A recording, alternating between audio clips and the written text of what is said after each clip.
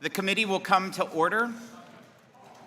We'll resume with strike the last word. Ms. Plaskett, you are recognized.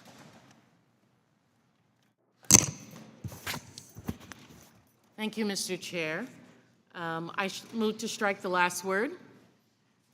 I understand that my Republican colleagues have made the best of a bill that they've been told they have to pass. A bill for the president and the billionaire donors. They want the American people to believe it's a growth bill, a jobs bill, that this is a bill for the working class. That's to give them comfort for what they know they have to do. And what they have to do is have a tax cut that's a deficit-raising bill. Giving money to the rich does not raise wages or grow new jobs. And how do we know? Because the 2017 tax bill did not grow the economy, did not spur manufacturing, did not bring new jobs. And we know this because the numbers tell us that. The 2017 tax bill gave Biden, when he became president, a gross domestic productivity rate of negative 1.4% when he was inaugurated. While this year, when Trump was inaugurated, he was given a domestic productivity rate of 2.7%. Private business investments were up to 3.9% when Biden left office. While Trump's last term, it was negative 6.3%. Trump gave Biden a manufacturing job growth of negative 0.5%. Biden was able to raise it at the end of 4 years to just under 1% growth. This bill makes it even worse. The private sector growth, stripping out, as you've heard from my colleagues, $300 billion in private sector investments in clean energy, doing nothing to support the housing crisis that young Americans, middle-class Americans face, whether it's through rental or the ability to buy a home. Small business, 87% of the pass-throughs that my Republican colleagues are talking about and want small businesses to believe they're going to get, 87% of that is going to the top 1%, not to the small businesses barely trying to make it that the Biden administration supported. Healthcare, you've heard that 70 million Americans rely on federal support healthcare. Low-income children, pregnant women, seniors, seniors in nursing homes, people with disabilities, veterans, to pay the big super PAC donors that got Trump elected. They're going to strip 13 million Americans of health care to give those donors additional money. And while you may not be on Medicaid, it's going to affect you. Let's look no further than my home of the U.S. Virgin Islands, right? Let me talk to you about what happened in Puerto Rico. Puerto Rico has not received sufficient Medicaid. We are on a cap on the block grants that everyone here is talking about. Puerto Rico had federal spending up to this amount, and then they have had to make it up to that. The trend led to them going into bankruptcy with the debt and the burden that they had to make. Remember PROMESA? That was all predicated on debt that Puerto Rico had. In the U.S. Virgin Islands, our hospitals face a funding gap treating uncompensated patients because we are capped in the amount of money we receive from the federal government and have to make up the rest or just don't have it, that we have taken people off of the Medicaid rolls, so much so that our doctors have said that they do not have sufficient blood, oxygen, anesthesiologists to be able to meet their Hippocratic oath to be able to function in a hospital. That's what's going to happen with the rest of America if we continue on this trend. And for what? Why are we doing all of this? What is the point? The point is to give tax breaks to the wealthy, to refund the top 1% who will gain $778,000 per year. America, you're the side chick. We're the side chick to the one person that they've married, the donor class that they've married, and are giving them the real money. They're getting the real money, and you're getting a little piece on the side. That's what's happening to us. We are getting less than $1 a day, while individuals who do not need the money, like Elon Musk, Jeff Bezos, let's remember that whole front row at inauguration, that $1 trillion of net worth that was there, have to be paid off. And that's what this bill is about. I yield back. Mr. Swazi is recognized to strike the last word. Thank you, Mr. Chairman. We all know that our country is so divided, our people are divided, and we see in this committee how divided we are. There's like two complete different universes that we're living in, and it's kind of the same debate that's going to be going on most of my adult life. The Republicans are saying this is a big, beautiful bill, it's going to get the economy moving, it's going to be great for everybody. And the Democrats are saying this is a big broken promises bill, where the deficits are going to explode, we're going to cut health insurance for some of the most needy people in the country, and we're giving tax cuts for some of the wealthiest people in the country that are unnecessary. So the people are concerned about things like the economy and immigration and taxes and crime. People are concerned about health care, and we're just fighting with each other all the time. And this is an effort to just do one party, my way or the highway. Democrats have done it before when we were in power, instead of us working together. So we were concerned about deficits. Everybody's talking about the deficits. The president talked about how he's going to dramatically reduce the deficits. There's not going to be any more deficits here. Chairman Smith is concerned about the deficits. Chairman of Budget, Arrington, is concerned about deficits. Others are concerned about deficits. And as we heard earlier today, this is going to increase deficits by $4 trillion. Elon Musk and Doge says we're going to cut things. We got to cut. And they set a goal of $2 trillion in cuts, but then they reduced it to $1 trillion in cuts. And then they said we could only come up with $150 billion in cuts. And I guarantee you, mark my words, those cuts will end up costing money because they were done in such a reckless manner. So why can't we work together to try and find places that we can go after waste, fraud, and abuse, that we can find efficiencies and things, that we can work together to try and solve the problems that people care about? Why are we reducing the highest tax rate, or keeping the highest tax rate from where it was before? It was 39.6 until 2017. It was 39.6 under the Biden administration, under the Obama administration. It was 39.6 under the Clinton administration. For the wealthiest Americans, it was 39.6. It was reduced down to 37% for people making over $600,000. And for people making over $400,000, or a married couple making $500,000, it was reduced down to 35%. Why can't we just go back to 39.6%? It's not going to hurt those folks. They're going to do fine having that back again, and we won't be increasing the deficit so much. And we can pay for some of the things that we should be working on together to try and provide for the American people. Why can't we use Aaron Bean's committee, the Doge committee that he set up, where we wanted to try and have Democrats and Republicans work together to try and find places for us to find efficiencies? Tariffs. Well, tariffs can be good in some instances. What we've seen this thus far has been reckless. It caused the stock market to go crashing down. It causes prices to go up. Businesses in my district were very negatively affected by the way it was implemented. Why can't we use this committee with its jurisdiction to figure out the appropriate taxes in a way to implement it in an appropriate way so that we can hold our adversaries accountable and we can get our friends to make their markets more attractive for us? So let's try and work together to try and address the problems that the American people face. They're concerned about rising prices and their wages and their benefits and their ability to make it in America. They're concerned about the border. Let's work together to work on the border. They're concerned about taxes. Let's try and do a reasonable tax policy that benefits the middle and the working class and those aspiring to the middle class, instead of giving tax cuts to the wealthiest people in America who don't really need it. Let's focus on public safety, and let's focus on health care instead of taking it away from the people that are most in need in our country. I think if we could all work together, we could get a lot more things done instead of living in this bizarro world where we have this completely different view of what's actually happening before us right now. I think that what we see happening is an accurate portrayal of what's happening. But I know that there's a lot of good people on the Republican side that want to accomplish the same type of goals that we want to accomplish. And instead of trying to ram something down our throats that doesn't really make sense, especially for the people that are going to lose their health insurance, I mean, think of the 14 million stories of people going through some of the worst times in their lives, losing their health insurance. It's going to be awful. Thank you, Mr. Chairman. I yield back. Mr. Schweikert is recognized to strike the last word.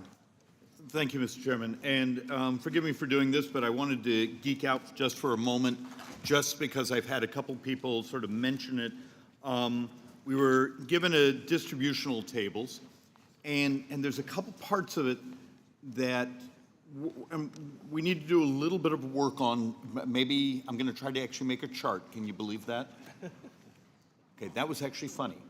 And for everyone, if you take a quick look at the distributional chart, if you take a look at the first quartile, less to 15,000, as has been pointed out, and Mr. Barthold, thank you for guiding me the right direction. Just understand, denominator, very, very small, tiny changes blow that up. That one we almost have to set aside and build up. If you take a look at that present law, that's as TCJA expires, and you'll actually take a look at, we have multiple layouts of the distributional chart, and the numbers are different. So we're trying to chase down why the numbers are coming out. The other thing you also need to understand is you look at the distributional charts, particularly when you get into probably the top 6, 7 quartiles of income, that has also the pass-through income built into there. So it's total sort of income that is hitting those quartiles. So, Mr. Chairman, we're going to actually make a little bit of attempt to chart this because we're trying to get a sense of, most people don't understand in 2017 what we passed. All the rates came down, but it actually became more progressive, meaning the top quartiles of income were actually paying a higher percentage of federal income taxes than prior to TCJA. So our friends here who actually care about progressivity, so I knew I could get that word out, we're going to try to make a chart and sort of demonstrate that I think that nature of the curve actually stayed pretty much the same. It's just the generalization, the rates coming down or staying stable from popping up at the end of next year. All right, and with that, Mr. Chairman, one last thing I want to throw out. I care passionately about the debt. I'm terrified about interest fragility and those things. I have 2 pieces of legislation. One we've been working on since last summer. We have it at CBO getting scored.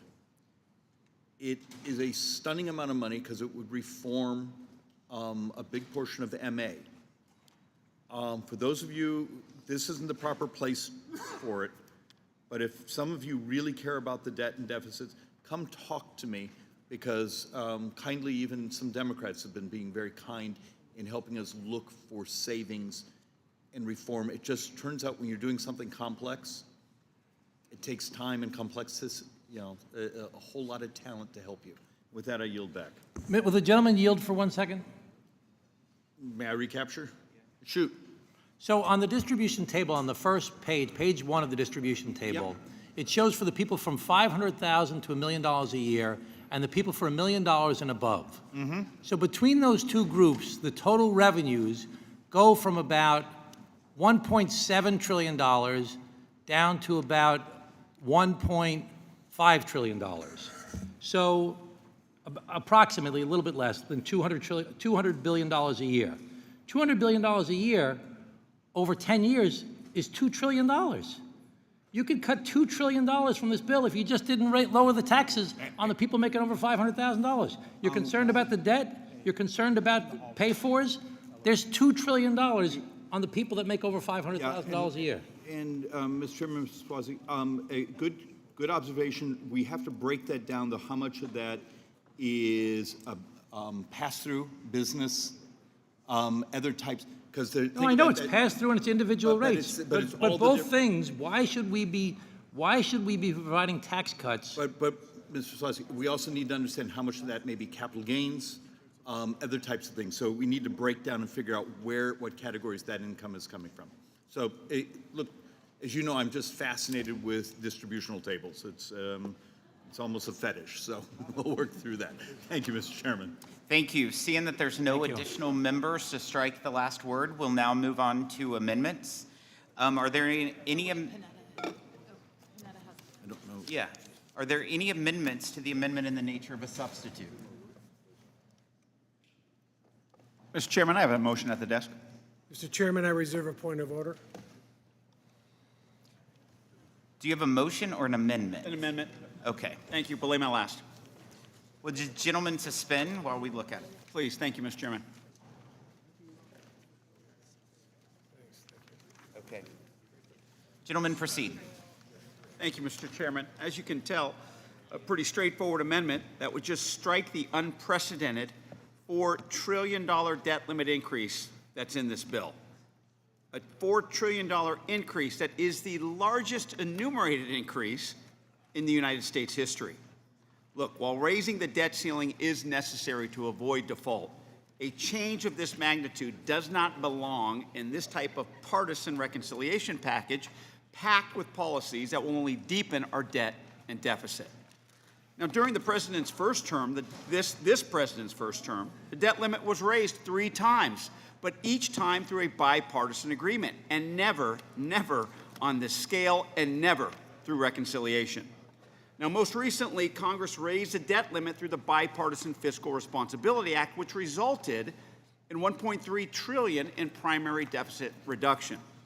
This reconciliation bill would undo that progress and add $2.6 trillion to the size of the deficit. And if the Senate makes changes to this bill in line with its reconciliation instructions to disappear the cost of the TCJA, it will be 4 times as much.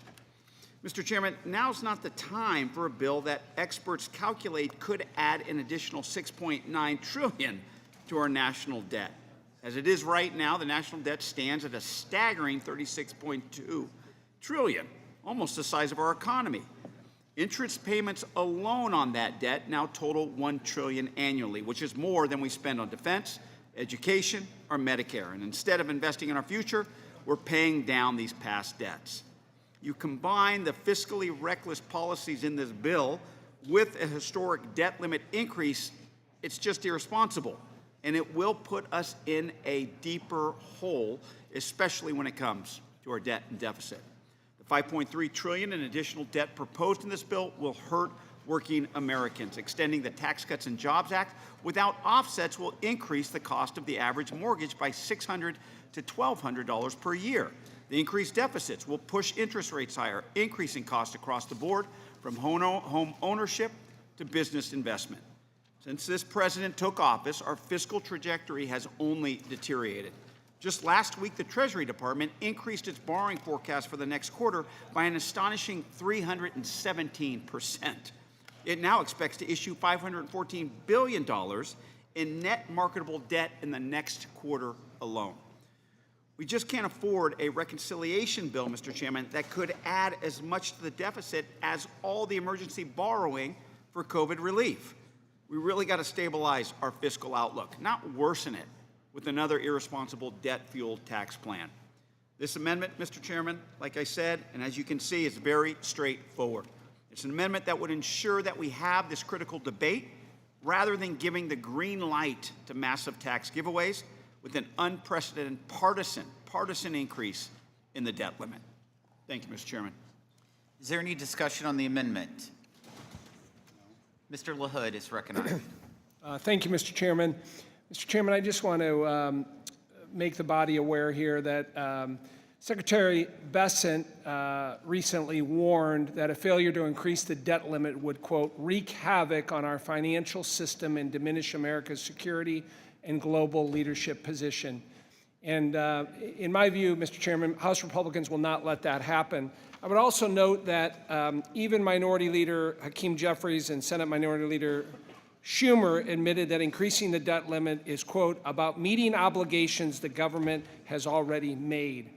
And in this bill, Mr. Chairman, Republicans are taking the first fiscally responsible step to ensure that the country does not default on its obligations. And I yield back. Mr. Neal. Thank you. On the gentleman's proposal, is that a widely held position in the Republican Party these days? that it's responsible to raise the debt limit? Or is that only at moments like this when it's being used to camouflage a tax cut for wealthy people? Because I've listened to these arguments for a long time. And in my own experience, we used to do the responsible thing. If you voted for the expenditure, then you voted to raise the debt ceiling afterwards. That was cast aside in this chamber. The responsible thing is to honor our debts, but at the same time, I've listened to these arguments on the other side where you can cut taxes, do spending, and refuse to raise the national debt unless there's a Republican in the office of the White House. Further discussion. Mr. Snyder. Thank you, Mr. Chairman, and I'm proud to support my colleague, Congressman Panetta's amendment. We're sitting here talking about a bill that is going to add $5 trillion of debt, irresponsibly add $5 trillion of debt to the national account. As my colleague, Mr. Swazi, said earlier, we don't need to do this. We could, in fact, I'm sure we could do it in a very bipartisan way. Look at ways to make sure that those making less than $400,000 or even $500,000 a year don't see an increase in their taxes at the end of this year, but that we figure out a way to start paying down the debt, $36 trillion that we currently have. We know that a big portion of that debt is because of the decisions to save our economy, save American lives during the pandemic. That was the right decision then, but that is also a decision that the cost of that should be borne by those who benefited from it, not passed on to future generations. It's estimated that the bill we're talking about tonight, this one big, beautiful, giant debt bill, is going to add $45 trillion to the debt by the middle of the next century. That number is incomprehensible, or should be for most of us. That's 45 with 12 zeros. Everyone in this room should be saying, wait a second, is this the best we can do for our children and our grandchildren? And instead, you're burying in a sentence in a 400-page bill. In the dark of night, you've got a provision that says, okay, we'll just give a blank check to the president and the current Congress. We should be working at deficit reduction, not deficit expansion here. We have the chance to do that. As the ranking member talked about what now is a generation ago under President Clinton, in a bipartisan way with a Republican Congress, we balanced our budget. We balanced our budget by addressing both revenues and expenditures. That's what we should be talking about. Instead, what we're talking about is a giveaway to the president's friends and billionaires like Elon Musk, and a takeaway from working families. 14 million Americans will lose their health insurance because of this Republican one big, beautiful boondoggle. So we should not be burying a debt ceiling clause in this bill. We should be having a robust debate. We should be having a robust debate about everything rather than in the middle of the night facade of a conversation that we're having today. I support this amendment, and I yield back. Further discussion on the amendment? Seeing none, the question is on agreeing to the amendment offered by Mr. Panetta. The clerk will call the roll. Mr. Buchanan? No. Mr. Buchanan, no. Mr. Smith of Nebraska? Mr. Smith of Nebraska, no. Mr. Kelly? Mr. Schweikert?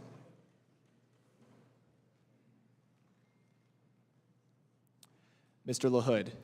Mr. LaHood, no. Mr. Arrington? Mr. Estes? Mr. Estes, no. Mr. Smucker? Mr. Smucker, no. Mr. Hearn? Mrs. Miller? Mrs. Miller, no. Dr. Murphy? Dr. Murphy, no. Mr. Kustoff? Mr. Kustoff, no. Mr. Fitzpatrick? Mr. Fitzpatrick, no. Mr. Stubbe? Mr. Stubbe, no. Ms. Tinney? Ms. Tinney, no. Mrs. Fishbach? Mrs. Fishbach, no. Mr. Moore? Mr. Moore, no. Ms. Van Dyne? Ms. Van Dyne, no. Mr. Feenstra? Ms. Malliotakis. Ms. Malliotakis, no. Mr. Carey. Mr. Carey, no. Mr. Yakum. Mr. Yakum, no. Mr. Miller. Mr. Miller, no. Mr. Bean. Mr. Bean, no. Mr. Moran. Mr. Moran, no. Mr. Neal. Mr. Neal, yes. Mr. Doggett. Mr. Doggett, yes. Mr. Thompson. Mr. Larson. Mr. Larson, yes. Mr. Davis. Mr. Davis, yes. Ms. Sanchez. Ms. Sanchez, yes. Ms. Sewell. Ms. Sewell, yes. Ms. Delbene. Ms. Delbene, yes. Ms. Chu. Ms. Chu, yes. Ms. Moore. Ms. Moore, yes. Mr. Boyle. Mr. Boyle, yes. Mr. Byer. Mr. Byer, yes. Mr. Evans. Yes. Mr. Evans, yes. Mr. Schneider. Mr. Schneider, yes. Mr. Panetta. Mr. Panetta, yes. Mr. Gomez. Mr. Horsford. Mr. Horsford, yes. Ms. Plaskett. Mr. Swazi. Mr. Swazi, yes. Mr. Kelly. Mr. Kelly, no. Mr. Schweikert. Mr. Arrington. How is Ms. Plaskett recorded? Ms. Plaskett is not recorded. Yes. Ms. Plaskett, yes. Mr. Arrington. Mr. Arrington, no. Mr. Hearn.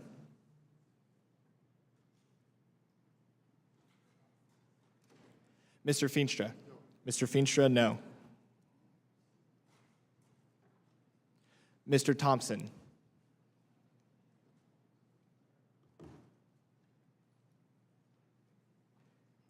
How is Mr. Hearn recorded? Mr. Hearn is not recorded. No. Mr. Hearn, no. Mr. Gomez. You're not recorded. Mr. Gomez, yes. Chairman Smith? No. Chairman Smith, no.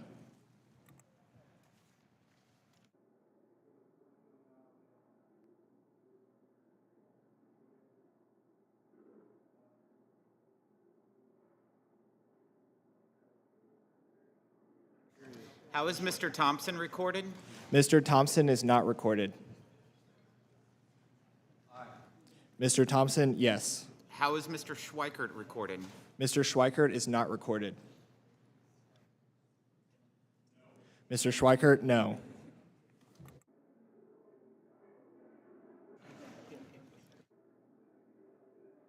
The clerk will report the vote.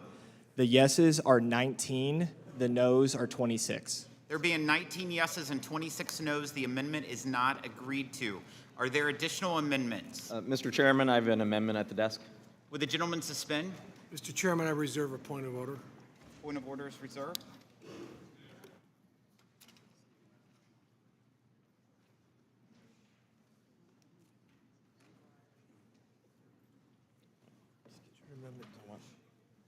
You'll see. Current policy baseline. Oh, yeah. Wait. Excuse me. I can't get closer. I'm on mic. Would the gentleman proceed? Chairman, my amendment would ensure fiscal responsibility and genuine transparency. Under this amendment, no provision of the Act may take effect unless the Congressional Budget Office certifies beforehand that it will not increase the federal deficit over the next 10 years based strictly on the straightforward current law baseline established by the Congressional Budget and Impoundment Control Act of 1974. This requirement restores accountability, stopping any part of the bill from moving forward until we have an honest, upfront cost estimate. Right now, Republicans are attempting to use the, quote, current policy baseline gimmick. Current policy baseline is DC jargon for the most fiscally irresponsible bill in history. Let me try to briefly explain what at first might seem like a very boring argument, current law baseline versus current policy baseline. Current policy baseline is a DC fancy way of saying a fraud. Imagine this. I bought and ate a cheesesteak yesterday, the staple of any good Philadelphian's diet.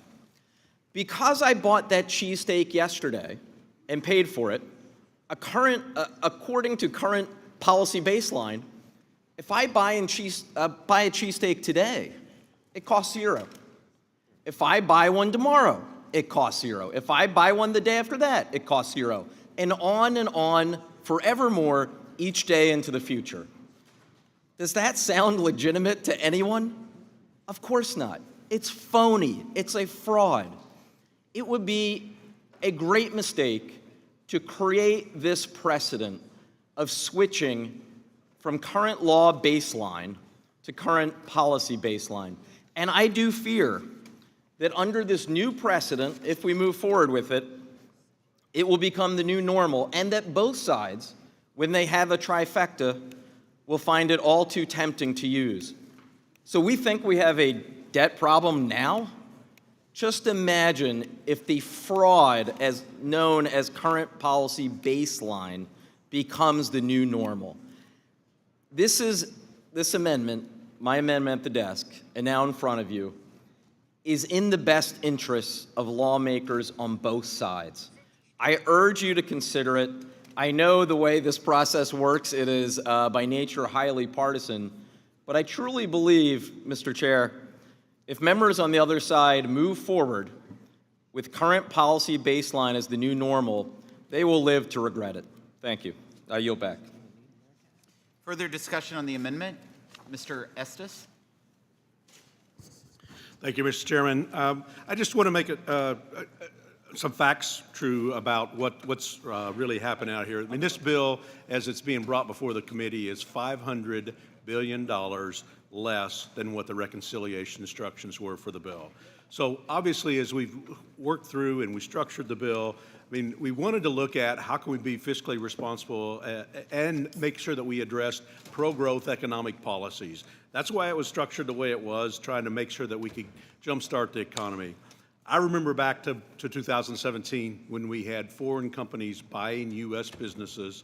We had what was being called the new normal, where we did not have economic growth, 1 to 1.5%. And this, we can't go back to that. We want to make sure that going forward, our tax law supports good economic growth for American businesses and American workers. With that, I yield back. Further discussion on the amendment? Ms. Moore. Thank you, Mr. Chairman. I do have to say that I find this the most perplexing provision in this bill, and I've spent a lot of time scratching my head on how the current policy baseline can say that, you know, $5.4 trillion worth of tax cuts equals $0. I want to associate myself with the comments of the gentleman from Pennsylvania that this is just this is not legitimate. I would yield some of my time to any one of the people. You, Mr. Swikert, Mr. Swikert, I would yield time to you to explain to me how 5.4 equals 0. And you know, you never should Mr. Mr. Chairman, Chairman, the question okay. you don't know the answer to, but I'm going to break that rule right now. Ours is actually based on the law. You're talking about the Senate. So I know there's a little conflation right now. What you're talking about is how the Senate did theirs. This is actually based on how, shall we say, Jody did ours, which actually is the expirations. So there is no current policy in this bill. Yeah, so I disagree. If you actually look at the math, I think you have it just backwards. No, I'm saying, you said that the current policy is not the base for this bill, right? Mr. Speaker, current policy baseline, I believe, is how the Senate did their reconciliation budget. Okay, thank you. You want some time? Yeah, I would yield the remainder of my time to Mr. Boyle. Thank you. I will just quickly point out, and the gentleman from Arizona doesn't have the benefit of being on the Budget Committee, where Jody Arrington serves as chair and I serve as ranking member. Will Mr. Boyle yield for 1 second? Sure. They wouldn't let me on it. Me either. We do have very good standards, yes. But, well, if one day the good member ascends to the Budget Committee, he would know that actually I gave House Republicans credit for not using this gimmick. Unfortunately, however, your Senate Republican brethren completely used and abused the so-called current policy baseline fraud. And it is a legitimate and justifiable fear that the final bill will reflect more of their version and actually use that gimmick. So what I would say is let's preserve the House prerogative being right on this matter and adopt this amendment. With that, I yield back. Thank you. Any further discussion on the amendment? I yield back. Seeing none, the question is on agreeing to the amendment offered by Mr. Boyle. The clerk will call the roll. Mr. Buchanan? No. Mr. Buchanan, no. Mr. Smith of Nebraska? Mr. Smith of Nebraska, no. Mr. Kelly? Mr. Kelly, no. Mr. Schweikert? Mr. Schweikert, no. Mr. LaHood? Mr. LaHood, no. Mr. Arrington? Mr. Estes? Mr. Estes, no. Mr. Smucker? Mr. Smucker, no. Mr. Hearn? Mr. Hearn, no. Mrs. Miller? Mrs. Miller, no. Dr. Murphy? Dr. Murphy, no. Mr. Kustoff? Mr. Kustoff, no. Mr. Fitzpatrick? Mr. Fitzpatrick, no. Mr. Stubbe?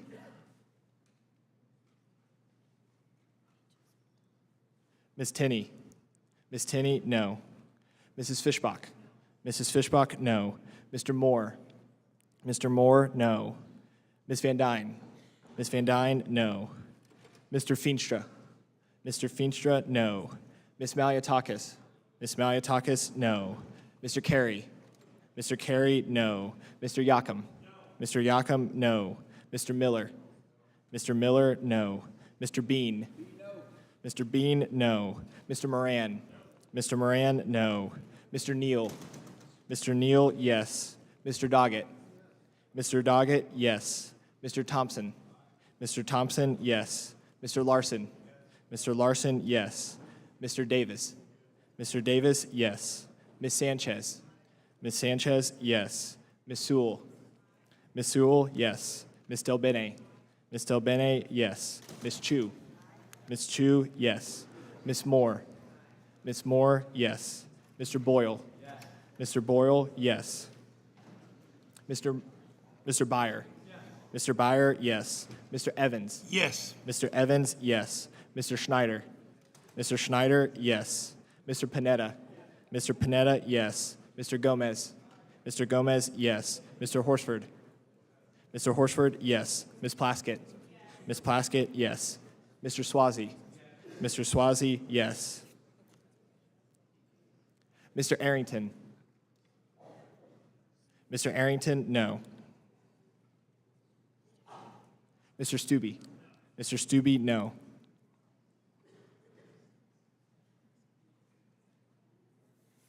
Chairman Smith? No. Chairman Smith, no.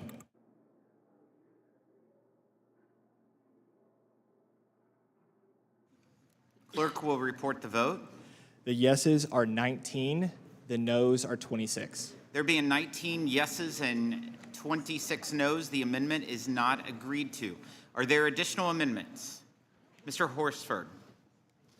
Mr. Chair, I have an amendment at the desk. Would the gentleman suspend while the amendment is distributed? Thank you. Mr. Chairman, I reserve a point of order. A point of order has been reserved on the amendment.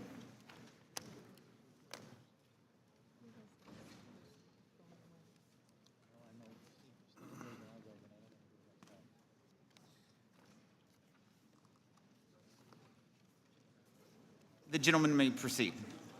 Thank you, Mr. Chairman. My amendment prevents millions of working Americans from losing their health care coverage and will keep health care costs from skyrocketing by permanently extending the advance premium tax credit. If Republicans can claim that extending current tax cuts for billionaires don't cost the government money, then this measure, which is already law and already helping Americans, this should be first on the list. Thanks to congressional Democrats, nearly 20 million Americans have gained access to affordable health care coverage through the advanced premium tax credit. These tax credits haven't just helped people afford care, they've drove record-breaking marketplace enrollment and brought the uninsured rate down to a historic low. They've helped millions of hardworking Americans access affordable health care coverage. These are small business owners, farmers, entrepreneurs, they're our neighbors, our friends, and the engines of our local economies. But here's the catch. These enhanced tax credits are set to expire at the end of this year, and my colleagues on the other side of the aisle are doing nothing to stop these advanced benefits from disappearing. If we don't act now, nearly every individual and family that's enrolled through the marketplace will see their premiums increase. Now, to my Republican colleagues, this impact is real, you know it. If this bill is really about providing relief to working people, as you said, then this provision must be included. Mr. Swikert, without these credits, premiums in your district would have been 41% higher for 44,000 people. Mr. Fitzpatrick, the average enrollee in your district saved more than $3,000 last year thanks to these tax credits. And Chairman Smith, the advanced premium tax credit saved your constituents an average of $670 on their health care premiums. In my district in Nevada, over 27,000 of my constituents are saving, on average, $424 per month. That's real money for working families.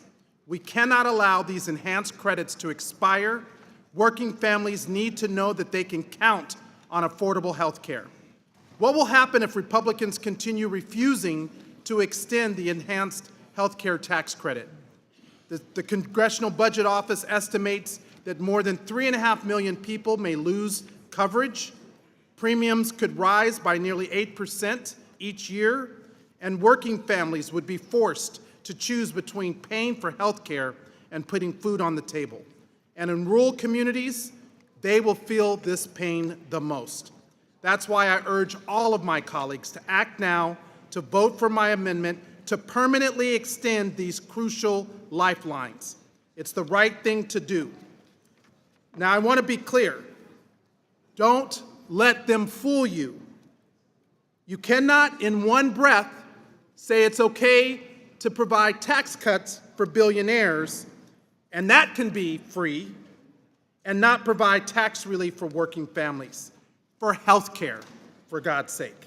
So let's do the right thing. Let's vote yes on this amendment. Republicans are planning to let these health care tax credits expire, but we can avoid that. This is a choice. And I would yield back. Further discussion on the amendment? Dr. Murphy. Thank you, Mr. Chairman. You know, when I was practicing full-time and Obamacare came out, there were a couple things in it that I thought were okay. Cover people with, pre-existing conditions and some of the other things.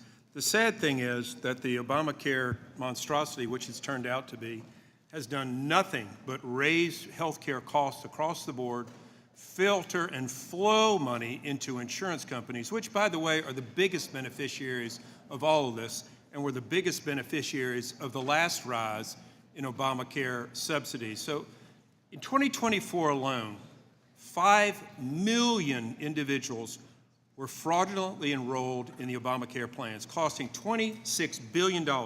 They inflated their own income in doing this. A permanent extension ends up costing the American public, and remember, we're talking about our debt here, $400 billion. And guess what? Wealthy families making as much as $600,000 a year can still qualify for these benefits. That's not affordable care. That's money for wealthy families that gets flushed through our wonderful insurance companies. So if you look at really what this is doing, guys, this is pushing out more government subsidies, more government subsidies that honestly distort the marketplace and end up causing higher premiums. They cost $400 billion more to make this permanent. And guys, we have illegal individuals who are getting these subsidies. We have fraudsters that are making hundreds of thousands of dollars a year on this. Guys, we need to get back where less is more, because this is not helping the American public. It is not helping keep stabilized premiums, and the only people it really is helping is our insurance industry. So, Mr. Chairman, I yield that that I submit that we turn down this amendment, we vote no against this amendment, because I don't believe the scare tactics work. We have fraudulent practices going on, and the whole Obamacare saga was really an absolute disaster. Thank you, Mr. Chairman. I'll yield back. Further discussion, Ms. Sanchez. Thank you, Mr. Chairman. I speak in support of Mr. Horsford's amendment extending the Vital Affordable Care Act advanced premium tax credits. More Americans have health care today than ever before, and that's thanks to Democrats' investments and the expanded APTC. If Republicans want to talk about giving working Americans a tax cut, I hope they know that failing to renew these premium tax credits means that 19.3 million enrollees will see a tax increase. Families are currently saving an average of $2,400 a year on their premiums. What does that mean? It means that in my district, people who utilized enhanced premium subsidies will see a $1,173 increase in their health care premiums alone. In Chairman Smith's district, his constituents will see a $1,672 premium increase. In Ms. Van Dyne's district, her constituents will see a $1,500 premium increase. And what happens when low-income working Americans no longer have access to affordable health care? Well, they go without it. The AHA has called this expiration an effective tax increase of $700 on average for millions of people across the nation, and it would result in a $28 billion reduction in hospital spending over 10 years. So on top of the largest Medicaid cut in American history, they're now going to eliminate this critical lifeline for low-income Americans to be able to afford their health insurance. Republicans are sabotaging the 24.2 million Americans who gained coverage under the Affordable Care Act marketplace, many of whom reside in your own districts.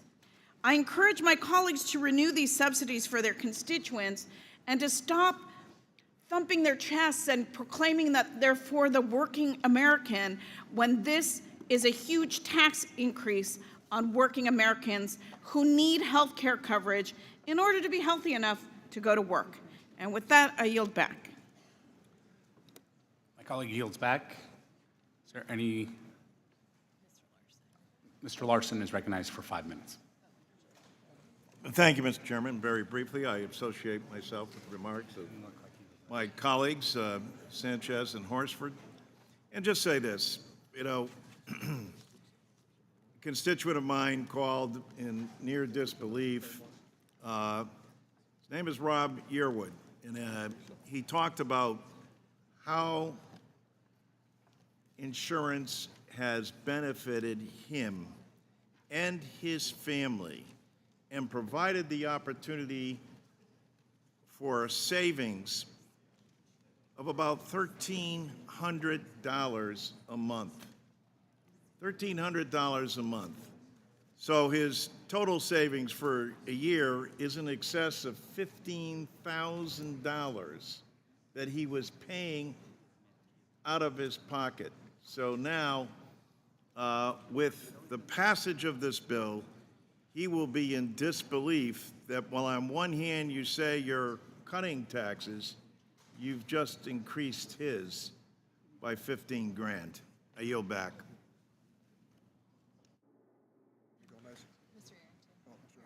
Mr. Arrington is recognized for 5 minutes. I'll ask any of my colleagues on the Democrat side. Mr. Horsford, you could answer it directly or not. Just to be clear, this says that we would be extending the advanced premium tax credit to ensure millions of Americans are still able to afford health care coverage. President Biden, through executive action, expanded Obamacare, the ACA, to people who are here in this country illegally. when we say millions of Americans in this amendment, are we talking about citizens of our country, or are we also including the illegal immigrants in this country that Biden signed an executive order to include at tens of billions of dollars? And I honestly would like to know the answer to that, because it says Americans. Thank you to the gentleman from Texas, the chairman of the Budget Committee. As you know, the Affordable Care Act covers 20 million Americans under the marketplace today. Whatever executive orders were implemented under the prior administration, we know that this administration has issued over 300 executive orders repealing or replacing most of those. Now, my question back is, the underlying purpose of this bill provides permanent tax cuts to big corporations and others, wealthy individuals.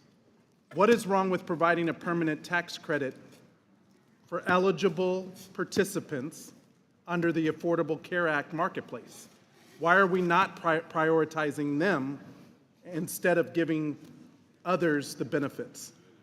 I would answer that. Number one, the Affordable Care Act did not make health care affordable. That's a different debate. Secondly, the underlying program has fundamentally changed. So do you agree that that 20 million Americans are currently covered, that they currently have insurance? Yeah, well, they have, insurance, but they may not be able to afford the health care, and that's the problem. Do you agree that those tax credits expire? I'm reclaiming my time. The underlying program has fundamentally changed. You see, in the Inflation Reduction Act, so-called, which was a partisan Democrat reconciliation bill, you all expanded the ACA to anyone for any reason at any income level. That's not true. It is. Come on now. There is not. No, that's what I'm not going to allow is misinformation. Well, is it my time, Mr. Chairman? Would the gentleman yield? There is no income eligibility cap, which is why people making hundreds of thousands of dollars, $500,000 and above. Will the gentleman yield? Let me return to my first question, because I disagree with the expansion to people who could otherwise afford it or receive employer-sponsored health care. But here's my question for So you agree that it should be for individuals If under I may 40? just finish this, I think this is my time. I appreciate the back and forth. I'll give you time to answer this question. Do you expect people who are here illegally to be part of Obamacare receiving this tax credit, which is the subsidy that allows people at one point under a certain poverty level to receive the subsidy? Now it's just wide open. So my question to any Democrat, do you intend for this to be for millions of Americans, or Americans plus some group of people here Would the gentleman illegally? yield to answer the question? Yeah, sure. All right, and I'm going to read from healthcare.gov, which at the top of it says an official website of the United States government, which currently is under the administration of Donald Trump. And on this website, healthcare.gov, you can go to it, healthcare coverage for immigrants, it says people in these groups can get coverage through the marketplace if they're eligible. 3 bullet points: United States citizens, U.S. nationals, lawfully present immigrants. It then goes on with a highlight of a bold blue bar. Undocumented immigrants cannot get marketplace health coverage. They may apply for coverage on behalf of documented individuals. So the answer to your question is yes, we intend this to be for citizens and people eligible, not for undocumented immigrants. And people who are here illegally and undocumented. They're not eligible. Why did President Biden have to sign an executive order? But Brad, answer this question for me. Why would President Biden feel the need to write an executive order to expand to a group of people who are here illegally? Just a simple question. I don't want government.gov. I mean, I don't want the government.gov, by.gov. I don't want the facts. I just want an answer. So, Jody, I appreciate please. that. I can't speak for the President Biden. Okay. I can speak to what is the law as it's written and how it is presented by the Trump administration on healthcare.gov. I would suggest this has subsidy is expired. no longer for millions of Americans. It's now for millions of people who are here illegally under the last administration. We will clean that up as stewards of taxpayers time has and the expired. American people. The gentleman's time has expired. I now recognize Ms. Sewell for 5 minutes. Thank you, Mr. Chairman. As a representative from a state that refused to expand Medicaid, I am delighted to support the Horsford Amendment, extending advanced premium tax credits. I am dismayed that while Republicans don't mind running up the deficit to give tax breaks to the wealthy, but they won't give 1 cent in this bill to extend the advanced premium tax credit. Advanced premium tax credits have made a tangible difference in the lives of my constituents. In fact, 386,000 Alabamians have chosen a health insurance plan through the ACA marketplace. This is a game changer, not just for Alabama citizens and families, but also for Alabama hospitals and Alabama community health centers in our state. However, these health care benefits are under threat. According to the American Hospital Association, 2.2 million people are at risk of becoming uninsured in 2026, while 4 million people are at risk of facing higher costs due to the loss of the ACA marketplace premiums. For my home state of Alabama, over 465,000 are at risk of losing their health care due to increased coverage rates. In 2024, Alabama had a record-breaking number of people enrolled in health plans through the marketplace. The advanced premium tax credits have saved low-income Alabamians real money. Without the advanced premium tax credit, a single parent making $50,000 a year would go from paying $157 a month to $299 a month, representing a 90% increase. These are cost increase on working families that they simply can't afford.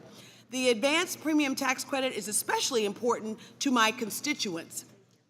Barbara from Birmingham wrote to me about her daughter's health care when her daughter was diagnosed with type 1 diabetes. Without these premium subsidies, health insurance plans would be prohibitively expensive. Unfortunately, Ms. Barbara recently lost her job, resulting in her daughter losing access to health care. Her daughter has no choice but to secure a health plan through the ACA marketplace to continue her necessary treatment. We are talking about a matter of life or death, and the marketplace provided life-saving access to care for Ms. Barbara's daughter, who is able to afford health care coverage because of this subsidy. While Ms. Barbara's story is alarming, it is not just one story. I have many, many stories of my constituents who unfortunately reside in a state that did not expand Medicaid. More than 150,000 low-income Alabamians fall in the gap and otherwise would qualify for health insurance on the ACA. This is why I encourage my colleagues to vote in favor of the Horsford Amendment, and I'm glad to support it. I yield back the balance of my time. My colleague yields back the balance of her time. I'd remind those in the room observing, if you could take your conversations out of the room, that will allow us a better environment to have the exchanges that we need to have here in the room. I now recognize Ms. Delbene for 5 minutes. Thank you, Mr. Chairman. I want to speak in favor of this amendment. In Washington's 1st District, over 28,000 people get their health coverage through Washington Health Plan Finder, which is our state's ACA marketplace. Of those, nearly 18,000 save on their monthly premiums because of the advanced premium tax credits. These credits ensure that families can purchase health coverage that allows them to get preventative care, prescription drugs, and emergency care when needed. And we know that access to health insurance supports better health outcomes. My Republican colleagues consistently say they want to make America healthy again. I think the policy they're putting forward does not do that. They should all be in favor of this amendment if they care about making sure Americans are healthy. But instead, we're discussing tax breaks that benefit the wealthiest Americans and hurt Americans who are looking for health care coverage. These enhanced tax credits are set to expire at the end of the year and must be continued. If we don't extend these tax credits, health coverage will become too expensive and people will be forced to go without it. And in my district, ACA marketplace premiums will rise an average of 60%, with some premiums increasing more than 250%. Without these credits, a 60-year-old couple making $82,000 a year in my district will see their monthly premiums increase by approximately $1,200. A small business owner from Woodinville in my district gets her coverage from the ACA marketplaces and isn't sure how she'll be able to keep getting the health care she needs if premiums spike. She said the president assumes we have the wealth he and his friends have to be able to withstand, quote, a little pain, as he said in the past. But these enhanced premium tax credits weren't included in the Republicans' massive bill of tax cuts. And instead of investing in health coverage, our colleagues on the Energy and Commerce Committee are marking up a bill right now that could decimate Medicaid. Collectively, the bill results in nearly 14 million people losing their health coverage. How do you propose that we make Americans healthier while making health insurance unattainable for nearly 14 million people? And it's not just my constituents that'll be hurt if we don't keep these subsidies. In 2024, Florida received $2.2 billion in enhanced subsidies, and Texas received $1.5 billion. This is not a red or a blue issue. It's about creating a tax code that cares about all people, not just the wealthiest.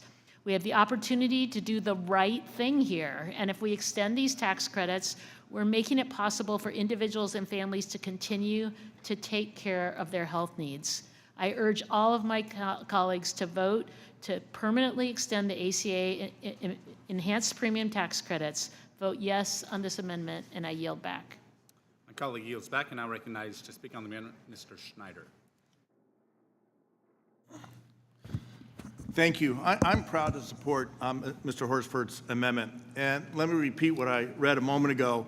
And remember, this is coming from healthcare.gov, the government website. Quote, undocumented immigrants can't get marketplace health coverage, end quote.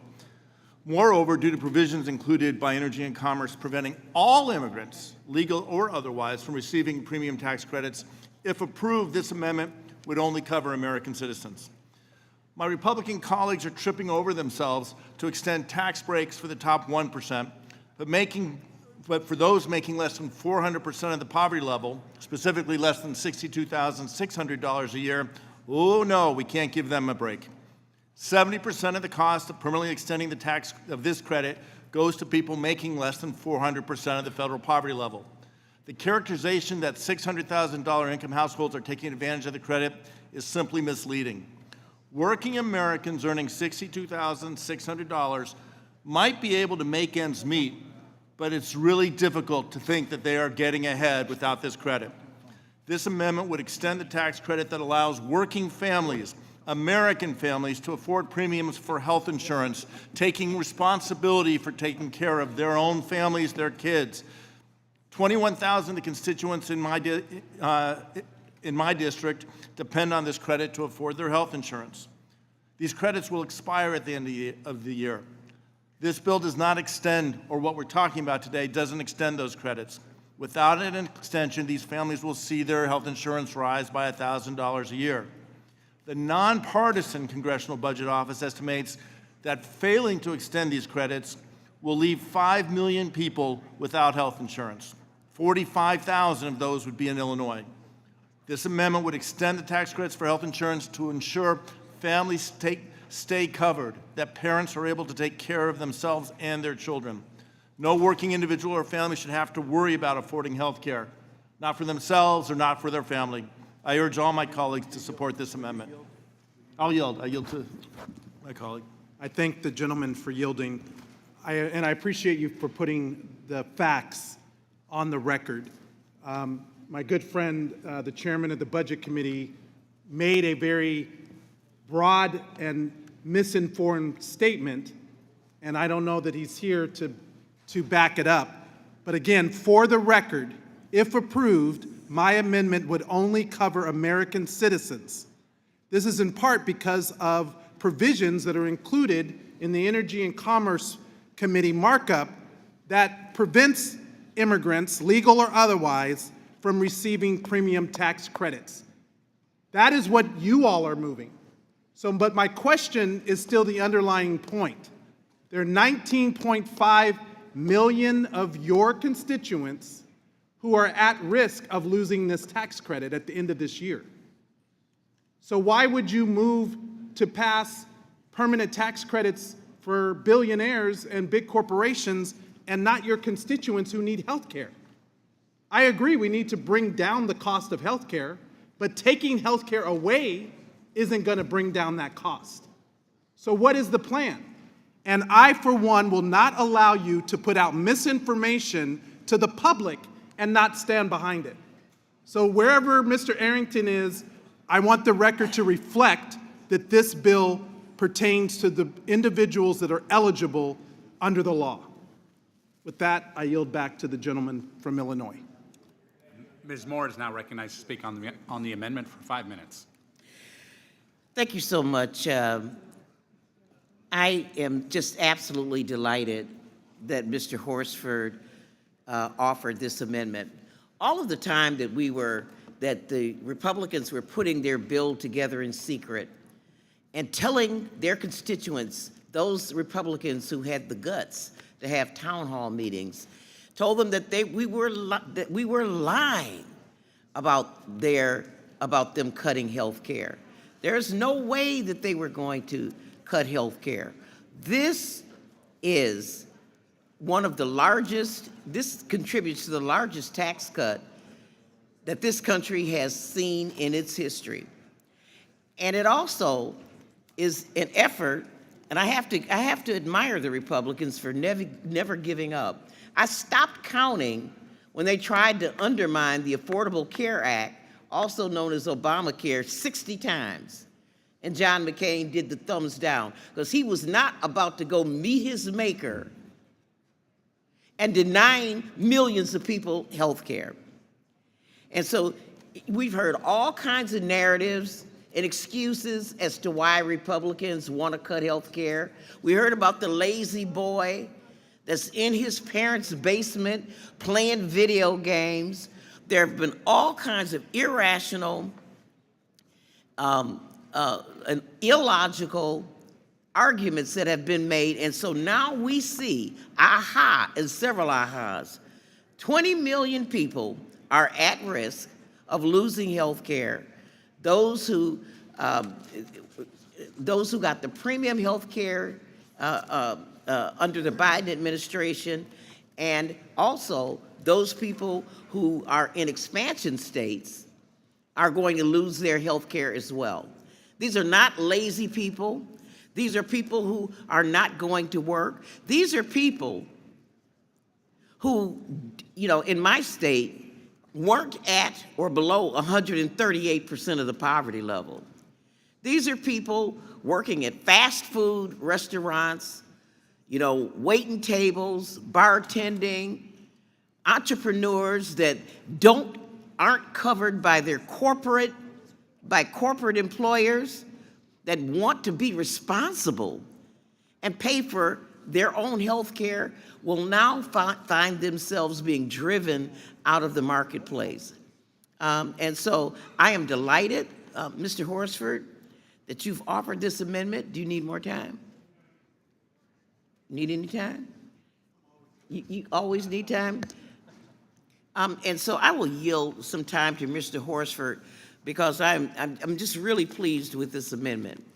Well, I'll be brief. Thank you to the gentlelady from Wisconsin. So under page 315 of the Mark, Part 2, removing taxpayer benefits for illegal immigrants, section 112.101, it specifically lays out who is and is not eligible for the Affordable Care Act or premium tax credits. So Mr. Arrington, wherever you are, it's in the underlying text. Don't put out misinformation and expect your mud to stick.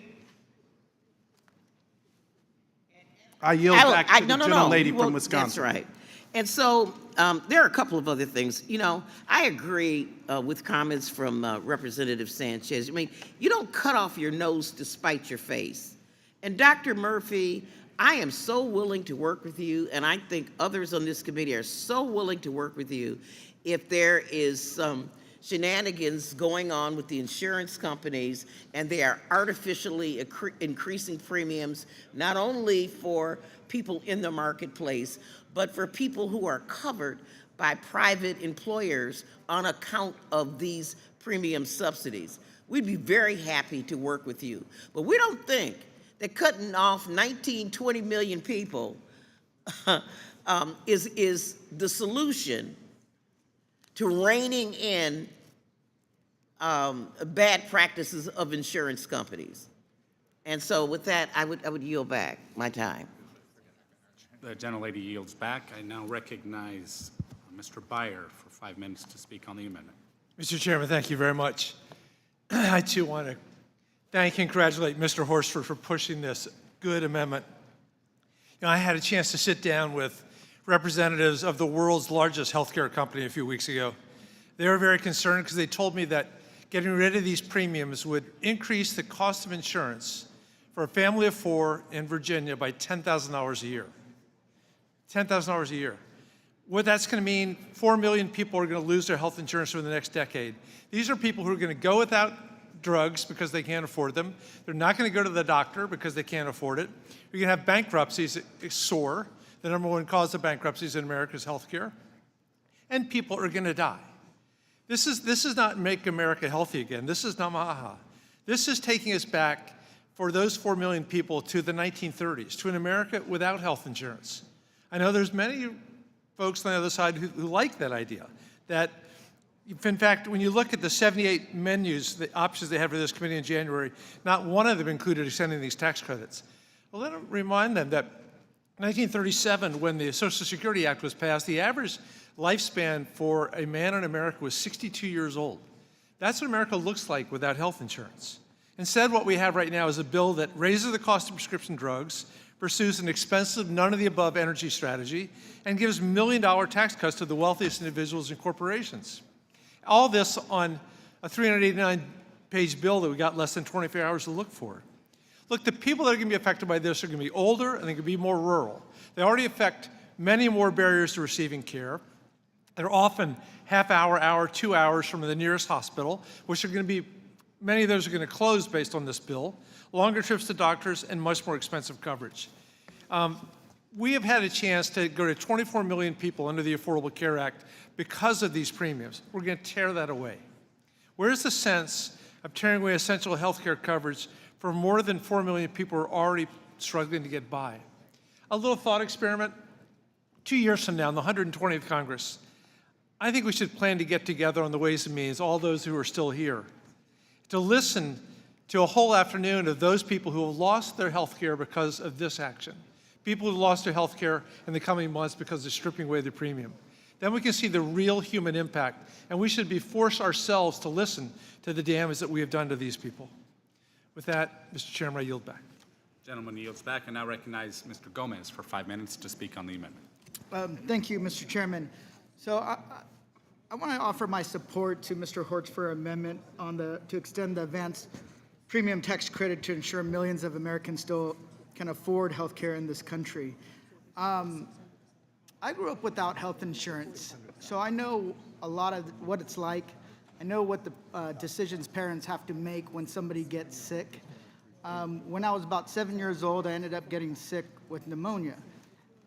But my parents didn't know it was pneumonia. My parents actually had to see if I got worse or I got better. That's the kind of decision that parents are making. They're seeing, okay, they have a fever, they have a cough, but can we avoid going to the hospital? Can we avoid going and taking on those expenses?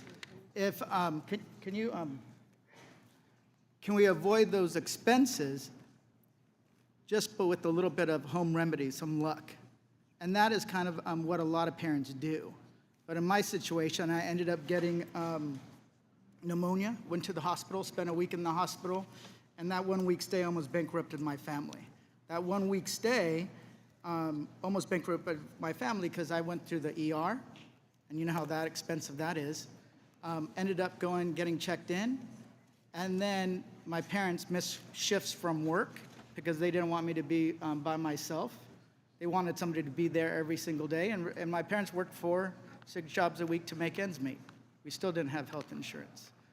So back in the day, if you weren't on Medicaid or Medi-Cal, you had to put down something as collateral. My parents put down their house. So we almost lost our house back then. So families, that's the kind of decisions they make. And the good doctor over here talks about less is more. Well, yeah, less is more. Less health care coverage means more people that will end up in the emergency room, costing the American taxpayers more. costing them a hell of a lot more. That means that also that we're going to have people that might be sick, but instead of going in right away to get treated for stage 1 cancer, they show up with stage 4 cancer. Or the mother who is pregnant and is having issues, going to show up to the hospital later, and maybe she will lose the baby because she doesn't have health care. So your less does cost people more. Your less is going to cost people their lives. Your less is going to make our country sicker. And here's the thing. Some things that are beyond people's control, it's just in their genes. Earlier in the year, I haven't told this to many people publicly, but I was diagnosed with type 2 diabetes. I don't look that heavy. It's just something that runs in my family. And what I had to do is I had to first get over the shock of having type 2 diabetes, get it under control. And how do you get it under control? Insulin, number one. You have to start taking shots to reduce the amount of sugar that's in your blood. Do it as quickly as possible. Number two, you're on metformin to reduce the amount of glucose that's coming in your body. And because I literally quit all sugar, quit pastries, even though I love pan dulce as much as anybody else.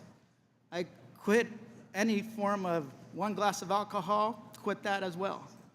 And I was able to get my tests under control. But then they put me on something called Jardiance, which a lot of people who are diabetic, type 2, have to be on. That just by itself, with insurance, costs $120 for a 90-day supply. $120 for a 100-day supply, for a 90-day supply. So here's the thing. Your less is more is going to cost people their lives. It's going to make them sicker. I'm fortunate that I have a job with health care. But if you take away these subsidies, there are people that are not going to be able to get their diabetes medicine. They're not going to be able to get their insulin. There are going to be people that are going to have to go in and get their limb chopped off because they have no way to control their diabetes. So yes, less Medicaid, less ACA coverage, less means more people that suffer. I wish you would take that same logic, less is more, and apply it to the tax breaks that you're giving to the billionaires and the ultra-rich in this country. Tell them less is more. We're going to give you less breaks so we can give more to everybody else. But you won't do that. Then that's why this whole committee, Gentleman's time has is a expired. fraud. With that, I yield back. Gentleman's time has expired. I now recognize Mr. Thompson for 5 minutes to speak on the amendment. Thank you, Mr. Chairman. I just want to take a moment to point out something that I think everyone's talked around it, but I think it needs to be spoken to specifically. All the people who are going to lose their health care that we on this side of the dais have been talking about and concerned about, they're not going to go away. They're not going to be immune from illness. They're not going to be immune from injuries. And whenever they get sick or whenever they become injured and they show up in a hospital, they're going to be treated. And that's going to create uncompensated care costs for that hospital. And if you consider all the other cuts that the health care facilities are going to sustain because of this bill and what they're doing down the hall in the Commerce Committee, this is going to take a real whack at health care. And anyone on this dais, your hospitals are going to smart from this. Hospitals are going to close, urgent care centers are going to close, clinics are going to close, and for those of us on this dais who represent rural areas, hold on, because they're the first ones that are going to get hit, those are the first ones that are going to close. So it's not going to be just people who are on the Affordable Care Act, it's not going to be just people who are on Medicaid, it's going to impact everybody who needs health care. If you've got a pocket full of gold or the best private insurance policy known to humankind, if you get sick or injured and you go to the hospital and that hospital is closed, or they've had to make cuts, and those cuts happen to be the surgeon that is needed to save your life, too bad. You're going to suffer. Everybody's going to suffer. I yield the remaining time to Mr. Horsford. I thank the gentleman from California, the ranking member of the Revenue Subcommittee. So my friend, Mr. Arrington from Texas 19th, asked me who's eligible. Well, I can tell him for his district, in 2024, an estimated 75,000 people in Texas 19th district that Mr. Arrington represents were enrolled in the ACA marketplace health insurance coverage. Are those illegals? Are those people who are undocumented, Mr. Arrington? That's in addition to the 117,000 individuals who are now at risk of losing their Medicaid under the $880 billion in cuts. Every member of this committee has tens of thousands, if not hundreds of thousands of constituents who receive the Affordable Care Act health coverage under the marketplace. And without the extension of those tax credits, you're leaving them without health care. And as Mr. Thompson just enumerated, they're going to still get at health care. Their health care will be in the form of an emergency room. It'll be in the form of uncompensated care that everyone as taxpayers will have to bear the brunt. That's not efficient. That's not making government work better. That's not bringing down the cost. That's shifting the burden to all taxpayers rather than making sure that we maintain the coverage that people need. So to Mr. Arrington and to every other person on this committee, I just ask you, who are you here to serve? Is it the constituents who elected us? I don't work for the federal government. I don't work for Donald Trump or Elon Musk. I work for 750,000 people in Nevada who elected me to do a job, and that job is to protect them. And in this case, it's to give them the health care that they need. Now, this is a tax credit. It's not an entitlement. Why is it that it's okay to give tax cuts to billionaires and to the very wealthy, but not give tax credits to the working people? And to my other colleague that tried to insinuate that there's no income limits, that's just erroneous. The way the formula works is you receive the benefit based on the need. So to my colleague, Mr. Arrington, I would encourage you to vote for the 75,000 people in your Gentleman's district time has expired. who receive this tax credit. Let's not allow it to expire. The question is on agreeing to the amendment offered by Mr. Horsford. Clerk, call the roll. Mr. Buchanan? No. Mr. Buchanan, no. Mr. Smith of Nebraska? No. Mr. Smith of Nebraska, no. Mr. Kelly? Mr. Kelly, no. Mr. Schweikert?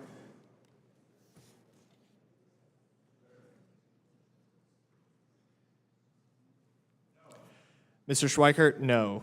Mr. LaHood? Mr. LaHood, no. Mr. Arrington? Mr. Estes? Mr. Estes, no. Mr. Smucker? Mr. Hearn? Mr. Hearn, no. Mrs. Miller? Mrs. Miller, no. Dr. Murphy? Dr. Murphy, no. Mr. Kustoff? Mr. Kustoff, no. Mr. Fitzpatrick? Mr. Stubbe? Mr. Stubbe, no. Ms. Tinney? Ms. Tinney, no. Mrs. Fishbach? Mrs. Fishbach, no. Mr. Moore? Mr. Moore, no. Ms. Van Dyne? Ms. Van Dyne, no. Mr. Feenstra? Mr. Feenstra, no. Ms. Maliotakis? Ms. Maliotakis, no. Mr. Carey? Mr. Carey, no. Mr. Yakum? Mr. Yakum, no. Mr. Miller? Mr. Miller, no. Mr. Bean? Mr. Bean, no. Mr. Moran? Mr. Moran, no. Mr. Neal? Mr. Neal, yes. Mr. Doggett? Mr. Doggett, yes. Mr. Thompson? Mr. Thompson, yes. Mr. Larson? Mr. Larson, yes. Mr. Davis. Mr. Davis, yes. Ms. Sanchez. Ms. Sanchez, yes. Ms. Sewell. Ms. Sewell, yes. Ms. Delbene. Ms. Delbene, yes. Ms. Chu. Ms. Chu, yes. Ms. Moore. Ms. Moore, yes. Mr. Boyle. Mr. Boyle, yes. Mr. Byer. Mr. Byer, yes. Mr. Evans. Mr. Evans, yes. Mr. Schneider. Mr. Schneider, yes. Mr. Panetta. Mr. Panetta, yes. Mr. Gomez. Mr. Gomez, yes. Mr. Horsford. Mr. Horsford, yes. Ms. Plaskett. Ms. Plaskett, yes. Mr. Swazi. Mr. Swazi, yes. Mr. Arrington. Mr. Arrington, no. Mr. Smucker. Mr. Smucker, no. Mr. Fitzpatrick.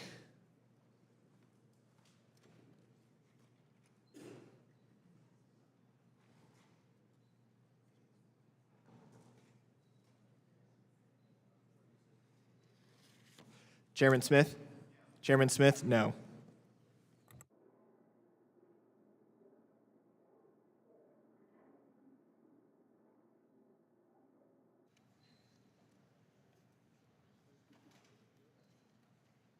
Clerk will report the vote. The yeses are 19, the nos are 25. There being 19 yeses and 25 nos, the amendment is not agreed to. Are there additional amendments? Mr. Swazi? Mr. Chairman, I reserve a point of order. Point of order is reserved. Are you ready? Yeah.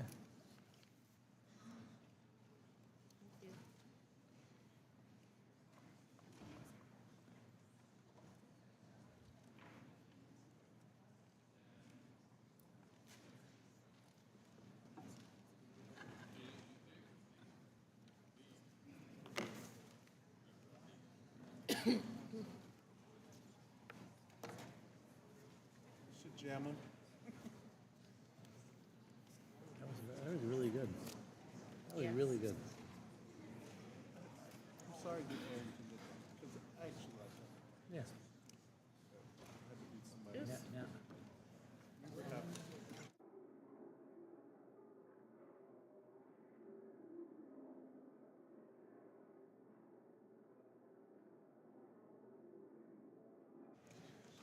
Mr. Swazi is recognized to speak on his amendment for 5 minutes. Thank you, Mr. Chairman. I appreciate that very much. Under current law, state and local, Mr. Chairman, can I ask you for some quiet in the back of the room? Yes, the gentleman will suspend. Will observers in the room please take their conversations out in the hallway as we conduct the conversation here on the committee. Mr. Swazi is recognized. Thank you, Mr. Chairman. Under the current law, people are capped at $10,000 as to how much they can deduct from their state and local taxes. Under the reconciliation bill, it's going to be increased to $15,000 for a single person, $30,000 for a married couple. That's woefully inadequate, and even some of my Republican colleagues have come out and said it's insulting. It's much too low. It's not fair to our states. It's not about Democrats and Republicans. It's about different states. And 5 or 6 Republicans have said they will not vote for the reconciliation bill because of this. And I want to try and propose a solution. I'm proposing an amendment that we increase the state and local tax deduction cap to $80,000. And we pay for it by increasing the rate of the highest taxpayers from 37 to 39.6. So I want to just explain to some of the people that may not be familiar with the state and local tax deduction how it works.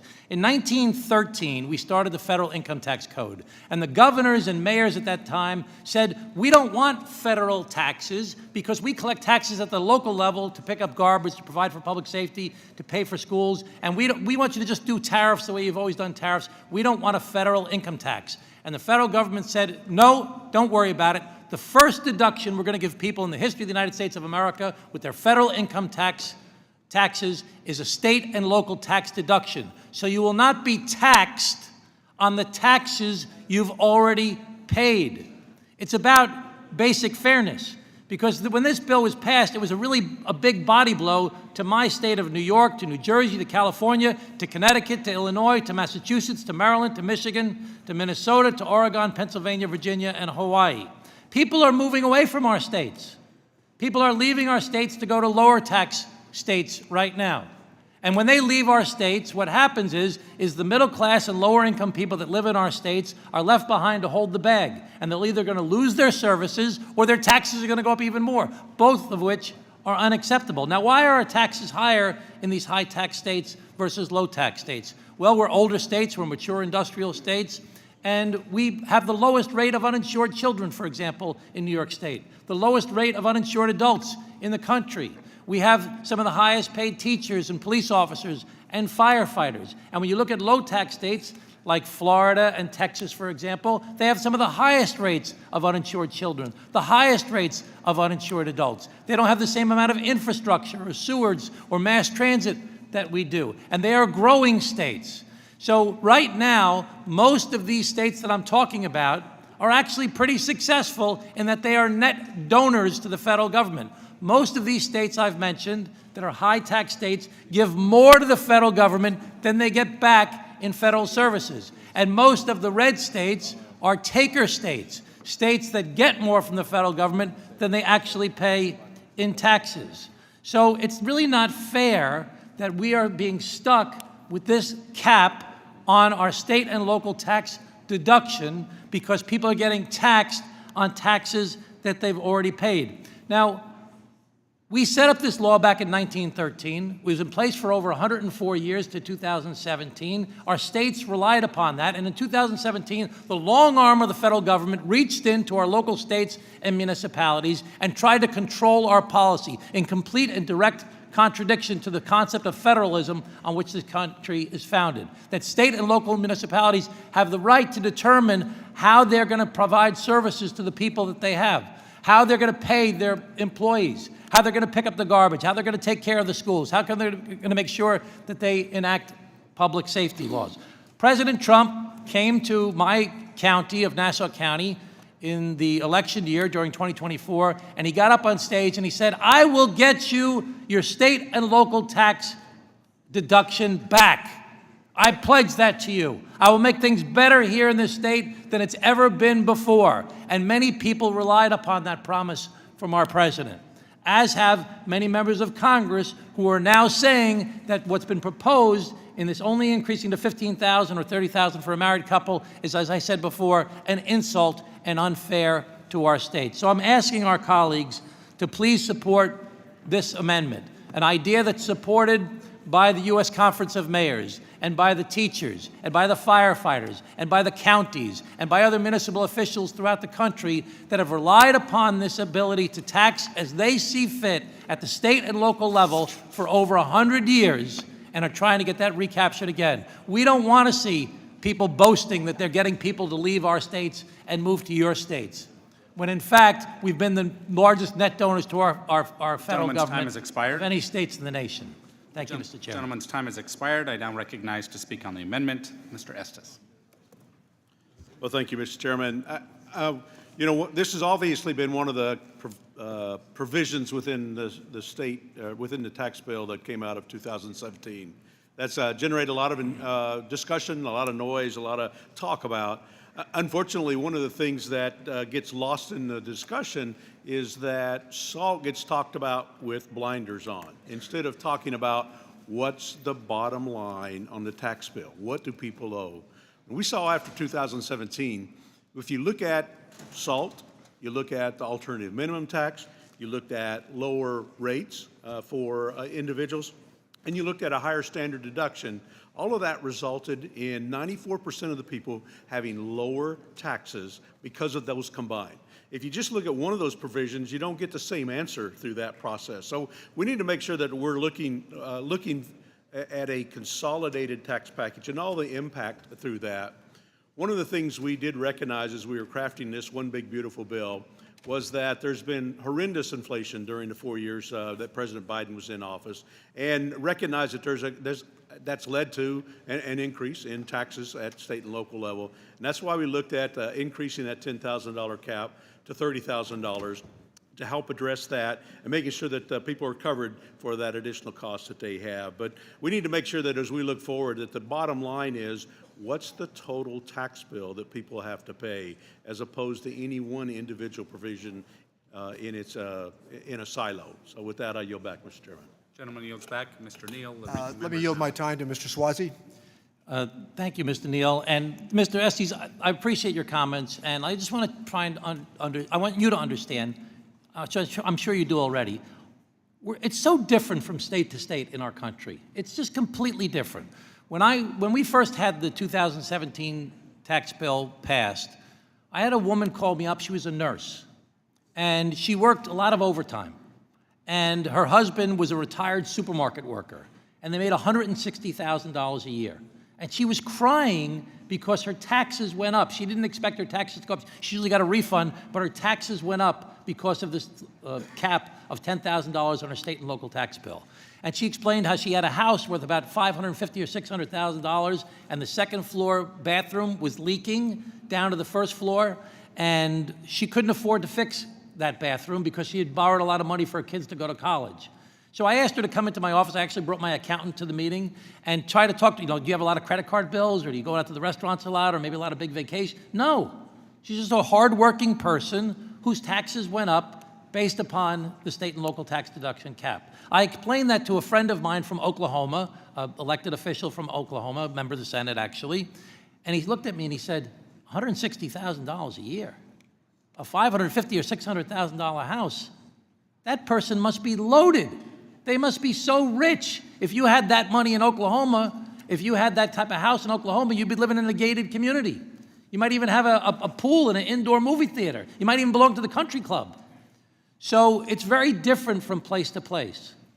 In our state, where a teacher and a police officer, married couple, two wage earners, could easily be making $150,000, maybe even $180,000 a year between the two of them, but their house is much more expensive, their cost of living is much more expensive, and when we get money from the federal government for infrastructure, we have to do old roads and old sewers and old bridges and old schools and old hospitals and fix those places up. Whereas some of the faster growing states in our nation, when they get money from us in New York, the highest donor state in the country, they're building new roads and new bridges and new sewers and new hospitals and new schools, and they're expanding. We're in fact subsidizing our own demise.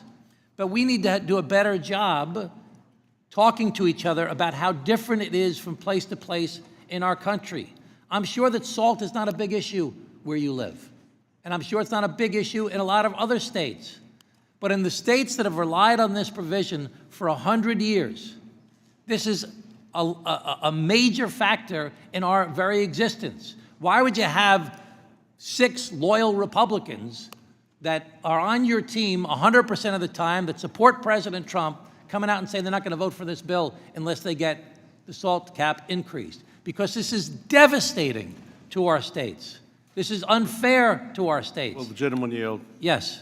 I recognize the point. I mean, obviously, the state and local taxes in a lot of high-tax states are higher than in others.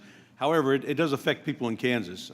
Just speaking from my personal experience, it's affected me personally. That I hit the SALT cap of 10%, but as a result, I ended up using the standard deduction, and ultimately taxes were lower because of that.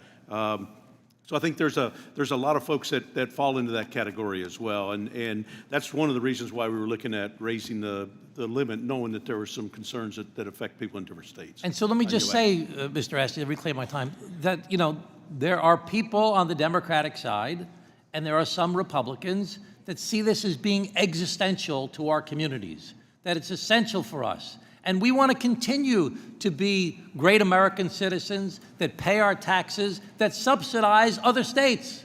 Most of the red states are net takers from the federal government. Most of the blue states are net donors to the federal government. Texas is a net donor also. But again, we've relied upon this for 100 years. 100 years, this is the way we conducted business. And listen, I wish the taxes in my state were lower. I ran for governor of New York State twice on a platform of lower taxes. I got my ass kicked. But, oh, sorry about the language there, Mr. Bean, apologize. And so the bottom line is that we just need to recognize what a serious problem it is. And there are other serious problems that are faced in other parts of the country, like rural hospitals, that aren't an issue that I face in my district, but I don't want to see rural hospitals closed down. we all have different issues that we face in our different communities. If we can move beyond yelling and screaming at each other and working with each other and understanding each other better, we could get a lot more done and make things better for the American people. Gentleman's time has expired. I now recognize Mr. Davis to speak on the amendment.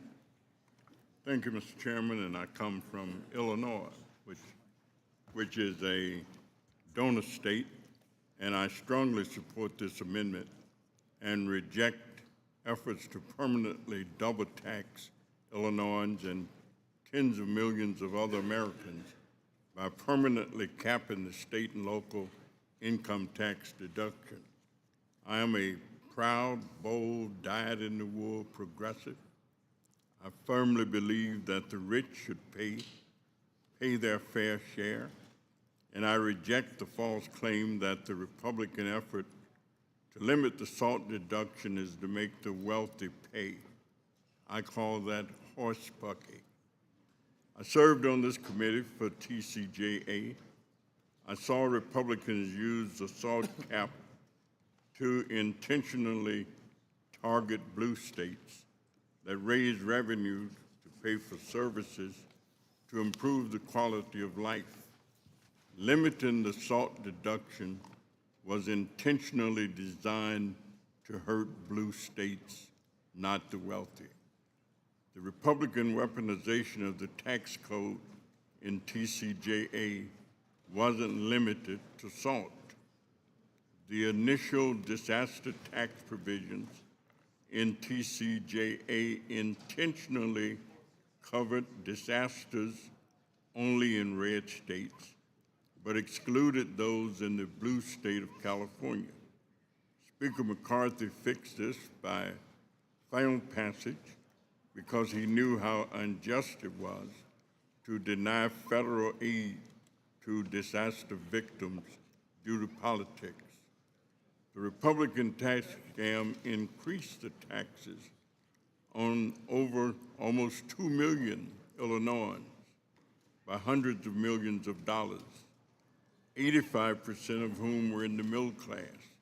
The SALT deduction is a bedrock part of the tax code since its inception because it recognizes that all levels of government need the revenue to carry out critical services to help citizens, to educate, hire police officers, fix roads, ensure clean water, make sure that the garbage is removed and picked up, and make sure that the quality of life is decent.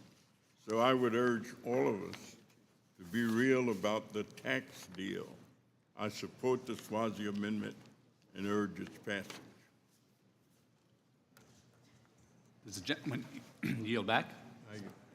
Gentleman yields back, and now recognize Ms. Chu for 5 minutes.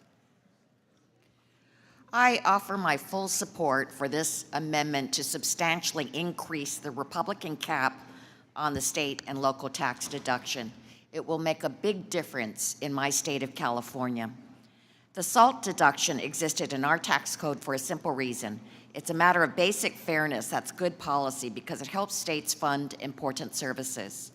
State and local tax revenue goes to law enforcement, firefighters, educators, hospitals, and transportation. These are all fundamental public services, and when states fund them robustly, it takes pressure off of the federal government. But in 2017, Republicans capped the SALT deduction for one simple reason: to finance a massive corporate tax giveaway. This was a trade-off, attacking funding for police and schools so that corporations can make more money. Sadly, this bill is a fake solution that does not undo the immense damage of the original Trump tax scam. You know, prior to the GOP's cap on SALT deductions, 37% of households in my Pasadena, California district claimed this deduction at an average of more than $20,000. And many of these are working class households where the cost of living is high. In fact, in Los Angeles County, the Economic Policy Institute's family budget calculator showed that a family of 2 adults and 2 children needed to earn $102,000 per year, and that was just to meet the basic living expenses. For these families who are just getting by, the SALT deduction can be the difference between saving for a child's college education or having enough savings to deal with an unexpected emergency. These are the taxpayers that Republicans took advantage of to hand out tax cuts to the rich, and they are the same taxpayers that are left behind by today's bill as we consider yet another round of tax cuts for corporations. I urge my colleagues to join me in voting yes on this amendment, and I yield back. Colleague yields back. I now recognize Ms. Van Dyne from Texas. Thank you so much, Chairman. You know, we've heard over and over again that New York is a donor state, how much New York gets. New York used to be a donor state. New York is no longer a donor state. In 23, New York contributed $320.1 billion. However, they received $337.9 billion. So basically, for every dollar that New York sends into the federal government, they get $1.06 back. They are not a donor state. Texas, though, is a legitimate donor state. We should not have to pay to make up for the rich folks in New York who are getting raped by their local and state governments. If you don't like how much they're charging, stop voting for these people. Stop getting them into law.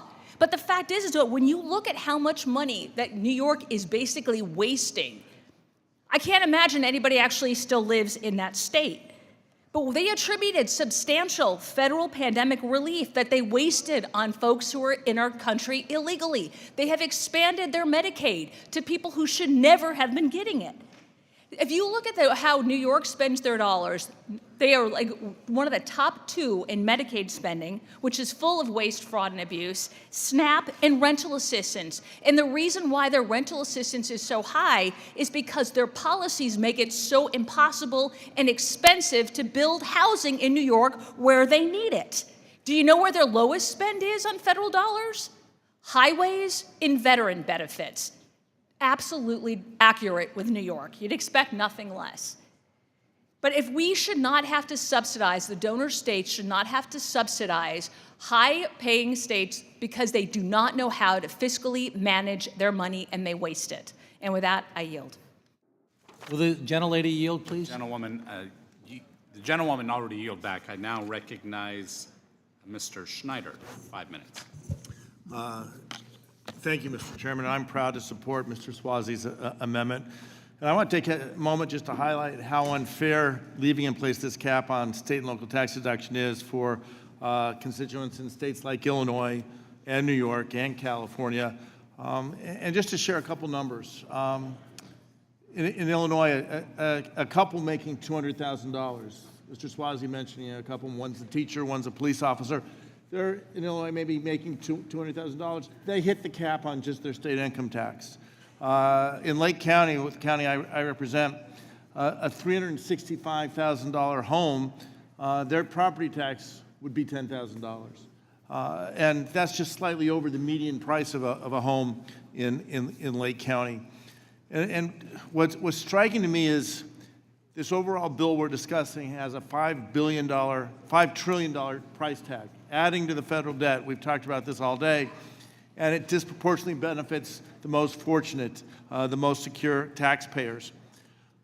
Just like in 2017, the Republicans have decided to hit blue states, California, New York, New Jersey, Massachusetts, Hawaii, and Illinois, and put the burden on them for states that have made the decision.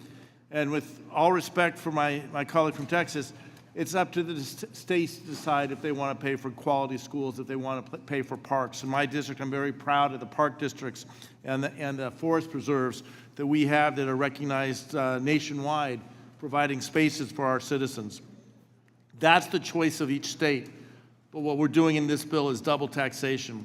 The Republican decision to again use citizens of blue states double down on what is nothing more than a punitive approach of double taxation, and we should make sure that it is not continued.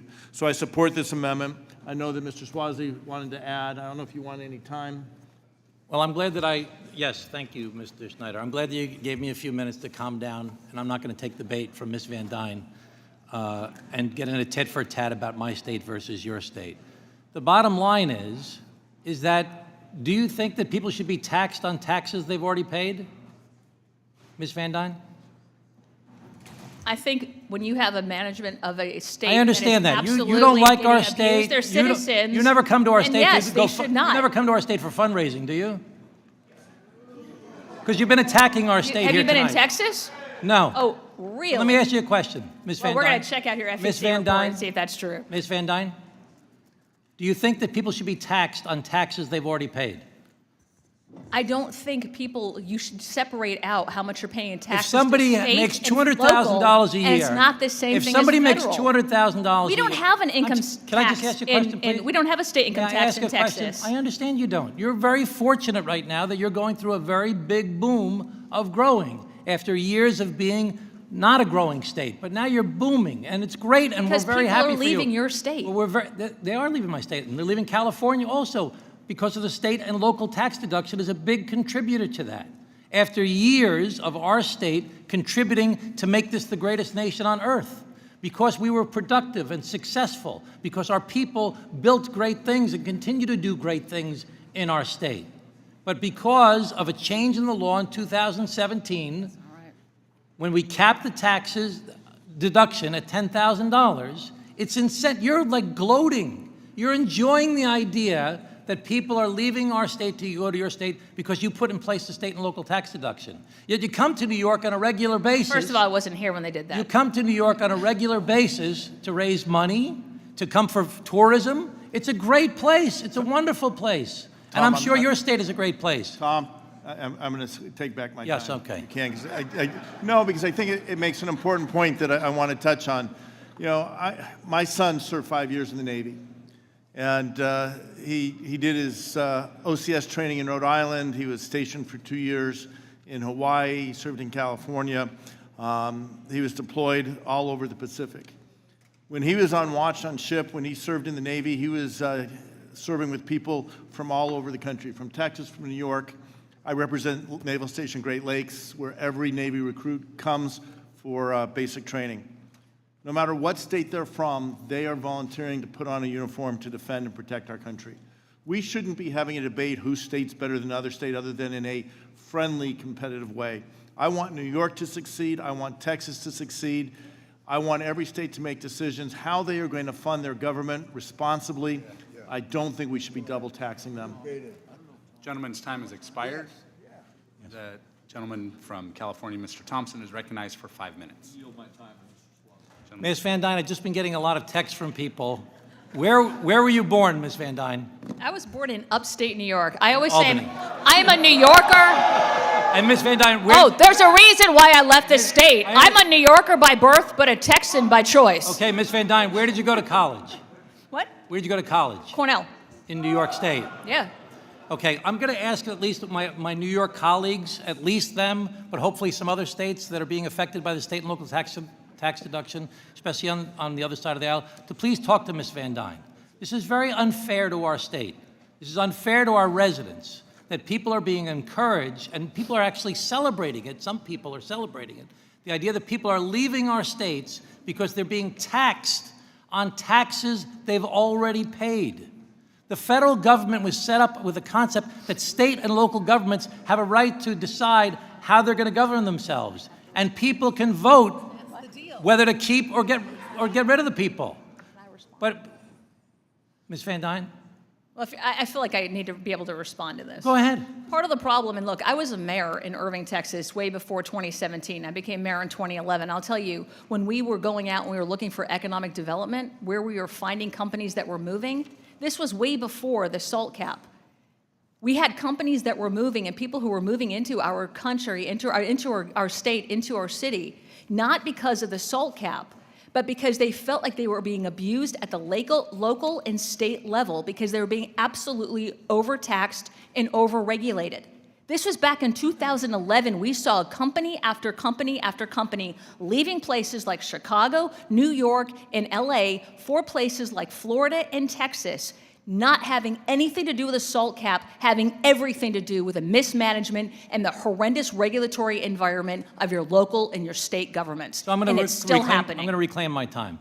So you really don't like New York, okay? And New York is a great state run by horrible elected officials. So you think that New York is just a terrible place, a great place run by horrible elected officials. Now, do you think that under the system that we have, that the federal government should reach in to the state and local governments and tell them what they should be doing? No. Do you think that I people... think if so they answer want my to question. be double-dipped, then that's the state and local officials' job, not ours. So please answer my question I asked before. Do you think people should be paying taxes on taxes they've already paid? I don't think that's the case. I think you are absolutely mischaracterizing that. In Texas, we have high property taxes. We're paying that. That is the way that our state actually generates a number of its revenues. Most of your We don't have revenues a are generated state from income tax. royalties on oil, right? Aren't most of your No, taxes? we have a very diverse economy. I think the 80s called. They want their question back. Okay. We have a very diverse, All right. very diverse industry. Ms. now. Van Dyne, thank you very much. We were sorry that you left New York, but in some ways it may have worked out better for all of us.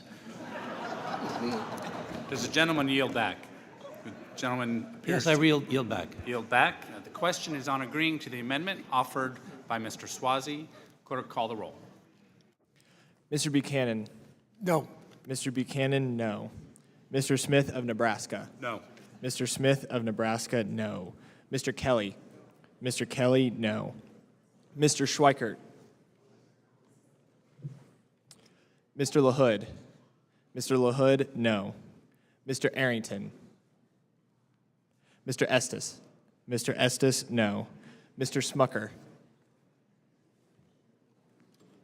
Mr. Hearn. Mr. Hearn, no. Mrs. Miller. Mrs. Miller, no. Dr. Murphy. Dr. Murphy, no. Mr. Kustoff. Mr. Kustoff, no. Mr. Fitzpatrick. Mr. Fitzpatrick, no. Mr. Stubbe. Mr. Stubbe, no. Ms. Tinney. Ms. Tinney, no. Mrs. Fishbach. Mrs. Fishbach, no. Mr. Moore. Mr. Moore, no. Ms. Van Dyne. No, but you might want to, Swazi, look at your FEC report. You got a lot of cash from Texas.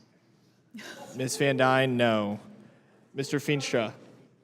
Mr. Feenstra, no. Ms. Maliotakis. Mr. Carey. Mr. Yakum. No. Mr. Yakum, no. Mr. Miller. Mr. Miller, no. Mr. Bean. Mr. Bean, no. Mr. Moran. Mr. Moran, no. Mr. Neal. Mr. Neal, yes. Mr. Doggett. Mr. Thompson. Mr. Thompson, yes. Mr. Larson. Mr. Larson, yes. Mr. Davis. Mr. Davis, yes. Ms. Sanchez. Ms. Sanchez, yes. Ms. Sewell. Ms. Sewell, yes. Ms. Delbene. Ms. Delbene, yes. Ms. Chu. Ms. Chu, yes. Ms. Moore. Mr. Boyle. Mr. Boyle, yes. Mr. Byer. Mr. Byer, yes. Mr. Evans. Mr. Evans, yes. Mr. Schneider. Mr. Schneider, yes. Mr. Panetta. Mr. Panetta, yes. Mr. Gomez. Mr. Gomez, yes. Mr. Horsford. Ms. Plaskett. Ms. Plaskett, yes. Mr. Swazi. Mr. Swazi, yes. Mr. Schweikert. Mr. Schweikert, no. Mr. Arrington. Mr. Arrington, no. Mr. Smucker. Mr. Smucker, no. Ms. Maliotakis. Mr. Carey. Mr. Carey, no. Mr. Doggett.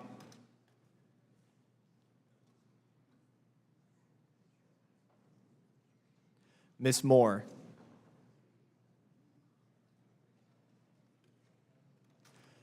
Mr. Horsford. Mr. Horsford, yes. Chairman Smith? Chairman Smith, no.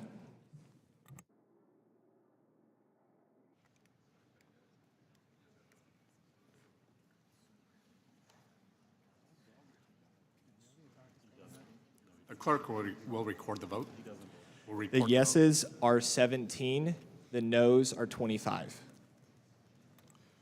There being 17 yeses and 25 nos, the amendment is not agreed to. Are there additional amendments? Mr. Thompson. Mr. Chairman, I reserve a point of order. Point of order is reserved. Thank you, Mr. Chairman. I have an amendment at the desk. The gentleman will suspend while the amendment is being distributed.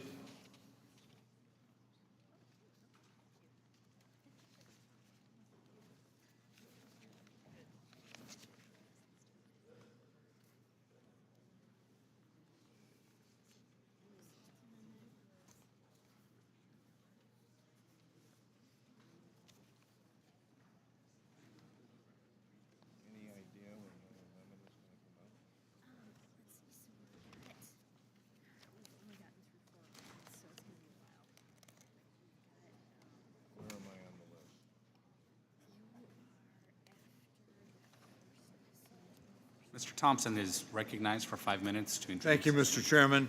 You know, the President and my Republican colleagues like to talk about bringing back manufacturing and energy dominance. And the chairman of this committee said that and I quote, the golden age of American manufacturing starts with the extension of the Trump tax cuts. Well, that can't be further from the truth. Today, we have more Americans working in manufacturing than at almost any time since the Great Recession. In 2024 alone, we invested nearly $240 billion in new manufacturing facilities, a record high. Unlike my Republican colleagues, we understand you don't build new factories by giving tax cuts to folks that don't need them. You build new factories by investing in American ideas, labor, and enterprise. That's exactly what we did with the Bipartisan Infrastructure Law, CHIPS and Science Act, and the Inflation Reduction Act. We spurred billions in investment in solar, wind, clean hydrogen, carbon capture, biofuels. Mr. Thompson, will you suspend 1 moment? I'd like to ask those observing once again to take your conversations out in the hallway. Each member deserves to be heard as we conduct business. The gentleman may proceed. Thank you, Mr. Chairman. We spurred billions in investments in solar, wind, clean hydrogen, carbon capture, biofuels, advanced battery technology, and more. Since 2022, we have created 400,000 new jobs and invested over $400 billion in clean energy jobs. But now, in order to pay for trillions in more tax cuts for those who don't need them, the Republicans are gutting clean energy tax credits, which will be devastating. It's the American worker who will suffer, with many of them in districts represented by my Republican colleagues on the other side of this dais. Representatives Arrington, Bean, Carey, Estes, Fenstra, Fishbach, Kern, Kelly, Kustoff, LaHood, Malatakis, Miller, Moore, Murphy, Moran, Smith, Smucker, Stubbe, Tierney, Van Dyne, and Yackham. You guys are going to be voting to kill jobs and, in some cases, billions of dollars of investment in your districts. You're going to have to answer to your constituents with that vote. By gutting these tax credits, you're not just hurting the current industry, you're hurting the United States in our effort to get back our competitive edge against China. The American people understand that these credits work off one another. You can't have successful manufacturing when you eliminate credits that incentivize purchases. This is all part of one large supply chain and ecosystem. Whether my Republican colleagues believe it or not, clean energy is the industry of the future, and China is doing all it can to dominate the supply chain. This bill would shut off the most impactful tool to ensure America and American companies lead in the future. Everybody on this dais should vote for this amendment. I yield back. The gentleman yields back. Anyone wishing to speak? Please. Mr. Neal is recognized for 5 minutes. Thanks. Let me say this to our colleagues here. This was a sound piece of legislation. The infrastructure law, the CHIPS Act, they were sound pieces of legislation. It's going to inure to the benefit of the American family for decades to come. Everywhere you travel now, the result of the infrastructure bill is apparent. On the clean energy front, for those of you who are market-driven, look what's happened to the cost of solar power and wind. They've come way down. But the Inflation Reduction Act, $412 billion worth of tax credit, it allows local investors to decide what they think might win, what might prevail, but not to miss the point. That's a choice that they make. Coupled with the other, I think, very important consideration here, I've always been offended by those who will show up at groundbreakings after they have voted against the expenditure. If you don't want the money, don't show up at the groundbreaking, and surely don't show up at the ribbon cutting hoping that people have amnesia as to what has happened. The easiest piece of legislation in my years in this Congress to pass, always Republicans and Democrats together, the infrastructure bill. Easily done, easily accomplished. Some of the best chairmen that I've served with in this Congress were Republicans on the Infrastructure Committee, or Public Works as it was once called. They were able to maneuver the system. They made sure that the old-fashioned idea, if you voted for the bill, largely your projects were embraced. I hope, and I expect, by the way, that a lot of what's being bartered here over, it's going to fall by the wayside because the Republican leadership is going to start to hear of what this means. A lot of these projects are already in the ground. It's going to be really hard to take a walk on them. So thanks to Mr. Thompson for this amendment. This is a really sound amendment. Park politics for 5 minutes here. Keep these tax credits, keep the Inflation Reduction Act, insulin, all of the things that are in it. It was great legislation. Yield back my time. Those wishing to speak on the amendment, Mr. Panetta is recognized for 5 minutes. Thanks, Mr. Chairman. I appreciate that. Look, I support this amendment, especially this amendment that strikes provisions of the bill that gut the clean energy tax credits. The amendment eliminates credits. Well, this bill eliminates credits that support the deployment of clean energy projects and credits that lower the cost of efficient homes. It also eliminates transferability of credits, crippling the effectiveness of the remaining credits and destroying the clean energy economy that harnessed markets for the green transition. Doing so would increase energy prices for consumers and threaten the deployment of clean energy projects across all of our districts. This directly contradicts the majority's goal of supporting American manufacturing and the economy. These investments unleashed a wave of clean energy funding and job creation, especially in red states and, yes, in red congressional districts. Since these investments were made law, over 75% of clean technology investments have gone to counties with incomes below the national median. These investments have led to the creation of more than 330,000 good-paying jobs in the clean energy sector, jobs that provide stability and upward mobility for thousands of American families. By stripping these tax credits, we risk abandoning the very communities we pledge to uplift and setting the United States behind both environmentally and economically. That's why I urge my colleagues to support this amendment, and I thank Mr. Thompson for offering it. I yield back. Gentleman yields back and now recognize Mr. Horsford for 5 minutes to speak on the amendment. Thank you, Mr. Chairman. I support Mr. Thompson's amendment. Look, I get it.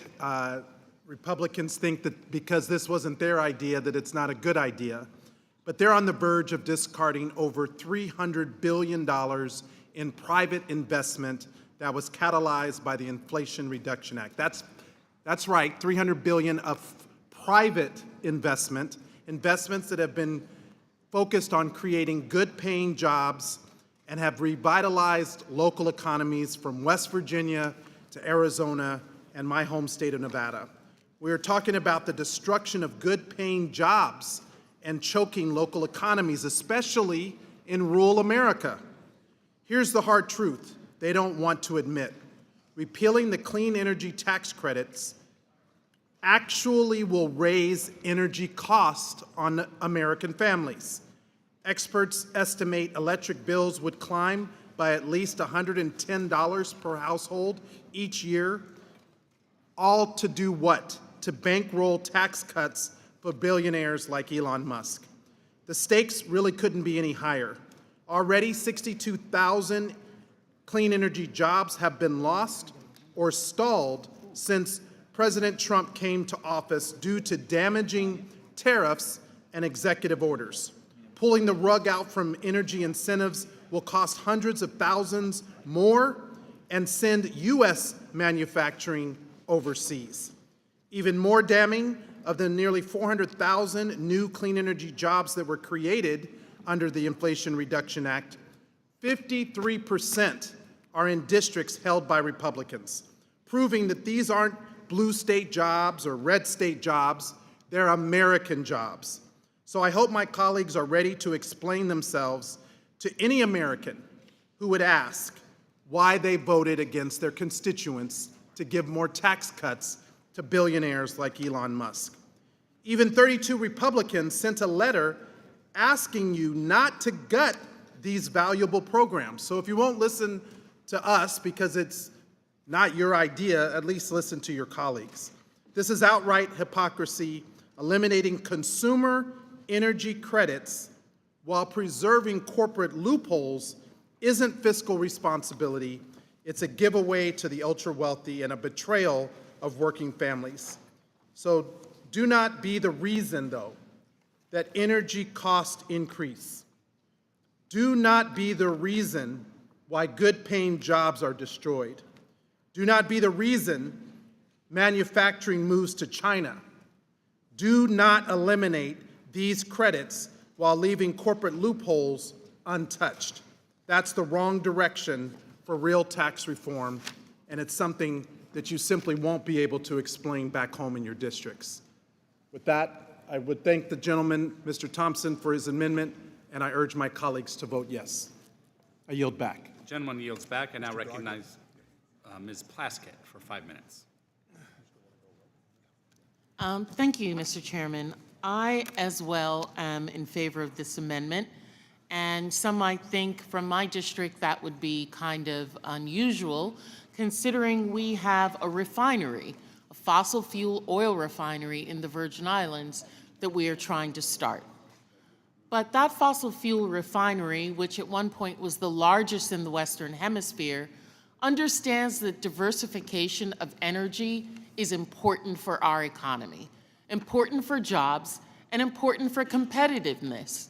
Listen, even Senate Republicans have looked at this proposal, and just now, if you look at Politico, Reuters, others, are saying that this provision that you have put in to the chairman's bill is not the right way for our for manufacturing, that this cutoff is too soon, this does not help even in the areas that you all are very interested in nuclear reactors, in geothermal. This is going to cut that off with these tax credits being cut off. Industry has, and individuals have made decisions on moving technology forward, on being competitive, and stopping these tax credits just because it was something that President Biden did is not the right way to go. We are going to stifle American competitiveness. We are going to stifle American innovativeness and our ability for our manufacturers and our companies to be able to create new and diversified areas for jobs to grow. Listen, in the Virgin Islands, we had an oil refinery that was a boon. Most of our revenues came from this refinery. Individuals had jobs. We were able to grow the middle class exponentially. But we did not recognize that diversification of our resources and our manufacturing was absolutely key. And when oil prices, movements away from refining happened, we've been stuck. And so those individuals who are working on the restart of the refinery also recognize that we need to diversify it. And these tax credits are very helpful for us to be able to do that, to recognize American innovation and ingenuity. That's what we are allowing the private sector to have by having these tax credits. By removing them, you are stifling American business. And I don't understand to what end, to whose support. Where is this $300 billion that you were going to be used going to go? Oh yeah, probably the tech bros. Those individuals who it seems that the tax credits seem most geared to in this legislation. Let's keep manufacturing here. Let's keep that innovation going. I am in favor of this amendment, and I can't see why my Republican colleagues would not be. Your Senate colleagues across the Capitol are looking at this as well and saying that this is a no-go. Getting rid of these tax credits is going to be harmful to American manufacturing, particularly in the areas that you all are looking at as well. So support this amendment. This is one area that we can all work on together. I yield back. The gentlelady yields back. I now recognize Mr. Yocum for 5 minutes to speak on the amendment. Thank you, Mr. Chairman. Democrats' so-called Inflation Reduction Act was designed to, by their estimation, to reduce our dependence upon foreigners for energy. The Inflation Reduction Act actually would have been better called the Inflation Enhancement Act. Democrats passed the Inflation Reduction Act, and what happened? Inflation shot through the roof. There were also loopholes created by the Biden administration that allowed foreign actors to take advantage of our tax credits. Why should the Chinese government be allowed to come in here and take advantage of American taxpayer loopholes? We shouldn't allow that. We should want domestic production of energy. We should want domestic investment. And the way to make that happen is to pass this one big, beautiful bill. I urge my colleagues to vote no on this amendment. The gentleman yields back, and I recognize Mr. Doggett to speak on the amendment for 5 minutes. During the last Democratic Congress, we took constructive action to respond to the climate crisis.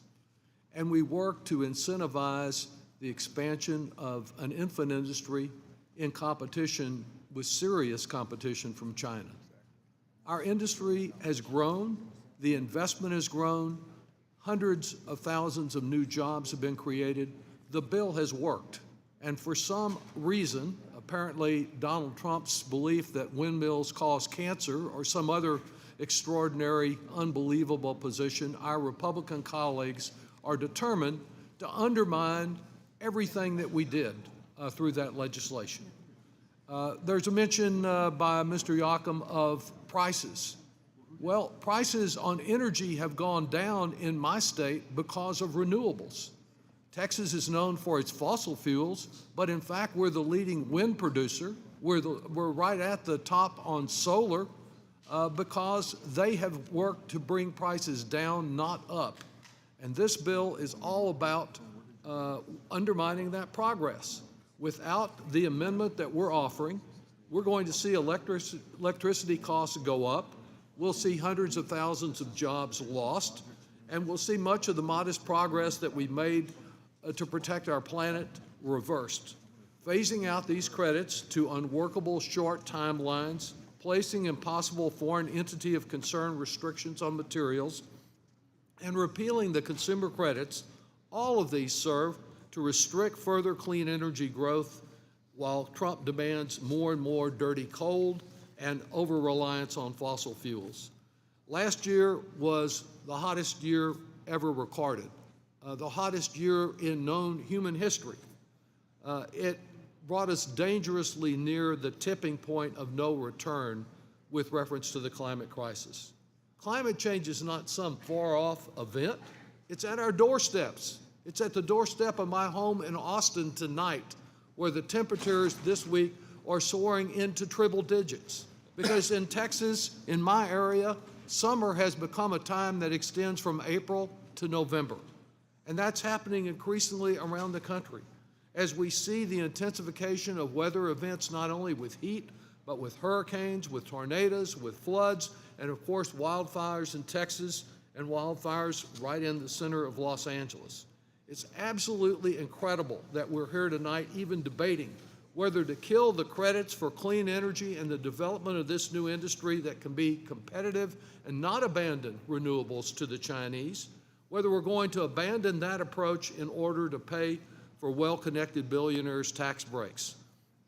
Electricity demand is projected to grow exponentially in large measure because everything's getting so hot and people want more cooling, more air conditioning. And solar and wind can readily meet that demand without kicking off a death spiral of high emissions from energy used. American families will pay the cost if these provisions are killed. We need these clean energy credits, and I would yield the balance of my time to Mr. Thompson to add important rebuttal to some of the arguments that have been made. Thank you, Mr. Doggett, and I agree with the comments that you've made. I'm a little bit mystified by what my colleague and my friend, Mr. Yackham, had to say. By not passing this amendment, you're doing exactly what you're warned against. We are acquiescent to the Chinese. We're gonna eat their lunch in regard to the development of renewable energy unless we keep going at the pace that we're going. This means jobs in districts across the country. It means cheaper energy for our constituents. It is overwhelmingly popular. And interestingly, there's investments going on, and I read the list of names of our colleagues on the other side of the dais who have major projects with big investments. And Mr. Yackham, you got $6 billion invested in your district in regard to renewable energy. And this is, to say stop is, I think, crazy. I had an opportunity to participate in an energy conference this month, bipartisan, Democrats and Republicans. And one of the most interesting things I heard was from a Republican colleague who said, he said, I'm glad you're here as a Democrat on the Ways and Means Committee, but I sure wish there were some Republicans from the Ways and Means Committee here to understand how important it is that we're looking at and investing in, however you want to take it, all of the above or the best of the above, but we need to do a lot of work in regard to energy development. Gentleman's time has expired. Clean renewable energy is an important part of that. Gentleman's time has expired. Mr. Byer is recognized for 5 minutes to speak on the amendment. Thank you, Mr. Chairman. And I want to thank Mr. Thompson for offering perhaps the most important amendment of this markup. The energy provisions of this bill are catastrophic. Everyone understand that this is selling out the future generation's livelihood to support tax cuts for the wealthy. The indisputable, universally accepted climate science tells us we need to take every step we can to fight the existential dangers of global warming, every single step. And if we don't, future generations will prematurely die of heat stroke, will not have weather temperate enough for crops to grow, or oceans that can support fisheries. If you don't appreciate immigration and emigration right now, get ready for 1 billion people on this planet displaced by 2050. And when Gen Z or Gen Alpha ask you why Congress didn't do something to stop a planet on fire, we can just point to this bill. We have an epidemic of anxiety and depression among our kids. I spent a lot of time with high schoolers, college kids, even 4th graders and 6th graders. And you say, why is there so much anxiety, so much depression? Right away they'll say, because you're doing nothing to stop what's happening to our planet. Listen, then just, if the next Helene or the next LA wildfire isn't enough to make you afraid, just evaluate this from an energy perspective. And that's why I'll tell you that these edits are dumb and deeply unserious. This is killing tax credits that have long had bipartisan support that way predated Joe Biden. This is killing Republican-led ideas like tech neutrality and transferability. You can't reasonably look at the changes made to these tax credits and think that they support energy markets in the U.S. Between the FEOC provisions about being unworkable and functionally killing credits, creating placed in service deadlines, which means no project underway can guarantee it'll be done in time, and eliminating transferability, you've killed financing in the energy market. If we lose the advanced nuclear industry to China, let's point to changes that we made here. It's just so deeply unserious at a time when we have increasing energy demand. We should be supporting the rapid deployment of energy that we can get on the grid now.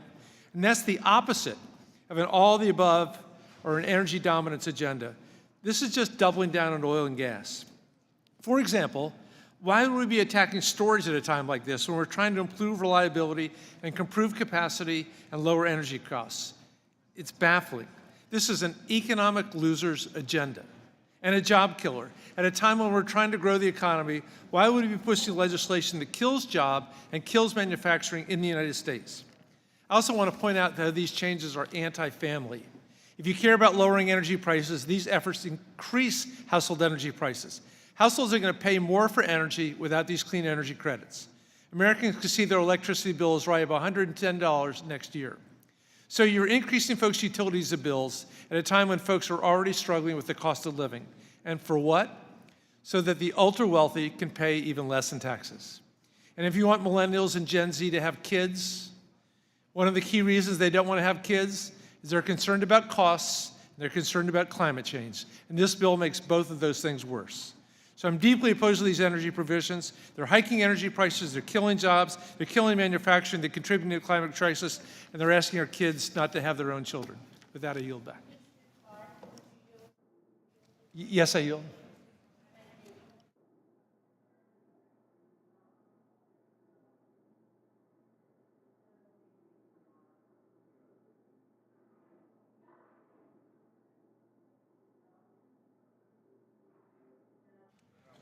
Time has expired.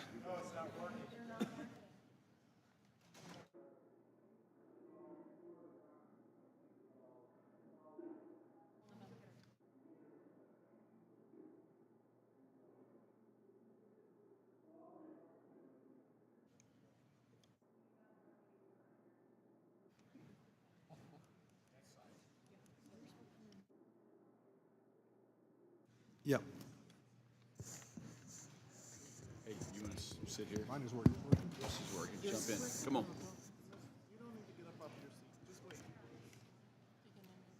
It's your birthday. If I can come up and stay up on the top of you, I'll work that one.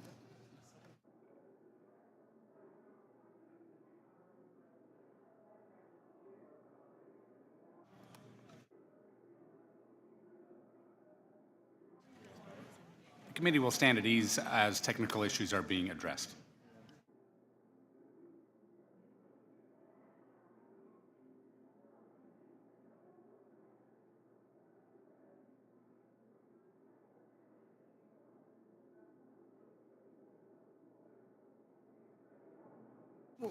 Testing, 1, 2, 3, 4. Would you like to use this one? Hello? Come on up.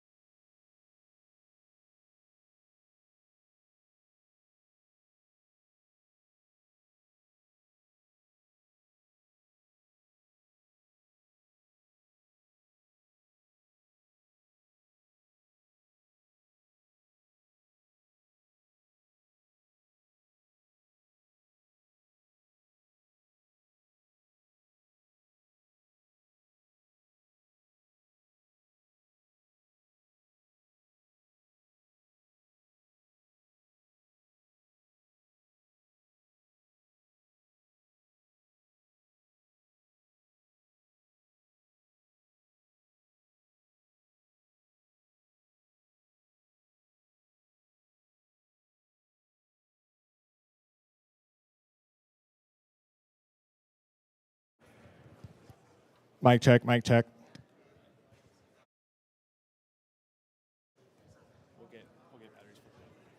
This one works.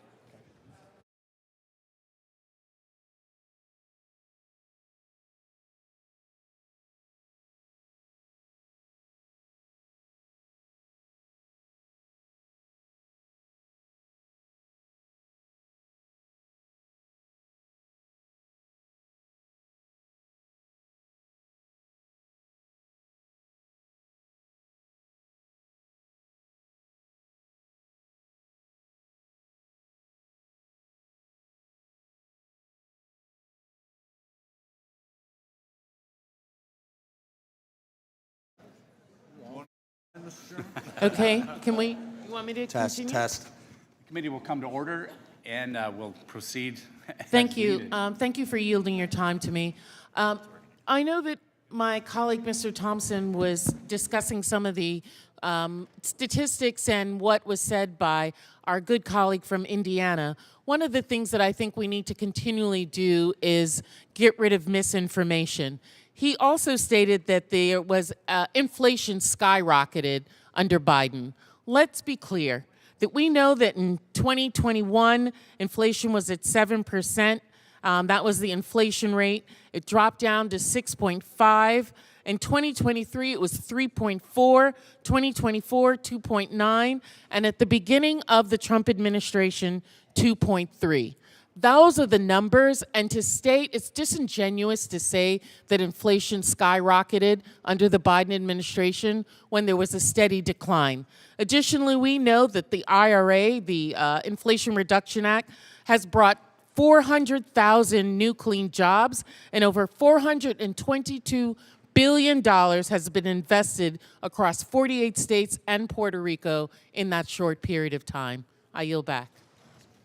The gentlewoman yields back. Mr. Byer, you still have time. Would you yield? Mr. Byer's time has expired. 18 seconds. It says he had 18 seconds, but that's all right. Mr.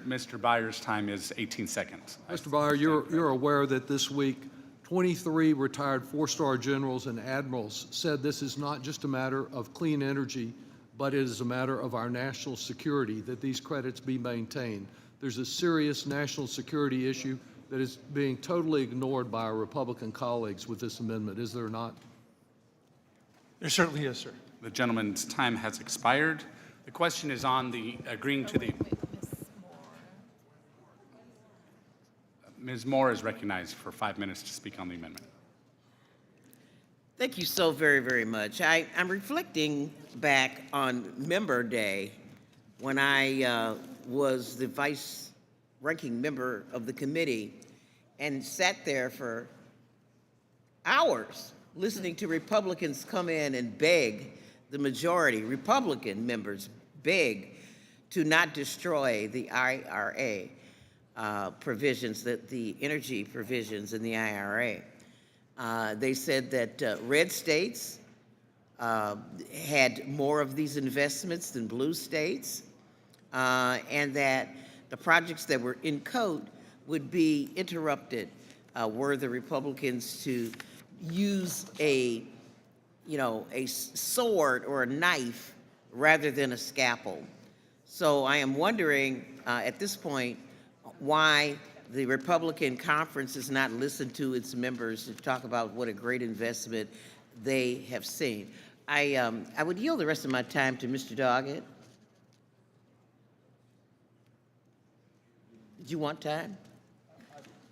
I believe we've adequately covered this amendment, but it's critical to our national security, our economic security, to job growth, and to assuring that we respond to the climate crisis before we're overwhelmed by it. Thank you. Thank you. I yield back. Gentlewoman yields back. Question is on agreeing to the amendment offered by Mr. Thompson. Clerk, call the roll. Mr. Buchanan.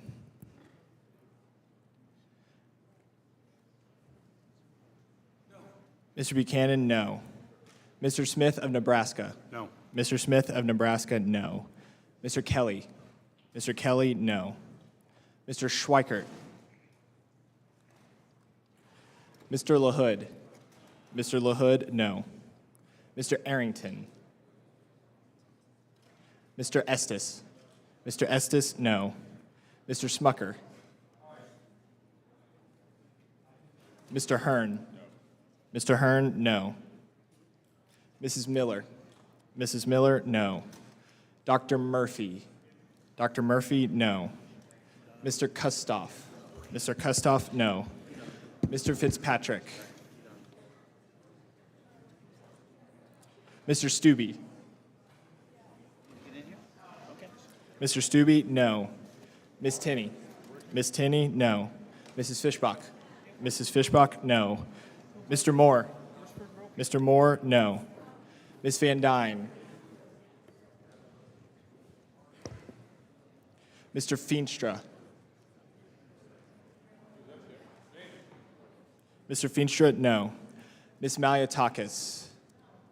Ms. Maliatakis, no. Mr. Carey. Mr. Carey, no. Mr. Yakum. Mr. Yakum, no. Mr. Miller. Mr. Miller, no. Mr. Bean. Mr. Bean, no. Mr. Moran. Mr. Moran, no. Mr. Neal. Mr. Neal, yes. Mr. Doggett. Mr. Doggett, yes. Mr. Thompson. Mr. Thompson, yes. Mr. Larson. Mr. Larson, yes. Mr. Davis. Mr. Davis, yes. Ms. Sanchez. Ms. Sanchez, yes. Ms. Sewell.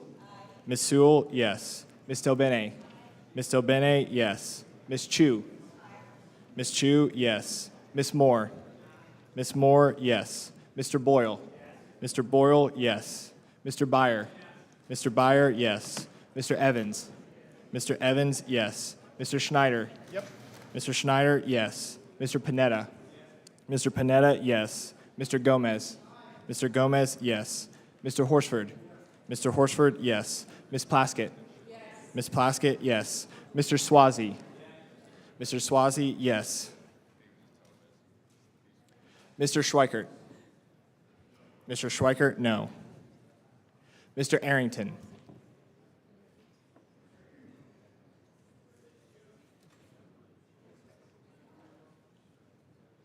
Mr. Smucker. Mr. Smucker, no. Mr. Fitzpatrick.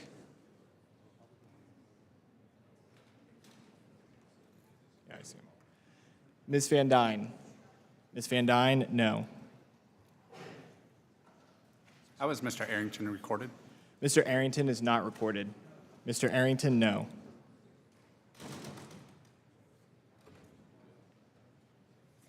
Chairman Smith? Chairman Smith, no.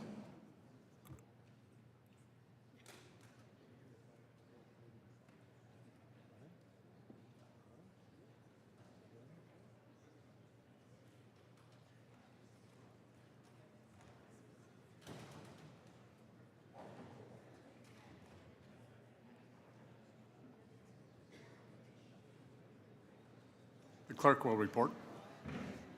The yeses are 19, the nos are 25. There being 19 yeses and 25 nos, the amendment is not agreed to. Are there additional amendments? Mr. Chairman. Mr. Chairman, I reserve a point of order. Point of order has been reserved. Ms. Sanchez? Mr. Chairman, I have an amendment at the desk. Thank you. If you would suspend while we distribute the amendments.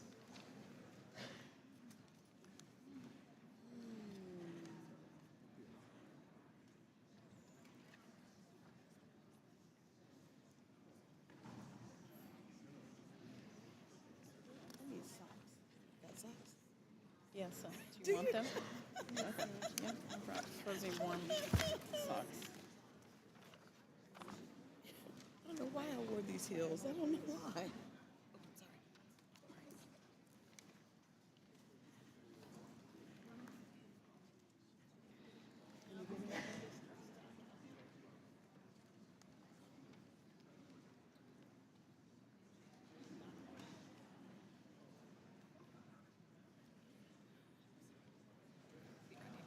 Ms. Sanchez is recognized for her amendment, 5 minutes.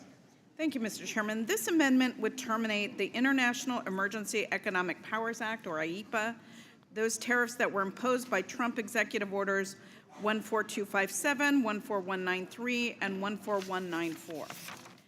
Trump's tariffs have only brought us economic pain, not results. For the first time since the pandemic, our economy shrank in the first quarter. We now face the very real risk of yet another Republican-led recession. Prices continue to rise and jobs are being lost or are in jeopardy, with farmers and small businesses feeling the brunt. According to the Joint Economic Committee, employment at small businesses declined by 3% since President Trump took office. That is 366,400 jobs lost. Americans are unsure of how to weather the day's trade storm or what tariffs might hit them next. It's time to end the economic damage and to restore stability. Congress cannot sit idly by working on a tax bill while President Trump's trade policies wipe out American jobs, businesses, and economic stability. That's why I offered an amendment to eliminate President Trump's global tariffs once and for all. This includes the baseline 10% on all countries and the massive looming additional tariffs. My amendment would also permanently remove the 25% tariffs on Canada and Mexico. No more so-called temporary pauses that get turned off and on at the president's whim. Republicans will desperately argue there's a strategy behind Trump's approach. They'll talk up these big trade deals. But let's be honest, there are no real deals. It's all a smokescreen. Just vague promises and walkbacks to hide the chaos and to distract American families from rising costs and the economic uncertainty ahead. Look at China. Trump sure did talk a big game and bragged about his tough tariffs on China, but in reality, he got spooked by the market, so he caved, temporarily dropping them from 145% to 30% in an effort to save face.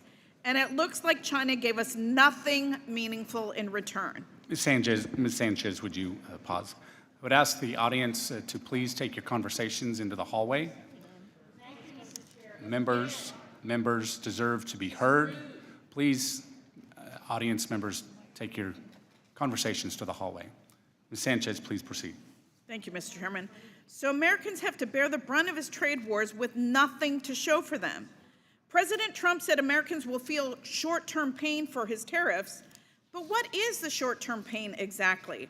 Higher prices and jobs lost, declining investments in the United States, and no meaningful progress on fixing our trade imbalances. But there is one person who seems to come out ahead time and time again, President Trump himself. He's getting a new $300 million private luxury plane from Qatar that he'll keep once he leaves office. A gift that just happens to come after the Trump Organization announced plans to develop a $5.5 billion golf resort in Qatar. Just a coincidence, right? This fits the pattern, rewarding countries that benefit Trump personally, punishing our allies like Canada, and going soft on authoritarian regimes like China and Russia. Meanwhile, it's the American people who are left paying the price. Trump's tariff policies aren't about trade. They're about his own self-interest, chaos, and control. It's time to end this grift and bring some sanity back to our trade policy. I encourage my Republican colleagues to strike Trump's IEEPA tariffs and support my amendment, and I yield back the balance of my time. The gentlelady yields back the balance of her time. Anyone wishing to speak on the amendment? Ms. Plaskett. Thank you very much, Mr. Chairman. I am speaking in favor of this amendment. I thank the gentlewoman, the ranking subcommittee member on trade, for this amendment. You know, while President Trump has expressed an interest in changing U.S. trade policy and the world economic order, his administration has so far been marked by a lack of coherence and demonstrable interest in enriching our foes. He's not articulated or acted upon specific, responsible reforms to help American workers and middle-class families. Instead, perhaps due to growing divisions within the administration, it's not clear, and with many in the business community, the administration on several occasions has swung wildly between policy extremes, creating a great deal of uncertainty for stakeholders and our trading partners. These trade people that we work with are our partners for the betterment of the American people and American workers. The administration has taken a hostile approach to the economy and alliances, all leading to questions about their overarching objectives on trade. IEEPA is not a tariff statute. Its text and legislative history make clear that Congress neither intended to nor did provide for IEEPA to be a tariff statute, and has never been used that way. The Constitution gives Congress, not the President, the first branch of government, the power to impose tariffs. The President thus can only raise tariffs if Congress has clearly delegated its authority to him. And here, Congress has not done so. Congress knows how to delegate tariff authority and has made itself clear when it has done so on a number of occasions in the past. When Congress does so, it includes substantive, procedural, and temporal limits on the President's delegated power. That's the balance of power. That's the checks and balances that our Constitution is supposed to have.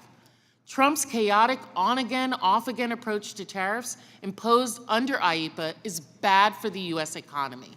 It's bad, and we know it's bad because we've seen the stock market. We've seen what it's done, and would not have happened had the President used any of the other tariff authorities available to him under the law. This is an amendment that brings certainty, that brings clarity, that brings a procedure, and allows Congress to have its rightful authority, so that there are guidelines under which the President is operating to make any changes or negotiations that he would like to do. I'm supporting this amendment, and I urge my colleagues to do so as well. Are there other members wishing to speak on the amendment? I too support. Mr. Evans is recognized for 5 minutes. Yes, I too support the amendment. And Ms. Sanchez has done a good job in terms of providing leadership. And that's what we really need. We need someone who really understands and realizes that Congress has to work with the administration. Ms. Sanchez has demonstrated that, and what she stated has been very clear. So I support this amendment, Mr. Chairman. Does the gentleman yield back? Others? Mr. Horsford is recognized for 5 minutes. Thank you, Mr. Chairman. I also would like to speak in favor of the amendment. I'm actually going to share a couple of constituent stories of people who wrote in to me, because I think too often we don't center the people who are affected by these policies. And to be clear, Trump's tariffs are taxes that the American people, consumers, pay, not some foreign government elsewhere. And while tariffs can be used strategically as a tool, that's what this administration has chosen not to do. Now, I don't know where all the Republicans have gone. I don't know why you guys can't be here to be a part of the debate to defend this big, beautiful bill. Maybe you're off negotiating terms that you haven't reached, but I'm here to speak on behalf of my constituents and make sure they have a voice. So the owners of the North 5th Brewery in my district, Amanda and Matt, shared that aluminum cans is their primary source of advertisement, and all of the aluminum is imported. Their profit margins on their cans is already very minimal. When they looked at the numbers, they realized that the tariffs would hurt them. Canned beer may be something that we would have to eliminate, they said, and that's a huge hit to them. Also, they're at a point where they do need more brewing tanks, and the steel comes from overseas, even if they're locally made here. They have to get that resource from somewhere. They said they may have to go from $6,000 a tank to almost $20,000. As a small business, that's just not something we can afford, they shared. Mallory, who is the owner of Needle and Stitch, shared that it's easy to say that tariffs just raise the price of goods, but for us, it's so much more than that. With the cost of materials going up, I'm forced to make impossible decisions. Do I raise my prices and risk losing the loyal customers that keep us going? Do I cut my employees' hours even though they're depending on those wages to get by in a place where rent and groceries just keep going up? I'm not a corporation with layers of funding. I'm just a mom, a military wife, and small business owner who took the leap of faith to build something for my family and the community that I love.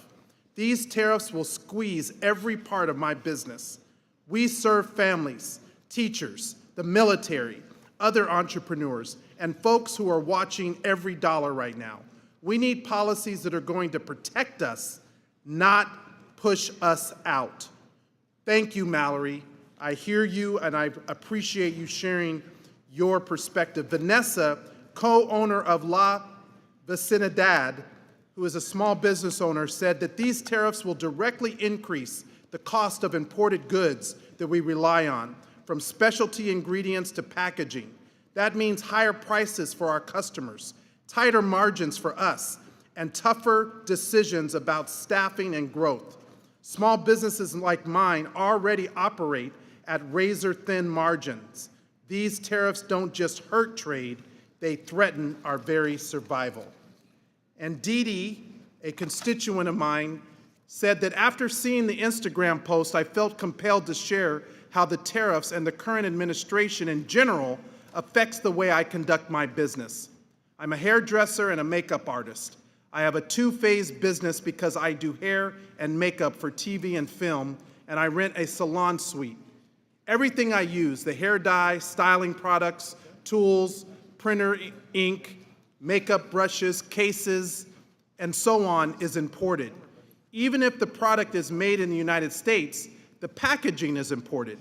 I've been through their industry strikes, a pandemic, and a recession. I've tried to absorb the cost of doing business over the years and haven't raised my salon service prices in 8 years. Now I'm worried. The cost of doing business keeps going up. I don't want to lose clients because they don't want to pay more. Also, it's really hard to save for retirement now that Social Security is in peril. I don't sleep well. Let's not do it this way. The ranking member of the Trade Subcommittee is absolutely right. The President has no authority to enact these emergency tariffs. And if it was an emergency for fentanyl, why is he now lifting the emergency and extending the dates? And where are the Republicans, and why are you capitulating your Article 1 constitutional right to oversee this executive branch? That's your job. Don't cut me off. The gentleman's time has expired. I'm here to represent my constituents. The gentleman's time has expired. The question is on agreeing to the amendment offered by Ms. Sanchez. I move to strike the last word. Ms. Moore is recognized for 5 minutes to speak on the amendment. Thank you. I think this is an extremely important amendment. One of the things that has been extremely shocking to me is that this institution is not jealous for its power and authority. I mean, it's one thing to be partisan and say, well, I'm a Republican or I'm a Democrat, but to really come here and sit here for hours on end and allow someone in the executive branch, and unelected, dictate, friends of the president dictate policies that ought to be under our purview is absolutely disgusting. I would yield the remainder of my time to Mr. Horsford. I thank the gentlelady from Wisconsin. Look, I know you may not want to defend your constituents, but I came here to work. I came here to do my job. So even though you don't want to hear me, you don't want to hear my constituents and their plea, it's my job to make sure that my constituents' voices are heard. Representative is not just a title, it's not just a definition, it's what I am for the 750,000 constituents in Nevada's 4th District. They may not all agree with the positions I take, but you know what they do agree with? That I listen, that I make sure that their perspectives are heard, that even if they don't agree with me, they will be able to hear my point of view. So I would at least ask my colleagues on the other side of the aisle to give us that respect. And the underlying amendment is about your constitutional responsibility, your duty as a representative here in the House of Representatives. Can one of you say anything about why you've capitulated to the executive branch, your responsibility to oversee trade? Can you say, what is the strategy of this administration, the on-again, off-again strategy? Can you answer to constituents who are concerned about the prices from everything from groceries to appliances to whether or not their kids are going to have gifts under the tree because the shelves won't be stocked? Oh, I'm sorry, you guys are silent because you've been directed by Almighty King not to speak during these markups, just like you've done in every other committee. This is the choice that the American people have made. Well, I'm going to keep fighting for my constituents. I'm going to make sure their voices are heard. And the thousands of people who've written me, who've emailed, who've shared your stories, I hear you, I see you, and I'm going to make sure that your stories are lifted up. I'm now going to yield the balance of my time to the ranking member of the Trade Subcommittee, Ms. Sanchez. The gentleman must yield back his time. Does I'm Ms. sorry, Moore to yield Ms. time? Ms. I Moore apologize. yields time to Ms. Sanchez. Yeah, I think it's very interesting that my colleagues on the other side of the aisle have forgotten that they are a co-equal branch of government, and that part of our duty is to make sure that there is no overreach by the executive branch. And the Constitution specifically grants to the Congress the power of trade and tariffs. And yet you seem to just look the other way and allow the executive branch to do whatever he wants and overreach that power, and you're not willing to stand up and assert your constitutional responsibility. It's very telling. It's very telling. You were willing to do it when Biden was president, but you're not willing to do it when a member of your own party sits in the White House. My constituents, I hold town halls. I know a lot of you don't because you don't want to hear the backlash from your constituents that this is painful for them economically, these tariffs, and the uncertainty and the chaos of the on-again, off-again nature. I'll tell you, I represent the ports of Los Angeles and Long Beach. Their cargo is down 35%. Every 4 containers means 1 job lost.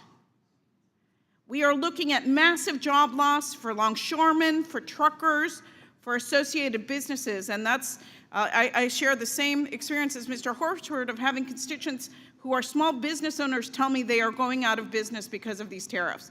The president had no right to institute them, and we must wrest that power back to this committee and to do it in a logical and strategic way that makes sense for the American people. Gentlewoman's time has expired. With that, I yield back. Mr. Gomez is recognized for 5 minutes to speak on the amendment. Thank you, Mr. Chairman. I support Ms. Sanchez's amendment to take this power back because Mr. Trump, the president, has been reckless when it comes to its use. While Republicans sit and blow hot air about strengthening the economy with tax breaks for unelected billionaires like Elon Musk, President Trump was waging a trade war that has caused prices to start skyrocketing. I'm not against all tariffs. I'm against dumb tariffs. President's dumb tariffs took a strong economy and hobbled it with sudden and unjustified escalations, followed by weak and pathetic policy retreats for the whole world to see. And his trade policy caused whipsawing markets and rampant uncertainty among businesses and consumers.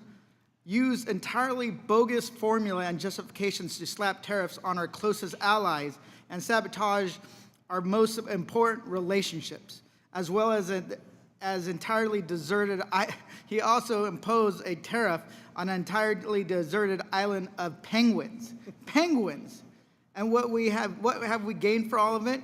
To quote the president, concepts of a plan instead of actual trade deals. What agreements have been made mostly seem to be just removing the arbitrary tariffs Trump slapped on and the retaliatory tariffs countries have placed on American businesses. The only people who seem to have actually benefited are the same people who benefited from this bill. Trump's closest friends and unelected billionaires who seemingly have made piles of money on having insider information to when Trump will make his next destabilizing announcement on trade.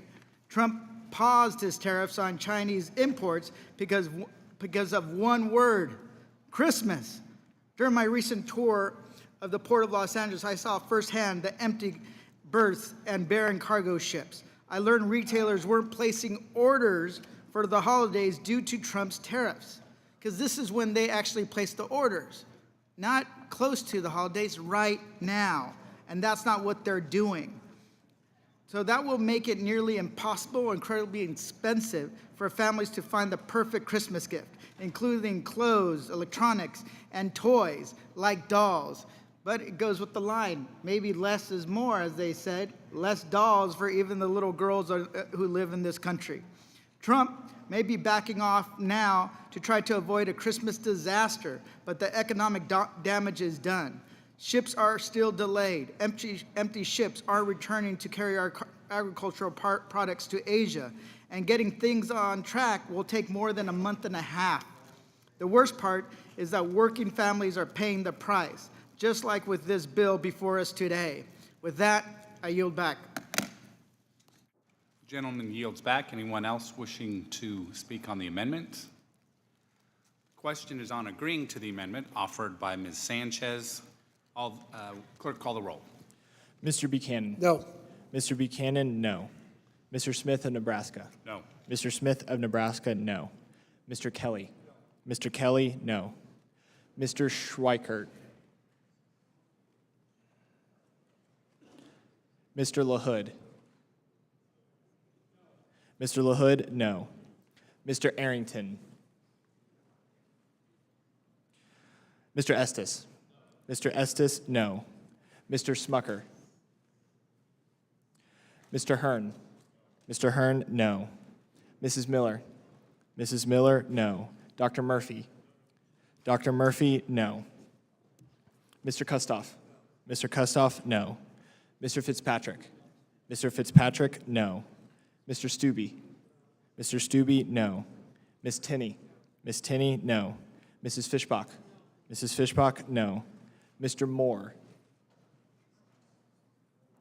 Ms. Van Dyne? Ms. Van Dyne, no. Mr. Feenstra? Mr. Feenstra, no. Ms. Maliotakis? Ms. Maliotakis, no. Mr. Carey? Mr. Carey, no. Mr. Yakum? Mr. Yakum, no. Mr. Miller? Mr. Bean? Mr. Bean, no. Mr. Moran? Mr. Moran, no. Mr. Neal? Mr. Neal, yes. Mr. Doggett? Mr. Doggett, yes. Mr. Thompson? Mr. Thompson, yes. Mr. Larson? Mr. Larson, yes. Mr. Davis? Mr. Davis, yes.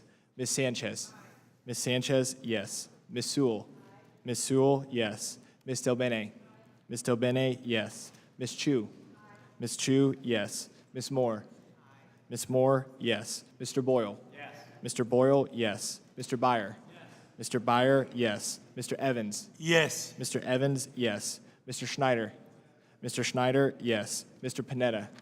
Mr. Panetta, yes. Mr. Gomez? Mr. Gomez, yes. Mr. Horsford? Mr. Horsford, yes. Ms. Plaskett? Ms. Plaskett, yes. Mr. Swazi? Mr. Swazi, yes. Mr. Schweikert? Mr. Schweikert, no. Mr. Arrington? Mr. Arrington, no. Mr. Smucker? Mr. Smucker, no. Mr. Moore? Mr. Moore, no. Mr. Miller? Mr. Miller, no.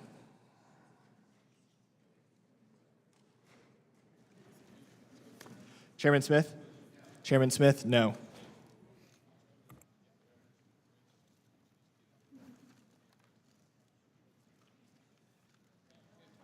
The clerk will report the vote. The yeses are 19, the noes are 26. There being 19 yeses and 26 noes, the amendment is not agreed to. Are there additional amendments?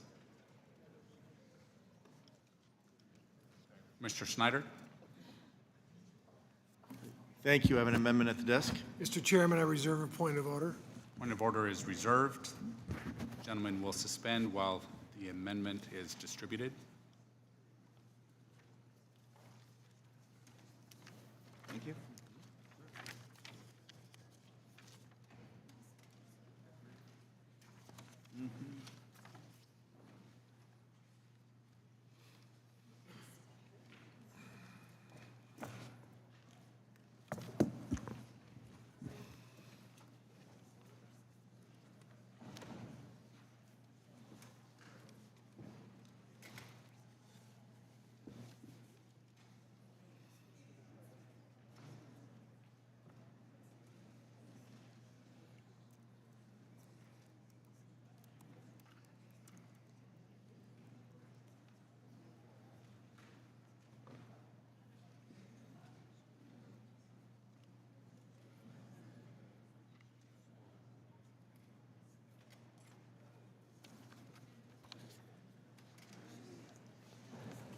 Mr. Schneider, you are recognized for 5 minutes. Thank you, Mr. Chairman.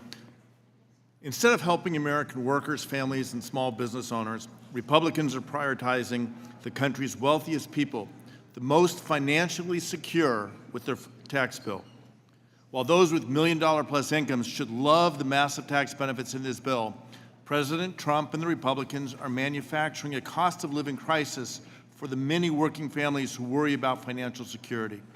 This bill fails to help families with health care, child care, paid leave, or affordable housing. The cuts to Medicaid alone will take health care away from 14 million people. The price tag of this bill will result in more than $5 trillion additional debt by 2034 and an astonishing, eye-popping $45 trillion by 2055. That debt burden might not make a difference to President Trump's or Elon Musk's family. It will, however, lay a burden on working families in Main Street communities for generations. But this bill is not the only burden on American families. President Trump's impulsive, often arbitrary and capricious tariffs are raising costs and pushing countless American small businesses to the brink of closure. Just to be clear, tariffs are a tax paid by American families and American small businesses. The president's tariffs are making life for American families more expensive, our nation less secure, and our citizens less prosperous. Whether my Republican colleagues will admit it or not, the president's tariffs have real-world impacts for every one of our constituents who will see higher prices at the grocery store, shortages of critical products, and less money in their retirement accounts. The Yale Budget Lab projects that the revised tariffs will result in the average household's real disposable income declining by $4,900 per year due to rising prices. The president has suspended for 90 days the so-called across-the-board reciprocal Liberation Day tariffs levied against not just problem countries, but also our most valued trading partners and even the herd in McDonald Islands, uninhabited except for a lot of penguins. And this weekend, Treasury Secretary Scott Bessent announced a partial rollback of the 145% tariffs on goods from China. These abrupt suspensions should tell us something about the president's tariff policy.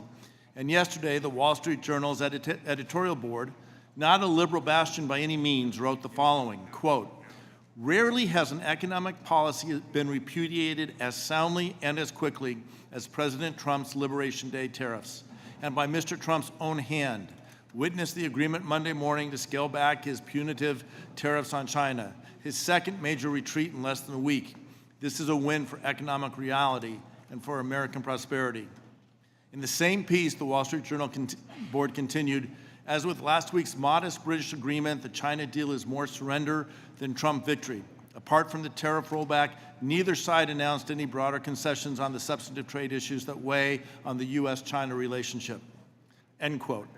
There's still a 30% tariff on China and 10% virtually on every other country, which is why the Wall Street Journal editors made the following important point yesterday.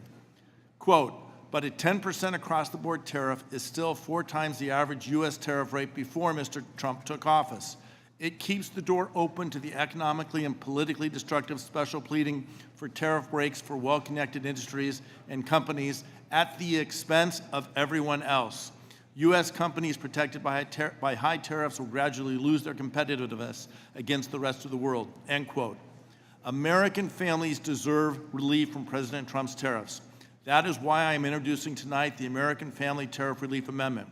My amendment would increase the standard deduction by $5,000 for families, $2,500 for single filers, approximately the same amount the Yale Budget Lab estimates average families will pay this year because of President Trump's reckless trade agenda. Since the president's announcement, we've seen companies raising prices on consumers, cut back on investing in R&D, and laying off workers. Tariffs are a regressive tax, especially in the short run, and have outsized effect on the lowest income earners compared to those at the top. American families should not pay higher taxes to fund tax cuts for the rich. I urge my colleagues to vote in favor of my amendment to provide real relief to working families across the country. And I yield back the balance of my time. The gentleman yields back. Mr. Miller is recognized for 5 minutes. Thank you, Chairman. I appreciate what my colleagues on the other side of the aisle are trying to do, but this bill already doubles the standard deduction, and it includes a bonus up to $2,000. This already benefits, and I'll say it again, over 90% of my congressional district and constituents. While I appreciate once again what our colleagues are trying to do on the other side of the aisle, we are trying to move forward in a sensible way with actual revenue targets. I yield back. The gentleman yields back. Is anyone wishing to speak on the amendment? Ms. Sanchez is recognized for 5 minutes. Yeah, it's interesting because what you're giving with one hand, you're taking away with another. You may be attempting to put money in the pockets of everyday working Americans, but the cost that these tariffs have in terms of the very real price increases that they're going to experience or are experiencing right now means that they fall further and further behind. You don't really give tax relief that is meaningful to the average American family. I think what this amendment does is tries to make up for the fact that families are going to be out $5,000 more per year because the cost of groceries, energy, diapers, formula, school supplies are going to go up or are already going up because of the tariffs. In fact, when I toured the Los Angeles port, which I will say 40% of all goods that come into the United States come through that port, I was told that because no ships are coming, bringing goods into the United States because of the tariffs, that in a matter of weeks we will have empty shelves. And when there is scarcity, that drives prices up even further. So we are looking at a very real economic impact for families that are struggling the most. If you guys truly cared about the working class or the working poor or even the middle class, you would support this amendment, which just seeks to make families whole. And with that, if my colleague, Mr. Schneider, would like to claim the balance of my time, I will yield to him. Thank you, and I think you made the point, my colleague from California made the point very precisely. It's taking away with one hand what's given with the others. This bill is putting a burden on working families. It's taking health care away from 14 million Americans. It's putting a debt burden not just on more debt today, but more debt for future generations.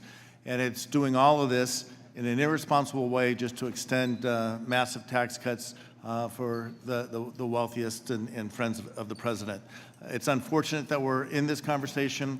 It's unfortunate the president is putting this burden on families with these tariffs. This amendment would provide relief to those families as long as the tariffs are in place.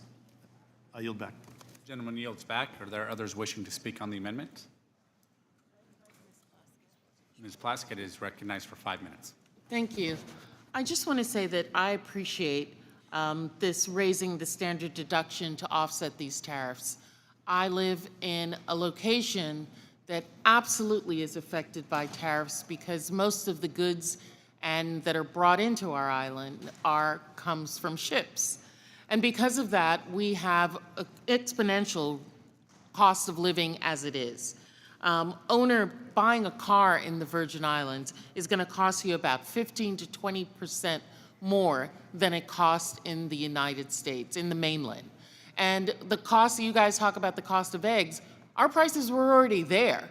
to the prices that you all were looking at. Groceries, another 10 to 20% higher for groceries on a place where everything is shipped in. And these tariffs have made it exponentially harder for a family living in the Virgin Islands, particularly when our cost of living and our salaries are so much lower than other places, and we have 30% of our children living in poverty.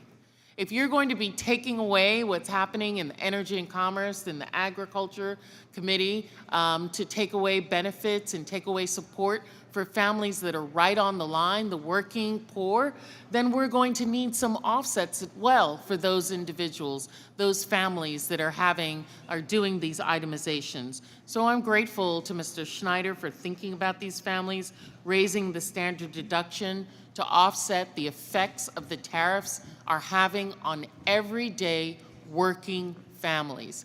Everyday families that are trying to put food on the table, that are trying to clothe themselves, transporting themselves from work to home to school. They're not looking for frills. They're not doing anything out of the ordinary. They need this to make their existence to continue to not fall within the cracks. So thank you very much, and I yield back. Will you yield, gentlemen? I'm sorry, I yield my time to Mr. Schneider. Thank you. Thank you. I appreciate that. And I appreciate your comment talking about young families with children. And it illustrates, anyone who has young children knows that the costs for baby seats, for strollers, for toys are going up because so many of these products, in some cases all of these products, are manufactured outside the United States. And young families starting out, people early in their careers, whether they're in a trade or a profession, whatever the case might be, they are just trying to make ends meet, trying to save for their children's education, looking forward to the future, trying to maybe enjoy a date night once a month. And these tariffs are making those ambitions more difficult, the prospects of getting that step ahead further away. And Mr. Schneider, if I may, you and I both know that those things that those families are trying to purchase, whether they're toys or the baby monitor that's in the home, all of the things, the onesies, those are not going to come back to the United States. These tariffs are hurting Americans, and they are not the manufacturing jobs that are going to be coming back here. We need to be investing in upskilling American workers and creating jobs that we are going to be able to have as Americans. But to say that we're going to be sitting in factories, putting onesies together, doing T-shirts, sneakers, that is not going to happen in the United States. 100%. What we need to be bringing back are the high value-added jobs. The jobs, I had the chance to tour some plants in Ohio with my colleague Mike Carey. We went to the Intel Fab plant, which is making the high-end chips that will power the future. We visited a battery manufacturer, joint venture between Honda and LG, making the batteries for the electric cars, the electric vehicles that will not just lower the cost of transportation for working families, but help us address the climate crisis that we're facing. The manufacturing of the products that the world is looking to the United States, not just to innovate and invent here, but to make here and ship around the world. Products, the lower value products where there's high labor content and low price, those are not products that are going to make Americans wealthy. And by putting these tariffs, making Americans pay more for them is only going to make getting ahead that much harder. I yield back.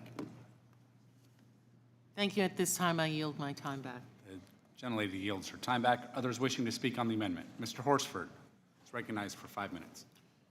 Thank you. I came to Congress to create economic opportunity, not cause economic instability or uncertainty. And unfortunately, President Trump's tariffs actually caused the largest tax increase in history without a single pen to paper here in Congress.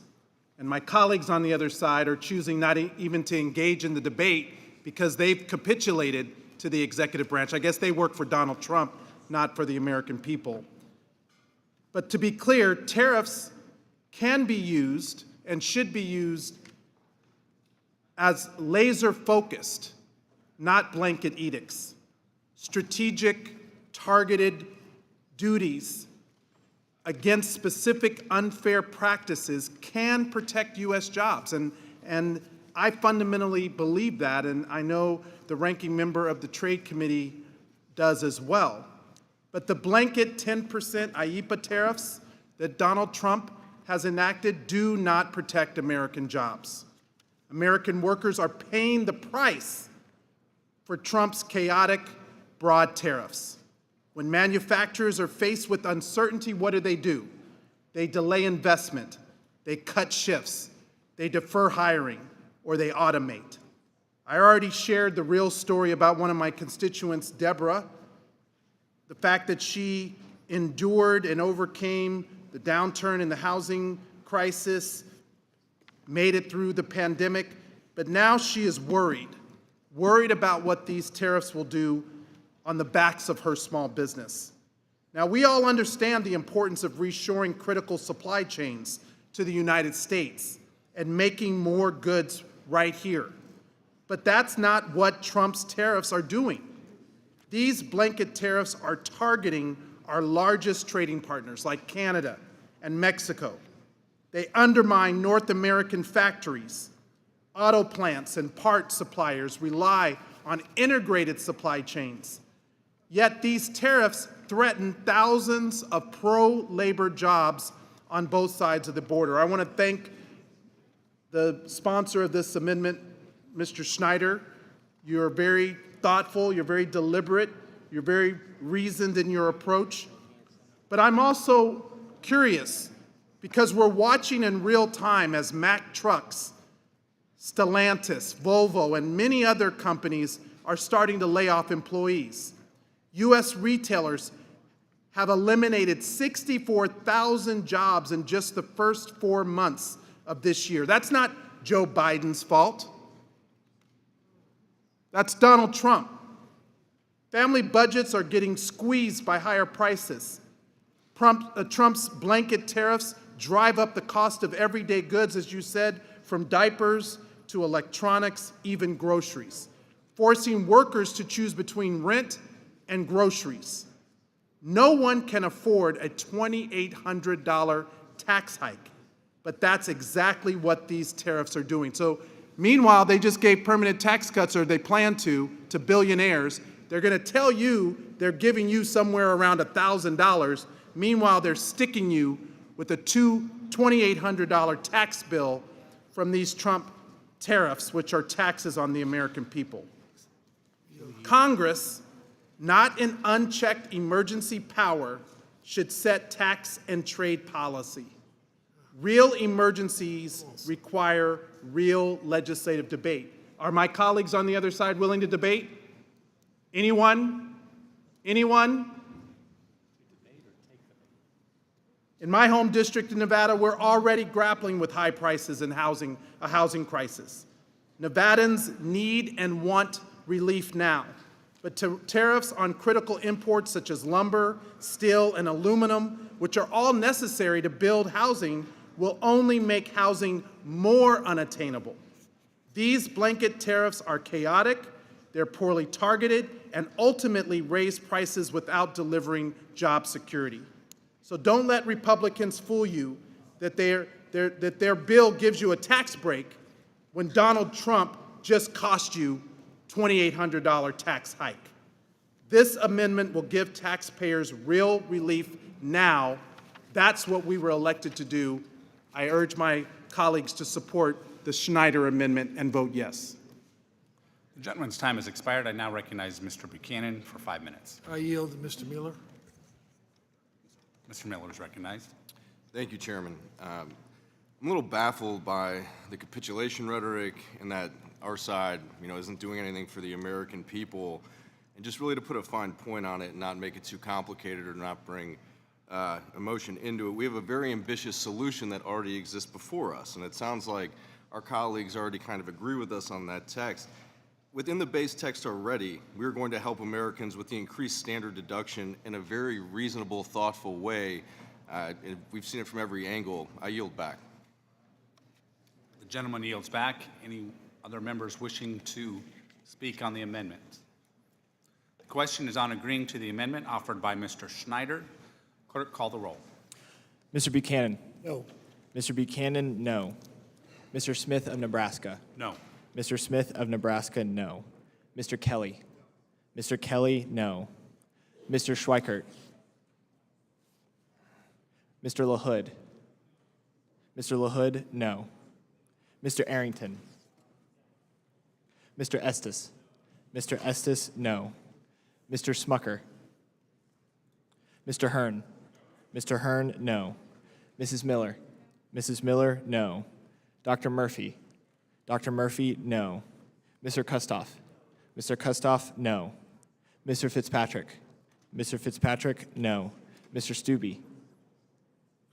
Mr. Stubbe, no. Ms. Tinney? Ms. Tinney, no. Mrs. Fishbach? Mrs. Fishbach, no. Mr. Moore? Mr. Moore, no. Ms. Van Dyne? Ms. Van Dyne, no. Mr. Feenstra? Mr. Feenstra, no. Ms. Maliotakis? Ms. Maliotakis, no. Mr. Carey? Mr. Carey, no. Mr. Yakum? Mr. Yakum, no. Mr. Miller? Mr. Miller, no. Mr. Bean? Mr. Bean, no. Mr. Moran? Mr. Moran, no. Mr. Neal? Mr. Neal, yes. Mr. Doggett? Mr. Doggett, yes. Mr. Thompson? Mr. Thompson, yes. Mr. Larson? Mr. Larson, yes. Mr. Davis? Mr. Davis, yes. Ms. Sanchez? Ms. Sanchez, yes. Ms. Sewell? Ms. Sewell, yes. Ms. Delbene? Ms. Delbene, yes. Ms. Chu? Ms. Chu, yes. Ms. Moore? Ms. Moore, yes. Mr. Boyle? Mr. Byer? Mr. Byer, yes. Mr. Evans? Yes. Mr. Evans, yes. Mr. Schneider? Mr. Schneider, yes. Mr. Panetta? Mr. Panetta, yes. Mr. Gomez? Mr. Gomez, yes. Mr. Horsford? Mr. Horsford, yes. Ms. Plaskett? Ms. Plaskett, yes. Mr. Swazi? Mr. Swazi, yes. Mr. Schweikert? Mr. Schweikert, no. Mr. Arrington? Mr. Arrington, no. Mr. Smucker? Mr. Smucker, no.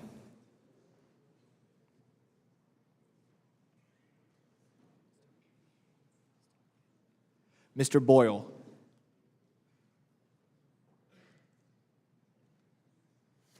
Chairman Smith? Chairman Smith, no.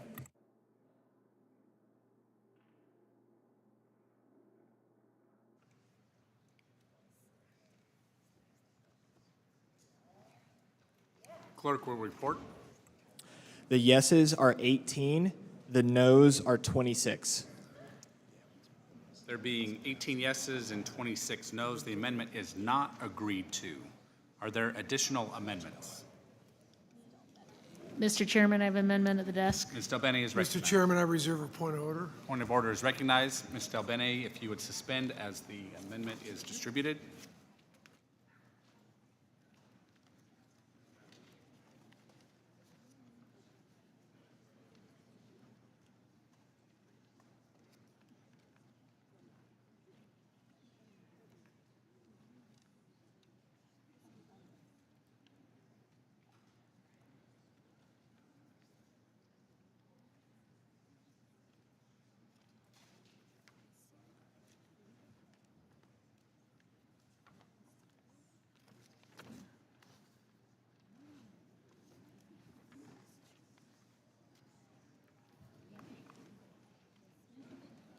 Ms. Delbene may proceed.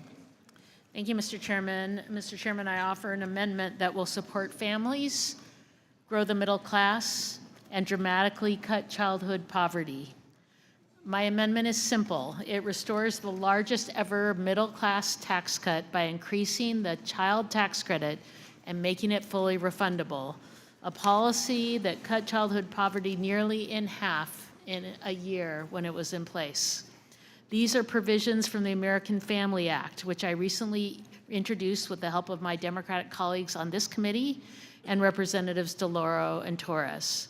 Right now, the Republican child tax credit leaves out 1 in 3 kids in families who don't make enough money to access the full credit. As we learned earlier from Mr. Bartold, that is 17 million children in this country who won't receive the full child tax credit. A family where both parents work full-time and make minimum wage still won't earn enough to access the full credit.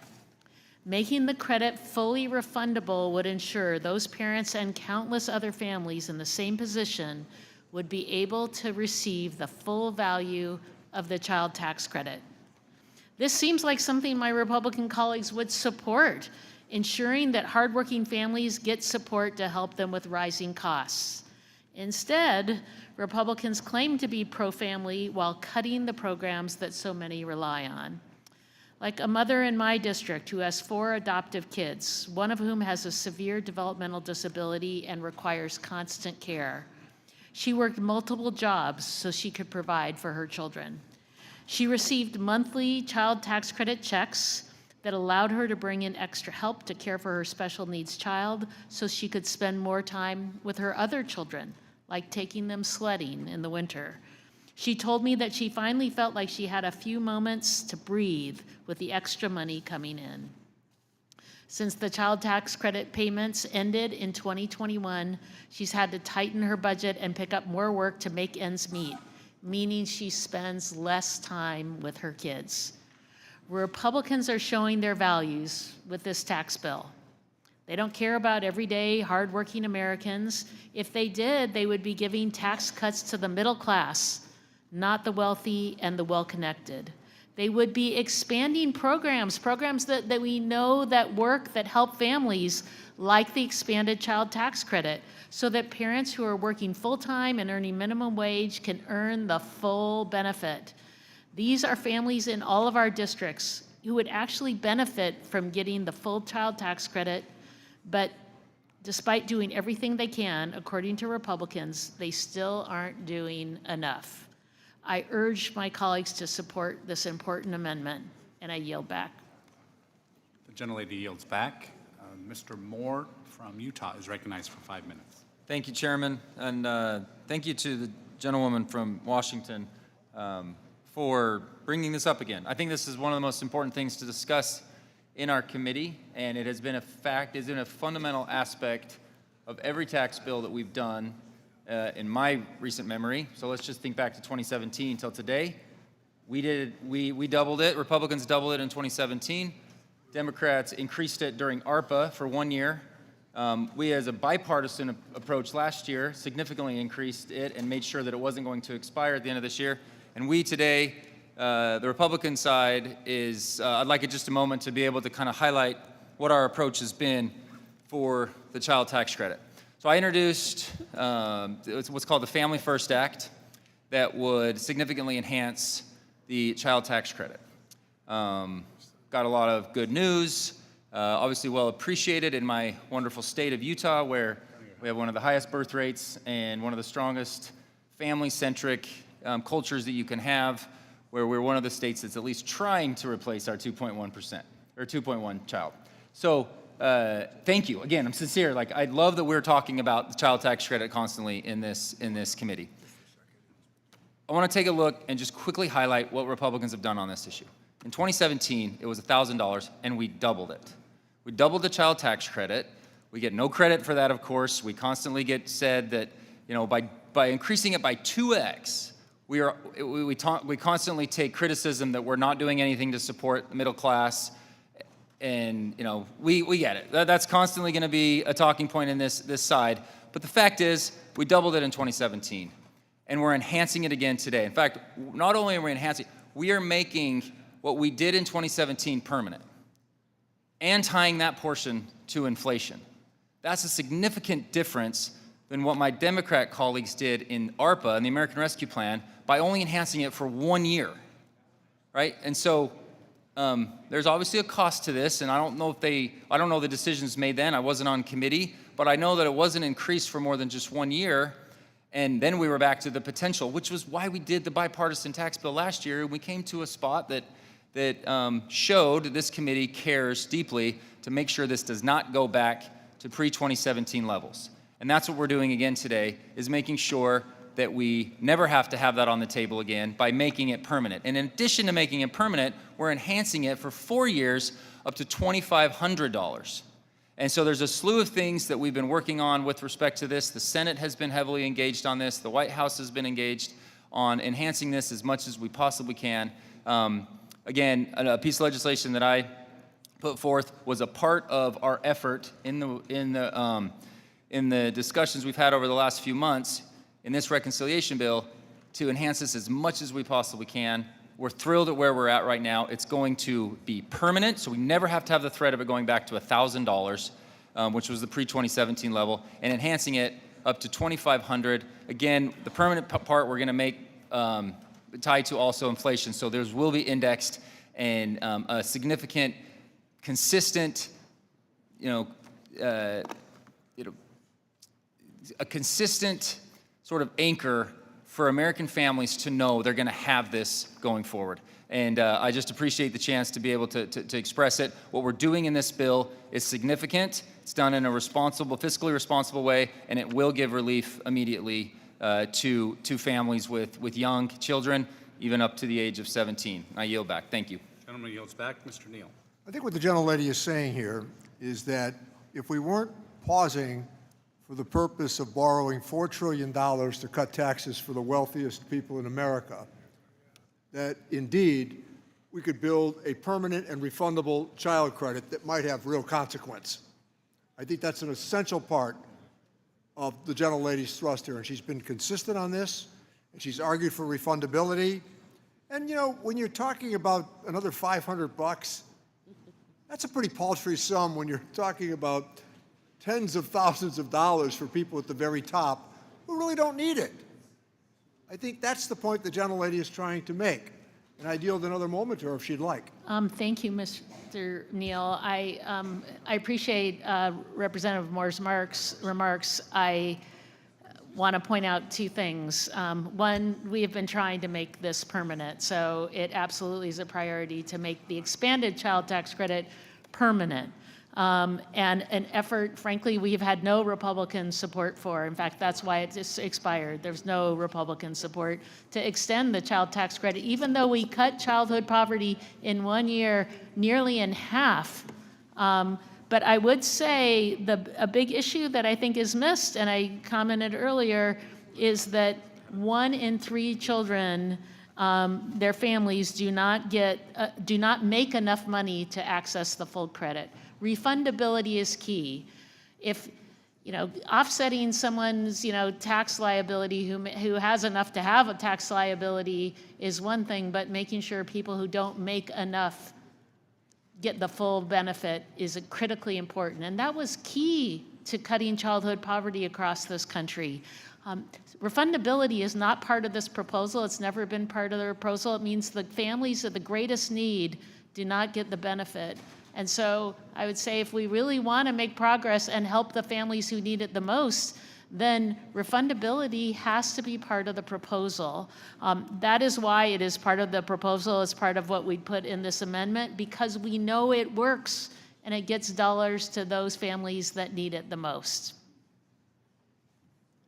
Thank you. I yield back. Gentlelady yields back, and now recognize Mr. Davis for 5 minutes. Mr. Chairman, I applaud this amendment, and I want to commend the gentlelady for her continuous leadership on this issue down through the years and the success that we've experienced. Much of it has come as a result of your leadership. So right on to that. As the ranking member of the subcommittee focused on low-income children and families, I emphatically support restoring the 2021 child tax credit that helped cut poverty by almost half for children. Almost 1/3 of children in my district live in poverty, and 15% live in extreme poverty. I saw firsthand the families that the CTC helped Many of these parents cried in gratitude and relief when they told me how these funds helped their families with the cost of food, rent, and clothing. The John Burden Advocates for Youth found that among the foster youth that they helped file their taxes, 13% were custodial parents who received an average refund of over $3,100 from the 2021 child tax credit. When the 2021 enhanced CTC expired, an estimated 19 million children, or more than 25% of children under age 17, got less than the full credit or no credit at all. In Illinois, about 661,000 kids under 17 were left out. Republicans want us to pat themselves on the back for temporarily bumping up the CTC by $500 while excluding the poorest children who need help the most. The 2021 CTC was $3,600 for kids up to age 5 and $3,000 for kids age 5 to 18 and covered the lowest income families. And that is why the CTC lifted millions of children out of poverty. I reject the false justification for targeting the CTC to upper income families as a supposed work requirement. The Republican CTC has no work requirement. It has a wealth requirement. This bill intentionally leaves out the millions of low-income working parents who don't make enough money to pay taxes and completely fails to improve the actual tax credit for working parents that has a work requirement. The GOP CTC excludes the 17 million children who currently get less than the full $2,000 credit while bestowing higher income families earnings up to $400,000 with 2 kids and an extra $1,000. This cruel bill also discriminates against our youngest citizens whose parents are undocumented. What religion teaches us to pamper the wealthy and give crumbs to the poor? Absolutely shameful. We know that the 2021 CTC was a powerful driver of economic growth and business development, with JEC reporting that families getting 2021 expansion injected nearly $20 billion monthly into local economies. Further research shows that for families with children under the age of 5, receiving an extra $3,000 per year boosts children's adult earnings by 17%. So enhancing the CTC for all families would lift children out of poverty both now and in the future. We know how pernicious and devastating childhood poverty is. Instead of helping the most vulnerable, the gentleman's time has expired. That is appalling. So I support this amendment. Urge the gentleman's time has expired. I recognize Ms. Sewell for 5 minutes. Thank you, Mr. Chairman. I, too, want to join and echo the applause for the gentlelady from Washington for her steadfast leadership when it comes to the child tax credit. For me, restoring the refundability is absolutely key. Offering an enhanced CTC is good, but offering an expanded CTC that includes refundability, and I would go so far as to say, and restores its monthly, providing it monthly, now that is about fairness. You know, we have been debating the Republicans, the one big beautiful bill that they offered up. And if you think about it, the enhancement is only for 4 years. So they raise it to $2,500, but it's only for 4 years. Meanwhile, they give permanent tax cuts to the corporations and to the wealthy, and provide temporary help, and only for a fraction of the families that really need it. As was said, 1 in 3 low-income families will not get the benefit because they don't make enough money to actually receive the benefit. Let me repeat that. 1 in 3 low-income families will not get the benefit. And these are the poorest of the poor. I mean, they're poor, or what we would say in Alabama, they're po. They can't afford the O or the R. They need the most assistance. They need the most assistance. I can tell you that we would have loved to extend beyond the 2021 year, but had no support in trying to keep that expanded CTC. And so in Alabama alone, in my district, the expansion for that 1 year is estimated to have lifted 82,000 children out of poverty and 43,000 children out of deep poverty. Nationally, the CTC expansion kept 5.3 million Americans above the poverty line.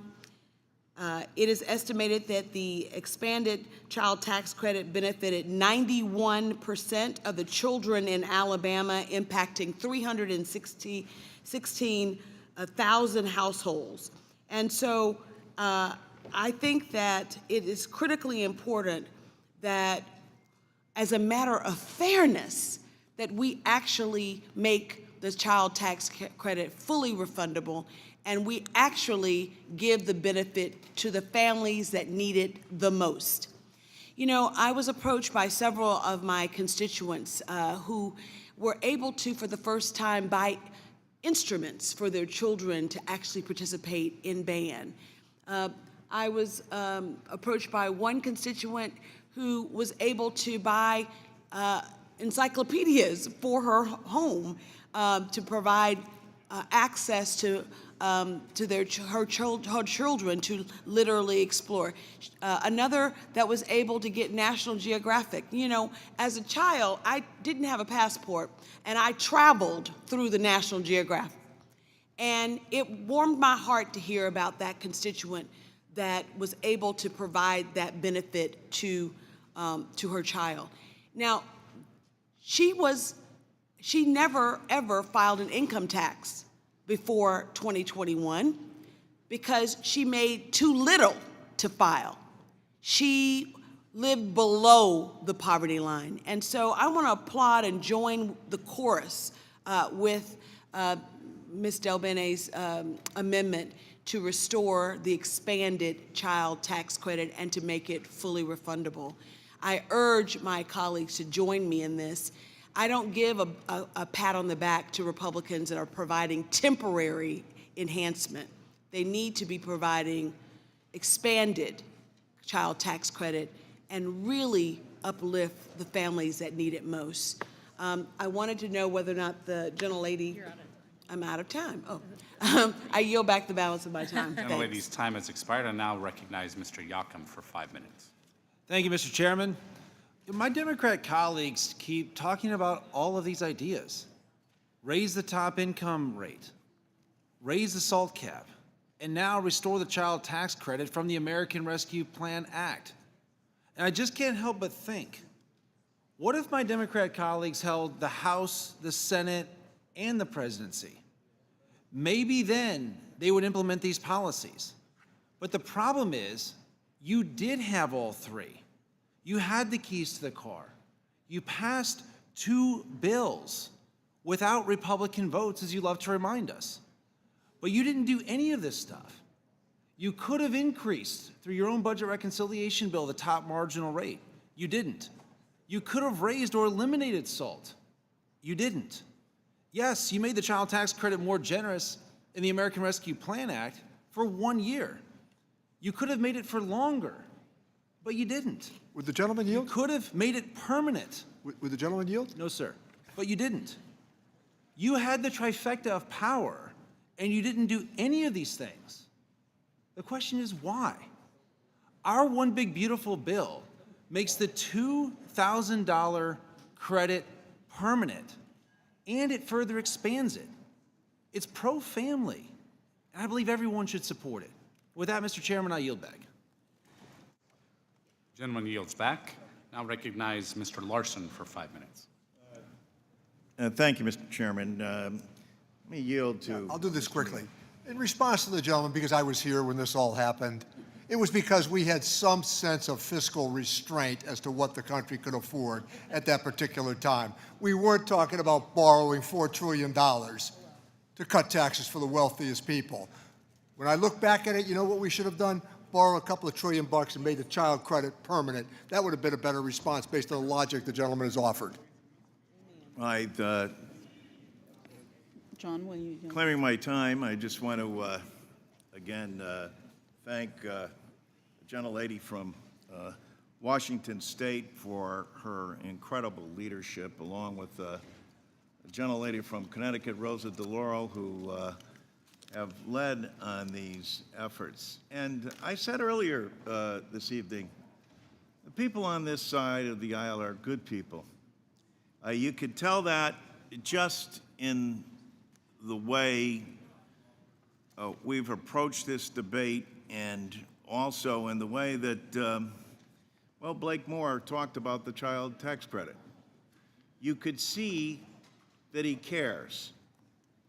And yet, as we just witnessed, the stark contrast in terms of what the choices are and where the priorities lie in making a child tax credit permanent as opposed to making permanent tax cuts for the wealthiest people who are going to struggle between deciding whether it's a Maserati or a Lamborghini they're going to get, whether or not they're going to have to go through the stressful process of deciding not to have a 40-foot or a 32-foot yacht, whether or not they're going to have to, whether they're going to be able to make it with this kind of tax cut that they're going to receive at the expense of health care for people, at the expense of a child tax credit where there is agreement on. And you know what? Without the child tax credit, the #1 anti-poverty program for children is Social Security. And that hasn't been touched and extended in over 50 years. So, I commend the gentlelady for her efforts, and I'd like to yield to her. Thank you, Mr. Larson.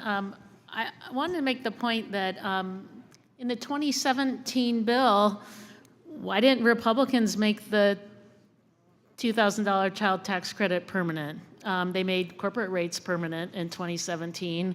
So to your logic, I don't understand why you didn't make it permanent. I think that says a lot about how you feel about the child tax credit. So if you really want to make sure that we're doing everything to help families, we should be supporting doing the right thing in this bill, making the child tax credit permanent and making it refundable, something that you did not do in 2017 with your bill. I yield back to Mr. Larson. I yield to Representative Sanchez.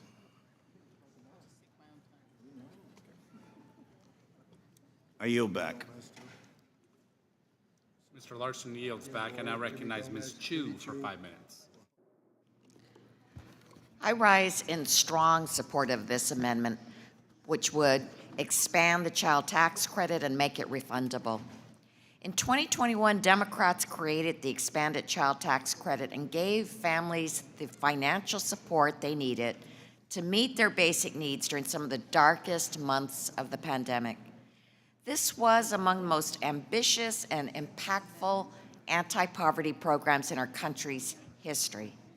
Yet this Republican bill once again cuts taxes for corporations and the wealthy while giving crumbs to the families who relied on the CTC. The child tax credit was a lifeline for people like my constituent Daisy. Daisy's a teacher in Pasadena, and she was able to use her monthly child tax credit payments to support her 4-year-old son and rebuild her savings, providing her with financial security. Millions of families around the country, just like Daisy, received monthly checks of up to $300 per child from the IRS and no longer had to choose between basic necessities like groceries, medicine, gas, diapers, and school supplies, which also has an enormous impact on a child's academic and social success as they grow.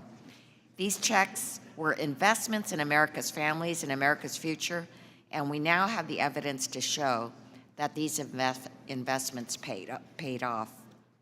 In 2021, the expanded CTC lifted 2.1 million children out of poverty and cut the child poverty rate nearly in half to its lowest levels ever recorded by the Census Bureau. And each of these families has a story like Daisy's. In fact, official government surveys found that families primarily use the money for food, utilities, housing, clothing, and education. Parents continued to work, so the result was healthier, more secure families. I'm sitting right next to her and I can't hear her. Gentlewoman will suspend, remind audience members to take their conversations to the hallway. Please do so immediately. Please proceed. Well, parents continued to work, so the result was healthier, more secure families with children who have better opportunities, better health, and a more promising outlook for the rest of their lives. And that is the difference between tax cuts for the wealthy and tax cuts for working families. When Democrats had control of Congress, we raised taxes for the wealthiest corporations and gave children and families monthly tax cuts that lifted millions of children out of poverty. When Republicans have control, they slash funding for government programs and cut taxes for corporations. And that's not right. That's why we need this amendment to pass, and I yield back. Gentlelady yields back, and now recognize Mr. Horsford for 5 minutes. Thank you, Mr. Chairman. I actually want to commend Representative Moore from Utah for engaging in this important issue around child tax credit. And I believe in your sincerity in speaking on what your side has attempted to do around this issue. And I fundamentally want to commend our sponsor of this amendment, Representative Delbaney, because I actually think this is an area where, put everything aside, if we can't be for the children, then what the hell are we here for? My question is, why exclude a family of 4 that earns less than $29,000 a year from receiving the full child tax credit, which the Republican plan does? Why are we excluding those who are most in need of the child tax credit from the benefit? I worked with colleagues on the other side on the no tips on tax legislation, or the no tax on tips legislation. One of my provisions was about the sub-minimum wage. We have 6 million workers in America who are tipped workers who make as little as $2.13 an hour. How are they supposed to pay a rent and mortgage and cover household expenses on that? They are working, but they make less than $29,000 a year. Meanwhile, a family making up to $400,000 still qualifies. I'm not against that. I'm actually not against wealth. People work hard, they should be able to accumulate wealth. I just want them to pay their share in taxes so that we can cover the essentials for our entire country. Now, the child tax credit, when it was expanded, helped to lift half of the children out of poverty. 4 million children, 4 million children who were in poverty. In my district, in Nevada, remarkably, 92% of children benefited from that expanded tax credit. But that progress was short-lived, as you noted, Mr. Moore, when the expansion expired in 2022. The safety net was pulled out from millions of those families. And since then, 10 million children across the country have fallen back into poverty. So my question to you or anyone else is, what can we do to cover all children, including those families of 4 earning less than $29,000 a year? I'm sincere. I really want to know, how can we get to that point? And is it possible to accept this amendment and to allow that debate to continue? Because I know Ms. Delbaney's commitment to this. I know those of us who've worked on this issue fundamentally believe that when we lift children out of poverty, you improve their life chances of success. You improve their ability to graduate from high school. You improve their health outcomes. You improve their ability to go on to college. So if we get this right, there's nothing that stands in the way of that child and their future. Plainly put, it puts children first and is something that we should all be able to support, regardless of party. This is not, Mr. Chairman, this is not a right versus left issue. This is a wrong versus right issue. This is a fundamental thing about morality and a moral moment about what we really believe in. And if we can't do this, then what else are we even here for? So to Mr. Moore or to any other member on the other side, will you accept the ability to include families that earn less than $29,000 a year and the full refundability that is included in Ms. Delbaney's amendment? If we can get that done tonight, that actually might be a victory in the nearly 11 hours that we've been here thus far. Mr. Moore, or anyone on the other side that would be willing to speak to that. The impact is real. I know that Ms. Delbaney is serious, and I believe there are many members on our side of the aisle who would be willing to work with you. The gentleman's time has expired. I now recognize Ms. Moore for 5 minutes. Thank you, Mr. Chairman. I was uncertain as to whether or not I was going to speak on this amendment because I feared becoming so triggered about my own childhood, about the food insecurity, about going to school every day with no breakfast and no lunch money, with the electricity being turned off, shivering in the bed, waiting on money to buy coal or oil for our furnace, not being able to go on field trips because my mom didn't have $5 for me for my bus fare, walking 3 miles, 6 miles round trip so I could get $10 so that I could take the ACT.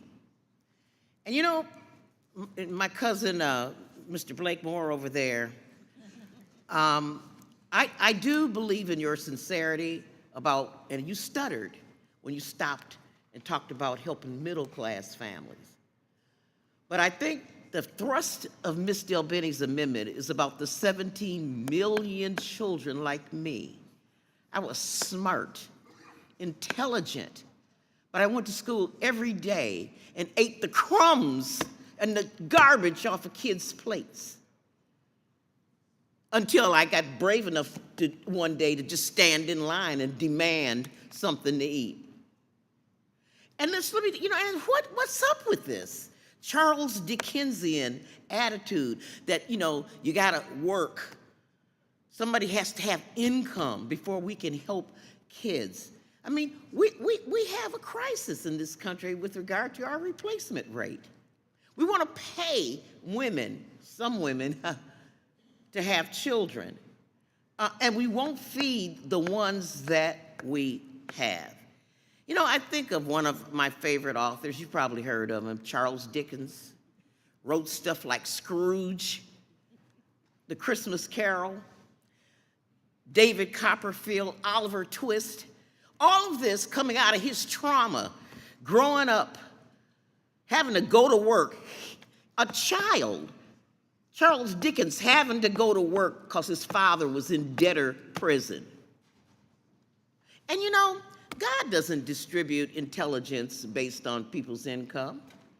You know, some of our smartest kids may be in the pool of those 17 million, and we're going to kill their brains because they can't eat.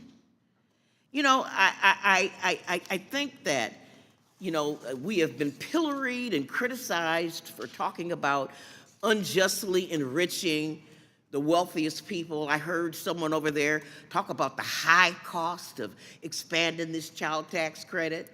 It's worth every dime. This is an investment in our future, in our kids. Our president of the United States wants to pay women to have babies. That's how critical it is. We're throwing away our immigrant children, you know, the DACA children that belong to us. We've raised them. They're smart. They're talented. We want to get rid of them. And then we just want to starve the rest of them. We don't have any throwaway kids. We don't have any extra kids in this country. Every single child in this country is precious. And I'm telling you, the United States is way behind other OECD countries in terms of realizing that the best investment you can make is in your kids, not in some daggone bridge or some factory where we can hope to start making socks and t-shirts again. They're in our children. And, you know, I only have 49 seconds left, and I'm going to stop talking because I don't want to get upset. But I'll tell you, in England, children were regarded as the industrial slaves of that era as they worked kids. Is that where we're going? Does the income from a kid that's working part-time at the beauty shop sweeping up the floor going to count toward income so their parents can get part of this refundable tax credit? Let's at least do that. Say that if kids got a part-time job and they become the slaves of 2025, that we will give them the refundable tax credit for their efforts. Mr. Chairman, you can have your 3 seconds back. Now recognize Ms. Sanchez for 5 minutes. Thank you, Mr. Chairman. If there's one thing that I know, it's that being a parent is expensive. Diapers, childcare, food, everything adds up. And I talk to constituents every single day who have trouble just affording the basic necessities that they need for themselves and their families. In 2021, we expanded and improved the child tax credit under the American Rescue Plan, and that helped parents pay for some of the expenses that come with having children. Basic everyday things like school supplies or nutritious food or a new pair of shoes for their growing kids. It raised 4 million children out of poverty in 1 year.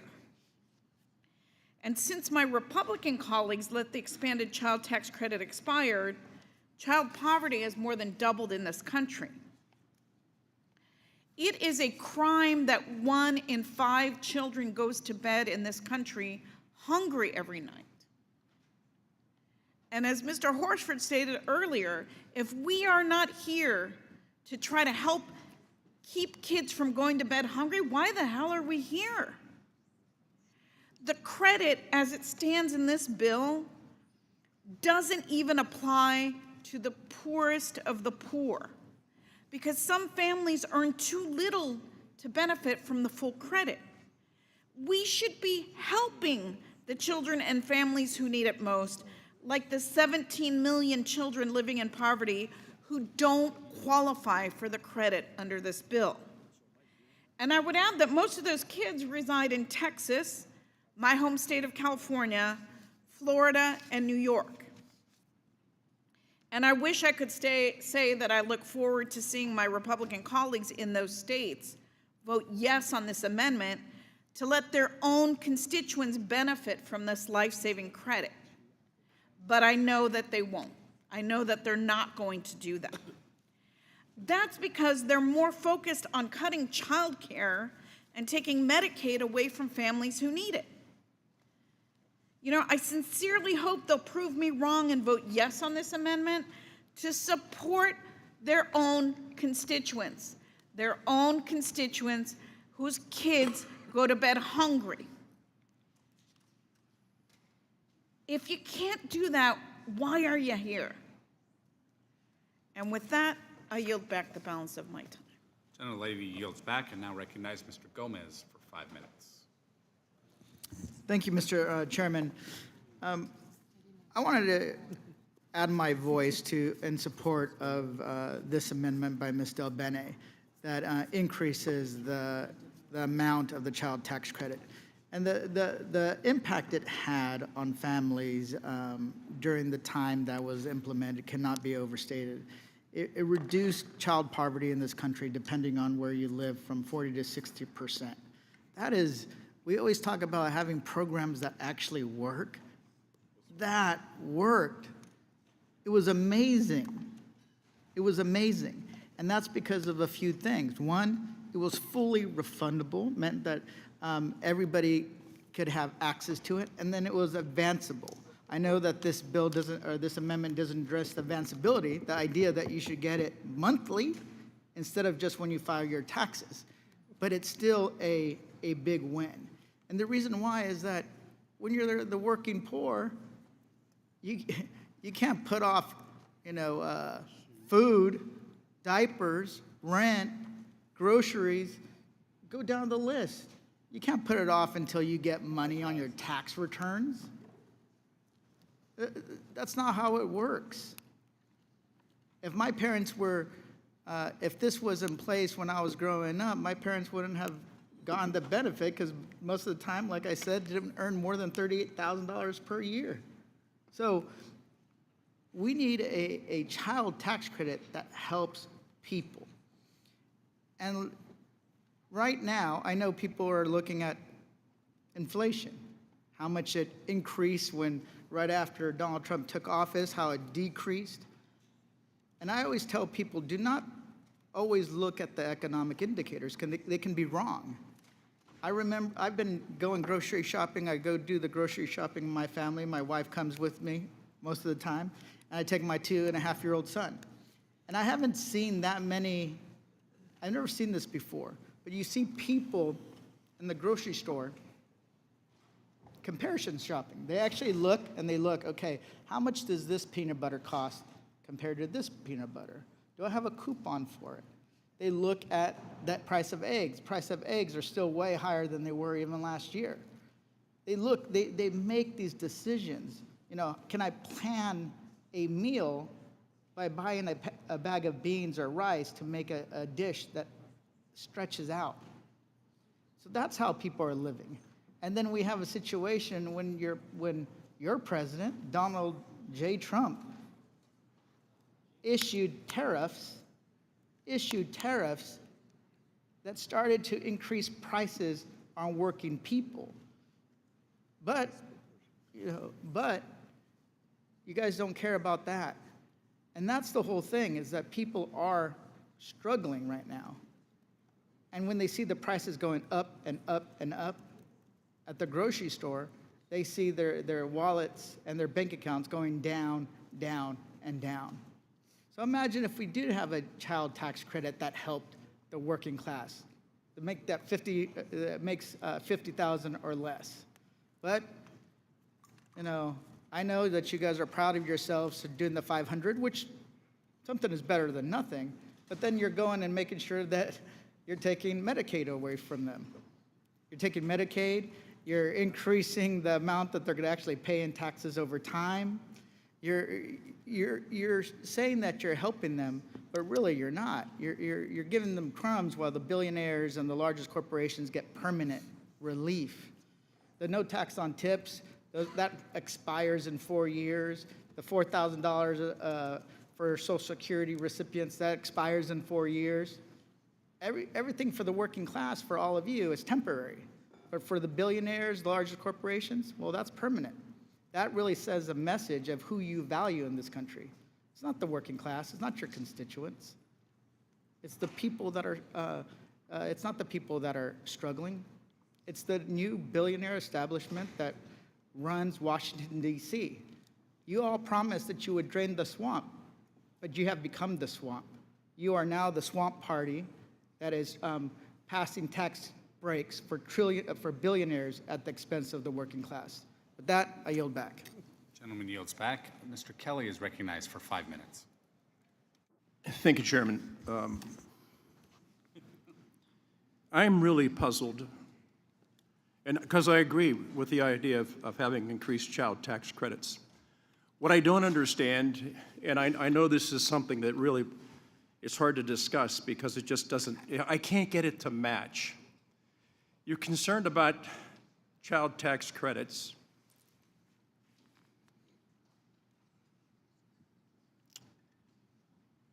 There's an abortion about every 34 seconds in this country.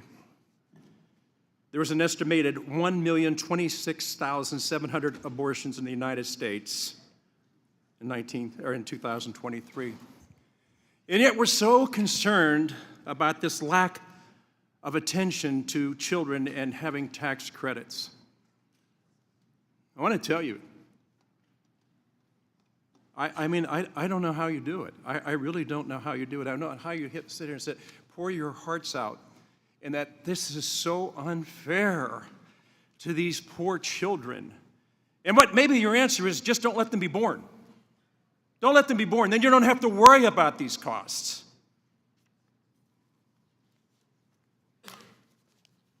Talk about hypocrisy. You talk about how we don't care. I would suggest that of the two parties, there's one that's a pro-life party and there's one that is not. And I know that we try to translate into that to something altogether different because it's not about the life of that little baby boy or girl.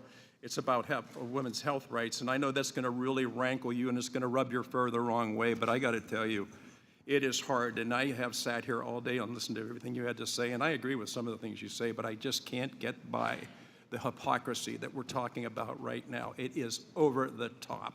It is over the top. So I want to thank you for bringing it up because I think it does bring attention to what it is we need to do. If we're so worried about child tax credits and about the fact that we do not have the number of births that we need in this country every day, and that's why we need to have more people coming in from around the world because we're not producing enough children on our own. Don't you see how these things hit head-on into each other?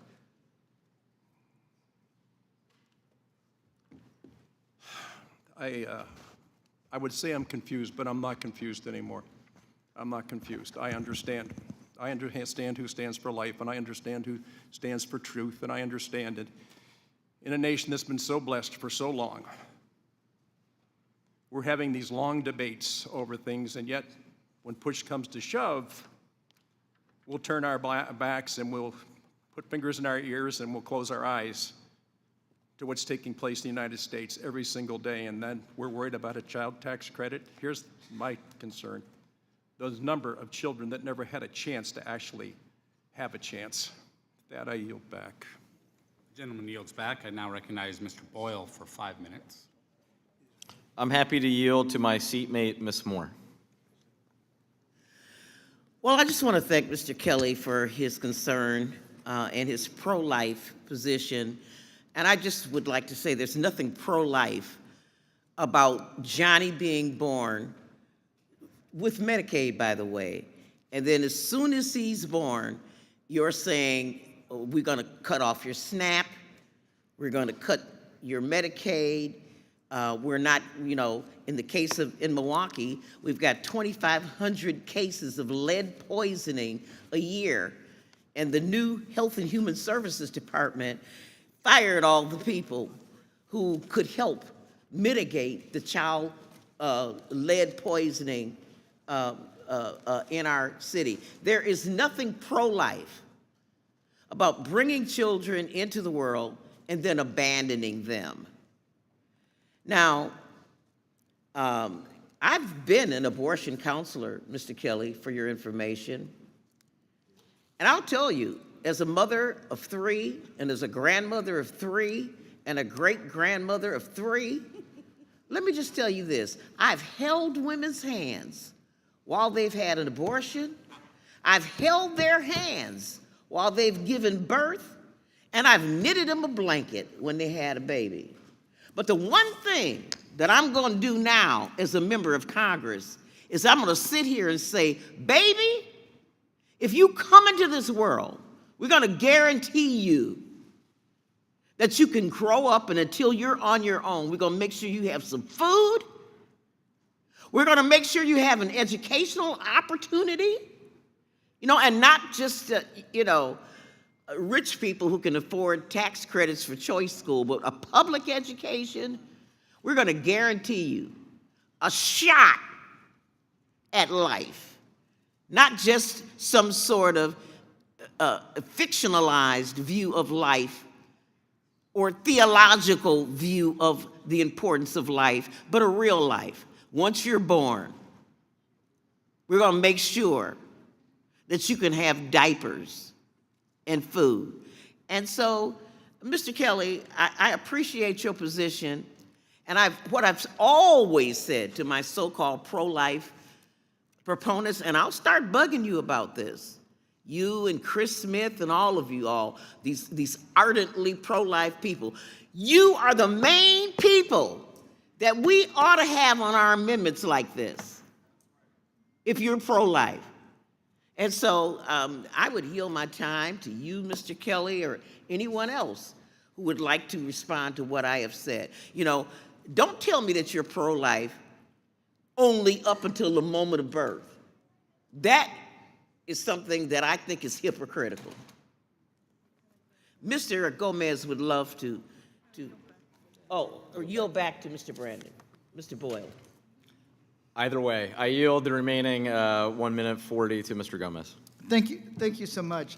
Mr. Kelly, I respect your view. I respect the passion that you have.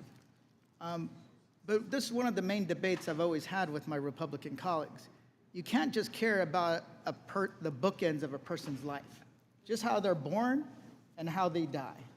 You need to care about every single step of how they develop. Whether they're going to be able to start off with a family that has health care coverage. You have to care about how they're going to be able to get an education, how they're going to be able to feed their children. You're going to have to care about every single moment. Because when we do that, we can change the course of history. That's what I want to see from my Republican colleagues. Don't just care about the bookends. You got to care about that individual that is born, right? When my son Hodge was born, it changed just like probably everybody else. It changed everything to an extent that I realized that the legacy is not the bills that we pass, but the values that we instill in our children. If they're going to be the ones that carry on the fight to create a more perfect union, not just for the wealthy, not just for the well-connected, but the average working person in this country. That's what this is about. So, Mr. Kelly, I will work with you to make sure that it's not just about the person's bookends of their life, to make sure that our families are stronger. With that, I yield back.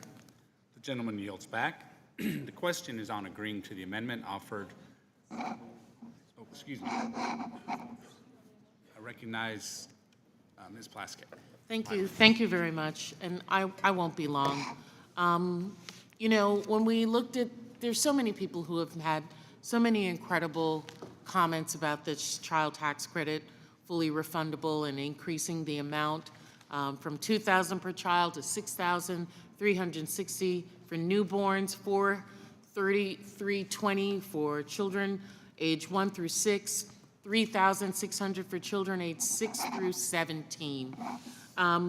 You know, I think about the children who live in the Virgin Islands. 33% of the children under the age of 13 in the Virgin Islands live in poverty.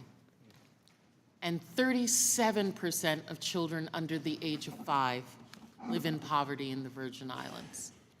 That means that for many of them, their families are not filing taxes.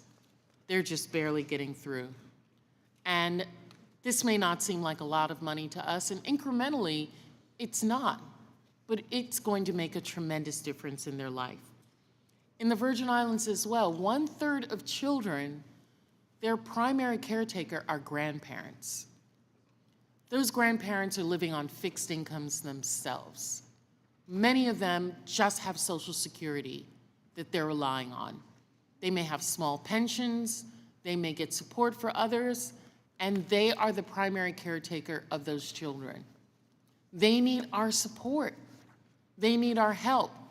That's what's going to make the difference in this society. Not giving an additional $273,000 to individuals who don't need it. And the past legislation that we've done here have shown that it doesn't trickle down. It doesn't get to these 33% of children living in poverty, or the 37% of those under 5 living in poverty, or the young man on the corner who needs a job to support the child that's living in poverty, or the young woman who's looking to upskill herself.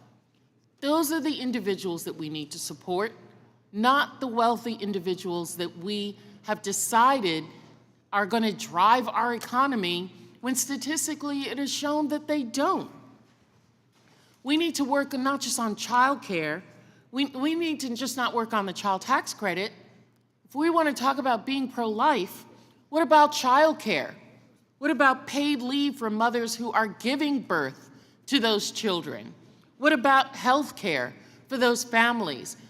You know, across the hall, they're talking about getting rid of WIC, women, infant, and children. Those individuals, my colleagues who are pro-life, are you going to support funding WIC, or are you going to take that away? The proof is in where you are putting your money. That is going to show where your treasure is. Where's your treasure? Is your treasure going to be with Bezos and with Musk and with individuals who already have all of the resources? Or are we going to do some kind of distribution here that is not just charity, but at the end of the day is fiscally responsible for us? Because if these families take care of themselves, they're less likely to be a burden on us in other ways. And so I support this amendment. I support this amendment because I'm pro-family, because I'm pro-life in terms of the life that people are living and the quality of that life, because I want people in this country to be the best. America needs to be the best. And the fact that we can have that many children living in poverty means that we are not the best. We are not. And we're not doing ourselves in this country and our isolationist positions that we're putting ourselves by not ensuring that the least of us are taken care of. And I would just beg my colleagues, my Lord, if we don't want to do it for the adults, can we do it for the children? Yeah. And with that, I yield back. Gentlewoman yields back. Is anyone else wishing to speak to the amendment? Seeing none, the question is on agreeing to the amendment offered by Ms. Del Bene. All those, clerk, call the roll. Mr. Buchanan. Mr. Buchanan, no. Mr. Smith of Nebraska. No. Mr. Smith of Nebraska, no. Mr. Kelly. Mr. Kelly, no. Mr. Schweikert. Mr. Schweikert, no. Mr. LaHood. Mr. LaHood, no. Mr. Arrington. Mr. Estes. Mr. Estes, no. Mr. Smucker. Mr. Hearn. No. Mr. Hearn, no. Mrs. Miller. Mrs. Miller, no. Dr. Murphy. Dr. Murphy, no. Mr. Kustoff. Mr. Kustoff, no. Mr. Fitzpatrick. Mr. Stube. Mr. Stube, no. Ms. Tinney. Mrs. Fishbach. Mr. Moore. Mr. Moore, no. Ms. Van Dyne. Ms. Van Dyne, no. Mr. Feenstra. Mr. Feenstra, no. Ms. Maliatakis. Ms. Maliatakis, no. Mr. Carey. Mr. Carey, no. Mr. Yakum. Mr. Yakum, no. Mr. Miller. Mr. Miller, no. Mr. Bean. Mr. Bean, no. Mr. Moran. Mr. Moran, no. Mr. Neal. Mr. Neal, yes. Mr. Doggett. Mr. Doggett, yes. Mr. Thompson. Mr. Thompson, yes. Mr. Larson. Mr. Larson, yes. Mr. Davis. Mr. Davis, yes. Ms. Sanchez. Ms. Sanchez, yes. Ms. Sewell. Ms. Sewell, yes. Ms. Del Bene. Ms. Del Bene, yes. Ms. Chu. Aye. Ms. Chu, yes. Ms. Moore. Aye. Ms. Moore, yes. Mr. Boyle. Yes. Mr. Boyle, yes. Mr. Byer. Yes. Mr. Byer, yes. Mr. Evans. Yes. Mr. Evans, yes. Mr. Schneider. Yes. Mr. Schneider, yes. Mr. Panetta. Mr. Panetta, yes. Mr. Gomez. Mr. Gomez, yes. Mr. Horsford. Mr. Horsford, yes. Ms. Plaskett. Yes. Ms. Plaskett, yes. Mr. Swazi. Mr. Swazi, yes. Mr. Arrington. Mr. Arrington, no. Mr. Smucker. Mr. Smucker, no. Mr. Fitzpatrick. Ms. Tinney. Ms. Tinney, no. Mrs. Fishbach. Mrs. Fishbach, no.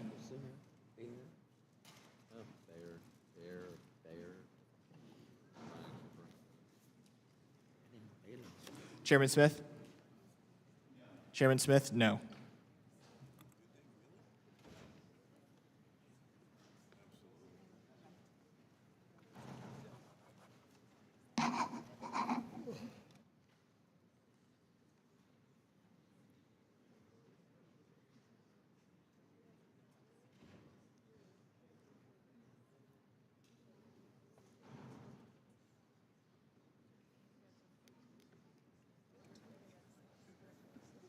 The clerk will report the vote.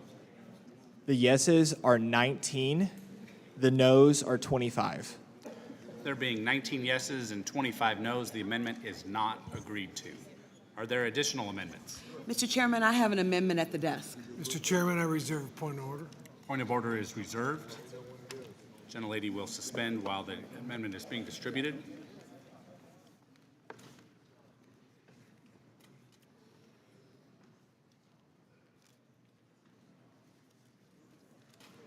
Was that chocolate inside those eggs? No, it was an almond. No. But the coating was kind of hard. You almost choked me.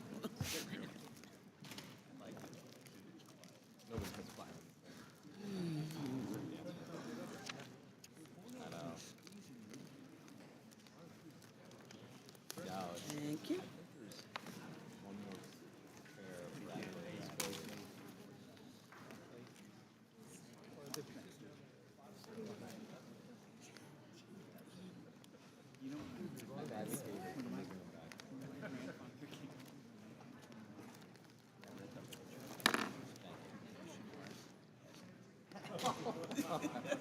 Seriously, that's all it said. Is that Oh, God. That was great. That's great. The American story. Thank you. I tell you, they're making it hard. Yeah. Okay. We will proceed. I would ask for the attention of the audience and members. We will proceed. Ms. Sewell is recognized for 5 minutes. Thank you, Mr. Chairman. My amendment would extend the Affordable Care Act's premium tax credit to Americans in non-Medicaid expansion states like Alabama, who are caught in the coverage gap, as well as Americans who will lose Medicaid coverage as a result of the Republicans' cuts. 15 years ago, the Affordable Care Act was signed into law, increasing access to health care coverage for millions of Americans. Thanks to the ACA, more Americans have health insurance now than at any time in our history. The 2024 open enrollment period shattered records with a historic 21.3 million Americans signing up for health care coverage through the ACA marketplace, including more than 380,000 Alabamians. With a record amount of Alabamians receiving health care through the marketplace, it is imperative that we protect the Affordable Care Act's advanced premium tax credit, which makes health care coverage affordable for 477,000 Alabamians with the ACA marketplace plans. However, we must also extend the premium tax credits for low-income citizens below 138% of the poverty line. I have heard from countless constituents who fall in that coverage gap. They make not enough money to buy their own health care insurance, but they make too much to apply or be on Medicaid in the state. So they are desperate to have health care. I recently spoke with one of my constituents, Kiana, who is caught in that coverage gap. She lost her Medicaid coverage following the end of the COVID public health emergency and states, quote, she has been fighting for her life ever since, end quote. Kiana has had blood pressure issues for almost 10 years. When she tried to qualify for Medicaid again, she was told since she made more than $295 a month, she did not qualify. Let that sink in. $295 a month. If she made $295,000 a month, then maybe my Republican colleagues would care about helping her. But because she makes more than $295 a month in the state of Alabama, she is not allowed to get Medicaid. In my home state, Medicaid is a bare bone program. You have to be less than poor to receive Medicaid. So for many Americans, that makes more than the limit. They are without options unless we advance the access to the premium tax credits. Without expanding this tax credit, Americans will continue to take on more medical debt. A month after turning 30, Kiana went to the hospital with a stroke-level blood pressure that put her in the ICU. Due to past debt acquired for medical expenses, Kiana was not seeking medical care. Americans should not have to choose between financial stability and medical care. Instead of offering handouts to billionaires, this committee should be finding ways to increase the number of Americans with health care coverage. It is unconscionable that while we have states like Alabama that have not expanded Medicaid, that this committee is meeting to further the agenda of the wealthy and to not help these Americans. You know, Mr. Chairman, I believe that health care in this great country should be a right for all Americans and not a privilege for the few. If my colleagues truly care about the most vulnerable in our society, they would support my amendment to extend premium subsidies to individuals in the Medicaid coverage gap, making marketplace coverage more affordable. I hope that my colleagues will join me in favoring health care for all Americans and not just the privileged few. I yield back the balance of my time. The gentlelady yields back the balance of her time. Ms. Moore is recognized for 5 minutes. Thank you, Mr. Chairman, and I just want to thank my colleague, Ms. Sewell, for this very important and thoughtful amendment. Again, my colleagues have told their constituents that they aren't trying to dismantle health care at all. They're just trying to get rid of the lazy boys that are in their parents' basement playing video games. I don't know who those people are, But they certainly are not the people in Wisconsin, the 90,000 people who benefit from being on the exchange because they make 138% of the poverty level. And as Ms. Sewell has indicated, these are people who are working every single day, but they don't have the benefit of a corporate health plan, a company health plan. And you know, the way we laud small businesses and say that small businesses are the heart and soul of our economy, yes, they are. But small businesses are also places that hire 2-3 people and do not provide health care. And that's why the ACA has been just a godsend for populations of people. In Wisconsin, you know, our legislature's failure to fully expand Medicaid has really left 90,000 Wisconsinites dependent on the marketplace. And, you know, and we know that millions of eligible Americans will lose their health care coverage as a direct result of this reconciliation bill. And they aren't ineligible folks. They're not lazy folks. They're just people that we are going to take health care from. Unless we have an amendment like this, I know that you're all shocked to know that many workers in our society just don't have health care coverage. And it's not their fault. It's not because they're in their parents' basements playing video games. It's because they work at small businesses that don't provide this health care coverage. These are folks who are, some of them have disabilities. Those disabilities are not certified through Social Security. They haven't been deemed to be disabled. But we know that there are many, many people who are working every day and, you know, are disabled, and they depend on the ability to get Medicaid and to be able to get these market credits. According to our JCT estimates for tax year 2023, 77% of the total deductible value of HSA contribution goes to households with incomes over $100,000. So the health savings accounts is not an answer to people who need the expansion of the Affordable Care Act. We actually have a gap in coverage that will leave even more than the 14 million folks that we talked about earlier without any health care. They won't have access to preventive health care services, and as my colleague mentioned, they then will have diseases that we may have been able to catch and treat at initial stages that become deadly. You know, we could prevent premature deaths and certainly expensive outcomes. This amendment recognizes that lack of health care coverage and the inability to afford medical costs leads to significant burdens on families and on our society. And I sure hope that we will see fit to support this amendment.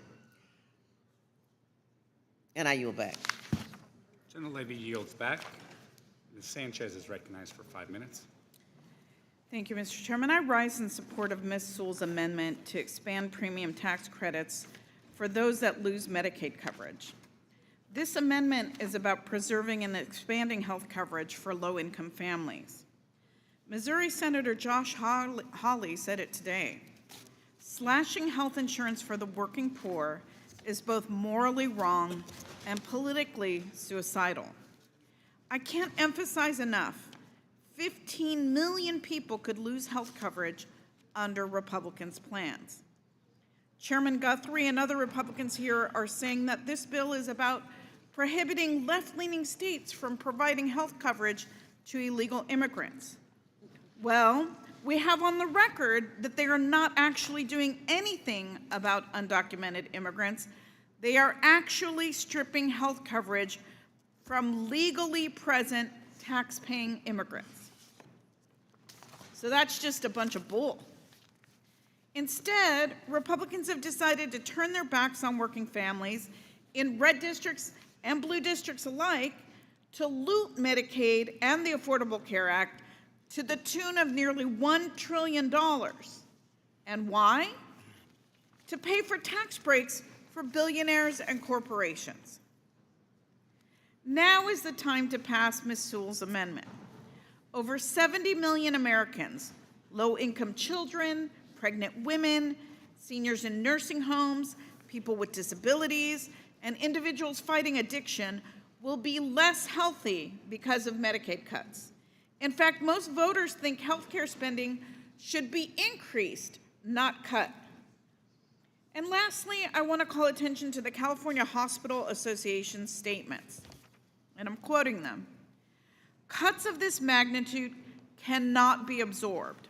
Hospitals will have no other choice but to reduce patient care services or, in the worst cases, close entirely. That means care for everyone is lost. Children's, seniors, even privately insured people, no matter what kind of health insurance coverage you have. I would also like to mention the California Medical Association's statement from this morning. And I'm quoting here, "These would be the largest Medicaid cuts in history and will leave veterans, seniors, the disabled, children, and working families without health care coverage, making emergency rooms the only point of care for millions of people. Communities will be devastated and lives will be lost." Because you see, when people use the emergency room for their health care coverage, that means that wait times increase for everyone. Yes, sir. You may think that Medicaid doesn't impact you because you're privately insured. But if our emergency rooms are clogged because people don't have health care and they wait until they're very sick to go, and you happen to get into a car accident and end up in the emergency room, your wait time and therefore your health care is delayed. So it impacts everybody. Enough is enough. Listen to your Republican colleagues, listen to doctors, listen to the hospitals in your very own districts.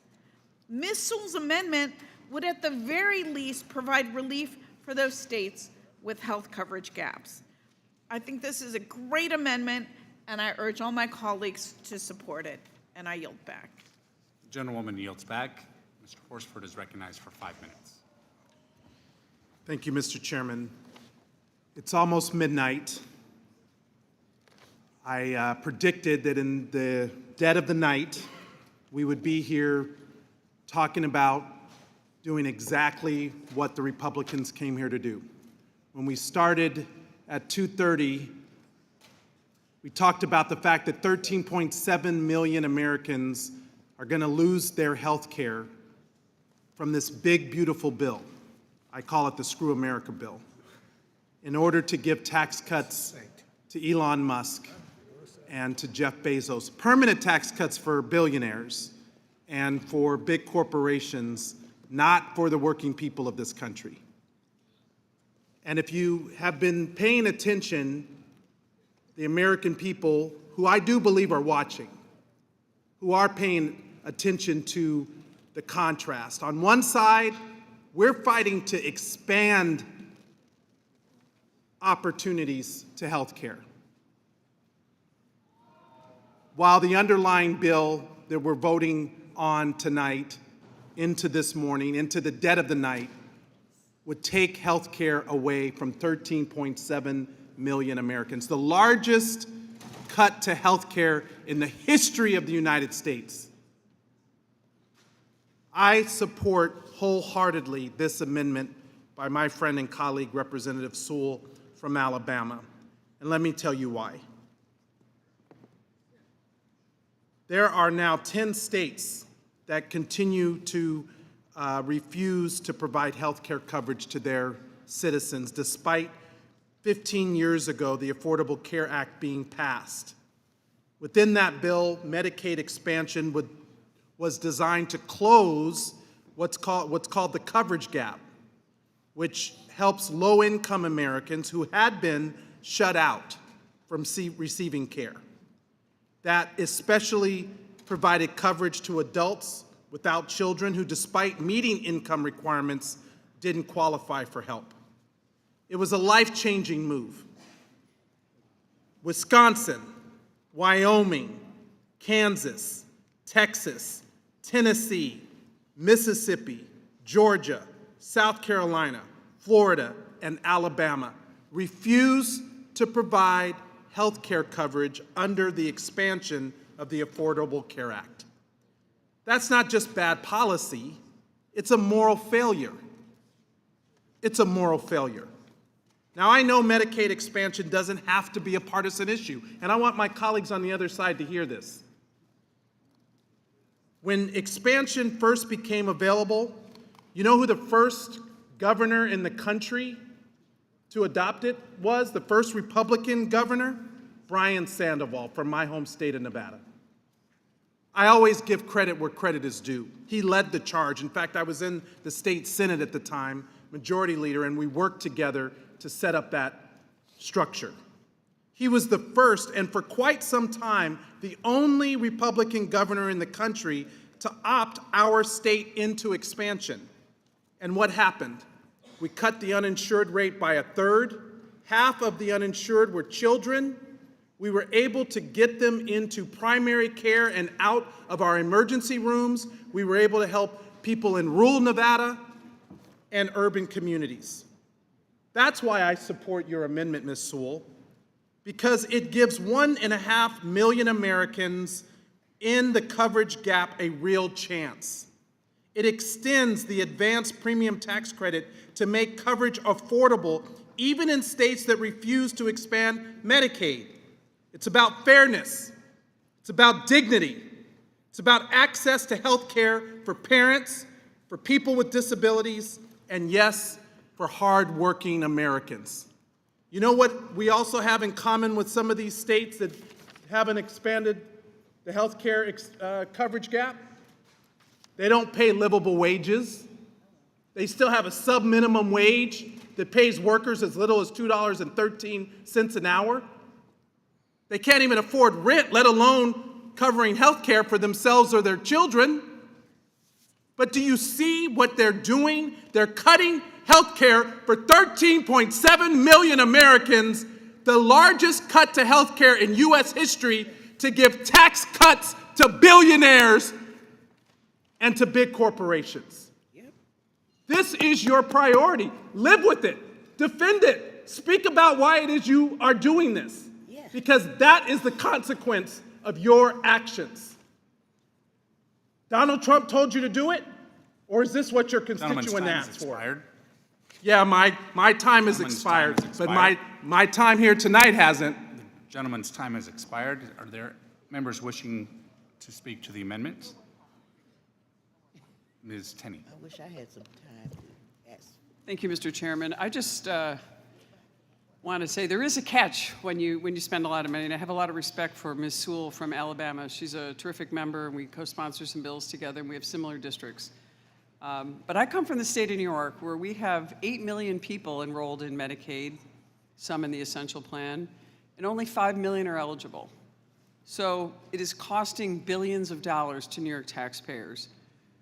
We have a lot of fraud, abuse, and waste. It becomes a cottage industry. I'm not concerned about as Ms. Moore, who I love, is talking about some kid playing video games in his cellar. We're talking about people are actually defrauding our state. And there's a newspaper called the Albany Times-Union. I consider it very far left. It's certainly very anti-Republican, and I served in the legislature. They exposed this Medicaid fraud in New York, which is unusual. They called out what was happening in New York, and did New York do anything to fix it? Nothing, absolutely not. So my concern is expanding premium tax credits rewards this misreporting. It fuels enrollment that's fraudulent, and it leaves the taxpayers holding the bag. And I can say that with facts. New York is the highest tax state in the nation. It's why we're having a debate about the state and local tax deduction and the damage it does on New York taxpayers. The Albany Democrats, who run the entire state, it's a one-party rule state, have just put forth a $254 billion budget $15 billion higher last year, never taking into account all the money they've received from COVID, all the expended, never looking back. So in 2024 alone, as many as 5 million individuals were fraudulently enrolled in Obamacare plans, costing taxpayers $26 billion. And that's just outrageous, probably most of them in New York. A permanent extension would cost more than $400 billion and benefit wealthy families making as much as $600,000 per year. And that's wealthy in my district, for sure. I don't think that's affordable care. That's a subsidy scheme for the wealthy, actually, with no guardrails, no fraud, abuse, and waste, no way to stop this from happening. And locking in enhanced credits would permanently subsidize fraudulent enrollment, hand billions to insurers and brokers who profit by gaming the system, which is exactly what happens in New York.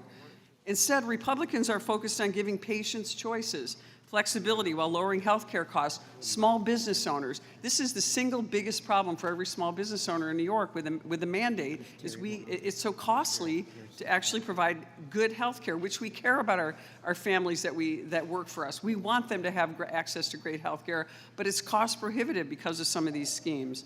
And many of our veterans and people with special needs who need to be cared for and senior citizens are getting pushed out of the way by fraudsters and people who are taking advantage of these types of programs. And I urge my colleagues just to reject this amendment and support our underlying bill, which is trying to stop this from happening and making sure the fraudsters are not displacing the people who are truly needy, which, by the way, is part of the New York State Constitution. We have an obligation, when I served in the New York State Legislature, we had an obligation to take care of the people who were truly needy. Many of those people are not getting taken care of because we have people that are gaming the system and taking advantage of the system and costing the taxpayers money and bankrupting the state of New York, which is why, to an earlier conversation, we have the highest outmigration of people and jobs than any state in the entire nation because of these types of unchecked, fraudulent programs taking advantage of our federal money, our taxpayers, and that's why you see what's happening in New York.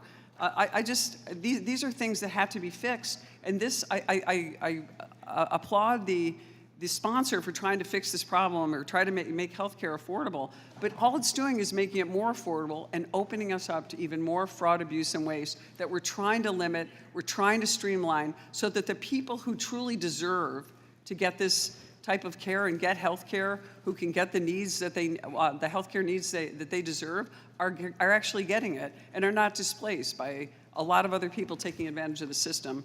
And with that, Mr. Chair, I yield back. Gentlelady yields back.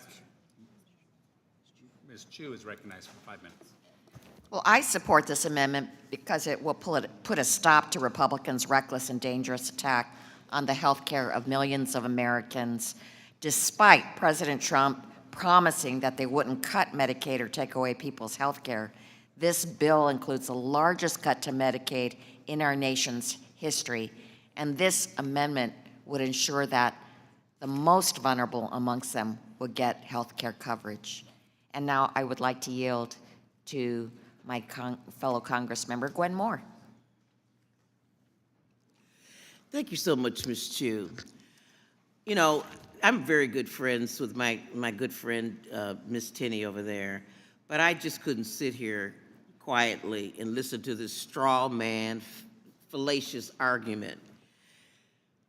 Ms. Sewell is trying to provide coverage for people, after we pass this bill, people who fall into a gap where they don't qualify for Medicaid and they will not get the ACA premium credits.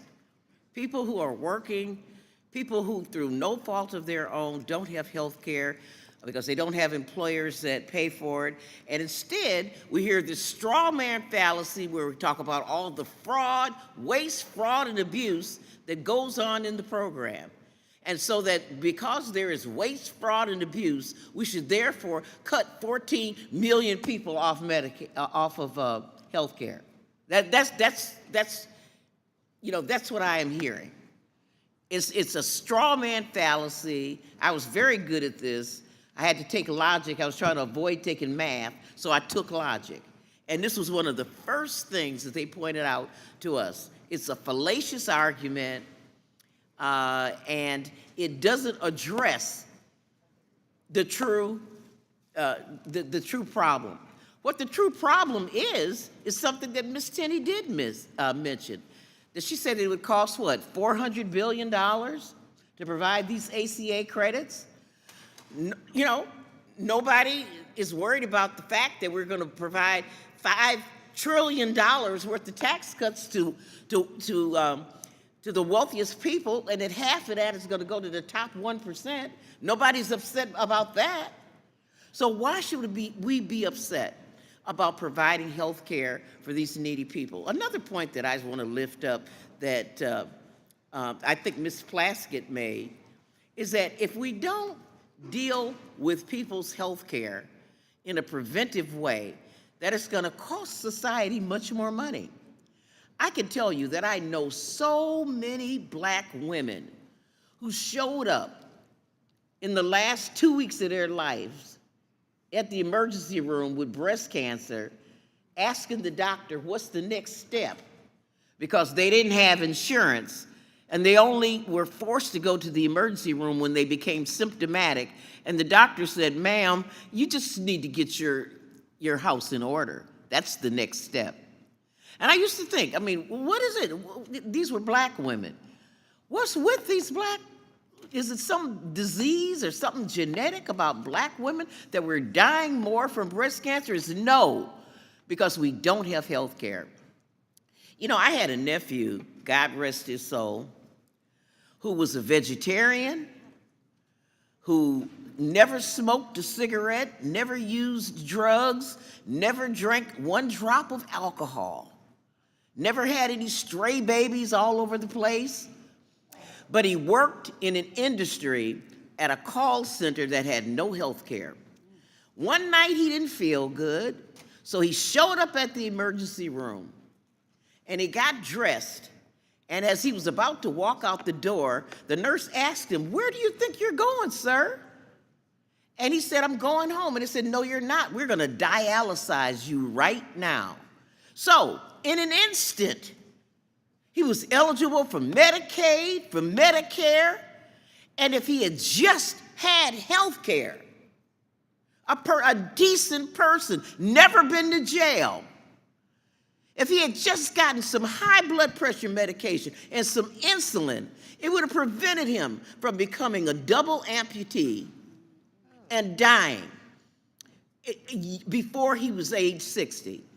You know, this is the sick care system that we're perpetuating by not approving this amendment. Thank you, Ms. Sewell, for this amendment. It will save lives and it will save money. Gentlelady's time has expired. Thank you so much. Now recognize Ms. Plaskett for 5 minutes. Thank you so much. You know, I'm listening to this discussion and talking about the expansion, and I debated even if I was going to speak on this amendment because the Virgin Islands, the territories don't have an expansion. We're not part of the marketplace. It appears that when they were working on the Affordable Care Act, there were two versions of the bill. This is how it was told to me. There was a version that included the territories in the House, and as the bill was making its way in the Senate, the champion of the companion bill, the late Ted Kennedy, passed away.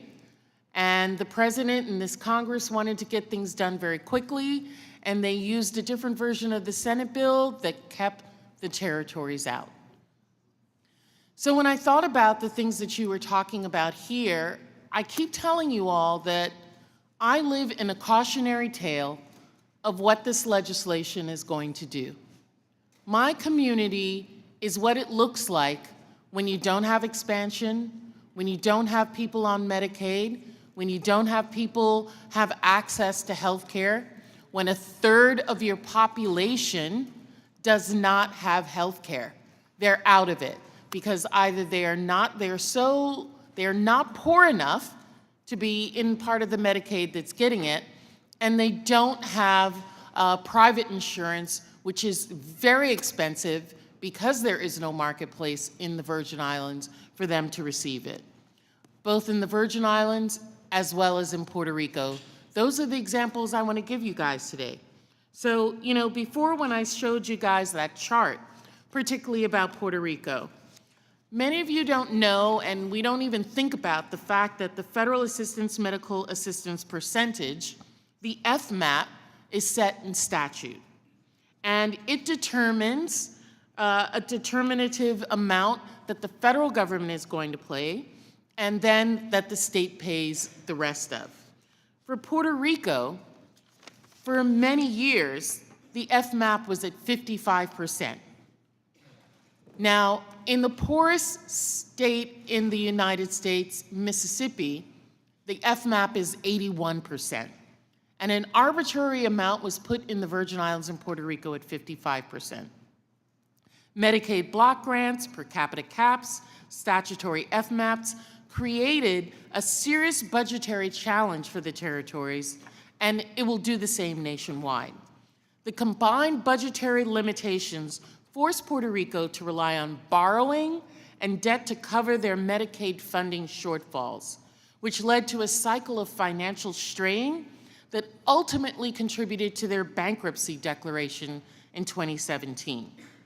We all know that PROMESA then was created, and we all blame Puerto Rico for not being able to manage its money, when in fact the federal government had a large portion to do with that. In the Virgin Islands, they have been plagued by a historic lack of federal funding for health care.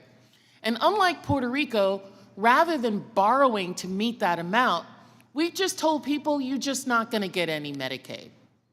And when the FMAP was in fact changed for us, but we still have a cap on the amount of money that the federal government is going to give us, which is what's being proposed here, what happens is that the cap is met more quickly.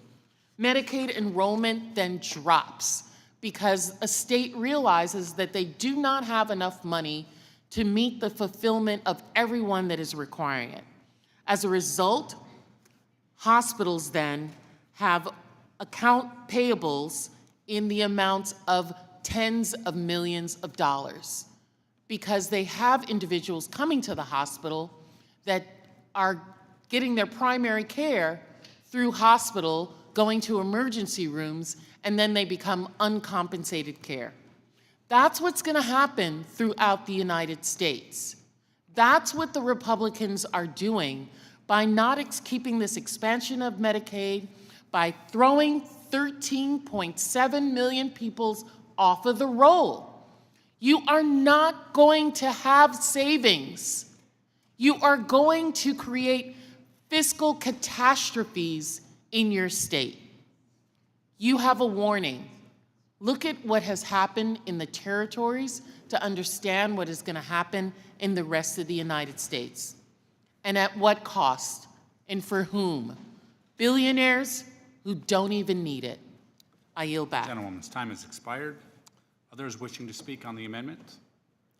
Seeing none, the question is on agreeing to the amendment offered by Ms. Sewell. The clerk will call the roll. Mr. Buchanan? No. Mr. Buchanan, no. Mr. Smith of Nebraska? No. Mr. Smith of Nebraska, no. Mr. Kelly? Mr. Kelly, no. Mr. Schweikert? Mr. LaHood? Mr. LaHood, no. Mr. Arrington?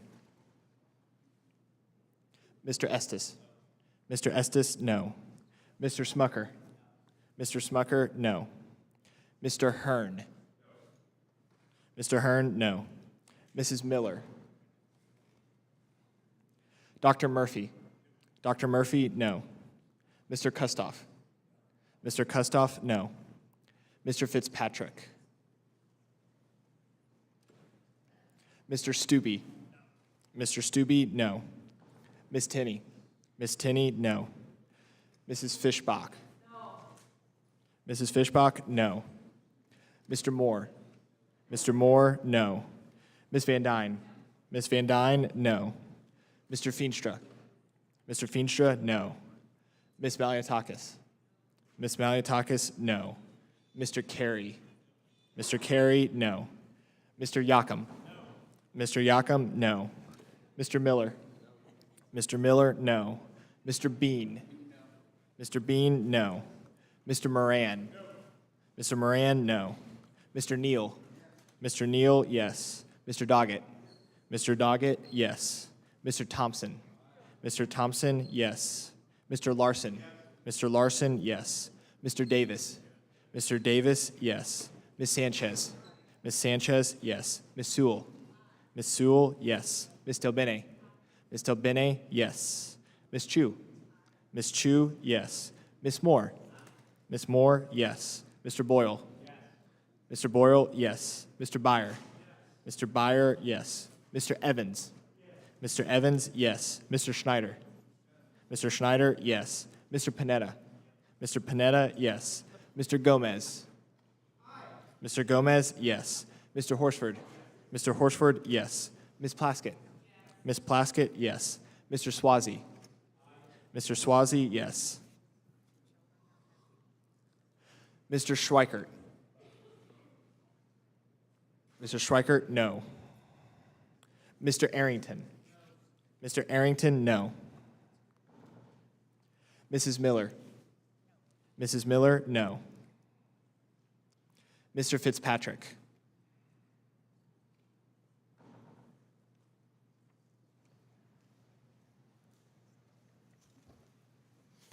Chairman Smith? Chairman Smith, no.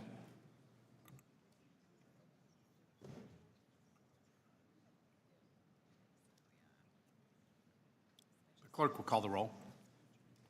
The yeses are 19, the nos are 25. There being 19 yeses and 25 nos, the amendment is not agreed to. Are there additional amendments? Mr. Chairman, I have an amendment at the desk. Mr. Chairman, I reserve a point of order. Point of order has been reserved. The gentleman Don't worry, will it's suspend. germane. The gentleman will suspend as the amendment is distributed.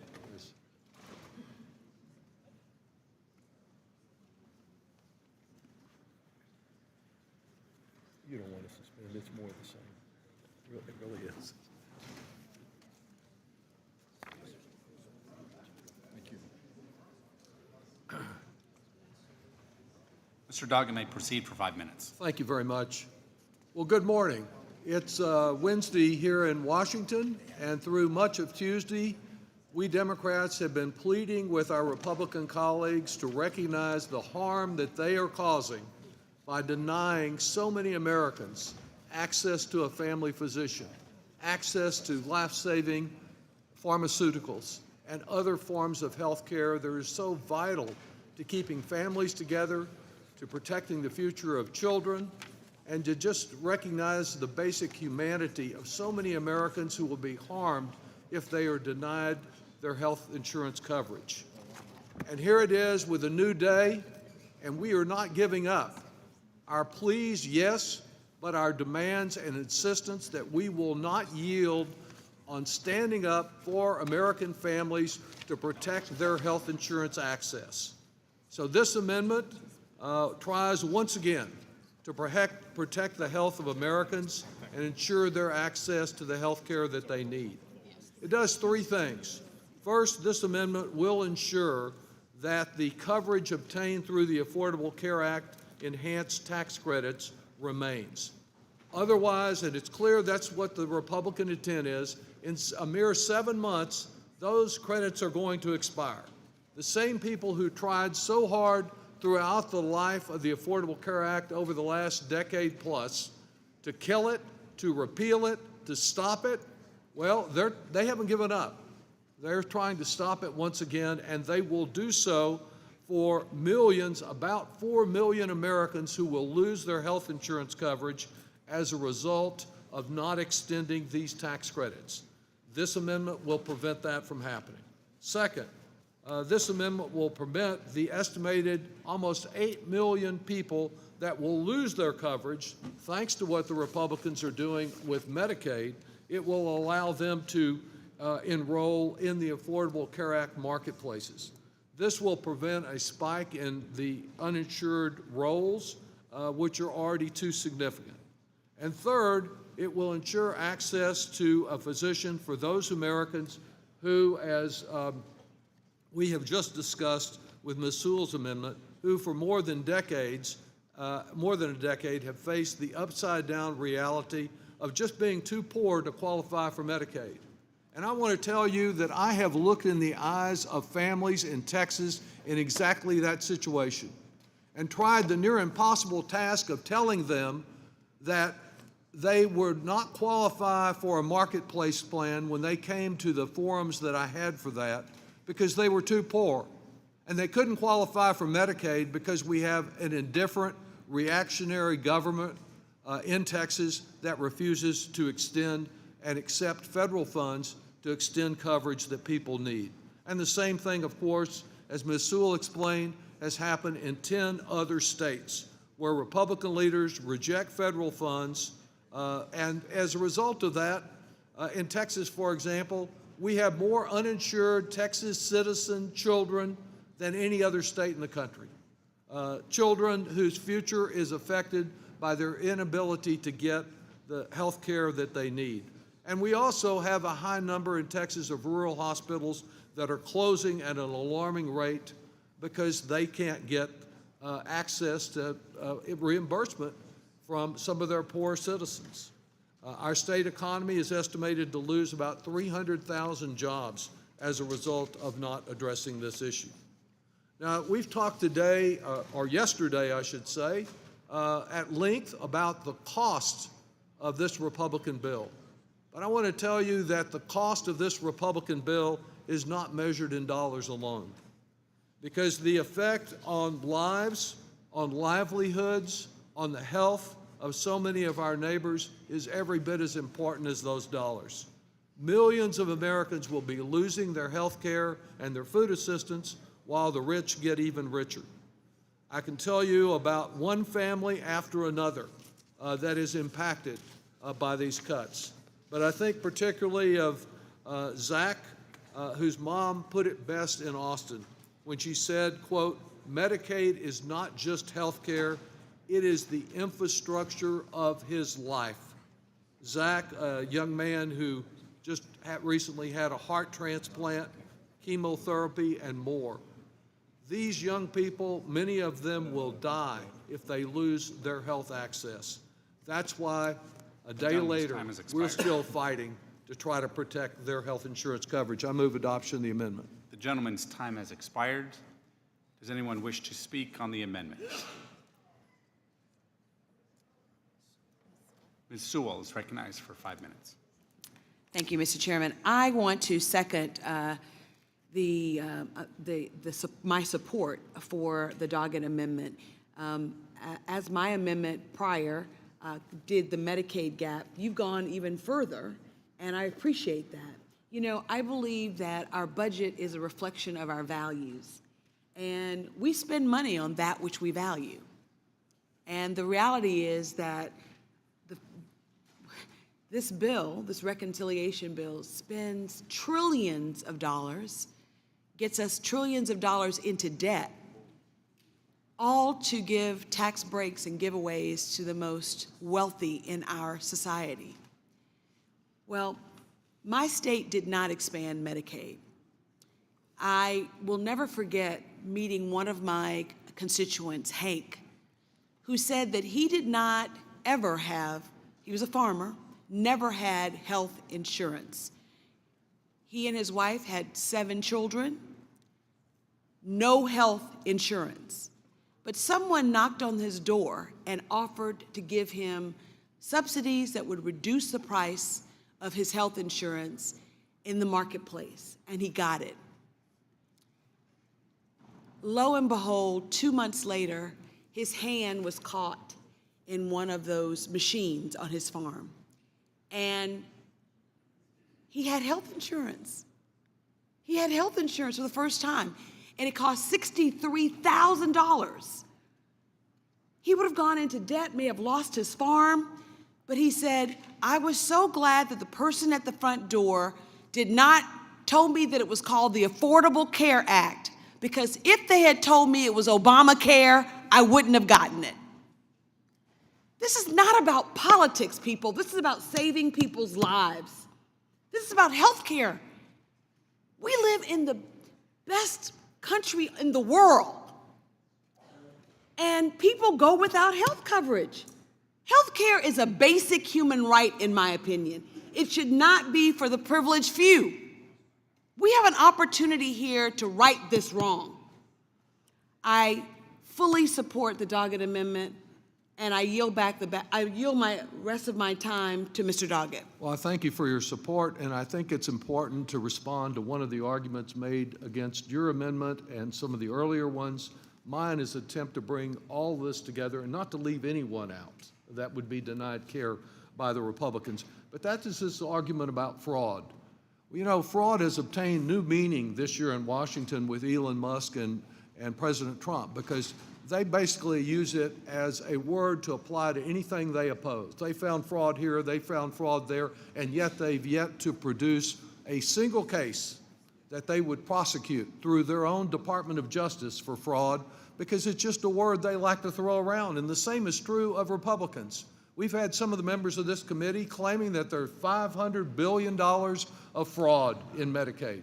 It is absolute nonsense. In fact, I want to ask unanimous consent to include in the record a report from Keep Americans Covered that's designed to disprove these claims of fraud.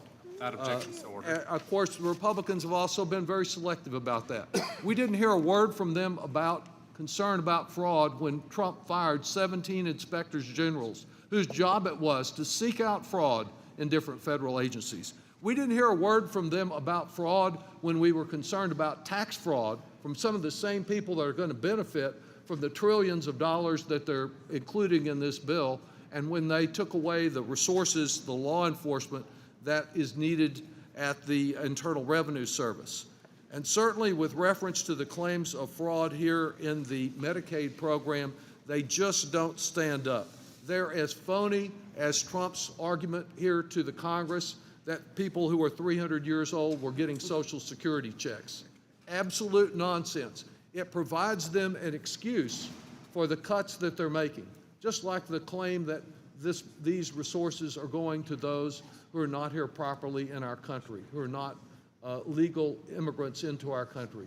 Absolute nonsense. We know it's right there. We heard it read right off the page of where we are not providing any of these coverages for people who are not here in the country. But they can use that kind of argument.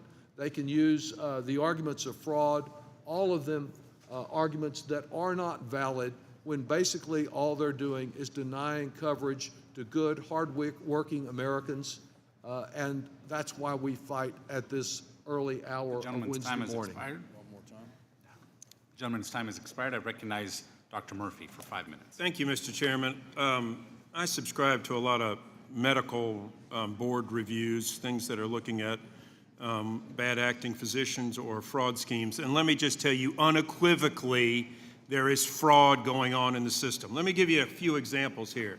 DOJ case in Florida, brokerage firm guilty of a $133 million fraud scheme. Another one, DOJ found brokers in Texas and in Florida targeted vulnerable low-income individuals, homelessness, $161 million fraudulent payments. This goes on all the time. I see the individuals arrested across the country all the time. And you know what? I still see patients. And most of the patients don't look like me. A lot are on Medicaid. And let me tell you personally, I know many individuals, and I see them regularly, who have no business being on Medicaid. I see this for a fact.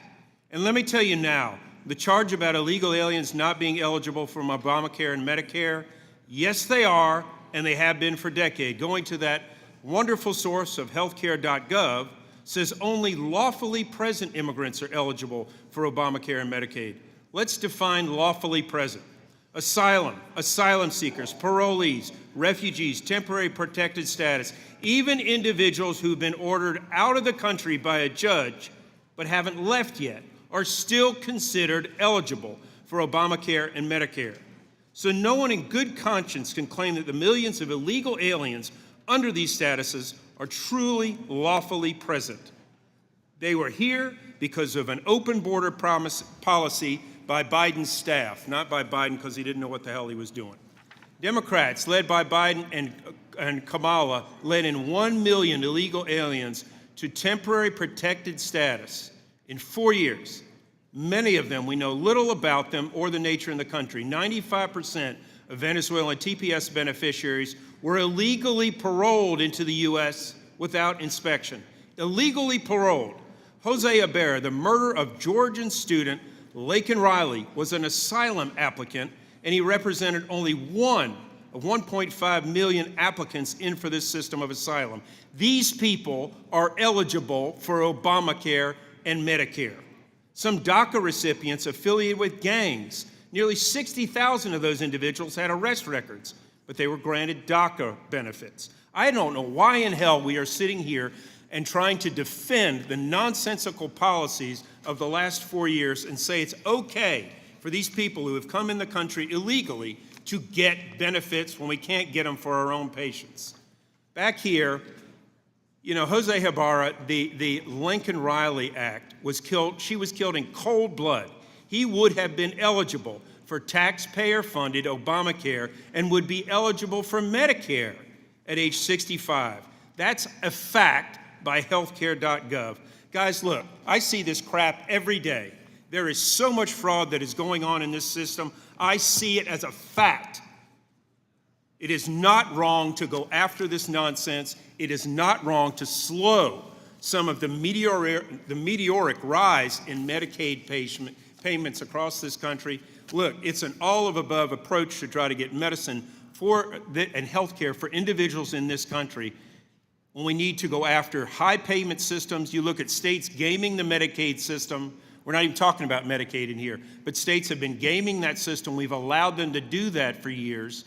We've allowed huge surpluses in some places in this country in hospital systems. Sadly enough, it does disproportionately affect our healthcare system in rural areas. But guys, if we don't get our financial house in order, none of this matters.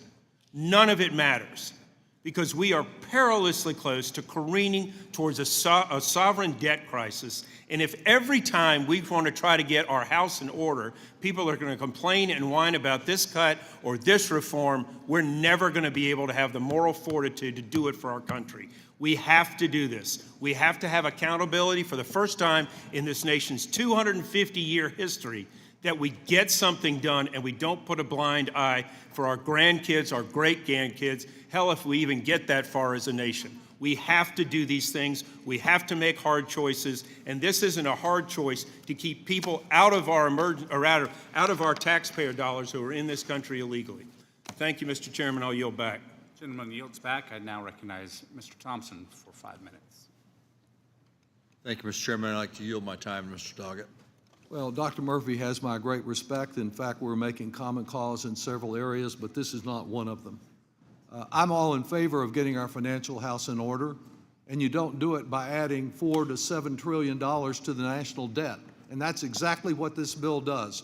The total hypocrisy of those who claim they're fiscally responsible when under any measure they are adding trillions of dollars of additional debt through this bill just is amazing to me.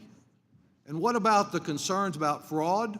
Yes, there's fraud. There's been significant amounts of provider fraud. In fact, I've introduced 2 or 3 bills that I can't get a hearing on in this committee to try to do something about that Medicare fraud. But Donald Trump's taken a look at Medicare fraud. He's had great interest in it. He's had such interest that in his short time here in office, he's managed to pardon 12 or commute the sentences of 12 fraudsters convicted of healthcare fraud. He has, at the same time that Republicans want to kick people off of Medicaid, he pardoned Philip Esframs for $1.3 billion in Medicare fraud. He pardoned Judith Negrin, convicted of orchestrating a $205 million Medicare fraud scheme involving assisted living facilities. He pardoned Daniela Wagner, conspired to commit $50 million in health care fraud and money laundering. And I can go on and on. I'll put the whole list in the record by unanimous consent, Mr. Chairman. Without objection, so ordered. The point is that we do need to attack fraud when it occurs, whether it's by an individual recipient or by a health care provider. But the way you do that is through prosecution for fraud, not by denying hardworking people who are relying on the Affordable Care Act, relying on Medicaid, or who want to be able to get health care that they've been denied in states like mine, denying them coverage. And to wave around a big photo of somebody who has been violent and entered our country, I want them removed if they've been violent and convicted of violent crimes. I don't care if they're a 10th generation American or they got here yesterday. But I do not see that as any excuse for denying health care to people in my state or across this country who need health care. The law is clear. There is no one who is entitled to receive Obamacare, Medicaid, or any other form of federal health care assistance if they are not here legally. And if someone violates the law, they should be prosecuted. We heard from our colleague in New York about all this rampant fraud up in New York. Well, we've got the Trump Justice Department. I hope they are not as permissive toward fraud as President Trump is himself in commuting the sentences and pardoning all these fraudsters. But if the Justice Department is out there, these U.S. attorneys, I'd tell them to get after it. That's the way to deal with fraud, not by denying Americans who are trying to provide for their families, who barely scrape by, the ability to see a family physician and get the prescriptions that they need. It is wrong to give trillions of dollars, to devote trillions of dollars to Elon Musk and the billionaire class and deny it to the poorest people in our country. People that want to climb up that economic ladder but need a little help to get up the rungs, and getting the help of a family physician is vital to them. With that, I would yield back. Gentleman yields back. Are others wishing to speak on the amendment? Ms. Chu, recognized for 5 minutes.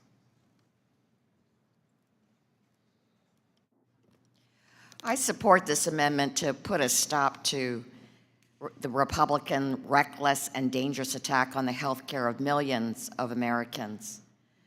This bill will preserve enhanced ACA premium credits and will provide them for those who lose health access as a result of this bill. And we know that there will be millions who do lose coverage because of this bill. Republicans are going to strip health care from people who are eligible for Medicaid simply because they cannot navigate a mountain of unnecessary red tape. These requirements don't promote work, they promote paperwork. And we've already seen what happens when these policies go into effect. In Arkansas, the first state to impose these requirements, more than 18,000 people lost coverage in just a matter of months. Did employment rise? No, the only thing that increased was confusion, red tape, and suffering. Most people who lost coverage were working or should have been exempt, but were tripped up by a flawed, complicated reporting system. And let's be clear about who gets hurt.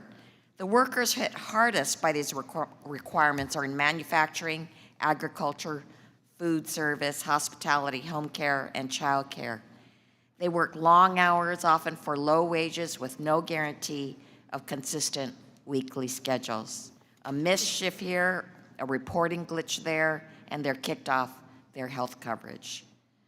When Republicans talk about adding burdensome reporting requirements, I think about my district, which suffered unimaginable tragedy. In January, the Eaton fire burned more than 9,400 structures to the ground, leaving 20,000 people homeless in Altadena and Pasadena, California. More than 6,000 homes were gone. Now, my constituents are just starting to rebuild their lives, and Republicans would force them to jump through complicated reporting hurdles just to get the care that they are already eligible for. These people have lost everything. Many of them fled their homes with nothing but the clothes they were wearing. For some, their places of work burned to the ground, or they're living in temporary housing, or they lost the car that they used to go to work. They are home health aides, grocery clerks, restaurant servers, child care providers. And now they could lose their health coverage, and all for Republicans who want to rip away their health care so that billionaires can buy a third yacht, a fourth home, and get another tax cut they don't need. It's a perfect storm. Take away affordable marketplace coverage, then kick people off Medicaid, leaving working families with nowhere to turn. More uninsured, more devastating for people already struggling. Well, we can't let this happen, and that's why I urge my colleagues to join me in voting yes on this amendment, and I yield back. Gentlewoman yields back. Others wishing to speak on the amendment? Seeing none, the question is Thank on. you, Mr. Chair.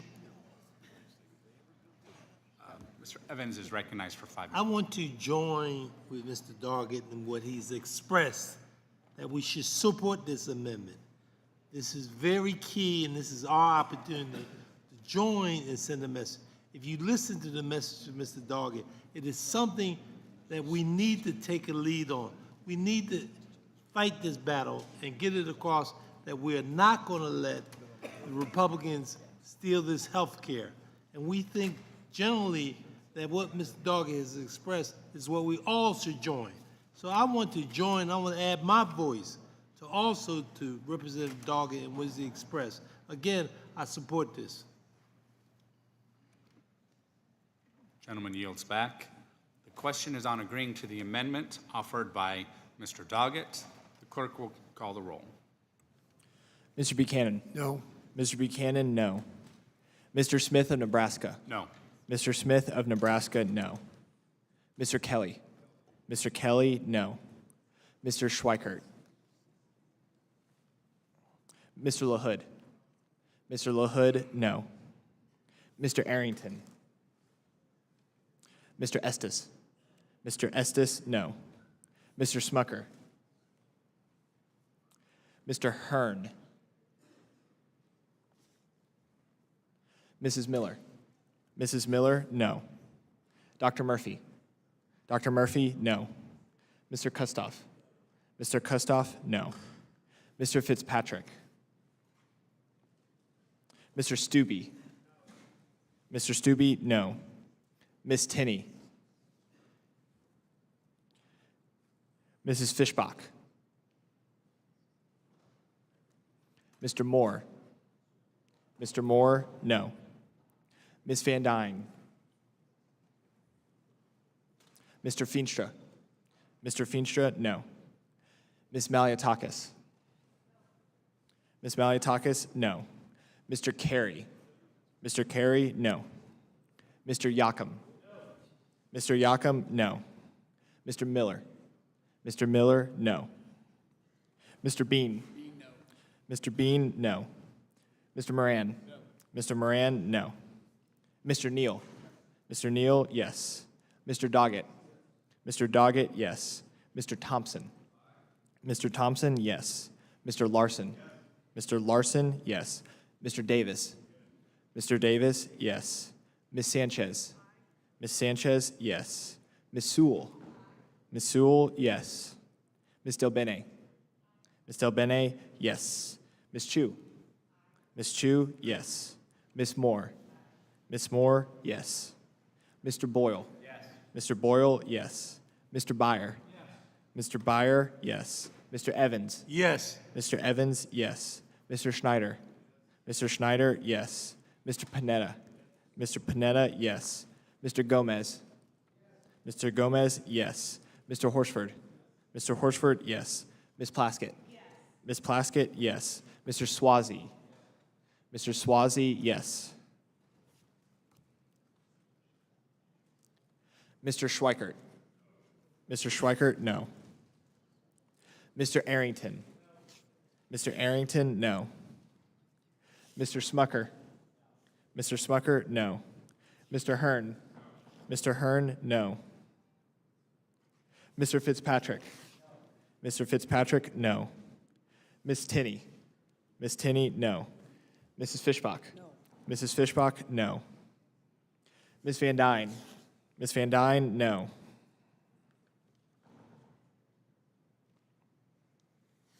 Chairman Smith? Chairman Smith, no.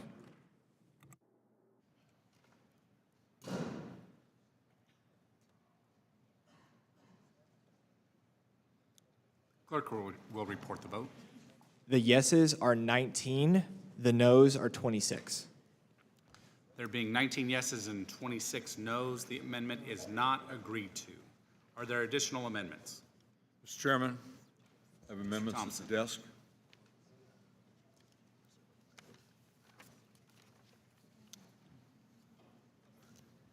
Mr. Chairman, I reserve a point of order. Point of order is reserved. Gentlemen will suspend as the amendment is distributed.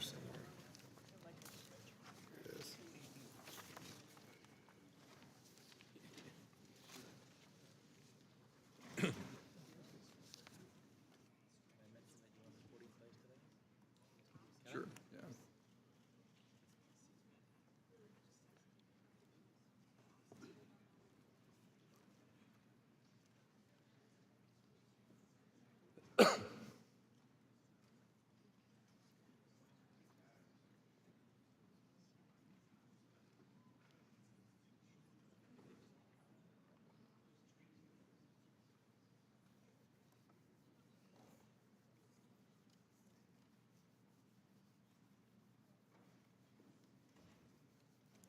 Mr. Thompson may proceed.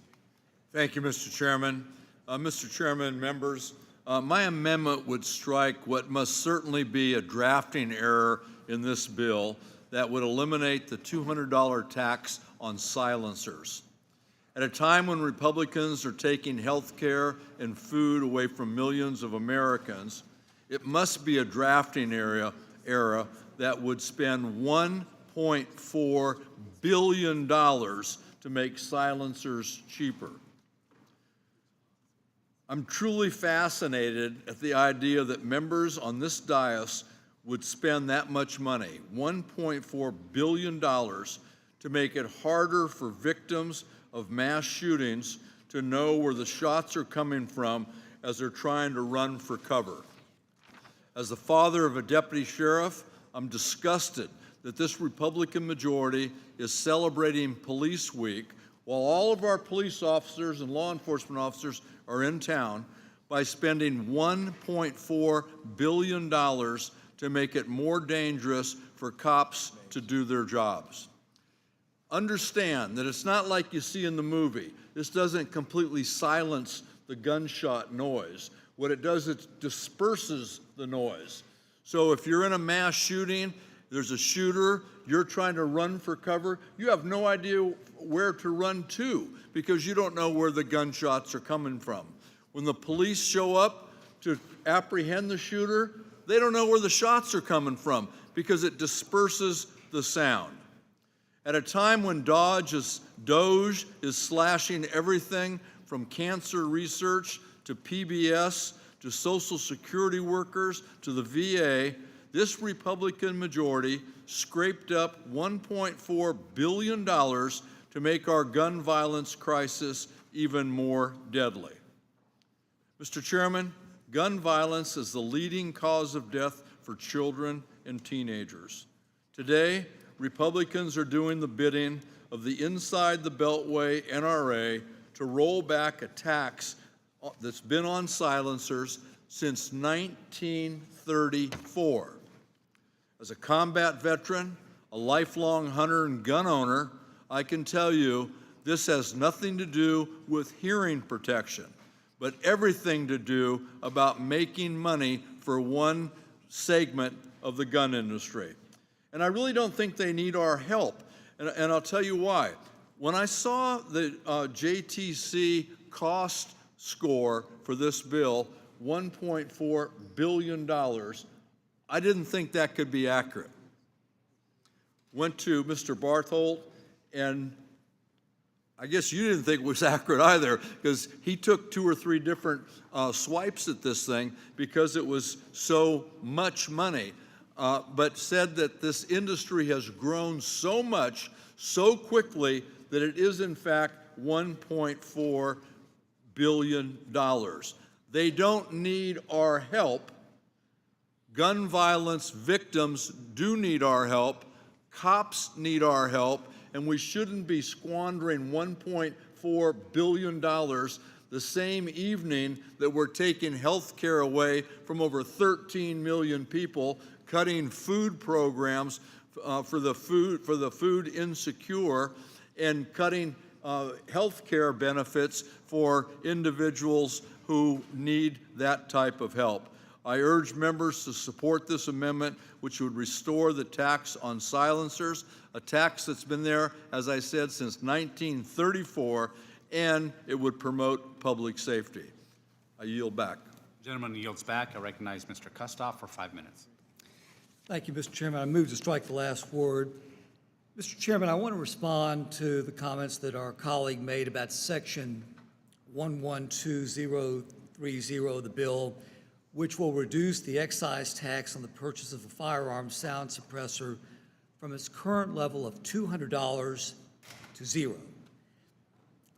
The claim that this amounts to an industry handout that will exasperate gun violence is just not founded. In fact, it's unfounded. On the contrary, this provision is an important first step towards correcting an unjust, outdated law that has infringed on Americans' fundamental constitutional rights since it was enacted in 1934, almost 90 years ago, and signed into law by President Franklin Roosevelt as the National Firearm Act. This law imposed a variety of new regulations, including registration, fingerprinting, photographs, and a $200 excise tax on the purchase of specific firearms and firearms accessories, such as firearms sound suppressors. So let's be clear for the record. There are numerous problems with the National Firearms Act, most notably the unconstitutional nature of the restrictions placed on the exercise of a fundamental constitutional right by law-abiding Americans. You should not have to register your firearms, firearm accessories, or pay the federal government $200 to exercise your Second Amendment rights. The NFA treats suppressors the way it treats firearms under the Act. The same onerous regulations and the same $200 tax. Firearm sound suppressors are obviously not firearms. They're just not. And this should go without saying. Suppressors are firearm accessories. And they help reduce, not eliminate, but reduce the muzzle blast associated with discharging a firearm. They do not silence a firearm, contrary to what Hollywood or whomever may want you to believe. But much like car mufflers reduce engine exhaust noise, suppressors help reduce the noise from firing a gun. They reduce the felt recoil and generally make shooting a firearm equipped with the suppressor easier for the shooter and anyone around them. The fact is that in many parts of the world, including many countries in Europe, suppressors can be purchased over the counter. Not using a suppressor is often frowned upon. So rather than demonizing suppressors and those who own them, I think that we should all be commending those who use suppressors for being good stewards. The National Firearms Regulation of suppressors is an infringement on our Second Amendment rights, and that's it. And from a practical standpoint, the associated red tape and the onerous $200 tax keep many gun owners from acquiring a suppressor and utilizing their safety benefits. Exposure to gunfire is one of the leading causes of hearing damage in our nation. Even a single shot can cause irreversible hearing loss. Firearms are loud, and using a suppressor can help reduce, may not eliminate, but it can reduce the noise associated with discharging a firearm. Suppressors are the hearing protection of choice for many hunters, particularly those who cannot wear headgear for the purpose of hearing game. So let's be clear. I strongly believe that suppressors should not be regulated or registered under the National Firearm Act. And since 2017, I've supported legislation in every Congress to to remove the suppressors from the NFA. I'm going to continue to do so. But right now, today, we have a unique opportunity to secure a historic win for our Second Amendment rights and gun owners across our nation. But we also have to realize the reality of the reconciliation process and what can be passed in the United States Senate. So that's why I've pushed to include the best possible deal for gun owners in this bill that will satisfy the burden. And I encourage all of our colleagues to vote for it. And with that, Mr. Chairman, I'll yield back. Gentleman's time has expired. I now recognize Mr. Swazi for 5 minutes. I want to speak in strong support of Mr. Thompson's amendment. Mr. Thompson, as was mentioned, is a Vietnam veteran. He's an avid gun collector. He won the best shot for the Democrats today in the Sportsman's Clay competition. I did not do as well as he did. But it's shocking to me. I mean, here we have this 400-page bill, and I don't think this item would even have been discussed were it not for Mr. Thompson. But now it's 1 o'clock in the morning. I hope people will take note of this. There was a provision created in 1934 for dangerous and unusual items commonly used by, quote, gangsters, is how they made it back in 1934. $200 fee. It's been the same fee since 1934. $200 in 1934 would be about $4,800 today. That's why people saw this as being such a dangerous thing. In fact, there was a silencer used in December in New York City when Luigi Mangione shot the CEO of United Health. And he probably wouldn't have been caught were it not for the cameras that were in the area, because when a silencer happens, you don't really know where the shot's coming from. You don't know that it's happening. And so think about it. $1.4 billion cost over 10 years is about $140 million a year. So you know, that's not that big a deal. That's 700,000 silencers. 700,000 times $200 is $140 million, $1.4 billion. So it obviously has not retarded the purchase of these items over the years.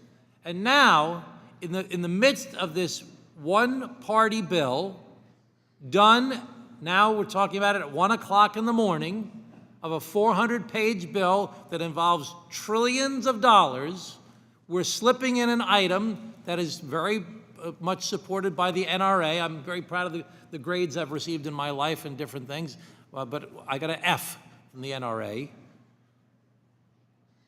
$1.4 billion to try and make it easier to buy silencers in the United States of America that are often used by criminals, done in a giant bill in the middle of the night during police week. It really shocks my conscience, to tell you the truth. Maybe I'm missing something. And I can't even imagine that most of my colleagues on either side of the aisle are actually aware that this item is actually in this gigantic bill.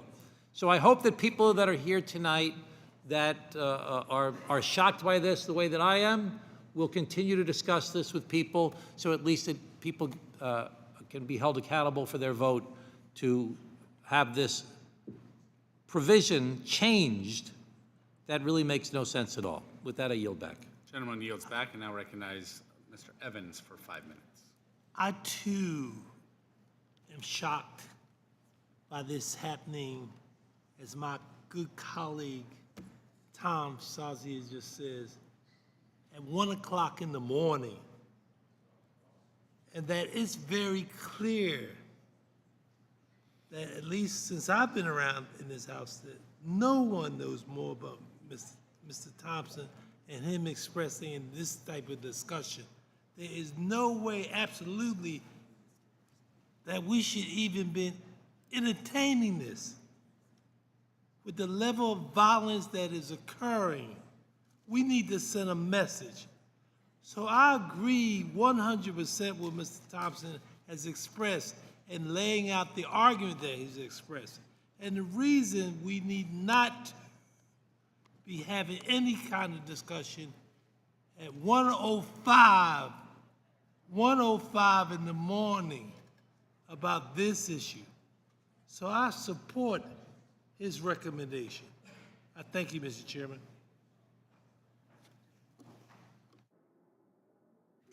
The gentleman yields back. I now recognize Mr. Horsford. Oh, Ms. Moore. Ms. Moore is recognized for 5 minutes.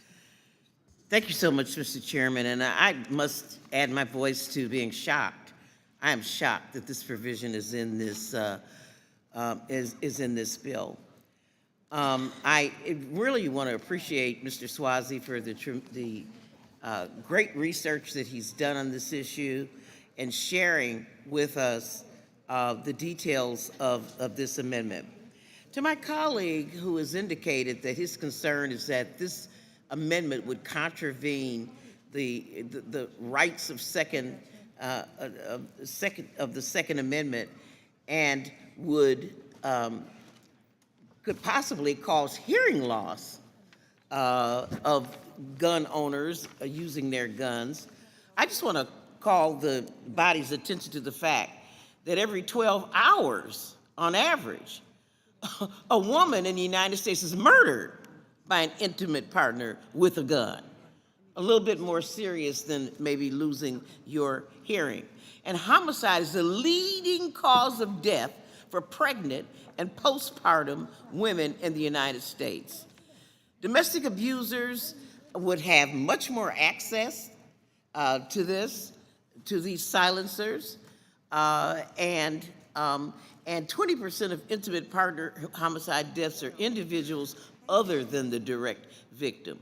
1 in 3 children under the age of 13 are killed by gun violence in domestic violence incidences.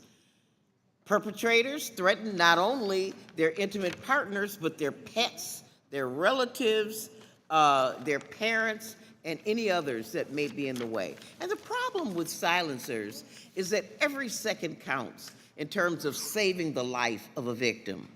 Police cannot necessarily identify where the shots are coming from with a silencer. Neighbors may not realize that a person who is succumbing to a gunshot wound has even been shot because of these silencers. And so I want to join the Jewish Women International, Futures Without Violence, Just Solutions, Legal Momentum in opposing the addition of this provision in this bill. And as I was reading through the letter, and Mr. Chairman, asked unanimous consent that I be allowed to put this letter from Jewish Women International, Just Solutions, Legal Momentum, and Futures Without Violence into the record. Without objection, so ordered. Thank you so much, Mr. Chairman. And I just wanted to point one thing out in their footnotes. Not only are these women and these organizations opposed to removing the $200 fee, but the International Association of Chiefs of Police say that it makes it difficult for them to respond, to locate, and to engage armed offenders. They have a challenge in identifying the shots fired with suppressors and locating those offenders. And so silencers are used for a reason. Criminals see it as a way to perpetrate their crimes with silence. And I would, I would join Mr. Swazi in supporting this amendment, and I would hope that the common sense would prevail and that we would all vote in support of this amendment, and I would yield back the balance of my time. The gentlelady yields back the balance of her time. Mr. Horsford is recognized for 5 minutes. Thank you, Mr. Chairman. I want to thank Congressman Thompson for his amendment. As a member of the Gun Violence Prevention Task Force, I appreciate the work that we've done together in this space, and I want to be as non-emotional and non-reactionary as possible because this is personal to me. But I also want to provide this committee with some additional facts, not misinformation, but facts, along with those that other colleagues, including Congressman Swazi, have provided.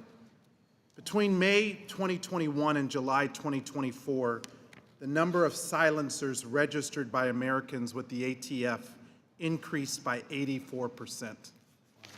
In the first 6 months of 2024 alone, Americans purchased and registered 1.4 million silencers. The ATF recovered and traced over 400 silencers from violent crime scenes in 2023 alone. So like many of you, I can't say that I'm shocked. I'm disgusted that Republicans would include in their Screw Americans bill this provision. And I really want to ask, who asked for this? Was it the assassin lobby?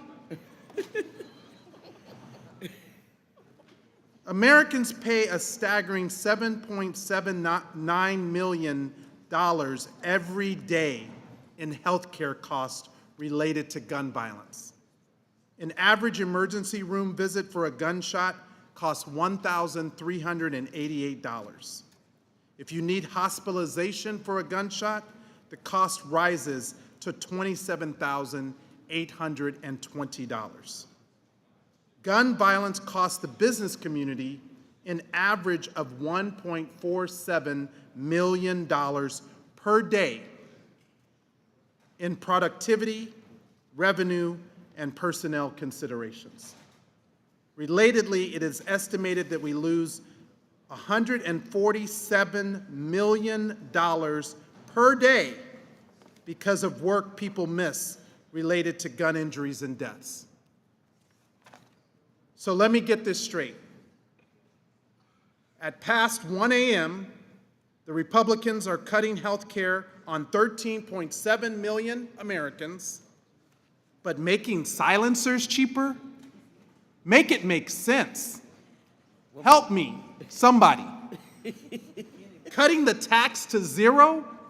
What planet are you even on to propose such a provision?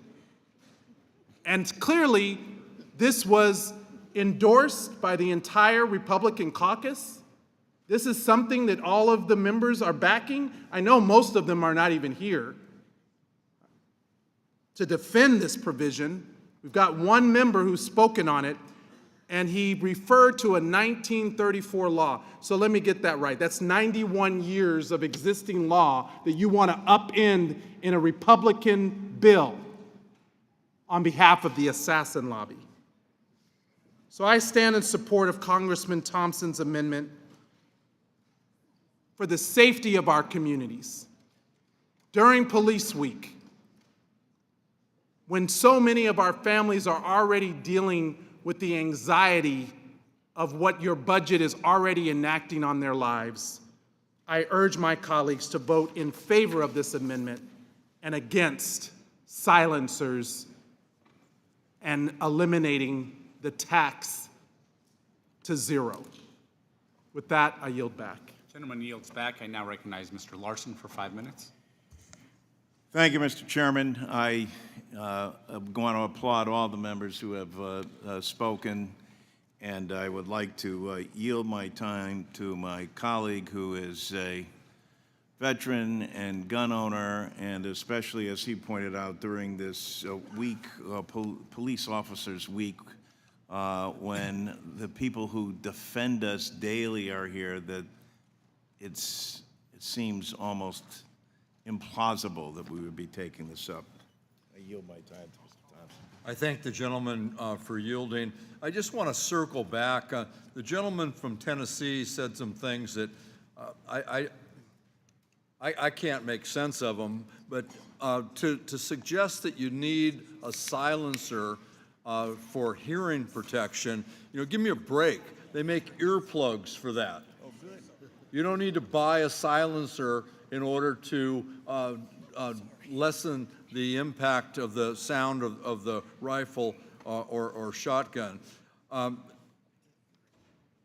it's important, I think, to note that the Federal Firearms Act, which governs silencers, also regulates other dangerous types of devices and firearms. For instance, fully automatic machine guns. So you can buy this stuff, you can buy silencers, you can buy a fully automatic machine gun, but it's regulated through the National Firearms Act to provide an added level of scrutiny and an added level of protection to make our communities safer. Because as everyone who has spoken on this side of the aisle has noted, gun violence is a major public concern. It is the #1 killer of kids and teenagers. It costs the American taxpayers $557 billion a year. And this amendment, and how I agree with my colleagues, how the heck did this get in this 400-page bill to deal with the big tax giveaway that they want to do? It costs $1.4 billion. The gentleman from Tennessee says that if the $200 fee that you have to pay to go through the National Firearms Act to get one of these is somehow unconstitutional and prohibits your right to own firearms. But $20 isn't? So they're not doing away with it, they're just lowering it to $20. So it's okay at $20 to have a fee, but not okay at $200 to have a fee. I don't think his arguments made a lot of sense. And I just want to circle back. A number of our colleagues mentioned different acts of violence that the perpetrator used a silencer with. And as I think Mr. Horsford mentioned, that just in 2023, the ATF traced 406 silencers that were used in criminal activity. May 2019, the Virginia Beach shooter attached a silencer to his .45 caliber handgun and used it to kill 12 people on 3 floors of a city building where he worked before the police were able to apprehend him. The individuals didn't run because they said that this dispersed sound, they didn't think was a firearm. They thought it was a nail gun instead. And in 2013, a former LAPD officer murdered 4 people and wounded 7 others using a gun with a silencer.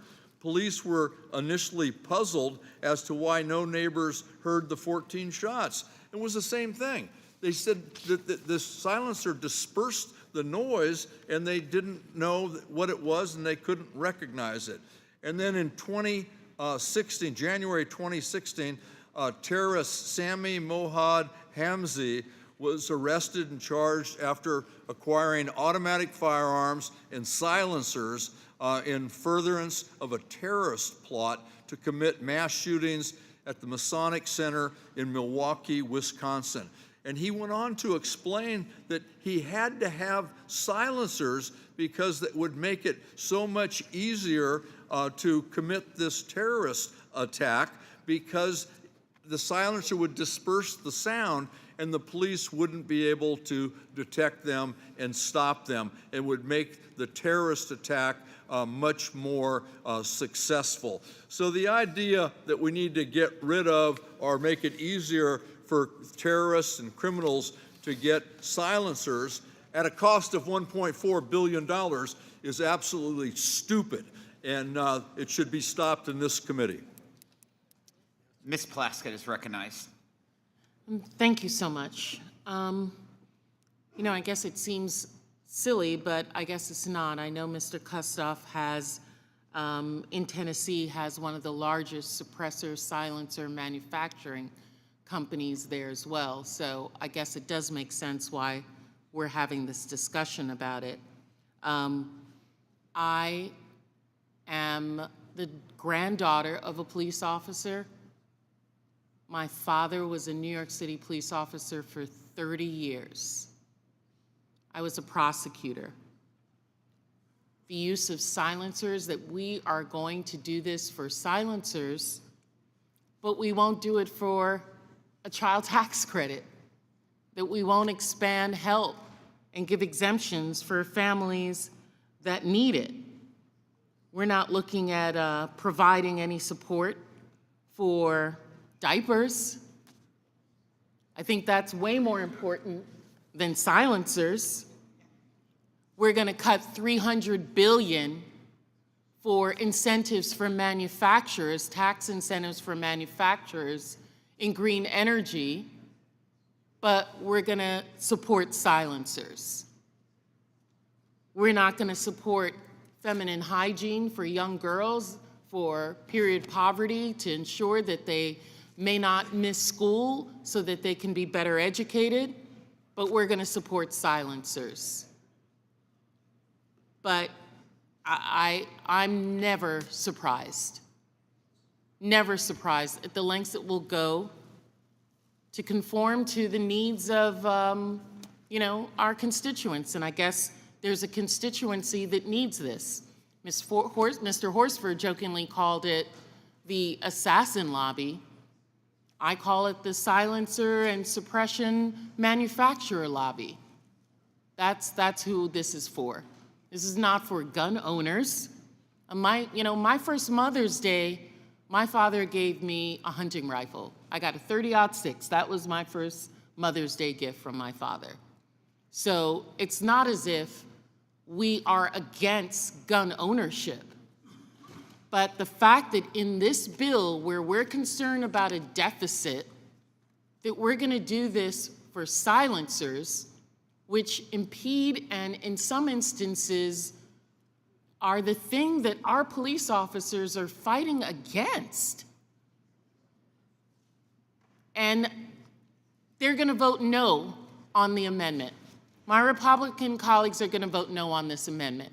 And then they're going to go back and they're going to go in the police parades and they're going to wave and show that they're supporting police officers while supporting something like this. I mean, if people want to buy silencers, they want to buy suppressors, why would, that's their business. But the fact that we're taking time to put this in the bill, when there are other things that American people need that we are absolutely cutting out, I'm disappointed. Another level of disappointment that I will just have to get used to. I yield back. Additional discussion on the amendment. Seeing none, the question is on agreeing to the amendment offered by Mr. Thompson. The clerk will call the roll. Mr. Buchanan? No. Mr. Buchanan, no. Mr. Smith of Nebraska? Mr. Smith of Nebraska, no. Mr. Kelly? Mr. Kelly, no. Mr. Schweikert? Mr. Schweikert, no. Mr. LaHood? Mr. LaHood, no. Mr. Arrington? Mr. Arrington, no. Mr. Estes? Mr. Estes, no. Mr. Smucker? Mr. Smucker, no. Mr. Hearn? Mr. Hearn, no. Mrs. Miller? Mrs. Miller, no. Dr. Murphy? Dr. Murphy, no. Mr. Kustoff? Mr. Kustoff, no. Mr. Fitzpatrick? Mr. Stubbe? Mr. Stubbe, no. Ms. Tinney? Mrs. Fishbach? Mrs. Fishbach, no. Mr. Moore? Mr. Moore, no. Ms. Van Dyne? Ms. Van Dyne, no. Mr. Feenstra? Ms. Maliotakis? Ms. Maliotakis, no. Mr. Carey? Mr. Carey, no. Mr. Yakum? Mr. Yakum, no. Mr. Miller? Mr. Miller, no. Mr. Bean? Mr. Bean, no. Mr. Moran? Mr. Moran, no. Mr. Neal? Mr. Neal, yes. Mr. Doggett? Mr. Doggett, yes. Mr. Thompson? Mr. Thompson, yes. Mr. Larson? Mr. Larson, yes. Mr. Davis? Mr. Davis, yes. Ms. Sanchez? Ms. Sanchez, yes. Ms. Sewell? Ms. Del Bene? Ms. Del Bene, yes. Ms. Chu? Ms. Chu, yes. Ms. Moore? Ms. Moore, yes. Mr. Boyle? Yes. Mr. Boyle, yes. Mr. Byer? Mr. Evans? Yes. Mr. Evans, yes. Mr. Schneider? Yes. Mr. Schneider, yes. Mr. Panetta? Mr. Panetta, yes. Mr. Gomez? Mr. Gomez, yes. Mr. Horsford? Mr. Horsford, yes. Ms. Plaskett? Ms. Plaskett, yes. Mr. Swazi? Mr. Swazi, yes.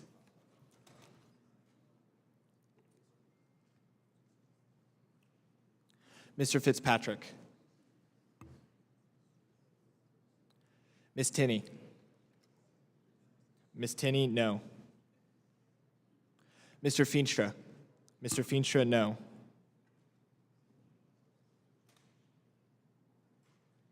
Ms. Sewell? Ms. Sewell, yes. Mr. Byer?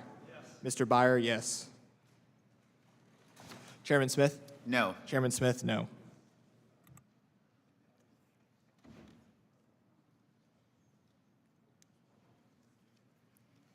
The clerk will report the vote. The yeses are 19, the nos are 25. There being 19 yeses and 25 nos, the amendment is not agreed to. Are there additional amendments?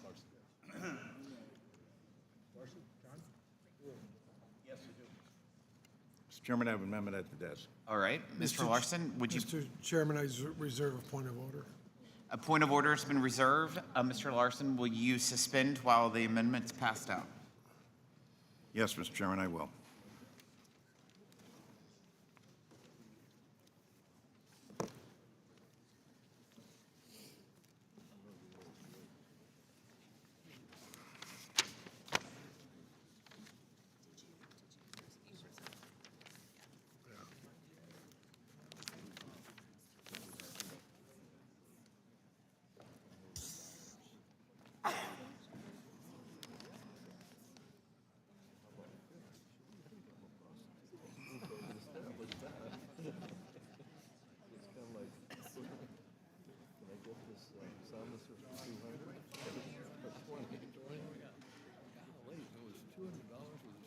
You're shocked.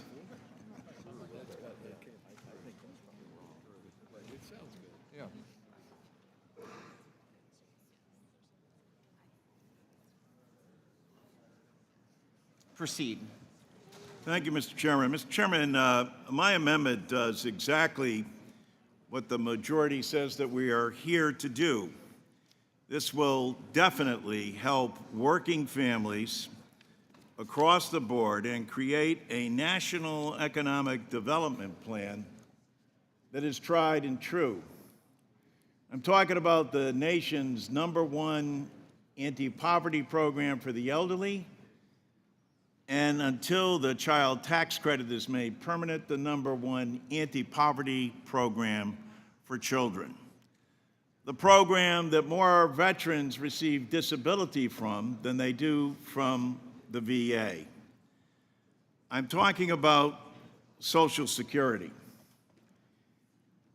I commend President Eisenhower, and actually President Nixon was the last president that expanded and enhanced Social Security across the board because they knew exactly what it would do. But believe it or not, my fellow colleagues, it's been more than 50 years since Congress has enhanced Social Security across the board.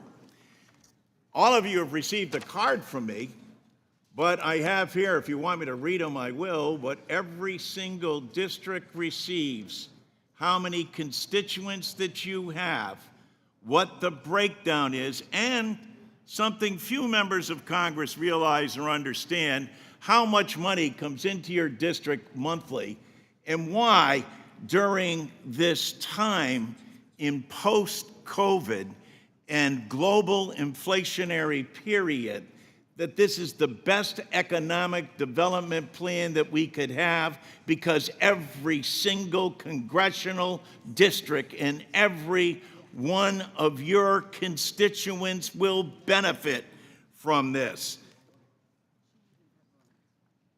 We propose and have a plan that makes sure that we increase benefits across the board for the more than 70 million people that are on Social Security. We make sure that nobody can retire into poverty.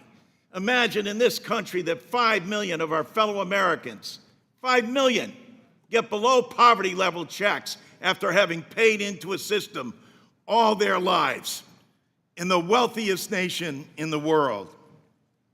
We want to make sure that we take care of disabled workers so they don't have to. We've actually had people die waiting for disability payments from Social Security. And we also want to make sure that there's no longer a disability cliff, so people who are on disability and try to go back to work are not penalized as well. Mr. Chairman, I said this is an economic development plan, and here's why. Because every single district gets payments to their district. And here in, well, for example, Mr. Chairman, your monthly payments are $310 million that come into your district monthly. That hasn't been changed or altered in over 50 years. And what do people do with that money? They spend that money right back in their district, at the grocery store, at the pharmacy, at the dry cleaner, putting gas into their automobiles, paying their rent, paying their mortgage. That's what this has been all about. That's why this is so vitally important that this committee, the Committee of Cognizance with regard to Social Security, make sure that we enhance this program across the board to help out every one of our constituents. There's no doubt that this will help every single American. That's why I asked Mr. Barthold at the start of this, was there anything in the bill that was before us for people that are making over $400,000 that they would contribute to Social Security? It's fully paid for, including the tax cut that President Trump promised and is reneged on in this proposal. We pay for it. We do so by lifting the cap on people who pay nothing or little into the nation's #1 anti-poverty program for the elderly and for children. I yield back. Mr. Estes is recognized. Thank you, Mr. Chairman. I just want to start off talking about several things that have been brought up to talk about this. I mean, first, I just want to start off with doing an across-the-board $2,000 increase means that all of these billionaires that have been talked about tonight and yesterday, all of these billionaires will get an extra $2,000.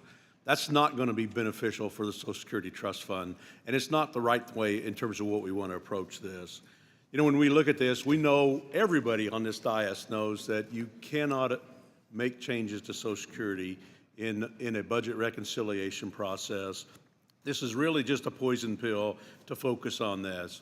President Trump and House Republicans have consistently said that we're committed to protecting Social Security.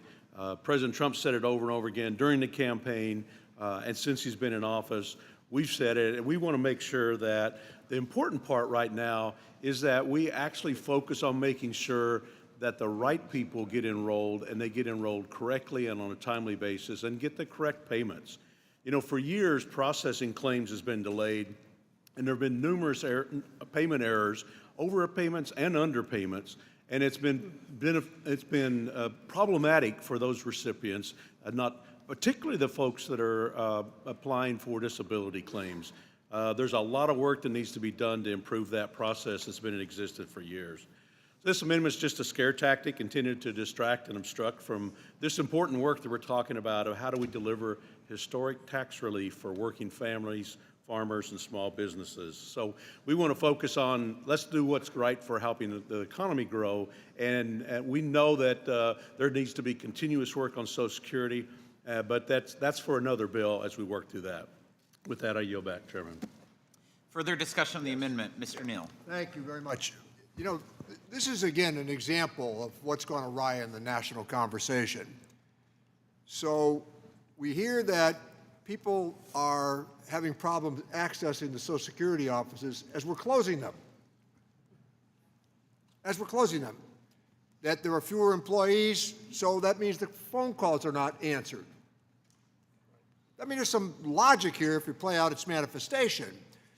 And coupled with the following, Mr. Larson is not arguing about who's going to get the benefit.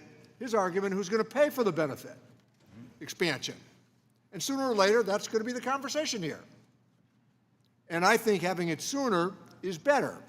Now, the other point is, when we had Mr. Musk and others, the president, saying that people were receiving $300,000 a year, I'm sorry, 300,000 plus when they've been dead for 300 years or whatever he was pointing out.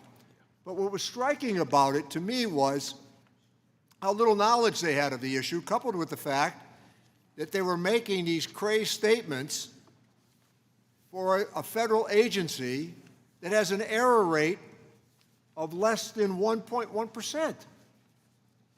I mean, anybody who's ever interacted with the Social Security office, and all of our congressional offices have, you know how honorable they are. They get those problems straightened out quickly when they occur. And I think that what Mr. Larson is suggesting here, look, we're going to get at this pretty fast, I can assure you of that, because conversations many of us have had privately on both sides of the aisle here, we know what the answer is that's coming, and Mr. Larson is proposing part of it this evening. Further discussion on the amendment. Mr. Thompson. Thank you, Mr. Chairman. I'd like to yield my time to Mr. Larson. I thank the gentleman, and I say to my good friend and colleague, poison pill, come on. Listen, there's over 70 million Social Security recipients. They're in all of our districts. 10,000 baby boomers a day become eligible for Social Security. 28 million Americans, this is the only benefit that they have. 5 million of our fellow Americans in the wealthiest nation in the world, on the day that you're proposing billions of tax cuts to the wealthiest people, you're giving people, we don't even give people, 5 million of our fellow citizens get below poverty level checks from Social Security. We can change that. And of those 5 million, most of them are women. And why? Because they were the care providers. And when they were in the workforce, they made less than their male counterparts. And we pay them below poverty level checks. The greatest insurance program, and also administered. I come from an insurance capital of the world. Insurance companies' administrative costs are 16 to 28%. Social Security, because of your cuts, is administered for under 1%. And you're cutting it more, as Mr. Neal said, closing regional offices, shutting down phone services. Most of you on this dais want to be able to talk to a human being and make sure that someone can respond to what you have to say when you have a problem. Think about the elderly within your district and what they need. And you tell me we can't stand up and vote for this and vote for the fact that we want to make sure that all of our constituents, including the very wealthy, who are you rewarding today? How about having them pay their fair share? I yield back. Mr. Chairman, I'd like to. Mr. Arrington. I know my friend, Mr. Larson, is sincere in his desire to address the insolvency of this important safety net for seniors, and I mean that. We have disagreements on the how, on the strategy, on the most cost-effective way to do this, but my question to my friend is, when your colleagues, my Democrat friends, passed a partisan reconciliation bill that gave tax breaks to green energy corporations valued at not $250 billion, which was the initial score, but $700 billion. Where were these same solutions?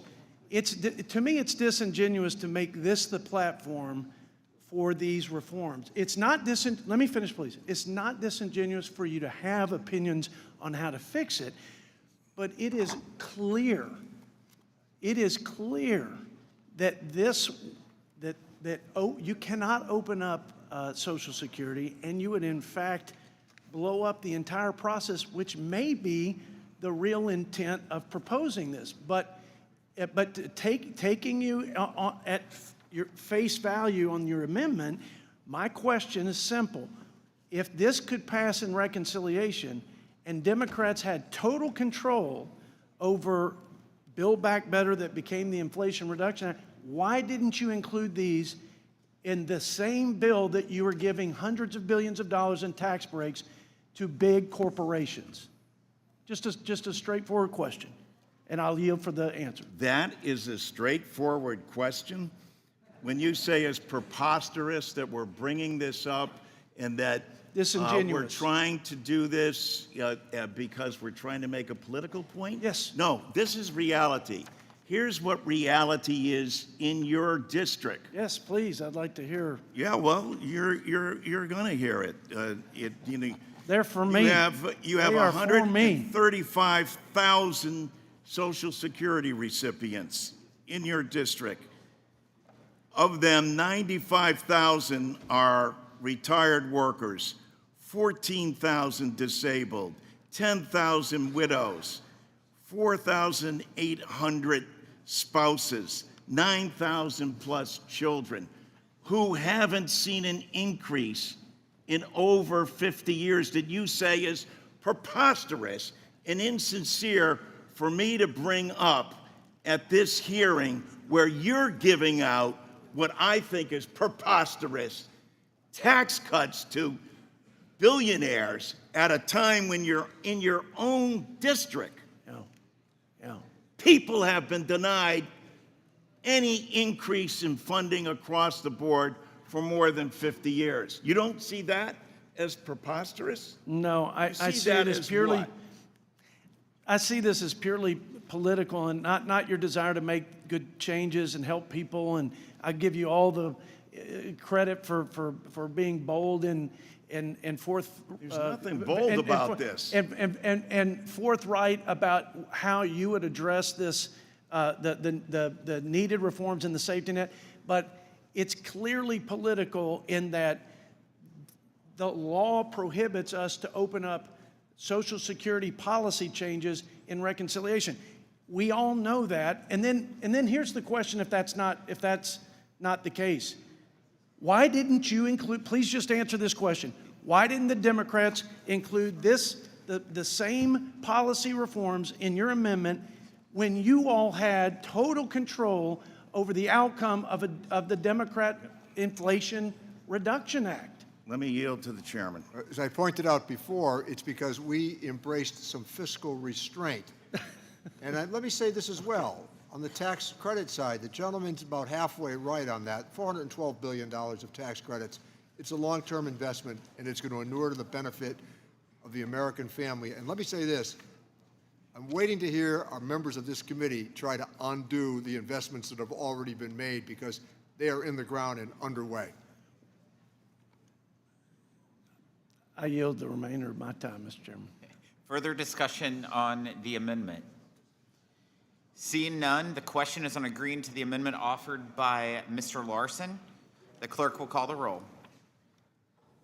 Mr. Buchanan? No. Mr. Buchanan, no. Mr. Smith of Nebraska? Mr. Smith of Nebraska, no. Mr. Kelly? Mr. Kelly, no. Mr. Schweikert? Mr. LaHood? Mr. LaHood, no. Mr. Arrington? Mr. Arrington, no. Mr. Estes? Mr. Estes, no. Mr. Smucker? Mr. Smucker, no. Mr. Hearn? Mr. Hearn, no. Mrs. Miller? Mrs. Miller, no. Dr. Murphy? Dr. Murphy, no. Mr. Kustoff? Mr. Kustoff, no. Mr. Fitzpatrick? Mr. Fitzpatrick, no. Mr. Stubbe? Mr. Stubbe, no. Miss Tinney? Miss Tinney, no. Mrs. Fishbach? Mrs. Fishbach, no. Mr. Moore? Mr. Moore, no. Miss Van Dyne? Mr. Feenstra? Mr. Feenstra, no. Miss Maliotakis? Miss Maliotakis, no. Mr. Carey? Mr. Carey, no. Mr. Yakum? Mr. Yakum, no. Mr. Miller? Mr. Miller, no. Mr. Bean? Mr. Bean, no. Mr. Moran? Mr. Moran, no. Mr. Neal? Mr. Neal, yes. Mr. Doggett? Mr. Doggett, yes. Mr. Thompson? Mr. Thompson, yes. Mr. Larson? Mr. Larson, yes. Mr. Davis? Mr. Davis, yes. Miss Sanchez? Miss Sanchez, yes. Miss Sewell? Miss Sewell, yes. Miss Del Bene? Miss Del Bene, yes. Miss Chu? Miss Chu, yes. Miss Moore? Miss Moore, yes. Mr. Boyle? Yes. Mr. Boyle, yes. Mr. Byer? Mr. Byer, yes. Mr. Evans? Yes. Mr. Evans, yes. Mr. Schneider? Mr. Panetta? Mr. Panetta, yes. Mr. Gomez? Mr. Gomez, yes. Mr. Horsford? Mr. Horsford, yes. Miss Plaskett? Miss Plaskett, yes. Mr. Swazi? Mr. Swazi, yes. Mr. Schweikert? Mr. Schweikert, no.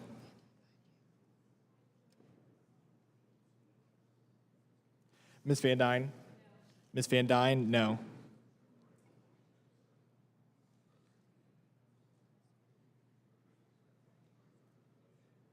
Mr. Schneider? Mr. Schneider, yes. Chairman Smith? No. Chairman Smith, no. Oh, wow.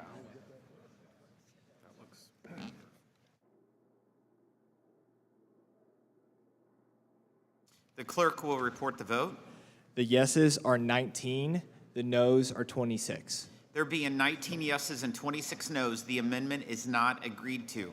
Are there additional amendments? Yes, Mr. Chairman, I have an amendment at the desk. Mr. Chairman, I reserve a point of order. There's been a point of order reserved. Mr. Doggett, would you please suspend while your amendment's distributed? Surely.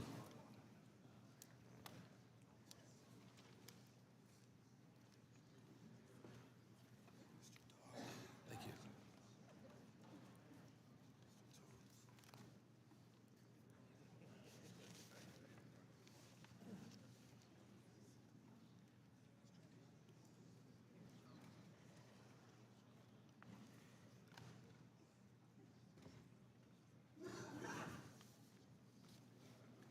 Proceed, Mr. Doggett. Thank you, Mr. Chairman. This amendment cuts the cost of this bill in about half, preventing the fiscal irresponsibility of billions and indeed trillions of additional borrowing. And it targets the relief precisely where Republicans say they want it, on working folks. The only people that it denies relief to are those who earn above $400,000. We've heard today that that is about 2% of the American people. So 98% of Americans would not see, will get any benefits that are in this bill, some of which I disagree with, but they'll get everything. But what we will do is to put a limit that if you're above $400,000, which is a pretty comfortable income. Think about it, $400,000 a year covers a mighty nice lifestyle for folks. And we say that if you're above $400,000, that we would not extend the benefits of this bill. And in the process, we avoid the kind of debt that Republicans are proposing. Now, apparently, even President Trump last week, for a few minutes, and it only lasted for a few minutes, expressed concerns about the well-justified claims that his one big, beautiful bill was beginning to look a little ugly. And he seemed to join Steve Bannon, who is about as MAGA as you can get, who had previously said, quote, "We have to increase taxes on the wealthy. Where does the tax revenue come from? Corporations and the wealthy." Well, the interest of the administration by President Trump was very narrow in the proposal he suggested, but he quickly withdrew it. My feeling is that an amendment that provides all Republicans say they wanted for those under $400,000 a year ought to be satisfactory, unless the real goal here, as we have contended, is to provide more and more tax breaks to Elon Musk and the richest of the rich, or that they've determined that their desire to help the very top is more important than protecting us from a national debt crisis or delivering relief to the working families across this country. Now, Chairman Smith, when you appeared on Fox News Sunday... Would the gentleman suspend for a second? Sure, noisy. Could we please have order in the chamber? Thank you. Thank you very much, because I was just referring about once a week, I do, in fact, watch Fox News, and I saw Chairman Smith on Fox News Sunday, you looked very good. It was only what you said that I questioned, but you were asked about a Fox poll, and the Fox poll said, "What bothers you most about paying taxes?" And the number one response from the Fox survey of respondents was, "The rich are not paying enough in taxes." And you countered, Mr. Chairman, by saying that without action, taxes were going to rise on people that were earning less than $400,000 a year. Well, my amendment addresses what you said was your concern, and what you said today in opening this markup was your concern to focus on working people. So I preserve the tax benefits for those earning under $400,000, and voting no on this amendment exposes the truth that many of us have asserted, that the real objective here is not to help working families, it is to help those at the top.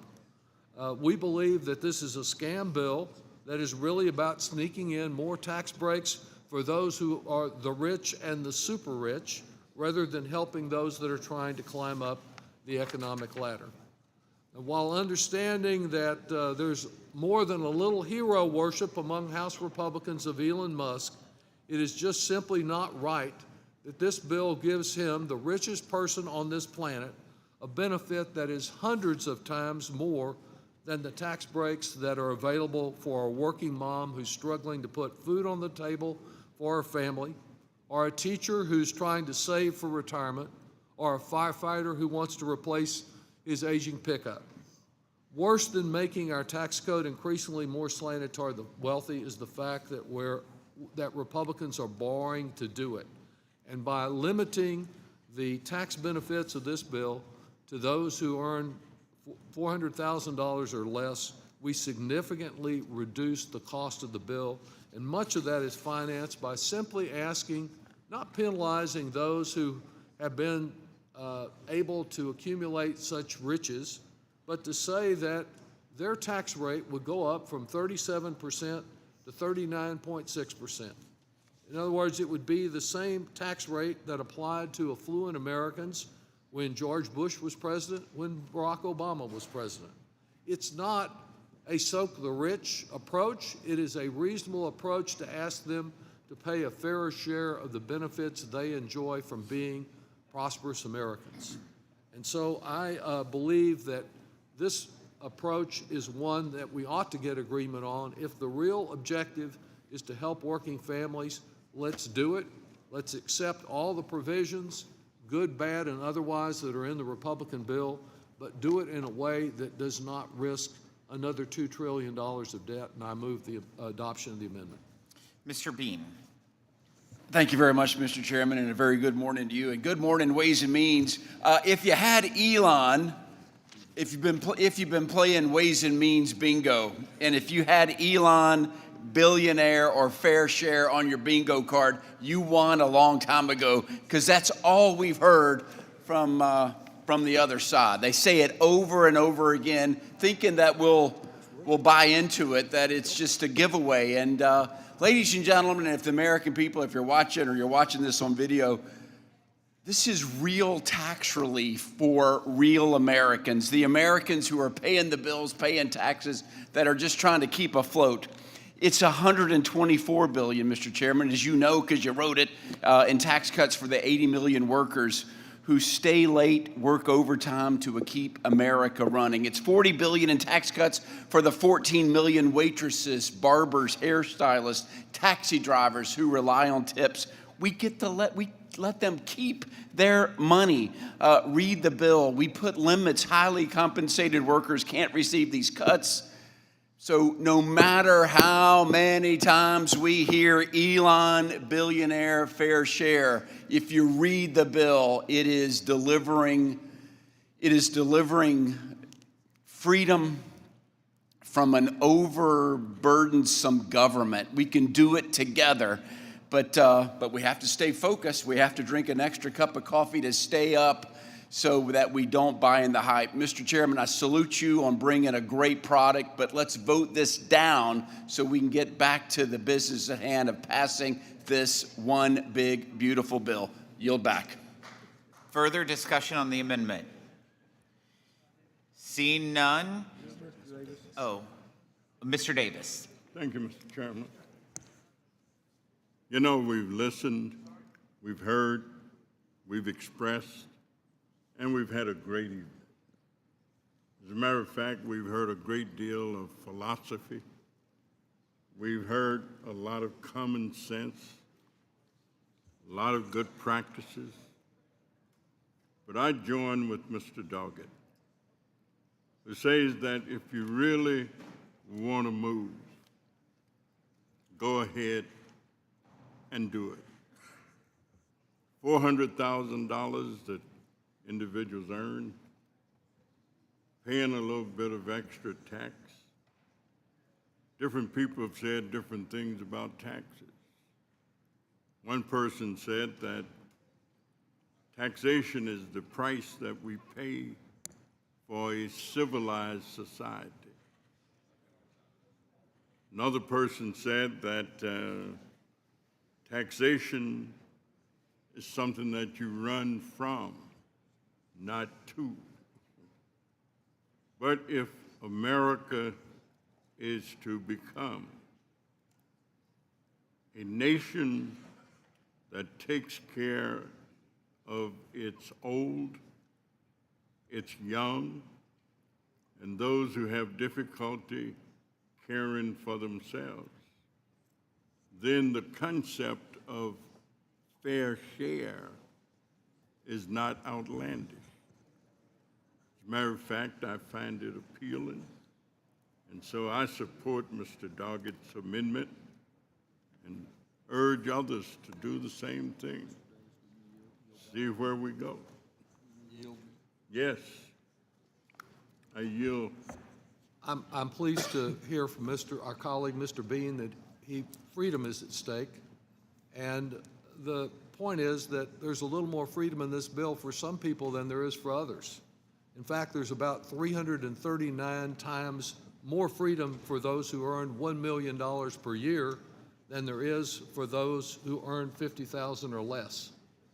I think that if the real goal here has been, as we were told at the beginning, to prioritize working people, we need a little more freedom for the working people, and we get it by having a bill that does not charge so much to help those at the very top, whether it's Elon or someone else. Those who earn more than $400,000 a year, those who are in 2% of all American taxpayers, that we ask them to pay not 37% that they get today, but to go back to the George Bush, Barack Obama rate of 39.6%. And in doing so, and with other changes in the bill, we reduce the cost of the bill by half, and we target the relief. It's a reasonable approach to get relief to middle-class Americans, to working Americans, but not to provide more of the billionaire tax breaks that I think were the real purpose of this Republican effort. So I move adoption of the bill. Thank the gentleman from Illinois. Further discussion on the amendment? Seeing none, the question is on agreeing to the amendment offered by Mr. Doggett. The clerk will call the roll. Mr. Buchanan? No. Mr. Buchanan, no. Mr. Smith of Nebraska? Mr. Smith of Nebraska, no. Mr. Kelly? Mr. Kelly, no. Mr. Schweikert? Mr. Schweikert, no. Mr. LaHood? Mr. LaHood, no. Mr. Arrington? Mr. Arrington, no. Mr. Estes? Mr. Estes, no. Mr. Smucker? Mr. Smucker, no. Mr. Hearn? Mr. Hearn, no. Mrs. Miller? Mrs. Miller, no. Dr. Murphy? Dr. Murphy, no. Mr. Kustoff? Mr. Kustoff, no. Mr. Fitzpatrick? Mr. Fitzpatrick, no. Mr. Stubbe? Mr. Stubbe, no. Ms. Tinney? Ms. Tinney, no. Mrs. Fishbach? Mrs. Fishbach, no. Mr. Moore? Mr. Moore, no. Ms. Van Dyne? Mr. Feenstra? Mr. Feenstra, no. Ms. Maliotakis? Ms. Maliotakis, no. Mr. Carey? Mr. Carey, no. Mr. Yakum? Mr. Yakum, no. Mr. Miller? Mr. Miller, no. Mr. Bean? Mr. Bean, no. Mr. Moran? Mr. Moran, no. Mr. Neal? Mr. Neal, yes. Mr. Doggett? Mr. Doggett, yes. Mr. Thompson? Mr. Thompson, yes. Mr. Larson? Mr. Larson, yes. Mr. Davis? Mr. Davis, yes. Ms. Sanchez? Ms. Sanchez, yes. Ms. Sewell? Ms. Sewell, yes. Ms. Delbene? Ms. Delbene, yes. Ms. Chu? Ms. Chu, yes. Ms. Moore? Ms. Moore, yes. Mr. Boyle? Mr. Boyle, yes. Mr. Byer? Mr. Byer, yes. Mr. Evans? Yes. Mr. Evans, yes. Mr. Schneider? Mr. Panetta? Mr. Panetta, yes. Mr. Gomez? Mr. Gomez, yes. Mr. Horsford? Mr. Horsford, yes. Ms. Plaskett? Ms. Plaskett, yes. Mr. Swazi? Mr. Swazi, yes. Mr. Schneider's not recorded. Mr. Schneider, yes. Ms. Van Dyne? Ms. Van Dyne, no.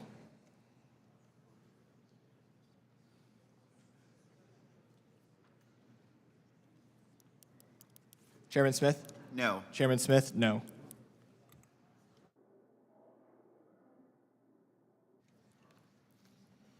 Clerk will report the vote. The yeses are 19, the noes are 26. There being 19 yeses and 26 noes, the amendment is not agreed to. Are there additional amendments? Mr. Chair, I have an amendment at the desk. Mr. Chairman, I reserve a point of order. A point of order has been reserved. Would the gentlelady please suspend while the amendment is distributed?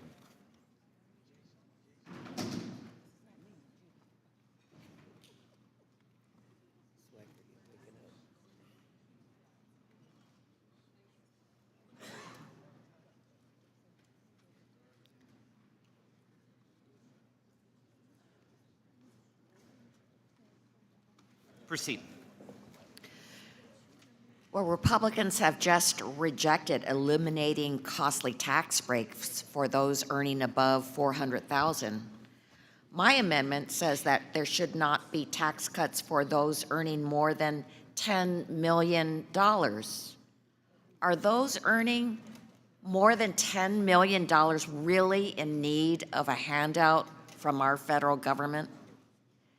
Now, I know that by the standards of the president's cabinet members and his special government employee, Elon Musk, earning a meager $10 million per year, might be considered low income.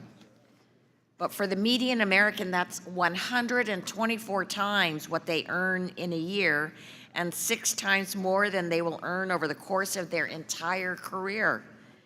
Republicans are proposing to give a $1.3 million tax cut to someone who makes $50 million next year. That's enough to pay for childcare for 112 kids. What could possibly be the rationale for cutting tax rates for people who are this enormously wealthy?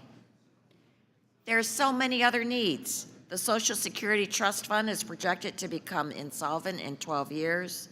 Medicare will become insolvent in 11 years.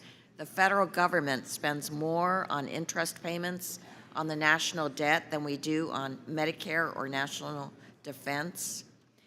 And to pay for this giveaway, Republicans are kicking almost 14 million Americans off their health insurance and taking SNAP food assistance away from some of the neediest households in the country. Republicans are doing this while imperiling the futures of hundreds of millions of Americans just to let some of the richest people in the world pay less in taxes. This amendment is an opportunity to make the most modest course corrections by preventing those earning more than $10 million a year from getting a tax giveaway under this bill. Surely we can all agree on that. So I ask my colleagues to support this amendment, and I yield back. Mr. Moran. Thank you, Mr. Chairman. I'm just amazed that we continue to attack those that are growing our economy by producing more jobs. The jobs that are coming to every American, the jobs that are driving economic growth across America, the jobs that were created after the 2017 Tax Cuts and Jobs Act went into place. And here it is again, an assault on the job creators of America.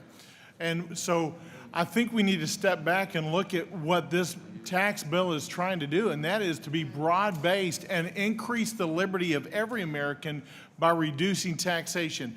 I had a great meeting last night in a rural area of East Texas with more than 100 of my constituents, and we talked about the fact that as the tax rate goes down on every American, liberty increases across the board for every American. That's the goal of the one big beautiful bill that we're producing today. Businesses win across the board.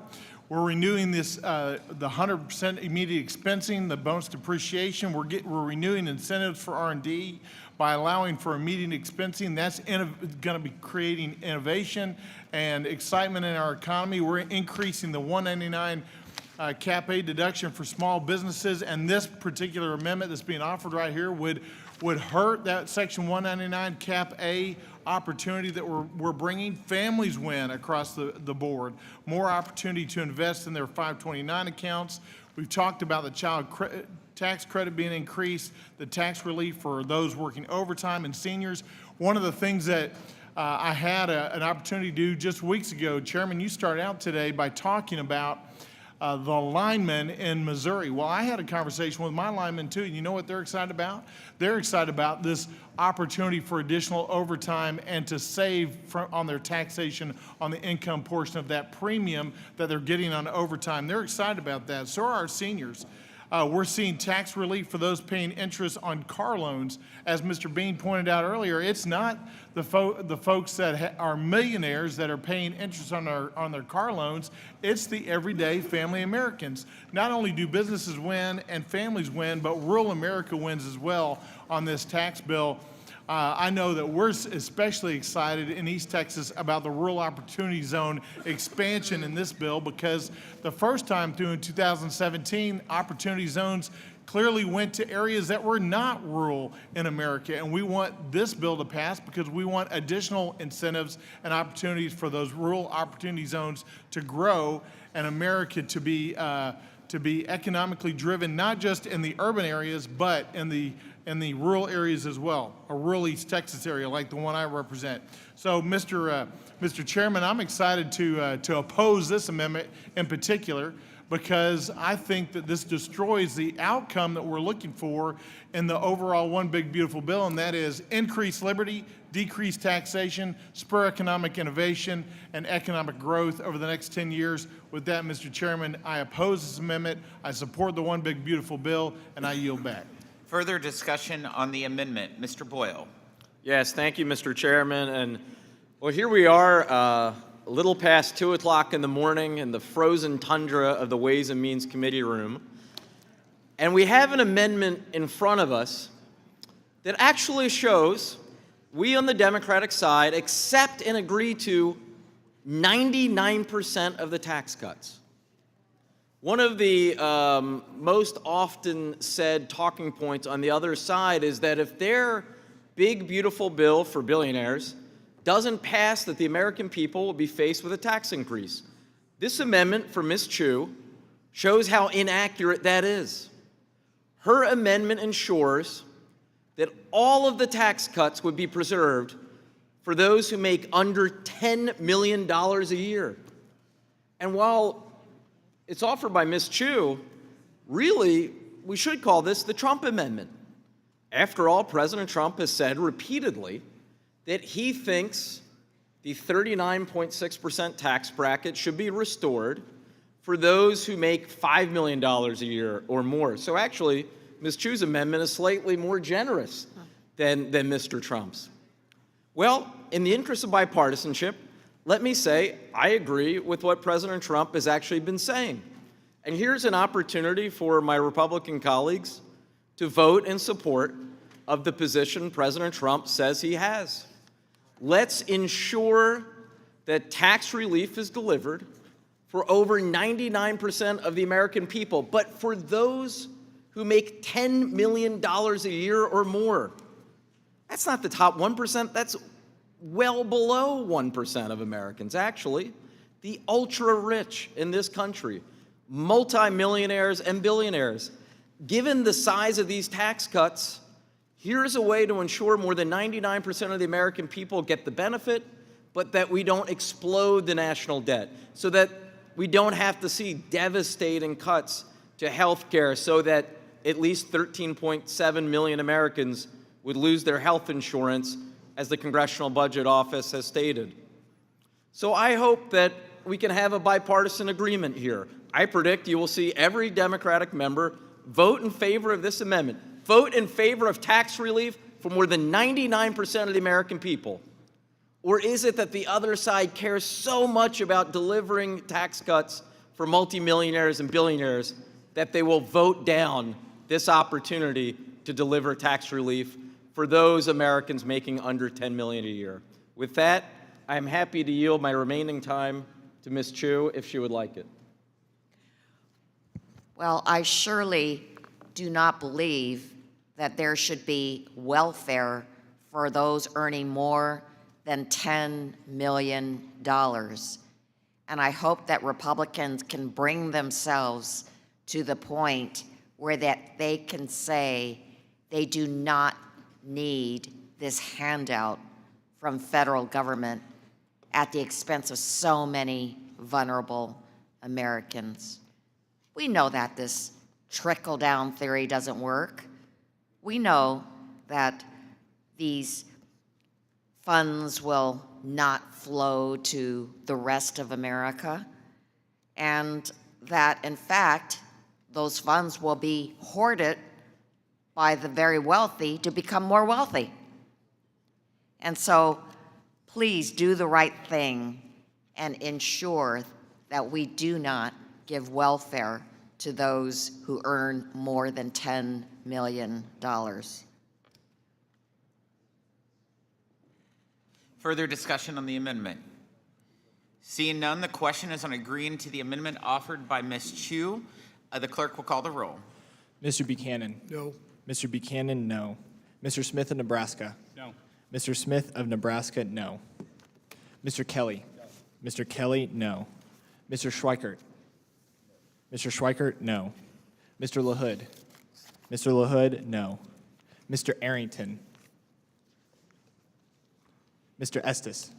Mr. Estes, no. Mr. Smucker. Mr. Smucker, no. Mr. Hearn. Mr. Hearn, no. Mrs. Miller. Mrs. Miller, no. Dr. Murphy. Dr. Murphy, no. Mr. Kustoff. Mr. Kustoff, no.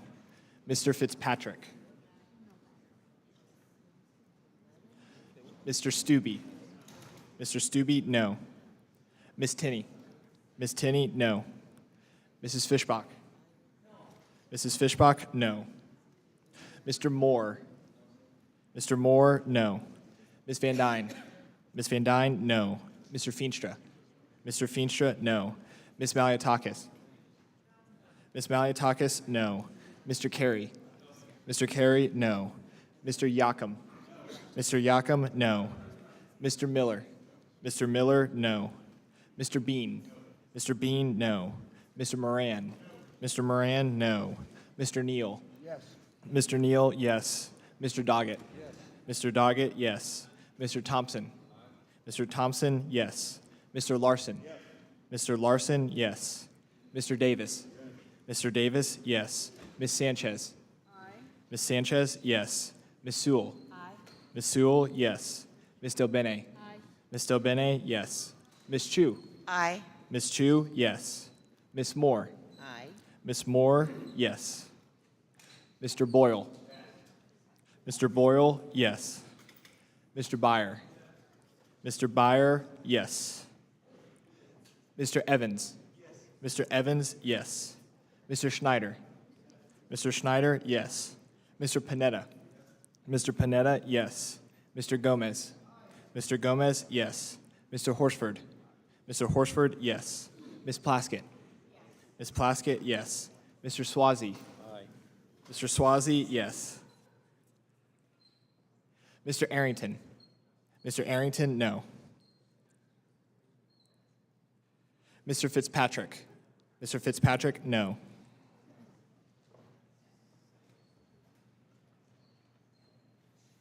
Chairman Smith? No. Chairman Smith, no.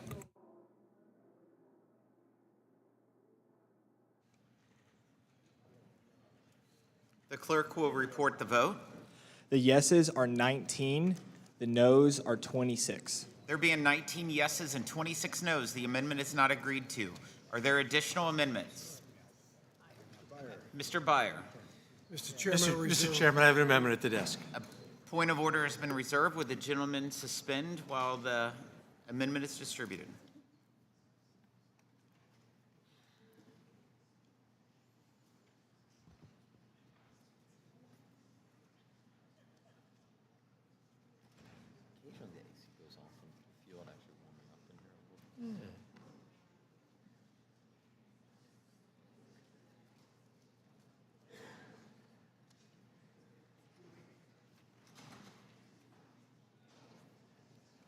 The gentleman may proceed. Thank you, Mr. Chairman. Top-heavy tax cuts paid for by low-income benefit cuts. Look, this amendment, we just try to make our tax code a little bit fairer by ensuring that the very, very wealthiest among us don't receive another tax handout. I'm not talking about the good people of East Texas who are getting screwed by this bill. I'm not talking about middle-class households or even upper-middle-class households. My amendment just focuses on the very, very, very wealthy, those making more than $100 million a year. Who even makes that kind of money? It's 0.002% of all the US households. So it doesn't sound like very many people, but if you look at the distribution tables, just the top 1/10 of 1% are going to save $50 billion in the next 2027 fiscal year. It's a staggering amount of money. For $100 million, you can buy Vincent van Gogh's most expensive piece of art. You can buy your own Boeing 737 MAX 7. You can build a wind farm with 16,000 of your closest neighbors and leave completely off the grid. Or you can bankroll Oppenheimer, Despicable Me 4, or Spider-Man Across the Spider-Verse. And the best part is this is just the annual income. You could do that all again year after year after year after year. If we believe at all that the wealthy should pay their fair share, it makes sense that the 39.6% goes back to those making more than $100 million a year. Again, I don't expect any of my Republican friends to vote for this, but I think it's incredibly important that we make the point that the vast majority of these tax benefits are going to the wealthiest among us.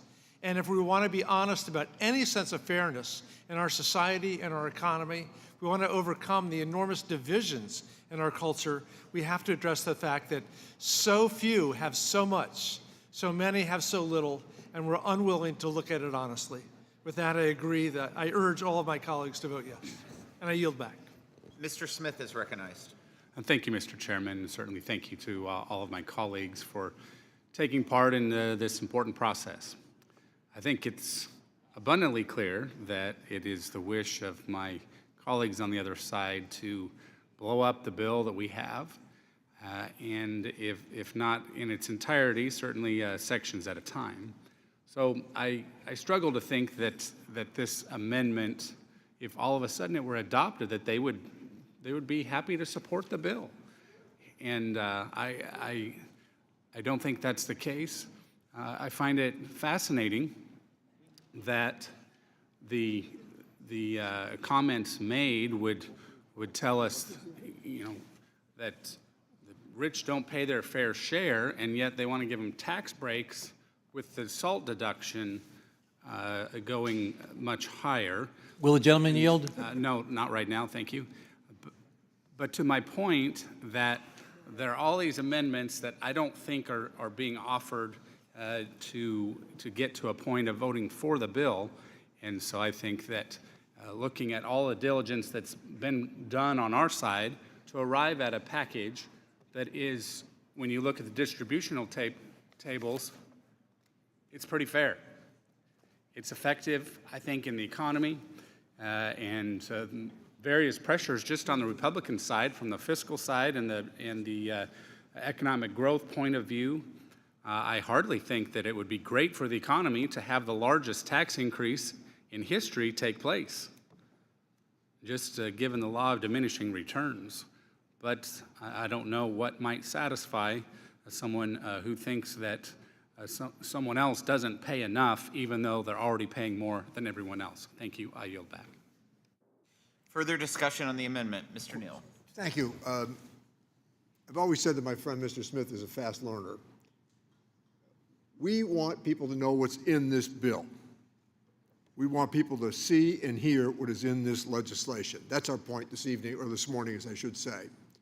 In addition to which, this is clearly an unfinished product. There is a long way to go. And my sense is that even many of the items that are included here, this legislation moves out of committee in the next couple of days here, that it is likely to be altered substantially. Many of these provisions that are being discussed here are pretty popular with the American people.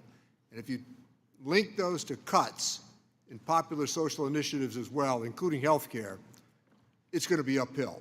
So you're absolutely right. We intend to make our point here in the minority. We would like some cooperation. There are some reasonable amendments that have been put forward. I wish that the majority might have entertained them, but I get it. I understand entirely what's taking place. But we have a ways to go here with this, and we intend to clarify this proposal for the American people. Thank you, Chairman. Further discussion on the amendment. Ms. Sanchez. Thank you, Mr. Chairman. If my Republican colleagues truly care about reducing the deficit, strengthening our economy, and more importantly, standing up for working Americans, then repealing tax cuts for those who make over $100 million shouldn't be a partisan issue. It should just be common sense. Let's be honest. Let's speak frankly. The previous Trump tax cuts overwhelmingly benefited the richest Americans and the largest corporations. And this bill just doubles down on that mistake, making life harder for most Americans in order to further line the pockets of the rich who really don't need the help, all the while adding nearly $20 trillion to our debt, according to other Republican members. The other side of the aisle likes to talk a big game about the importance of living within our means, yet they fail to deliver every single time they're in power. Here's the truth. You can't preach fiscal responsibility while protecting tax breaks for those making over $100 million. The math just doesn't add up. And the American people, they can see right through it. They know that when you're giving tax breaks to people who make over $100 million and you're giving tiny crumbs to those who are struggling, that you're not really standing up for your constituents and the working class. And I want to just make very clear that this amendment isn't about punishing success. It's about asking those who've benefited the most from our economy to just contribute their fair share. The rich have seen record gains over the past decade, while working families have struggled to keep up with the cost of living. I don't know why that's so hard for you to understand. The income disparity in this country between those who have and those who don't is getting larger and larger. Repealing tax cuts for the richest Americans is just one step towards a more responsible budget and a healthier economy. An economy where we invest in roads, schools, and American families instead of sheltering the wealthiest for paying their fair share and what they owe. Not a tough concept. It shouldn't be difficult to understand. And I would guess that the majority of the American population knows that when you're giving tax cuts to people who make over $100 million, that that's not fighting for them and that's not fighting for hardworking Americans. And with that, I yield back the balance of my time. Further discussion on the amendment? Seeing none, the question is on agreeing to the amendment offered by Mr. Byer. The clerk will call the roll. Mr. Buchanan. Mr. Buchanan, no. Mr. Smith of Nebraska. Mr. Smith of Nebraska, no. Mr. Kelly. Mr. Kelly, no. Mr. Schweikert. Mr. Schweikert, no. Mr. LaHood. Mr. LaHood, no. Mr. Arrington. Mr. Arrington, no. Mr. Estes. Mr. Estes, no. Mr. Smucker. Mr. Hearn. Mr. Hearn, no. Mrs. Miller. Mrs. Miller, no. Dr. Murphy. Dr. Murphy, no. Mr. Kustoff. Mr. Kustoff, no. Mr. Fitzpatrick. Mr. Fitzpatrick, no. Mr. Stubbe. Mr. Stubbe, no. Ms. Tinney. Ms. Tinney, no. Mrs. Fishbach. Mrs. Fishbach, no. Mr. Moore. Ms. Van Dyne. Ms. Van Dyne, no. Mr. Feenstra. Mr. Feenstra, no. Ms. Maliotakis. Ms. Maliotakis, no. Mr. Carey. Mr. Carey, no. Mr. Yakum. Mr. Yakum, no. Mr. Miller. Mr. Miller, no. Mr. Bean. Mr. Bean, no. Mr. Moran. Mr. Moran, no. Mr. Neal. Mr. Neal, yes. Mr. Doggett. Mr. Doggett, yes. Mr. Thompson. Mr. Thompson, yes. Mr. Larson. Mr. Larson, yes. Mr. Davis. Mr. Davis, yes. Ms. Sanchez. Ms. Sanchez, yes. Ms. Sewell. Ms. Sewell, yes. Ms. Delbene. Ms. Delbene, yes. Ms. Chu. Ms. Chu, yes. Ms. Moore. Ms. Moore, yes. Mr. Boyle. Mr. Boyle, yes. Mr. Byer. Mr. Byer, yes. Mr. Evans. Mr. Evans, yes. Mr. Schneider. Mr. Schneider, yes. Mr. Panetta. Mr. Panetta, yes. Mr. Gomez. Mr. Gomez, yes. Mr. Horsford. Mr. Horsford, yes. Ms. Plaskett. Ms. Plaskett, yes. Mr. Swazi. Mr. Swazi, yes. Mr. Smucker. Mr. Smucker, no. Mr. Moore. Mr. Moore, no.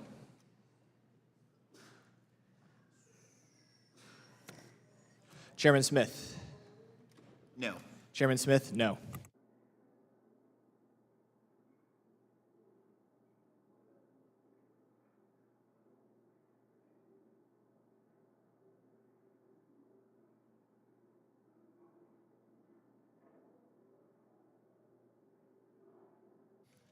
The clerk will report the vote. The yeses are 19, the noes are 26. There being 19 yeses and 26 noes, the amendment is not agreed to. Are there additional amendments? Mr. Gomez. Mr. Chairman, I reserve a point of order. A point of order has been reserved. Will the gentleman suspend while the amendment is distributed? Mr. Chairman, I have 16 amendments at the desk, but I'm going to start with one. We're excited. So, we got all the time. Just suspend while they're distributed. Okay.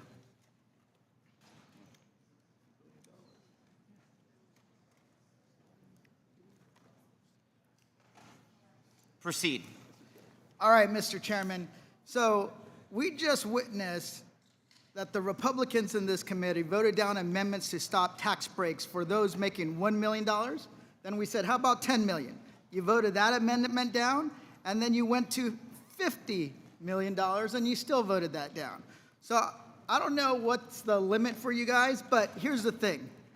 I want to find out if you guys will actually support raising the tax bracket to 39.6% on people making $1 billion or more. So how about show of hands? Let's show hands. Raise your hand if you think billionaires should get a tax break, shouldn't get a tax break, and should actually pay their fair share of taxes. Come on, just raise your hand if you think that they shouldn't get another tax break. So how about the folks over there on the other side of the aisle? Keep your hands up. I just want to see the Republicans. How about Mr. Smith from Nebraska? Even Warren Buffett said that he would be happy to pay more in taxes. So here's the thing. Remember at the beginning of the hearing, I asked a simple question. Are you the gentleman yield? Would the gentleman yield? Go. Mr. Buffett, incidentally, did say on the record that he paid a record amount of taxes last year. Yeah, and then he also said that he would be happy to pay even more. So here's the thing. Okay, I'm going to yield, reclaim my time. Thank you for that. So here's the thing. Remember at the beginning I asked a simple question. Are you for the babies or the billionaires? And here's your chance. You guys all want to be economic populists? Well, here's your chance. Let's raise the taxes on the billionaires who need to pay their fair share of taxes so we can give bigger breaks to the people that are working class, right? Here's your chance to prove to the American people, to prove to people on Joe Rogan and all those other podcasts that you haven't become a bunch of swamp preachers, right? That you're not the party of the billionaire establishment that has taken root in DC, that you're fighting for your own constituents. It's taxing billionaires. It's not taxing mom and pop shops. It's not like hurting anybody besides making sure that these individuals who are extremely wealthy pay their fair share of taxes. It's a simple amendment. According to ProPublica, the 25 richest Americans paid an effective tax rate of 3.4 on average from 2014 to 2018. There's no reason why the billionaire establishment pays a lower effective tax rate than a teacher or a firefighter or a nurse. Come on, guys. So this is your opportunity. You guys want to be the economic populists? You guys want to make sure that you're not the grand oligarchy party? Well, here's the chance. I'm asking for you guys to vote aye on an amendment that increases taxes on the billionaire class. Come on, join me. Let's get this over with. We can then call it a night. With that, I yield back. Further discussion on the amendment? Mr. Arrington. Mr. Chairman, to my friend, Mr. Gomez, I already offended my friend, Mr. Horsford, so I might as well offend you with this question.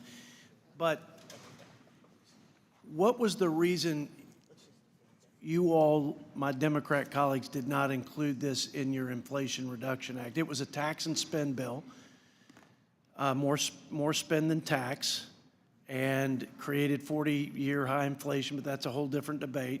I just want to know, why didn't you all, when it was unilateral Democrat control, include this tax in your bill? Is there a reason? And I'll take anybody's, Mr. Can Ranking you yield Member. to me? Yes, sir. As I repeated, it was an investment, the Inflation Reduction Act. It was all encompassing. It wasn't immediate gratification. It was the idea that over a long period of time, these investments would pay off. And I assure you, that's exactly what's going to happen. Well, I think we feel that this is an investment in working families because the folks on the lower end of the spectrum benefited more than those on the higher end of the income spectrum after we passed the Tax Cuts and Jobs Act. And in fact, we have the most progressive tax code in the free world among OECD countries. And after the TCJA, our tax code became more progressive. The top 1% earners actually paid a higher share of their taxes.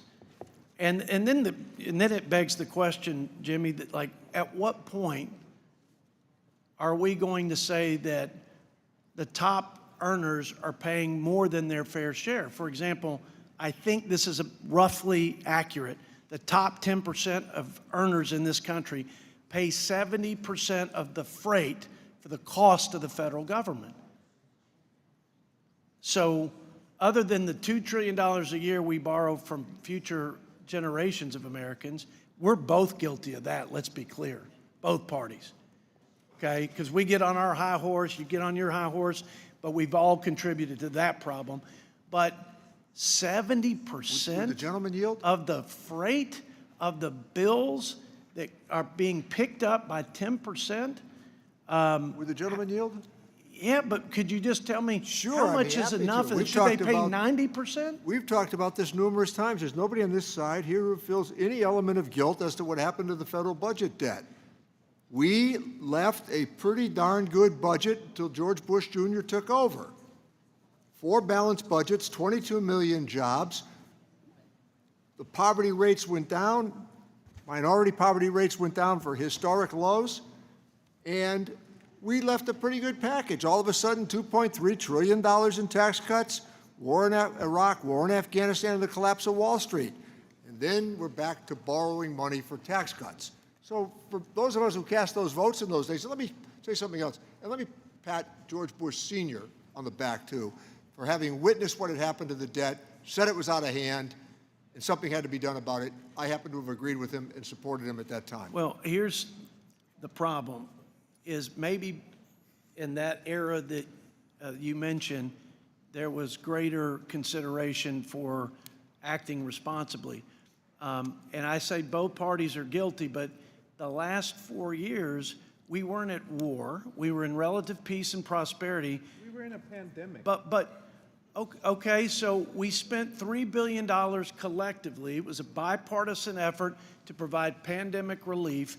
And there was $1 trillion unspent, and the first thing that my Democrat friends did when they got control was pass another $2 trillion, which, as a Democrat economist said, the bathtub overflowed, we flooded the market with federal monies, and we created a cost of living crisis. On chips. So this notion that somehow we're going to just use other people's money at the high end when we have the most progressive tax code, and they're already picking up 70, 80% of the budget, we have a spending problem, and that's what's driving our deficit and debt.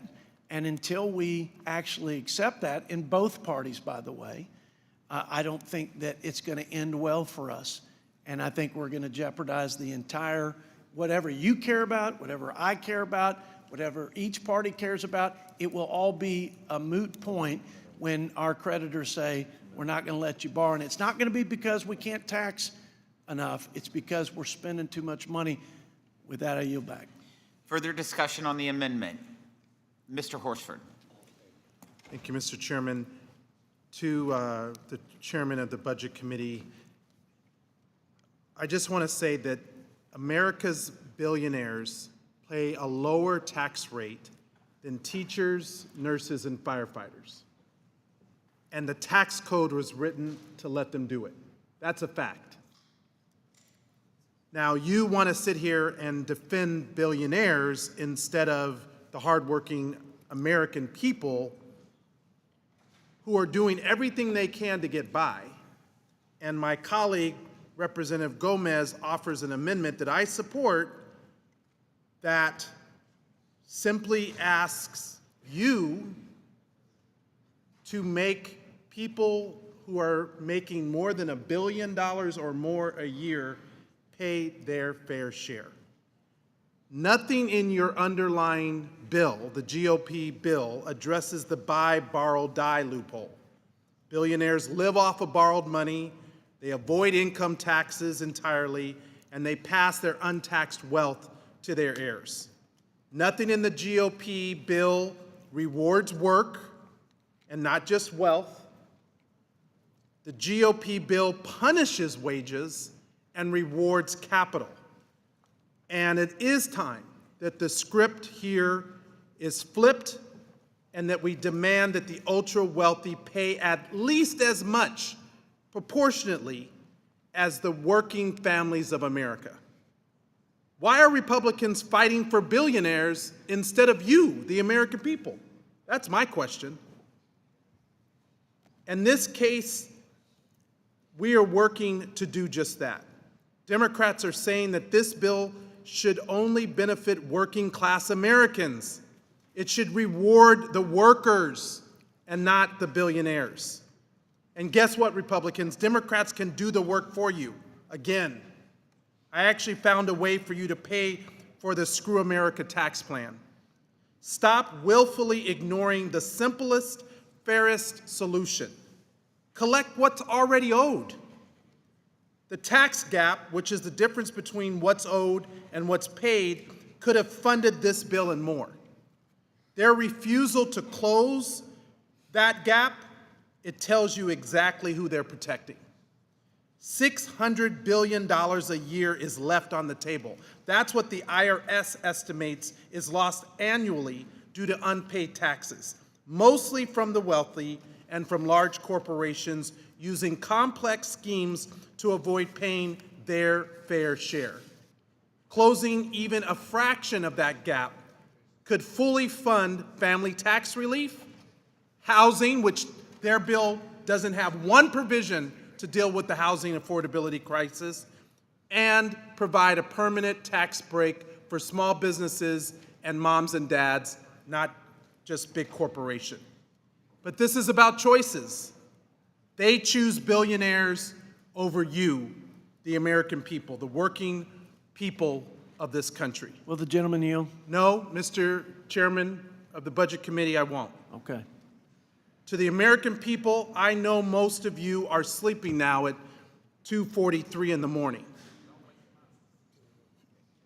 But when you wake up, I want you to see that early in the morning on May 14th, Republicans have shown their hands.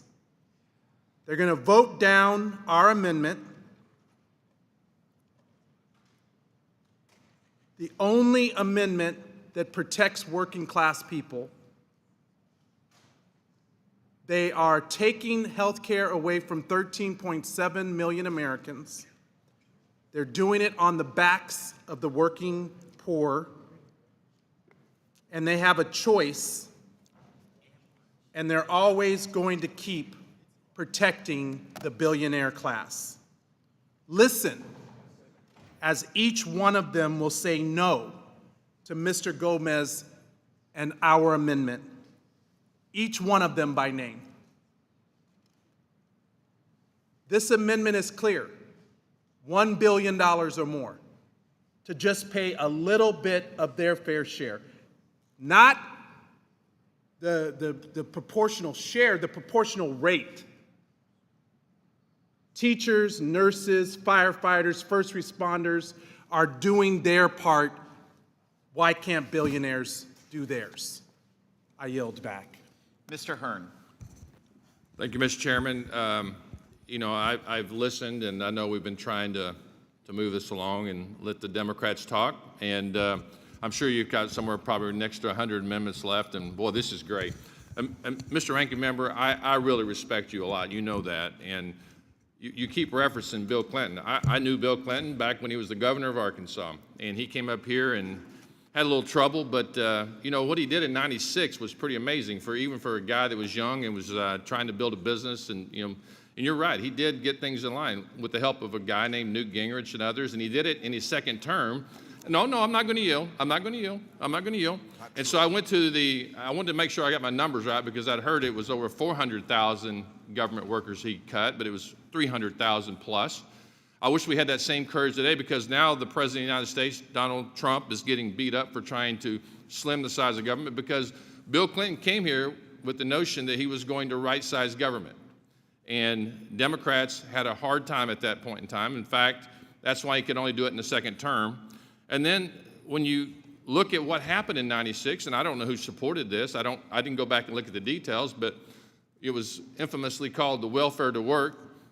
And I know you and I have talked about this, and you were one of the people that supported that there should be work requirements, there should be right-sizing government. We shouldn't be the government for all. We should make sure that people have personal responsibility and accountability. And that's really what got in line. And I'll be honest with you, we all reference that time. And I often say that in our lifetime, we've seen a balanced budget. We've seen the point when we had 4 years in a row. You're exactly right. And we did have a thing in 2001 that stopped this thing called 9/11 that really created a real problem. And so, you know, I think it's also, you know, none of us on this side of the aisle were here in 1996 when that happened. I don't think anybody was here in 2001 even. But it is worth noting that there was a lot of courage that happened then. And as far as the top 1%, they pay 42% of all tax revenues in this country. And so the question's been asked and the answer has not been given. What is exactly the definition of fair share? I mean, is it all? I mean, what is it exactly? If you could share that, and I will yield some of my time to you, sir. So just to make sure that we have the record straight here, Speaker Gingrich opposed the Bush tax increase, and he opposed the Clinton tax increases. The Republican leader at the time, Bob Michel, supported the Bush tax increase and supported the Clinton tax increase. You're correct. $500 billion of tax increases and then $500 billion of cuts. That was the deal. And it set us on the course for a trajectory that I wish we could model in this time. But let's talk about that welfare bill for a second. The welfare bill wasn't just about work requirements. The welfare bill was about providing people with vouchers for education. It was about providing them with support for transportation, and it was about supporting them with child care. Those were, remember, Clinton vetoed the first welfare bill because none of those items were in. Second time around, Republicans accepted them. All of the things that we wanted in that bill that supported incentives for people to be able to work with child care, housing, all of those things we put in there, and that's how we were able to get that bill. But reminder that it was Speaker Gingrich that opposed those tax increases. Mr. Thompson? Reclaiming that's my time. Yep. So we have almost $800 billion in child tax credits now. So we are giving money. I mean, to say that we're not giving money to child tax credit is just not accurate. And so I think that I wish we all had the courage. I think my colleague from the chairman of the Budget Committee, he said, you know, we both are culpable in a $2 trillion deficit. I think that would be inaccurate to say that it's one side or the other. Yeah. We lack courage to make the tough decisions. And there's been a lot said about Social Security.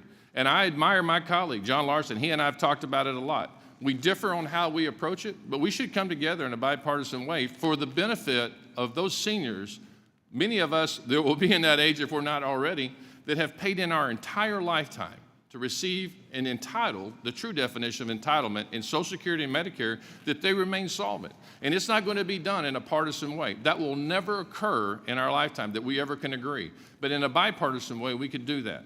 And it is not accurate to say the president hasn't told the press, and he's told each of us individually, do not do anything to touch Social Security or Medicare benefits or Medicaid benefits to anyone. He has told us this in press. He's told us in the cabinet room since he's been elected. Do not touch it. And we're not going to do that because that's what he has said is the direction of the other end of the Capitol, just like Bill Clinton did back in the day. He wanted to make sure the government was going to do the right thing and it was going to be solvent going forward. And again, I wish we had the courage today as a Congress, as a White House, working together with the Senate, that we could do that same thing. I know you and I agree on this. We've talked about it. Maybe the details are a little bit different, but we have to have that courage for the future of our kids and our grandkids before we all leave this place. And I'm that passionate about it. I have said it. I've signed 4 budgets in a row that's talked about it. I've been demonized for it. I've never said we're going to ever kick anybody off of Medicare, ever.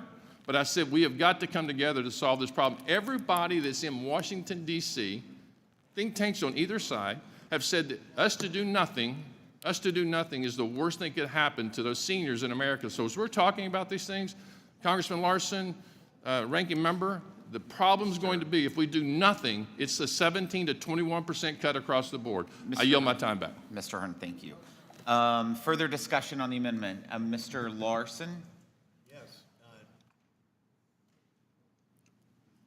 Following up on what Mr. Neal was saying first, and what Bill Clinton was able to do, and how we were able to come to this, was followed by George Bush saying that he won in dramatic fashion, and he was going to use his political capital.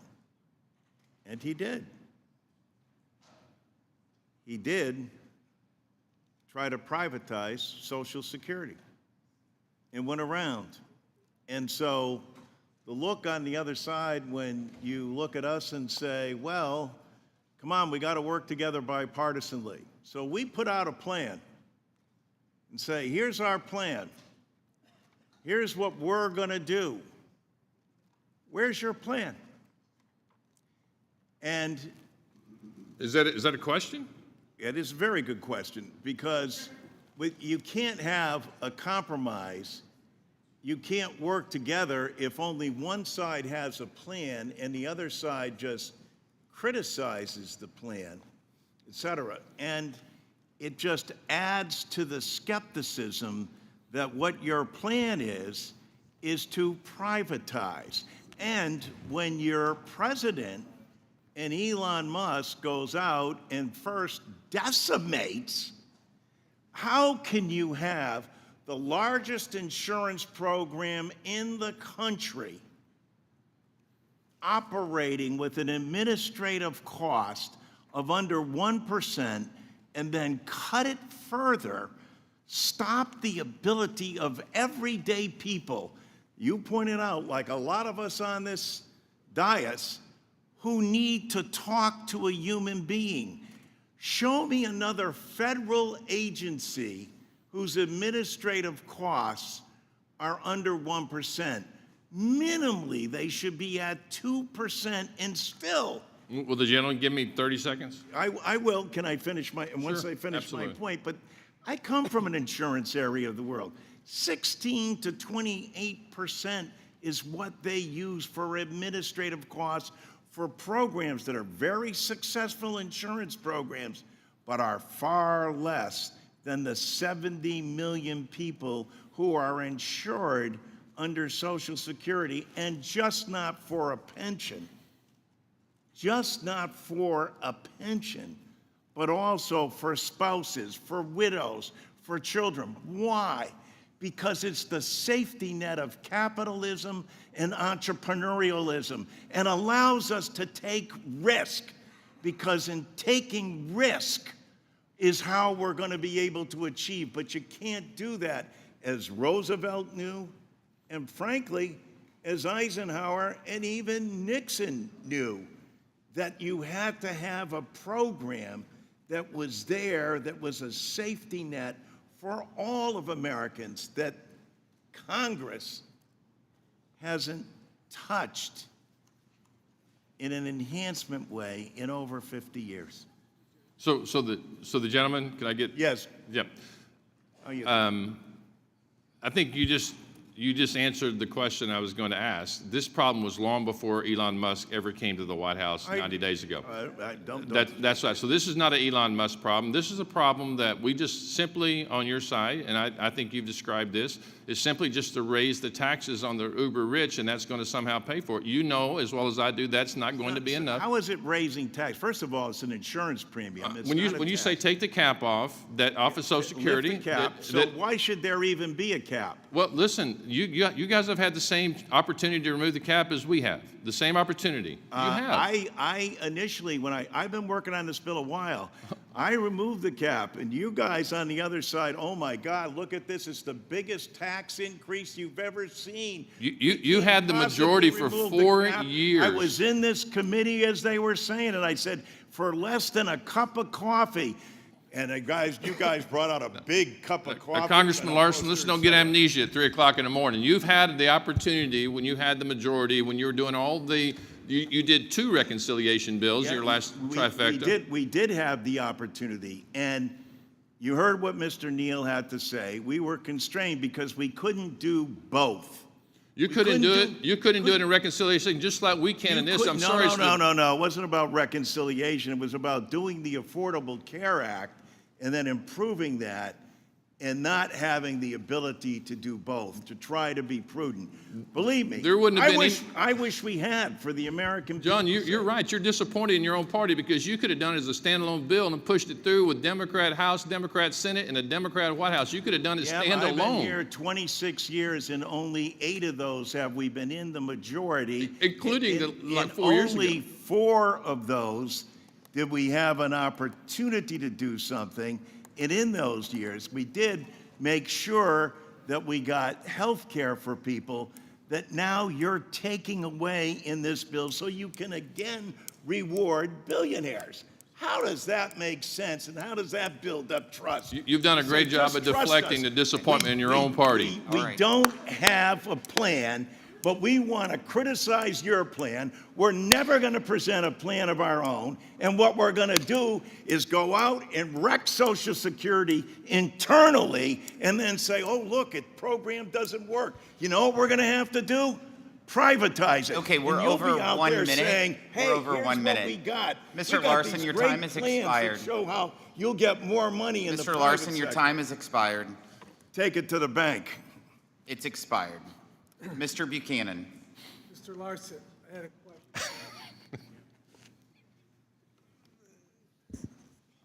question. I had a question. I kind of recalled during that period of privatization, there was a 10% factor they want to privatize. It wasn't the whole thing. Is that right or wrong, or am I just imagining things? Was it half? I don't remember. I remember 10%, and obviously 2 years later, everything blew up for our side because we got, I think, too hammered or whatever. But I do remember a percentage privatization.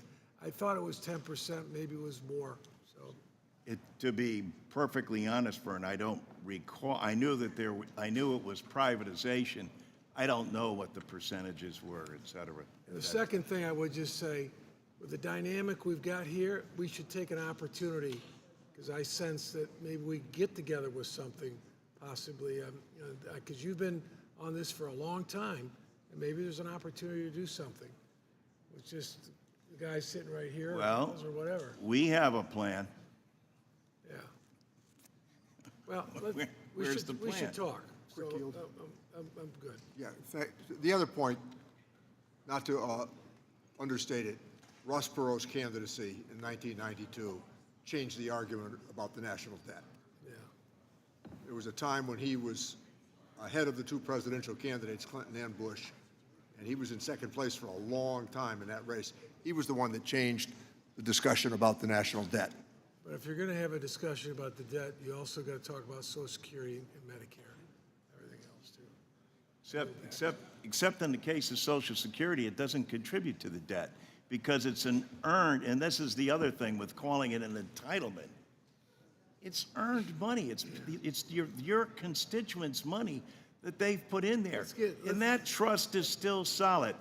You wonder why people get suspicious when Elon Musk is charged with finding $2 trillion, and 70% of our budget is the military, Medicare, Medicaid, and Social Security.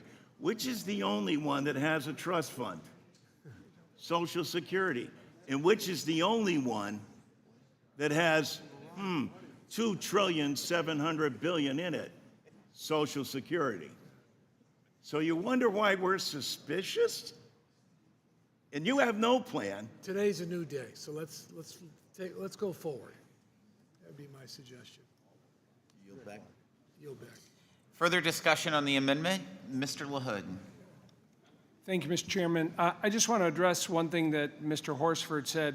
You said a lot of things, Mr. Horsford, but in part of your comments here, you said there's nothing in this bill that addresses housing, low-income housing or affordable housing. That's flat out wrong. The bill that I've introduced that you're actually a co-sponsor of, 2725, the Affordable Housing Tax Credit, is included in this bill. It's supported by every housing group across the country. In fact, Ms. Del Benny and I are on the bill, Mr. Feenstra, Mr. Panetta, Mr. Beyer. It's the most bipartisan bill we introduced last Congress, 270 co-sponsors, equal amount of Democrats and Republicans. We passed it on the House floor last year, and it addresses the housing problem, both rural, urban, suburban. Everybody supports it. It's in this bill. So will you yield? Just hold on, let me finish. So I don't know if you were incorrect in what you said or whether you want to acknowledge that. I just want to say when you make a statement, there's nothing in this bill to address housing and the shortage and the affordability, that's just flat out wrong. Second point that I'd like to make is Mr. Arrington asked you about the Gomez and why this wasn't included in reconciliation before. There was never an answer given on that. So I want to give you an opportunity to answer that. Before I do, I'm going to yield to Mr. Arrington. I'd like to hear the answer to that question myself. I have an answer, so if you want to yield to me. Well, I just want to make a few more points. Wages after the Tax Cuts and Jobs Act, wages at the bottom 10% grew 3 times more than the top 10%. Income in the bottom 50% of income earners grew at 2 times faster than the top 10% earners. So there's a reason why the poverty rates were the lowest in recorded history. There's a reason why there were millions of jobs created and billions of dollars in investment, and we grew at 1%. At 1% over the budget window's $3 trillion to the deficit. So, and we, by the way, we also brought the tax rates down for our job creators, which at one time, prior to TCJA, was actually embarrassingly higher than communist China. So this notion of we're going to balance the budget and pay for this $7 trillion government with the top 10% who are paying 70% of the cost, and we're just going to increase it to 80, 90. At what point do we run out of the top 10% and top 10% of the earners' money? Will the gentleman yield for 1 second? What's the answer, Mr. Horsford, Can I just to answer? why wasn't it? I'd like to give him the opportunity to answer that Well, question. first to Mr. LaHood on housing, thank you for recognizing that. I'm proud to be a co-sponsor of that legislation, and it is bipartisan. But let me be clear. You guys are giving a tax cut to corporate speculators who are buying up homes in places including Las Vegas. 15% of the homes in Las Vegas alone, 30% of the homes in North Las Vegas are now owned by these corporate speculators. They come in, they pay cash, they price veterans out, they price first-time home buyers out, they price families out of owning the American dream. That's not in this bill. And yet you're giving them a tax break. Overwhelmingly, based on this distribution table that Mr. Barthold started with early, well, we didn't get it till about 2 hours into the hearing, overwhelmingly the benefits for billionaires and the ultra-wealthy are permanent, but meanwhile the things that help working people are not, including housing. Housing is one of the biggest pain points that families in Nevada and across the country are talking about. The cost of rent has gone up 30% in the last few years. There's nothing that's addressing those issues, and that's what I'm talking about when I'm talking about the issues around the housing affordability crisis. I'm glad that finally at 3 o'clock in the morning, we're finally starting to talk about the issues that matter, from housing to Social Security to child care, but that doesn't negate the fact. Well, reclaiming my time just at the end here, again, Never answered my question. I want to hear why this amendment wasn't put in the bill in reconciliation when you had the opportunity to do that. What bill are you referring We're to? talking about the amendment in front of us right now. Why does it matter? We're here right now. Just answer the question. If you have this much passion on this issue no.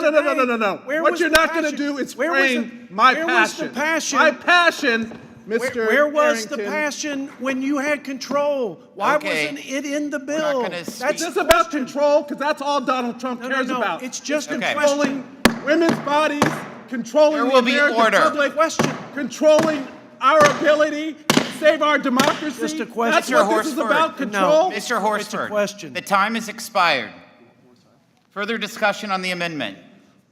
Ms. Moore, and I am going to be very clear on this clock. I've been very lenient to this body, but when it hits that point, your mic's off. Ms. Moore. Thank you, Mr. Chairman. I did have a question. I did want to yield the time to someone. I want to be reminded, the reconciliation that you're talking about, is that the bill that we put forward during the pandemic to provide survival checks to people? Is that the reconciliation, or you're talking about Build Back Better?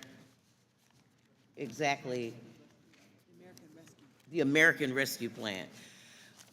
I don't think that this discussion, you're saying, why didn't we put it in the bill? I don't think that it was The Inflation germane. Reduction Act, the tax and spend bill, not the Okay, the so-called Inflation Relief Reduction Act. The Inflation Reduction Act, I think the subject matters, as I recall, the subject matters were around prescription drugs, around all the stuff that you guys have, that they're repealing over there next door in E&C, the energy credits and all that. And to my memory, this was not germane.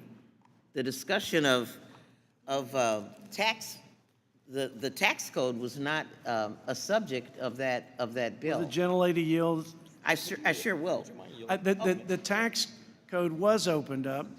There were tax policies in the IRA, and one in particular was the tax credits of $700 billion to climate or renewable energy corporations. So my question was... That was the topic, about the climate. But my question is a simple one. I'm not trying to be provocative. Why didn't you offer a wouldn't- non-germane amendment? Is that your question, sir?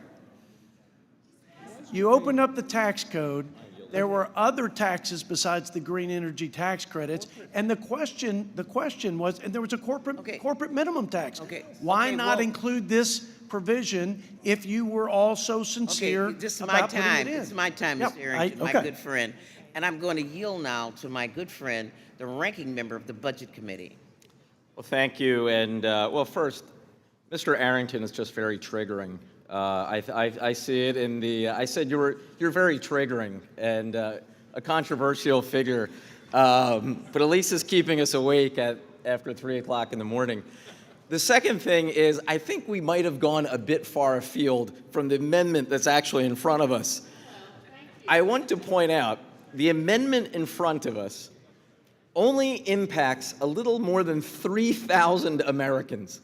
It does not impact, and I did the math, and again, at 3 o'clock in the morning, it can be dangerous to do the math, but I just verified it.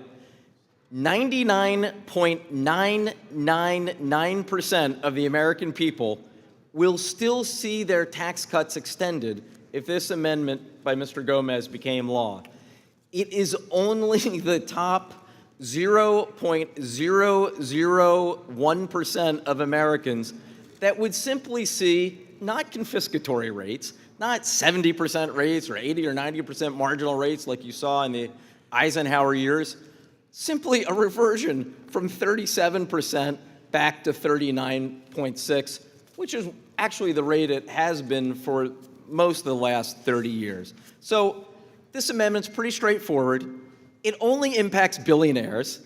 It is a great opportunity for the other side to prove us wrong, to prove me wrong when I say this is one big, beautiful bill for billionaires.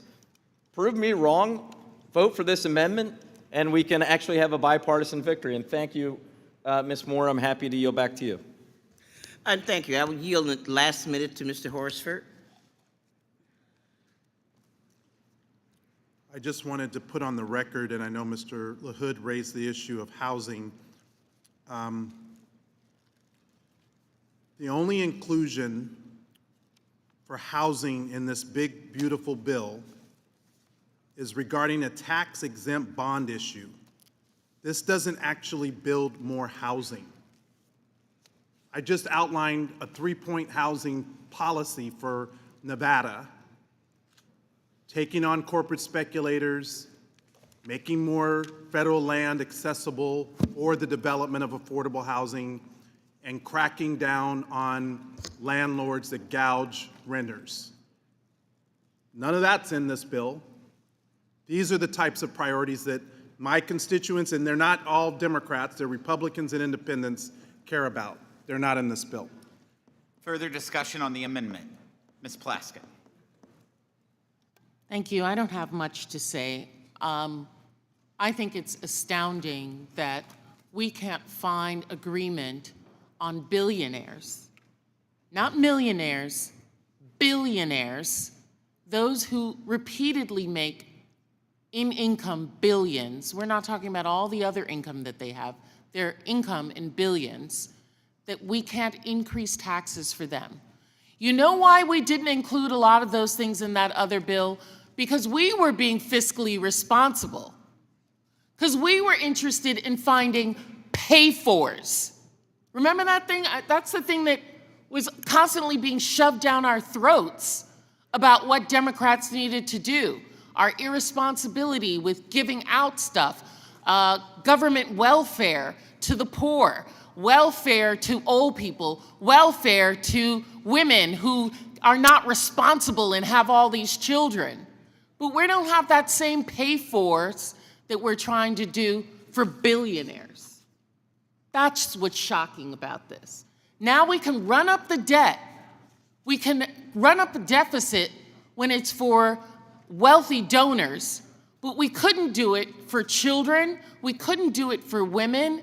We couldn't do it for our seniors. We couldn't do it for veterans, for those with disabilities, for those who need new skills, but we can do it for billionaires. The reason we didn't have it in our bill is because we were trying to find pay-fors, because we were trying to be fiscally responsible about what we were trying to put out. That's why it wasn't in there in the times that we were able to do that. I'll yield some time to Mr. Swazi.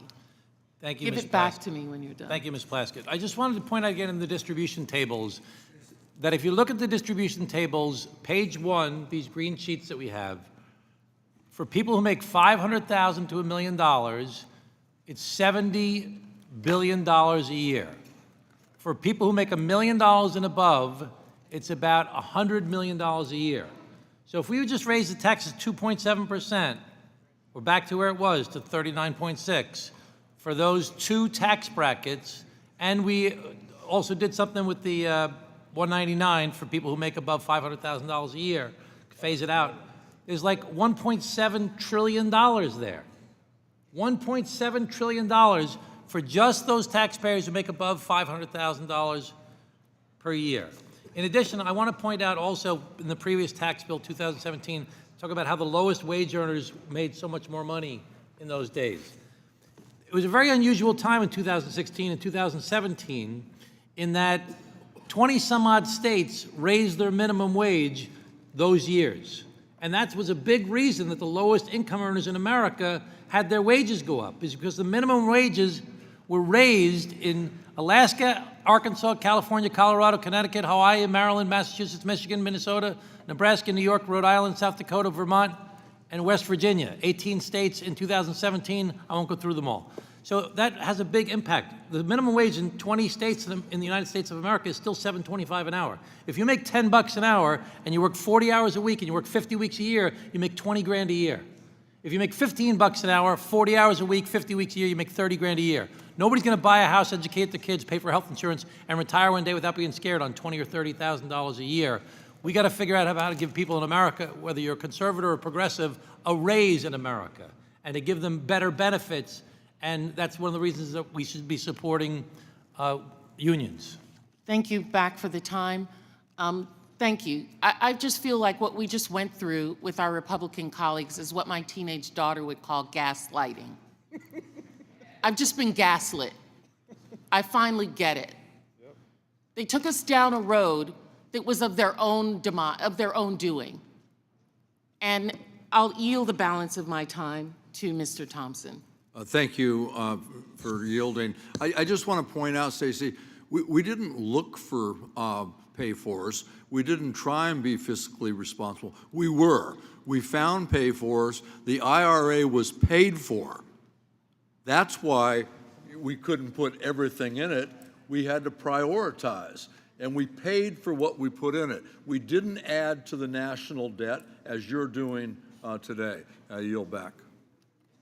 Further discussion on the amendment? Further discussion? Yes, Mr. Snyder. Thank you, Mr. Chair. I'd like to yield time to my colleague, Mr. Horsford. Thank you. I just wanted to further elaborate on Mr. LaHood, because I do want the record to be straight here. And I am pleased to work with you on our bill dealing with the expansion of the low-income housing tax credit. It's an important issue. But if you look on page 389 of the GOP bill, where silencers get a tax break, where billionaires get more tax breaks, housing gets one item. Simply put, the only housing item is that housing projects are not required to use as much tax-exempt bonds. That's it.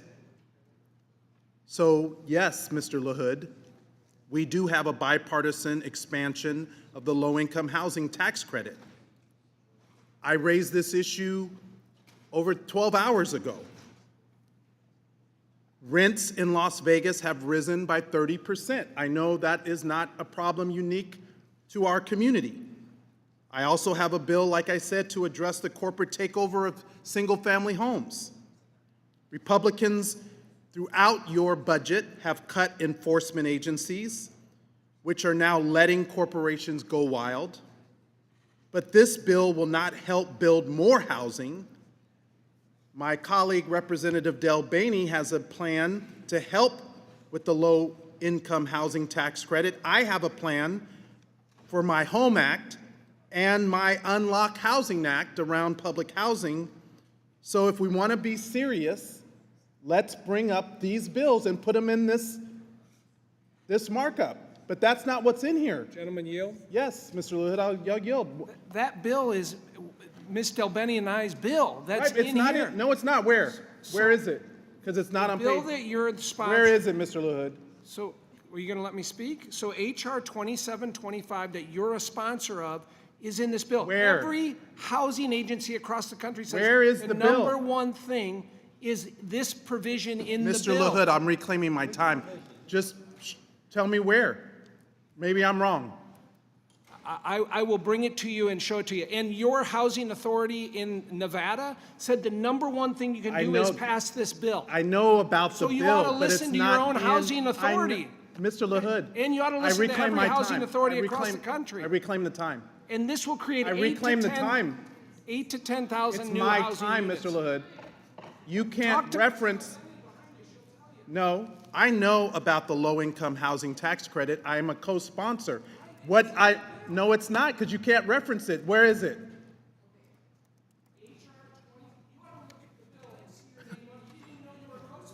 This is what the problem is in America. He wants to tell me one thing. I know that I'm a co-sponsor of the bill. I'm telling you it's not in your Screw America budget. Ready? Page 197. Look at section 13 through 24. Are you looking at it? Go ahead. Go ahead, look at it right now. Page 1, turn to your book. I'm listening to your... Page 197. Open it up and let's go through it together. Go ahead. No, I want you to be looking at it. I'm looking at it, Mr. LaHood. All right, what does it say? I don't need to be patronized. Well, you just asked me to give you the direction. So what does it say on section 13 there on page 197? And is this provision permanent? Is it permanent? Yes. Is it permanent, Mr. LaHood? Like So the billionaire tax cuts? Okay. So I'm reclaiming my time. I thought you wanted me to read it to you. No, I didn't. I asked you to point it out in the bill. Let me And I read said that it- if I let was me wrong, read I it would to you so correct. you can No, understand. I reclaim my time. Modifications Mr. to the LaHood, low you don't income get to housing talk tax over me. It is not your time. You asked me to read it No, to I you. reclaim my time. You don't understand what that means? Can I bring it down and show you? I'd love to bring it down and show you right now. What Mr. LaHood fails to recognize, it's not the full bill. He doesn't have a score. It's not about making sure that we are addressing the comprehensive needs for housing in America.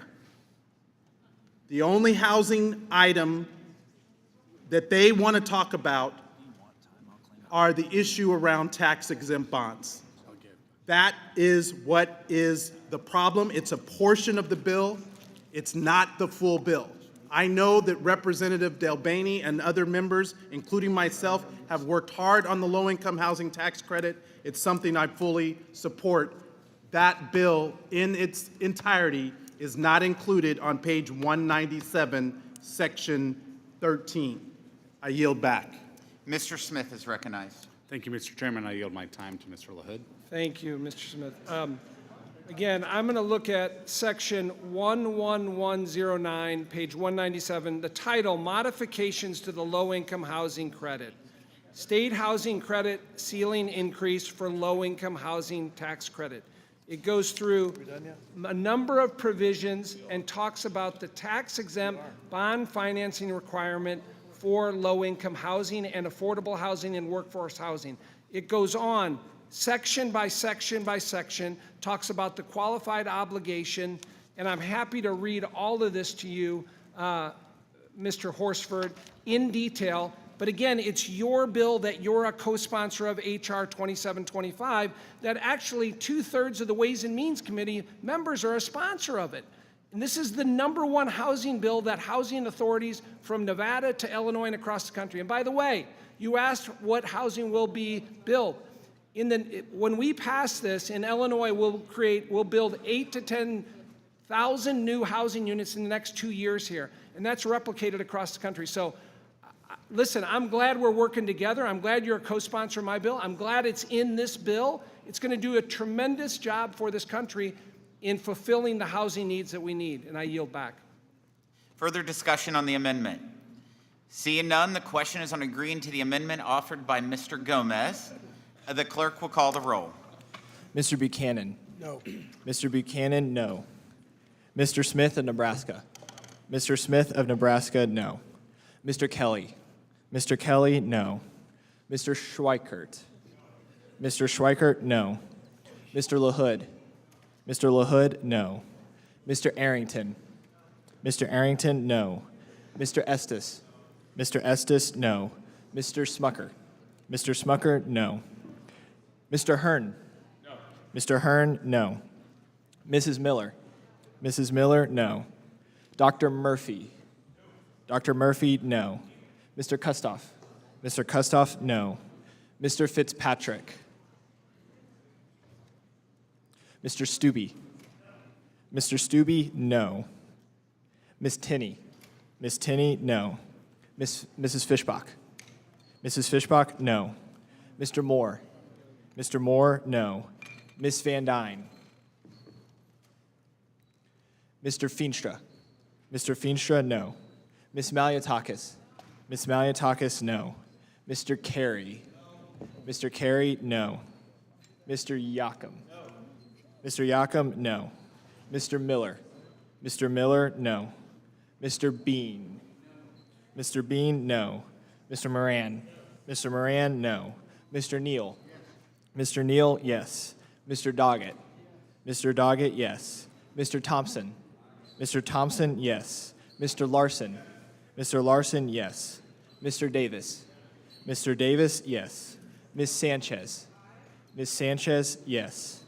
Ms. Sewell? Ms. Sewell, yes. Ms. Delbene? Ms. Delbene, yes. Ms. Chu? Ms. Chu, yes. Ms. Moore? Ms. Moore, yes. Mr. Boyle? Mr. Boyle, yes. Mr. Byer? Mr. Byer, yes. Mr. Evans? Yes. Mr. Evans, yes. Mr. Schneider? Mr. Schneider, yes. Mr. Panetta? Yes. Mr. Panetta, yes. Mr. Gomez? Mr. Gomez, yes. Mr. Horsford? Mr. Horsford, yes. Ms. Plaskett? Yes. Ms. Plaskett, yes. Mr. Swazi? Mr. Swazi, yes.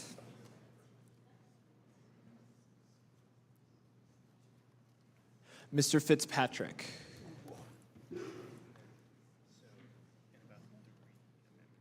Ms. Van Dyne? Ms. Van Dyne, no.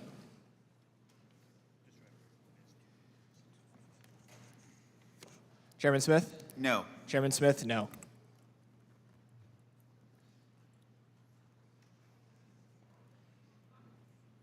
The clerk will report the vote. The yeses are 19, the noes are 25. There being 19 yeses and 25 noes, the amendment is not agreed to. Are there additional amendments?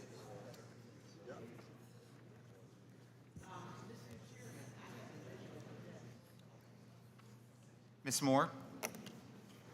Thank you, Mr. Chairman. I have an Chairman, I amendment at the reserve a desk. point of order. Okay, a point of order has been reserved. Will the gentle lady suspend while the amendment's distributed?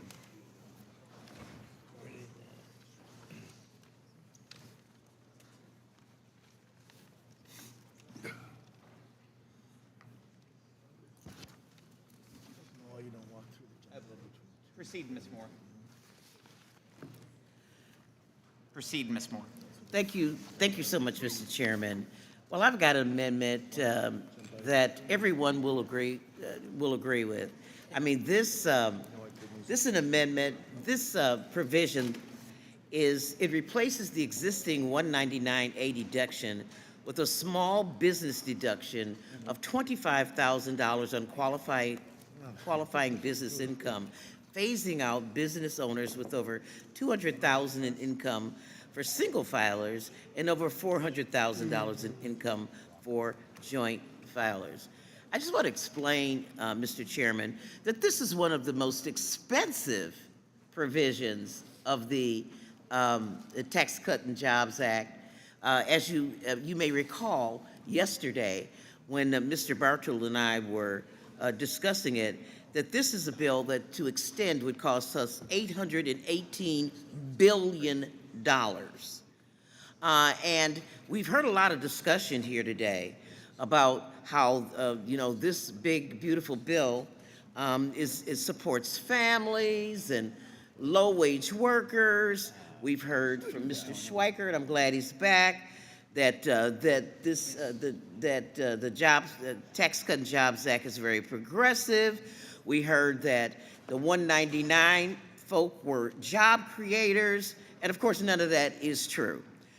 We have also heard that Mr. Smith, I believe, said that the distribution tables really confirmed the fact that that the tax distribution is fair, which, even though we got them late to look at them, it doesn't appear that it supports that argument. I think that that this is really where the rubber meets the road. What is a small business? You heard the discussion that occurred between me and Mr. Bartold, that a small business, let's say a small business that makes $100,000 a year, adjusted AGI of $100,000. They only get $1,997 out of this big, beautiful bill. someone making $200,000 in AGI only gets $6,500 in AGI. Now, Mr. Swiker, you'll remember, you and Mr. Byer, that when we were on the Joint Economic Committee, we actually had testimony about the 199 provision. And actually, this is not some amendment that I'm proposing, some, gotcha amendment. This is actually a bill, HR 3249, that I've put together called the Mom and Pop Tax Relief Act, because I found it so vexing that we were providing tax breaks to people in my own state, as a matter of fact, the E-lines, using the 199A deduction. They received a benefit of $11 million. $11 million, which is just egregious, versus someone who has a real small business. $100,000 of AGI would only get $1,997. And in fact, I have a letter here, Mr. Chairman, and I'm hoping that you're going to allow me to enter it into the record without objection. Without objection. Okay, it's from the Small Business Tax Reform Coalition and the Small Business Majority, and they represent small businesses. I've got 2 pages with 2 columns of small businesses that say that this 199A provision does not represent small businesses. There's been a whole lot of talk here tonight that's Union Hall, but we're legislating like we're in the country club.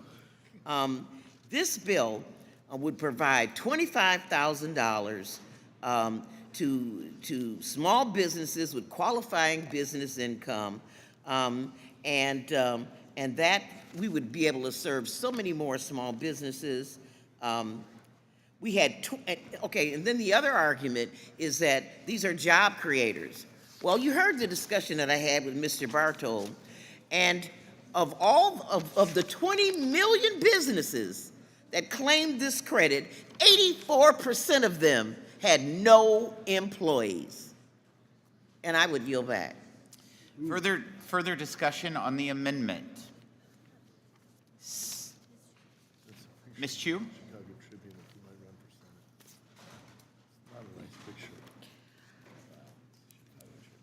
I support this amendment very strongly because it actually would help small businesses. And I know about the scam of the 199 Cap A because I served on the House Small Business Committee for many years. And for so many years, Republicans crowed about how it was the measure that was helping small business, but it was totally untrue. And that's because the 199 Cap A pass-through deduction is not even targeted at small businesses. It's skewed towards the wealthy. It's truly shocking, but it's by design. A 20% deduction for a millionaire is worth a lot more than a 20% deduction for a small business owner earning $50,000 or even $100,000 per year. And in fact, I heard from witnesses before the Small Business Committee that many of the small businesses simply don't have the resources to navigate the complex rules and therefore don't claim the deduction at all. But you don't have to take my word for it. The Joint Committee on Taxation found that nearly half of the richest 10% of households claim the pass-through deduction, while fewer than 1 in 10 households in the bottom half of income claim it. Now, in 2022, the pass-through deduction for the wealthiest 10% of taxpayers was 3,000 times larger than for the taxpayers in the bottom 20%. And that's not an exaggeration. There's no incentive for hiring employees at all or passing that benefit along to lower wage workers. And here's the truth. In 2017, Republicans slashed the corporate tax rate by 40%, but did not want millionaires with pass-through entities to feel left out, so they created a 20% deduction for the ultra wealthy and then told the public it was about fairness in small businesses. Well, I don't believe that people earning millions of dollars per year need a 20% tax cut when wage earners get no benefit and the smallest businesses who truly need our support are left out. And Ms. Moore's amendment changes that.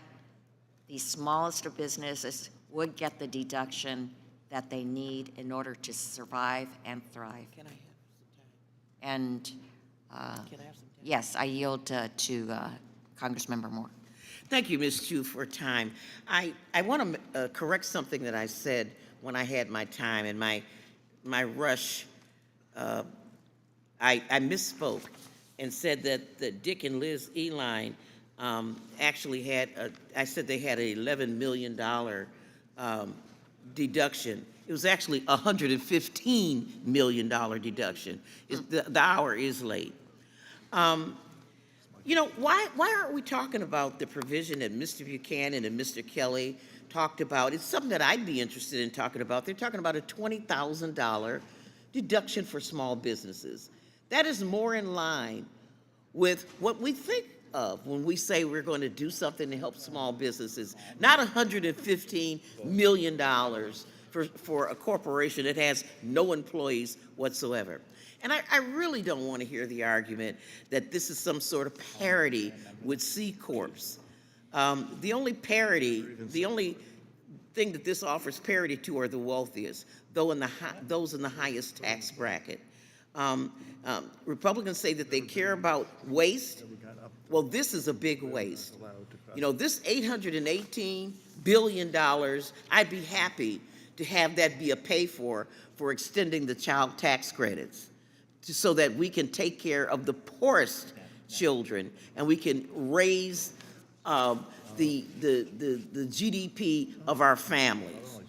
And with that, I would yield back to Ms. Chu. And I yield back. Mr. Smucker. Thank you, Mr. Chairman. The Tax Cuts and Jobs Act delivered on creating an environment that benefited all Americans.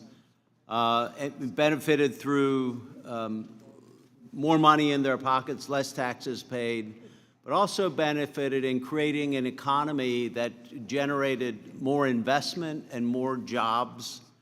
That again created more opportunity for all Americans. The 199A portion of the Tax Cuts and Jobs Act is one of the most important parts of that bill because of the impact on communities all across the country. We held roundtables specifically in the district I represent and other districts about the importance of the 199A deduction to small businesses. Now, these are Main Street businesses, not large corporations. They're American entrepreneurs. They're craftspeople. We talked to one individual who owned a hair salon.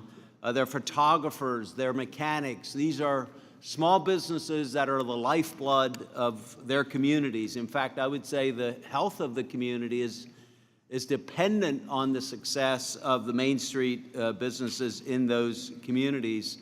And these business owners talked about how this deduction provided more opportunity for them, not only to invest in their businesses, but also in their employees and in their communities. So again, this is not large corporations. This is small businesses. There are 26 million of them all across the country, individuals building their dream, investing in their future, investing in their organizations. They're self-starters, and there are some that do not yet have employees. Again, they might be styling hair to fixing a truck, but this bill gives them a fair shot to compete with the C corporations and to grow. So why would you disqualify a business because they haven't hired someone yet? That would be punishing the smallest businesses just for the size that they are. So again, The 190A provision in the Tax Cuts and Jobs Act was one of the reasons the Tax Cuts and Jobs Act was so successful. In this bill today, we increase the benefit of the 199A by deducting up to 23% of the K-1 income as opposed to just 20%. So this is a really important provision. I would say one of the most important provisions of the bill that we're considering today. So I just rise in opposition to this amendment, and I encourage my colleagues to vote no. Further discussion on the amendment. Mr. Smucker, will you yield just a second? He's already yielded his time. Oh, did he? Okay. Well, then I'll just have to get some more time. Further discussion. Mr. Neal. Ms. Moore, yield my time. Thank you, Mr. Neal, for yielding. I just wanted to just sort of redirect Mr. Smucker to the comments that I made. I don't know if he didn't hear me. You know, my hairdresser, I spend a lot of time at the hairdresser, and they don't get $115 million out of their 199. You know, if they're making $100,000 a year, and that's a good hairdresser, they're getting $1,997. If it's a damn good hairdresser, they're with $200,000 a year, they're getting $6,500 a year. They're not getting $115 million. You know, you know, we have like I said, I just want to remind you of what I said. 84% of these folks have no employees whatsoever. And so I'm not punishing the hairdresser who's just you know, she or he is the only person working. I'm talking about those corporations who are getting this benefit, people like folk in my state, Dick and Liz Eline, who are, of course, supporters of the Republican Party. They saved over $40 million in taxes and by claiming this 199A deduction. They saved income tax liability, and they got over $115 million. So I just wanted to remind people about what I said. I, like everyone else, I love small businesses. I want to do things to support them. And again, I'm very interested in the bill that Mr. Buchanan and Mr. Kelly have, because I think that's more in line with how we help small businesses than this. You could drive a truck, you know, a Mack truck through the loopholes in this 199A deduction. I do think it's you talk about waste, fraud, and abuse. The 199A deduction is just that. And again, I have a bill, HR 3249, so I didn't just pull this out of my head somewhere so I could have a gotcha amendment. I have thought it through. I'm trying to find savings for you all. I know that you want to reduce the deficit, and here's a great opportunity to reduce the deficit by $818 billion. And I would yield back. Mr. Buchanan. Let me add, I've been in business for 30 years, or 40 years, I don't know, a long time. We all started out as corporations back then, even if you had 5 employees or 10 employees. And then it moved into a subchapter S. Then it moved into an LLC. Now, subchapter S and LLC are pass-through entities. Hundreds of thousands, I don't know where you got the data from, but I'd like to look at it, not say it's not right, but when you say 84% where they have a single employee, most people have 10, 15, 20 employees, but many of them have 50, 75, 100 employees. That makes up 90% of the business entities in your state, or I was chairman of the Chamber of Commerce for Florida. So I can just tell you, we had 137,000 businesses in our federation. Most of them were pass-through entities. So there might be 10,000, it might have been, you know, a corporation. Now, that's number one. Number two. Mr. Buchanan, just yield for 5 seconds. Yeah, go ahead. I got the numbers from JCT. That's where I didn't make the numbers up. And I also got the number where 84% of the businesses had no employees. And so I got it from JCT. I didn't make I them like up. you just I look at yield. it I 'cause yield back to you. It doesn't make a lot of sense, but anyway, in terms of, you know, these businesses that operate, you know, it's kind of late at night, but the bottom line is, you know, I just, in my experience and what I've seen is that I'd say a lot of these businesses are 30 to 50 to 100 employees, and I'd say 95% of them are all pass-through entities, which are an LLC. So I'll yield back to you. Further discussion on the amendment? Seeing none, the question is on agreeing to the amendment offered by Ms. Moore.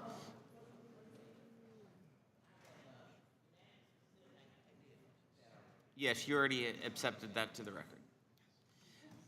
The clerk will call the roll. Mr. Buchanan? No. Mr. Buchanan, no. Mr. Smith of Nebraska? Mr. Smith of Nebraska, no.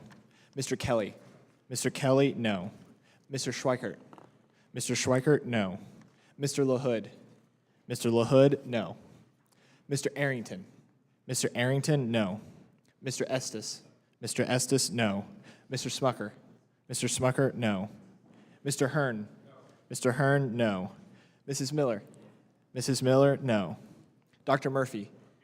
Dr. Murphy, no. Mr. Kustoff? Mr. Kustoff, no. Mr. Fitzpatrick? Mr. Fitzpatrick, no. Mr. Stubbe? Mr. Stubbe, no. Miss Tinney? Miss Tinney, no.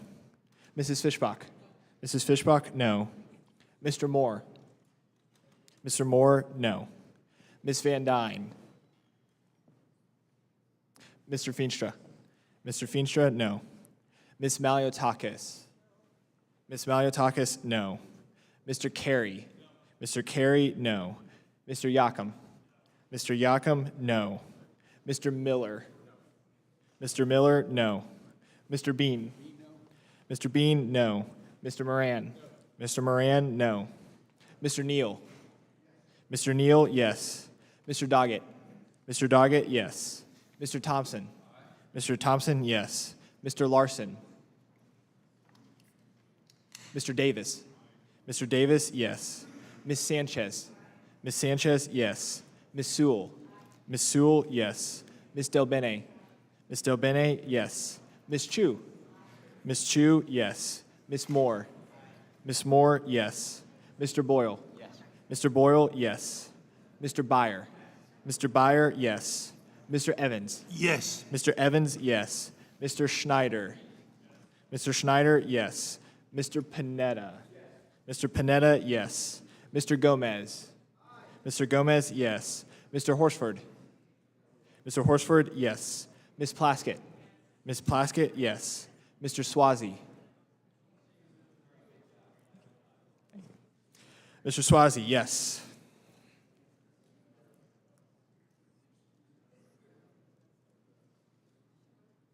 Ms. Van Dyne? Ms. Van Dyne, no.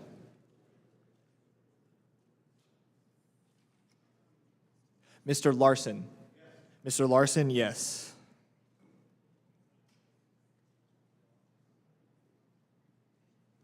Chairman Smith? No. Chairman Smith, no.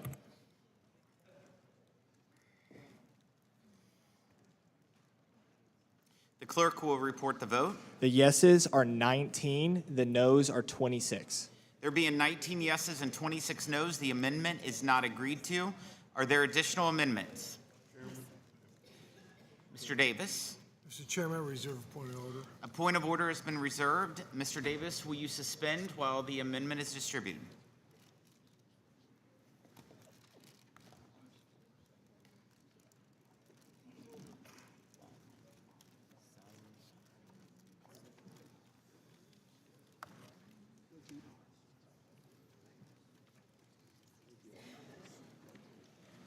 Mr. Davis, you can proceed. Thank you, Mr. Chairman. As Americans struggle with rising child care costs, plus higher costs from Mr. Trump's erratic tariffs and illegal slashing of federal spending, I offer an amendment to reimburse working parents up to $8,000 in child care costs.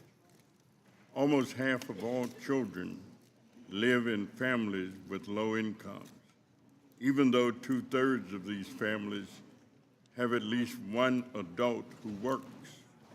The income from paid work is not enough to meet their basic needs. So my amendment helps these hard-working families afford the child care they need to work. My amendment is in stark contrast to this Republican bill that does not improve the child and dependent care tax credit and leaves the poorest children out of the child tax credit and gifts the wealthy trillions. For parents, child care is the work-related expense. As AEI scholar Alan Villard explained, the Child and Dependent Care Tax Credit, or the CDCT, was created in 1976 as a work incentive by offsetting work-related expenses for parents. The CDTC complements other work-related tax benefits like the use of one's car or home or teachers' expenses. But Congress has failed to update this essential credit for working parents with its current rates last set at the turn of the century in 2001. Indeed, the current CDTC fails working families. Very few families receive meaningful benefit from the credit due to the extremely low phase-out level of $15,000, the very low expense limits, and the non-refundable nature. The Tax Policy Center estimates that only 13% of families with children claim the CDTC in 2022. In 2021, Democrats successfully enhanced both the CDCTC and the child tax credit because both credits are essential to support parents' ability to provide for their families.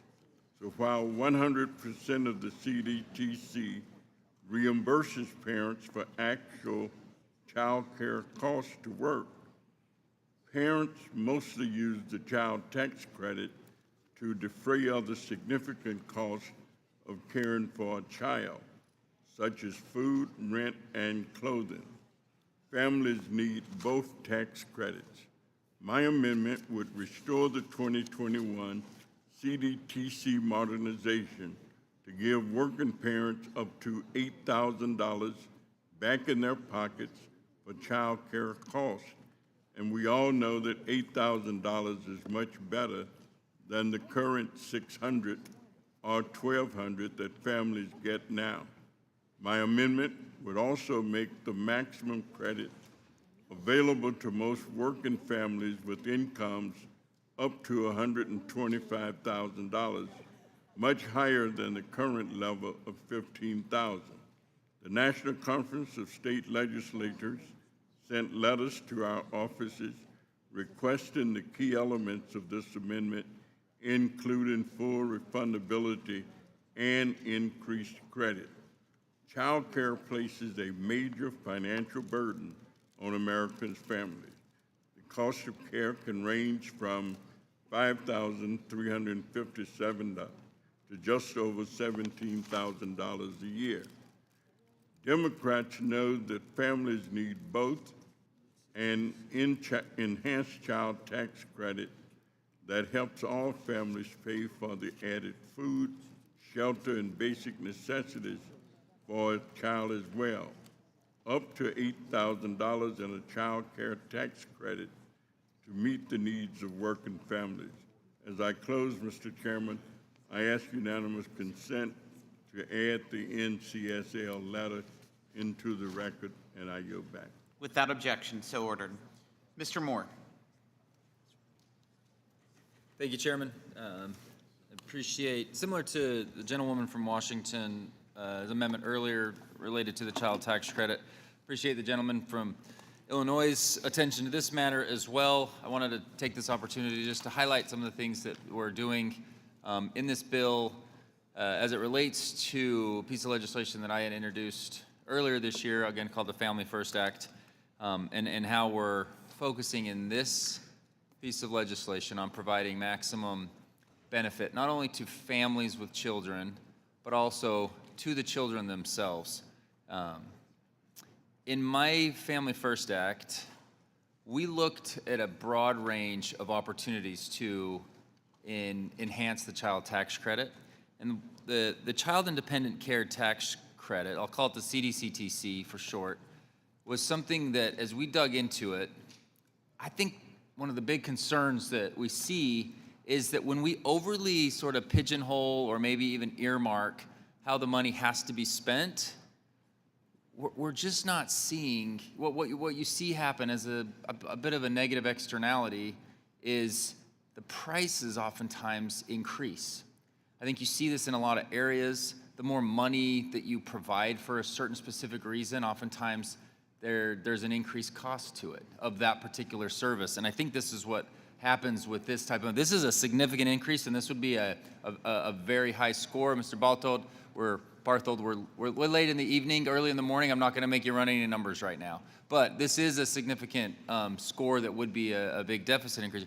But just to highlight, like we've looked really closely at this. We want to give maximum flexibility to families. And so by enhancing the child tax credit and not telling them and not telling a family how they have to use that money actually gives them it kind of helps the market be able to shape where the needs are best. And if they're forced to use it in a certain way, they may not need it for that particular reason, and it may not actually benefit their family. So again, in the spirit of providing maximum flexibility to families, I support that effort, but we want to make it so we're not pigeonholing how they have to use the money. But in addition to that, when we talk about investing actually in the child, something new and innovative that we're putting in this bill. It's something that's been talked about strongly in a bipartisan approach for many years. I've heard about it several times. We're finally getting a chance to do it in the money accounts for growth and advancement, the MAGA accounts that are going to go as a direct resource to newborn babies over the next several years for them to be able to have an account that will grow with them over time. And similar to a 529, but the use of it can be a little bit differently, and it will be something that can benefit them even further into their adult years. This is a unique approach that we think is a better way to be able to support that individual. Again, not exactly targeting the CDCTC in Mr. Davis's amendment, but the ways that we're going about in this particular piece of legislation that's in front of us today is real investment that can be unique and actually grow how we're going to support younger families and individual children. And with that, Chairman, I just wanted an opportunity to highlight some of the unique things that we're doing here, and I yield back. Thank you. The chair recognizes Ms. Sanchez. Thank you, Mr. Chairman. The Child Independent Care Tax Credit is the only tax credit that directly helps working parents offset the cost of childcare. Parents need both the Child Independent Care Tax Credit and the Child Tax Credit to help afford the cost of parenting in this country. When this committee temporarily updated the CDCTC in 2021, it nearly quadrupled that credit for working families. Mr. Davis's amendment would bring the Child Independent Care Tax Credit back to those 2021 levels. That means up to $8,000 in the pockets of working parents, specifically to afford childcare. The cost of childcare has risen so much in this country that $8,000 won't even cover a year of childcare for one child in most states. In fact, the average price for an infant in a child care center in California is a whopping $20,000 a year. In many states, it costs more to send a child to child care than it does to actually send that child to college. And yet our Republican colleagues have not included an update to this tax credit in their so-called big, beautiful bill. They will tell you time and time again that they are on the side of families, but they aren't. Mr. Davis and my Democratic colleagues are. I introduced this bill along with Mr. Davis and Ms. Delbeni to give working families a hand up in their biggest work-related expense. While we're working to protect childcare and put money back into the pockets of American families, Republicans are here today to cut economic assistance in order to pay for tax breaks, again, for the wealthiest Americans. When parents don't have childcare, they cut down their hours or they turn jobs down.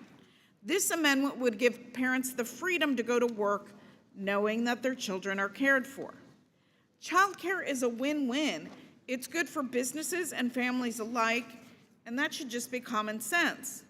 I hope my colleagues will vote with their conscience and with the families they represent and vote yes on this amendment.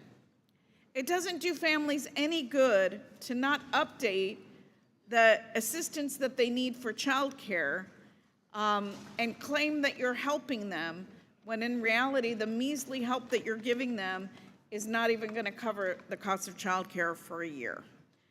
And with that, I yield back the balance of my time. Thank you. The chair recognizes Ms. Delbeni.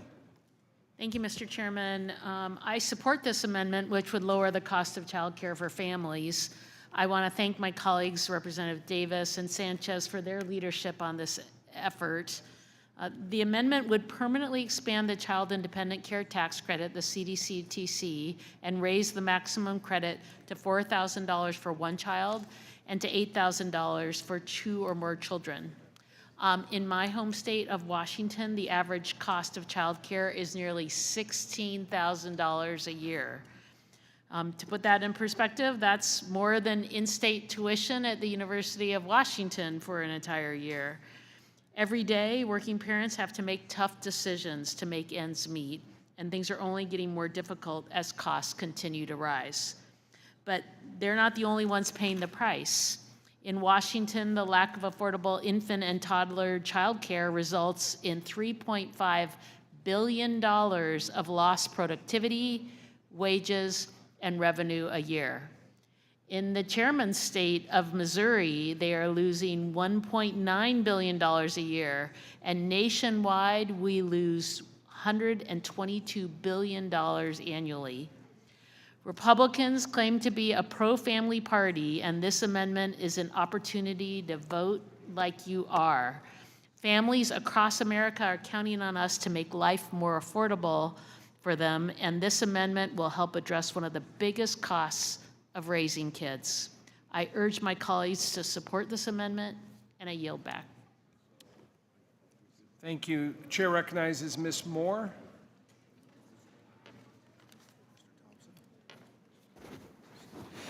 Thank you, Mr. Chairman.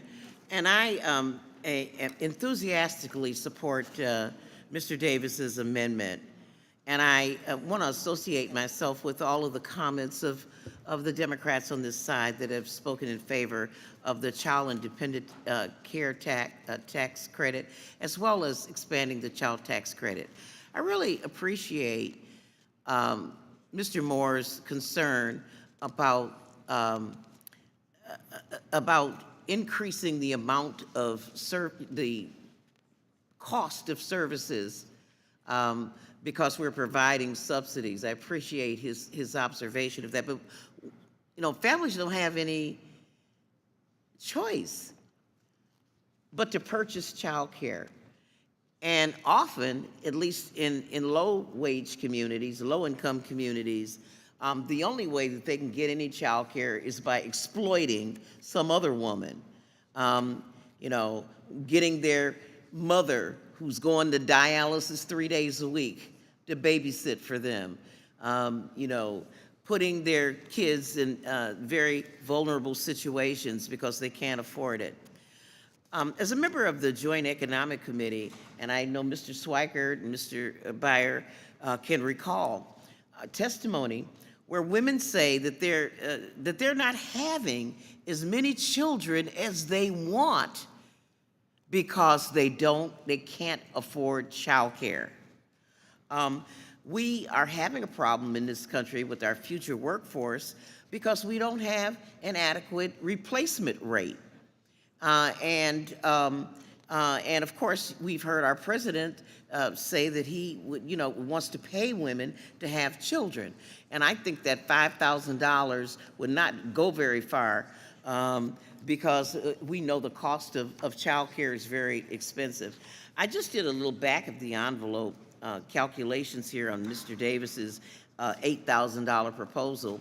And you take some woman who's somebody's administrative assistant somewhere and she's making $50,000 a year. But if she had to pay that $8,000, or my calculation came up with $8,500 with 17% of her wages going to child care, that would reduce her adjusted gross income to only $41,500. Women cannot afford to pay, 17, 18% of their income for child care. We complain about the lack of workforce participation, particularly among low-income women, penalizing them, not providing them with benefits because they don't go to work. But when you think about the struggles and the expense of childcare, we realize that women, no matter what their income, are not going to leave their children alone just to meet some work requirement. Many women find themselves, and I know one case in particular that inspired some legislation that I sponsored the other day, where a woman, was trying to go to work and meet her work requirements and left her 5-year-old at home at night. She worked third shift. Instructions: don't answer the door, make yourself a sandwich. And this worked out just fine.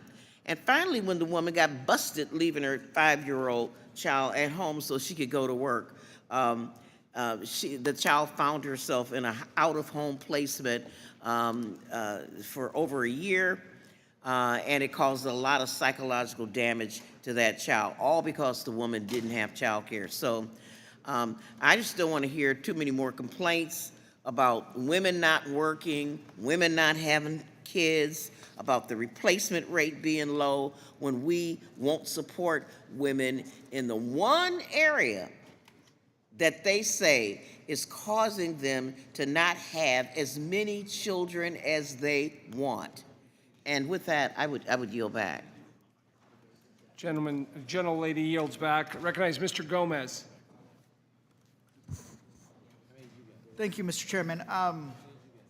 This issue of how expensive childcare is something that is hurting so many families throughout the country. I'm a dad of a toddler who's 2.5, and I can tell you that we pay about $2,100 a month. And I'm fortunate because I have a good job that helps me pay that. But that cost of paying for childcare has only increased. So when you add that fact that the average American family is paying 26% of their income towards childcare, plus the average family is paying 30% of their income towards housing, then it's almost two things are taking up almost 60% of a family's income, 60%. And these figures are based on pre-tax numbers. So if you take it as a percentage of their net, it's probably even higher. So what's going on right now is that it's not only hurting these families. Economists have said that the cost of these two items are literally pulling down the growth of our GDP itself, the growth of our economy itself. That is something that is astonishing. So if we want to help our economy grow, we help families deal with these two issues. This amendment will do that when it comes to helping make childcare a little bit more affordable, allows parents to be able to afford it. But here's the thing, this doesn't apply to all taxpayers. The credit is non-refundable, meaning that low-income families can't take advantage of the credit. And the amendment before us would put more money in the pockets of families by more than tripling the maximum credit most families could receive from $1,050 to $4,000 per child, and up to $8,000 for 2 or more children. Furthermore, this amendment would make the credit refundable to ensure those with the greatest need benefit. So this is an amendment that it will impact so many people. I know this is not just a blue-collar issue. I know I've been talking to IBEW. I've been talking to people who are in the building trades, and they can't get to their work sites to help rebuild our country because they don't have anywhere to drop off their child. And then that's if they can afford it. And then they also struggle. So parents have to make that decision. They're making a calculus. Is it more beneficial economically and financially for our family if somebody stays home, whoever makes the least of that 2-income family household? Is it more beneficial because it's cheaper to stay at home? Cheaper to stay at home. So we know that people are struggling. And here's the thing. Who does it disproportionately impact? For a variety of reasons, women make less money on doing the same job in this country. So what ends up happening, they leave the workforce. That means that they're not paying into a 401k, they're not paying into retirement, they're not paying into Social Security. And if something happens, if those parents separate, then the woman is worse off. And as all my colleagues on the other side of the aisle understand, that when you're saving for retirement, you want to be paying in every single year as long as possible before you ever retire. Because that's how you build the compound interest. That's how you build up a little bit of wealth. So this amendment is going to help working people. So I'm asking you all to support this amendment. And if you can't, then work with us on finding a solution to the child care crisis in our country. With that, I yield back. Gentleman yields back. Recognize Mr. Thompson. Ms. Chu, sorry. I urge support for this very important amendment, which will give much needed financial support to working families with children. Most families with young children have all available parents in the workforce, meaning childcare is so essential. But right now, the country is experiencing a childcare crisis. Right now, the average cost of full-time childcare for just one child can exceed $19,000 per year. And in Los Angeles, now, people are spending more money on childcare than even on housing. Most families can't afford these high costs, but this bill does nothing for them. Consider Jessica from my home state of California, who says that she and her husband have 3 kids. They both have good paying jobs, yet childcare costs for their 2-year-old keeps them living paycheck to paycheck. And buying a house is not even a financial possibility. Childcare prevents them from getting ahead. Democrats are thinking of families like Jessica's when we use the American Rescue Plan to strengthen and expand the child independent care tax credit. We gave working families up to $300 per month to offset the cost of childcare and made it refundable. But while corporations get another tax cut in this bill, families like Jessica's will be left behind. And it's incredibly ironic coming from a party that claims to be so pro-family and appears so concerned with incentivizing Americans to have more children. If Republican colleagues really were pro-family, they'd use the majority now to enact policy solutions that would actually support families and children, and that includes making childcare more affordable. And that's why I strongly support this amendment and urge my colleagues to vote yes. And I yield back. Gentlelady yields back. Now recognize Mr. Thompson. Thank you, Mr. Chairman. I'd like to yield my time to Mr. Davis. Thank you, Mr. Chairman. And I want to thank all of those who have spoken favorably towards this proposal, and especially Mr. Moore. Mr. Chairman, I understand that there might be an appetite that we might be able to increase the CTC to $10,000.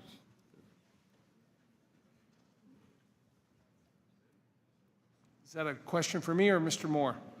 No, well, actually, you're the chairman now. But you're the chairman. Well, happy to entertain that, Mr. Davis. Yep.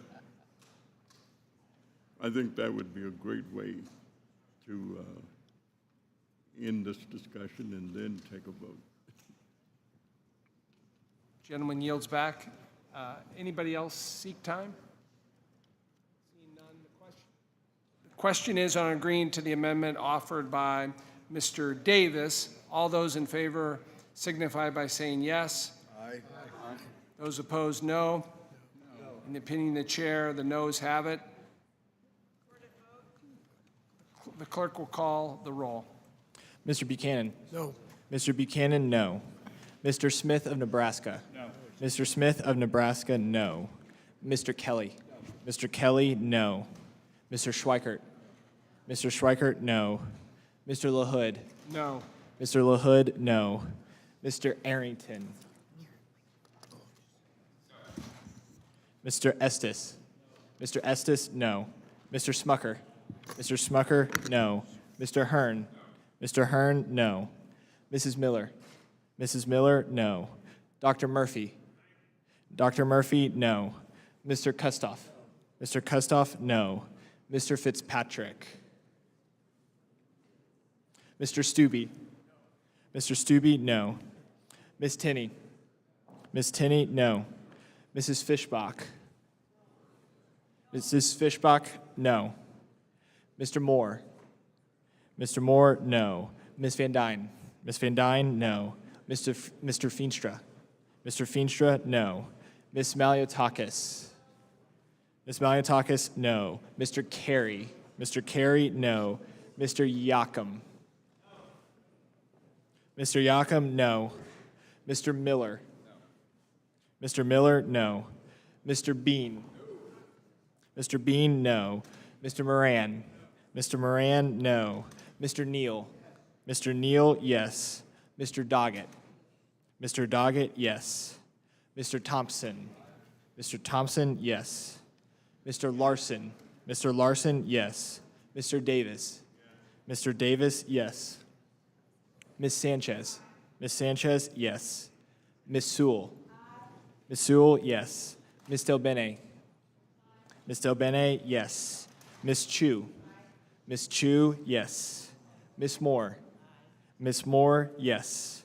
Mr. Boyle? Mr. Boyle, yes. Mr. Byer? Mr. Byer, yes. Mr. Evans? Yes. Mr. Evans, yes. Mr. Schneider? Mr. Schneider, yes. Mr. Panetta? Mr. Panetta, yes. Mr. Gomez? Mr. Gomez, yes. Mr. Horsford? Mr. Horsford, yes. Ms. Plaskett? Ms. Plaskett, yes. Mr. Swazi? Mr. Swazi, yes. Mr. Arrington? Mr. Arrington, no. Mr. Fitzpatrick?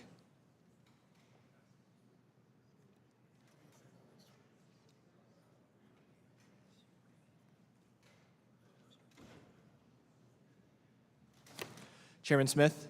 No. Chairman Smith, no.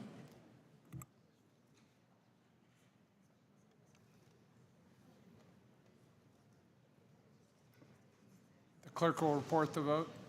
The yeses are 19, the nos are 25.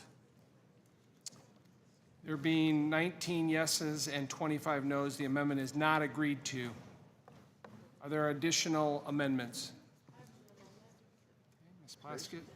Mr. Buchanan? Mr. Chairman, I reserve a point of order. Ms. Plaskett, you're recognized.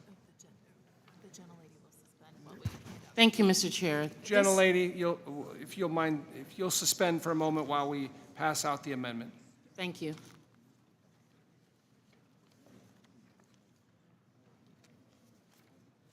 you.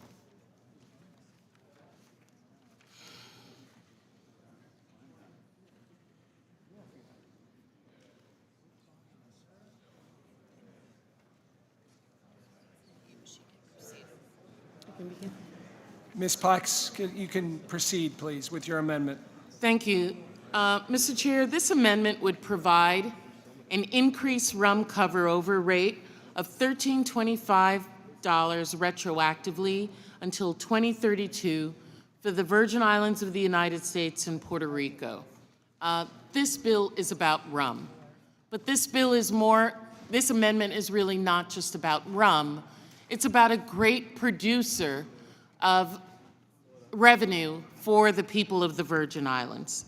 The rum cover-over is the amount of money that is transferred to the Virgin Islands of the United States and Puerto Rico from the rebate of federal excise taxes on distilled spirits produced in or imported into the rest of the United States from those 2 U.S. territories, and serves as one of the primary funding sources to promote economic development and create jobs in Puerto Rico and the Virgin Islands.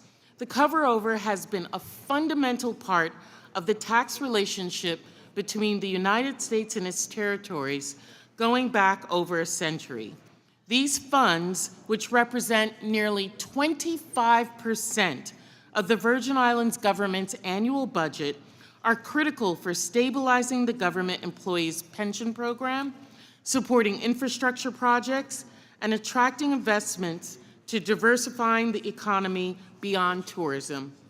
I'm thankful to my colleagues, Congressman Ron Estes of Kansas, for co-leading the legislation in the 119th Congress to support the Virgin Islands economy and our constituents. Presently, under current law, excise tax collections on imported rum are transferred to Puerto Rico and the Virgin Islands of the rate of $13.25 per proof gallon.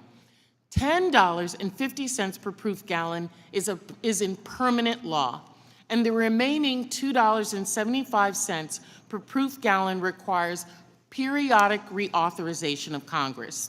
This legislation would amend Section 7652 of the Internal Revenue Code of 1986, making $13.25 per proof gallon the amount covered over by law until 1032, enhancing long-term sustainable economic growth in the 2 U.S. territories.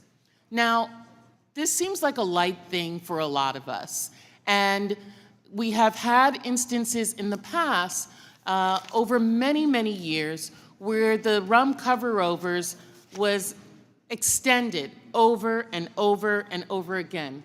You'll see from the chart that I have here that this has happened periodically over and over again. From 1999, extended in 2001. 2001, it was temporary, extended to 2003. 2005, 2007, 2009, 2011. Unfortunately, what has happened is that the extension has expired for a couple of years now, and we have not been able to recoup this money.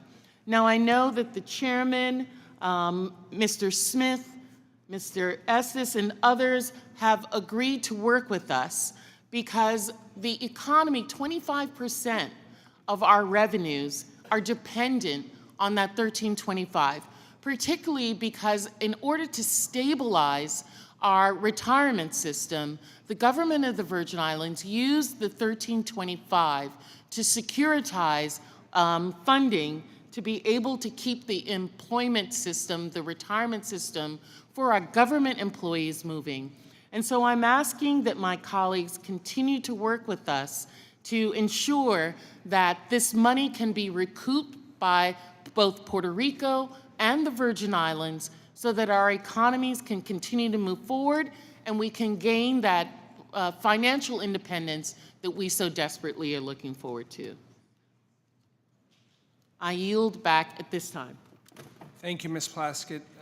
Does anybody seek recognition? Mr. Estes, you're recognized for 5 minutes. Thank you, Mr. Chairman. I appreciate this amendment being brought forth by Ms. Plaskett. We are working together on this. This is obviously something that has a big impact on both the Virgin Islands and Puerto Rico. And as mentioned earlier, obviously it has a good support for the pension system in Virgin Islands and used in Puerto Rico for operating costs as well as conservation program within the island there. One of the things I think that's been problematic with this process and why we want to make sure that this gets renewed for the reimbursement is just the variable nature of it and how it's difficult to plan and move forward on this. So I know we didn't get this wording into the bill as we pulled together the one big beautiful bill, just because there were so many provisions to pull through that. But I think this is an ideal scenario where we can work together and have a bipartisan solution. With that, I yield back, Mr. Chairman. Does anybody else seek recognition? Ms. Sanchez. Thank you, Mr. Chairman. I support Congresswoman Plaskett's amendment, and I want to thank her for bringing forward this important amendment. I know how vital the rum carryover program is to her constituents as well as to the people of Puerto Rico. At its core, this amendment is about providing stability and certainty, two things that every jurisdiction we represent need for long-term planning and growth. The uncertainty surrounding the current rum carryover rate has made it difficult for both Puerto Rico and the U.S. Virgin Islands to confidently budget and invest in their communities. The rum carryover has been part of the U.S. tax system for over a century, helping Puerto Rico and the Virgin Islands make critical investments in infrastructure, education, and public services. In the Virgin Islands, it accounts for about 1/3 of the general revenue. Without that stability, the territories face financial strain. The temporary nature of the current rate leads to unpredictable funding, which affects not only the day-to-day operations, but also the territory's bond payments and retirement systems. By locking in the $13.25 rate until 2032, the amendment would provide much-needed financial certainty, enabling better budgeting, planning, and long-term growth for both territories. This change is essential for the continued development and economic health of Puerto Rico and the U.S. Virgin Islands. I'd like to also briefly mention another proposal missing from the Republicans' bill, the Supply Chain Security and Growth Act, which was brought to my attention by my colleague, Resident Commissioner Hernandez. It would help reshore critical manufacturing and supply chains in Puerto Rico and the smaller island territories. I urge my colleagues to help our territories get the certainty and the ability to plan for their future. So I urge them to support Congresswoman Plaskett's amendment, and I yield back the balance of my time. Ms. Sanchez yields back. I'll recognize Ms. I was going to go to Ms. Maliotakis first. Well, thank you very much. I appreciate Ms. Plaskett as well bringing this amendment. I think it is something that we do need to work together to resolve. I visited Puerto Rico, was visiting some of the distilleries there, and this is so critical for their economy. The rum industry is so incredibly important to the economy in Puerto Rico, and we need to do what we can as a body to make sure that they have this income, which is used not just for stability in the government, but for their ecosystems and so many other things. And this is one way that we can help Puerto Rico and the Virgin Islands, and I think we need to work together in a bipartisan fashion to make sure that this gets done by the end of the year.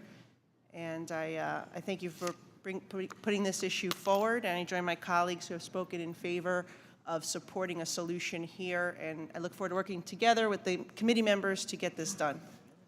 Thank you, Ms. Maliotakis. Now recognize Ms. Moore of Wisconsin. Thank you, Mr. Chairman. I'll be brief. I did not know about this problem in Puerto Rico and the Virgin Islands, and I appreciate the fact that, Ms. Plaskett, you seem to have bipartisan support with regard to increasing the rum cover over rate. But I think that had you brought us some samples of this, we might have been more inclined to pass this morning. I yield back.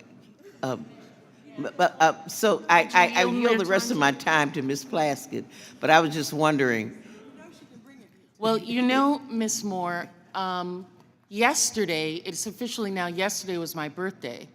And in my office, I not only had food, but you can be assured that at any day, given day, that the product of my home, rum, will be available to any and all members of the Ways and Means Committee, how and should they need it.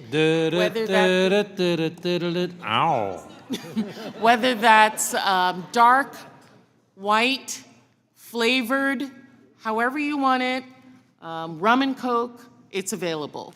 But on a serious note, I really am, if you understand that, the territories are in a very different position because we rely on Congress to determine so much of what we do. We don't have the independence that the states have. And Congress decides so much of our very existence. And this is just one other example of that, where our economy, which, we have moved rum to be something that is a benefit to us. My ancestors 4 or 5 generations ago, rum and the creation of sugar was the thing that was the oppressor of them. So we have moved this to be something that benefits us as a people, benefits our economy, but we rely on Congress to do the right thing, to give us the amount so that we can stabilize our government at that additional rate. And so, Mr. Chair, as you can see, we have bipartisan support in this.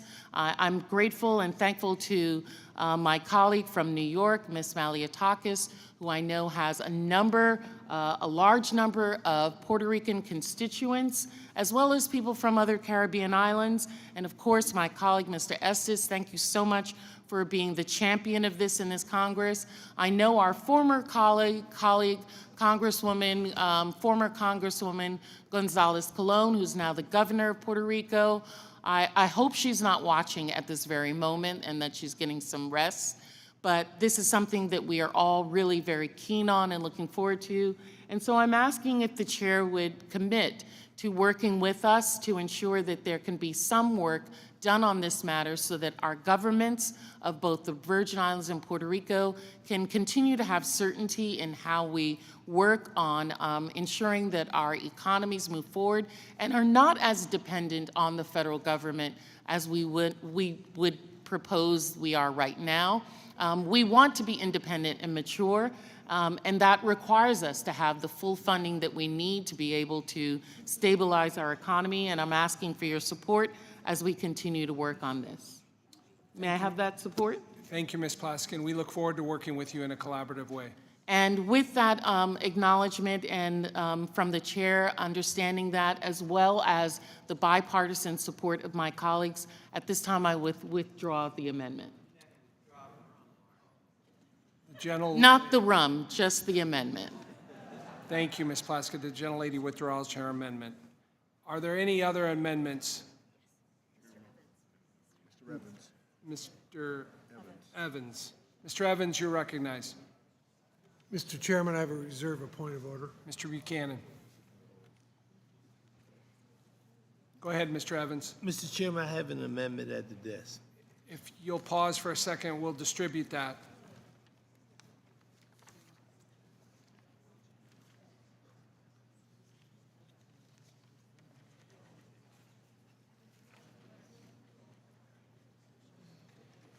You may proceed, Mr. Evans. I ask that you consider my amendment, which would restrict the undue special treatment of millionaires.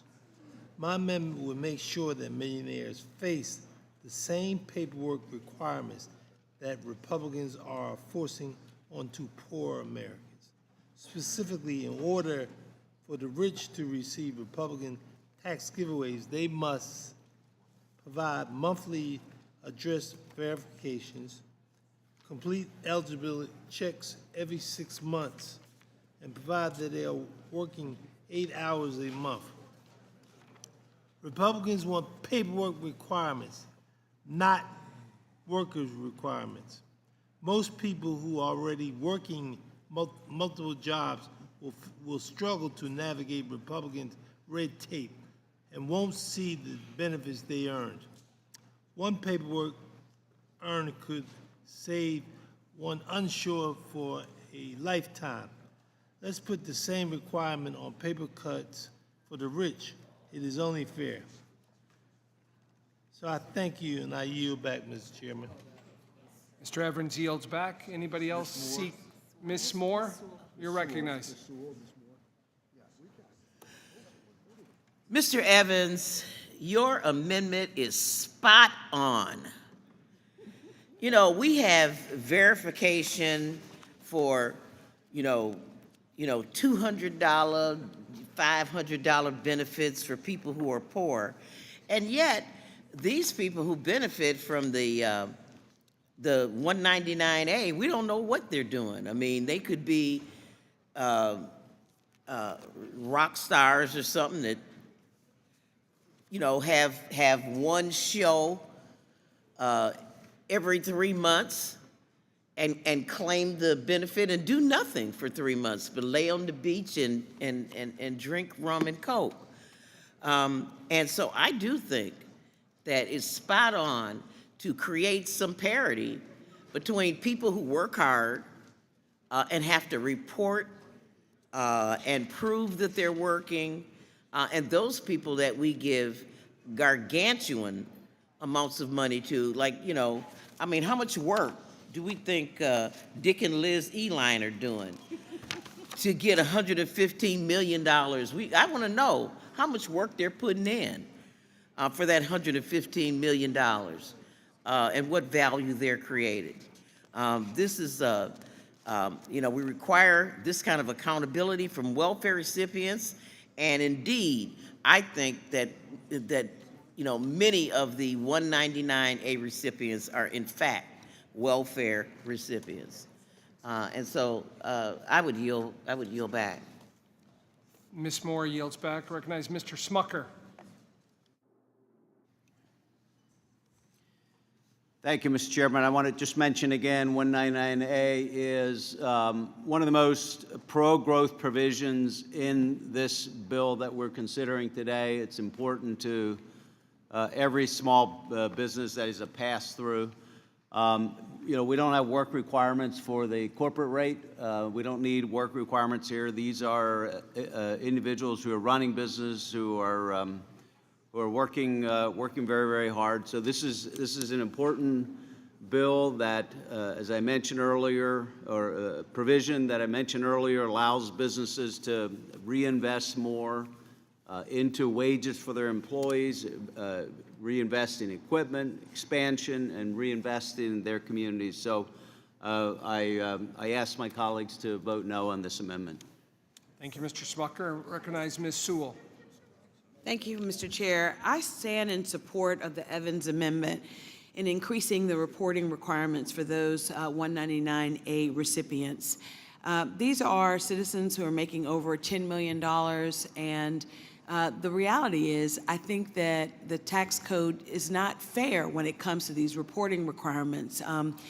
I represent, in my district, the Alabama 7th Congressional District, folks who are making literally $25,000 are 32% of them get audited for EITC.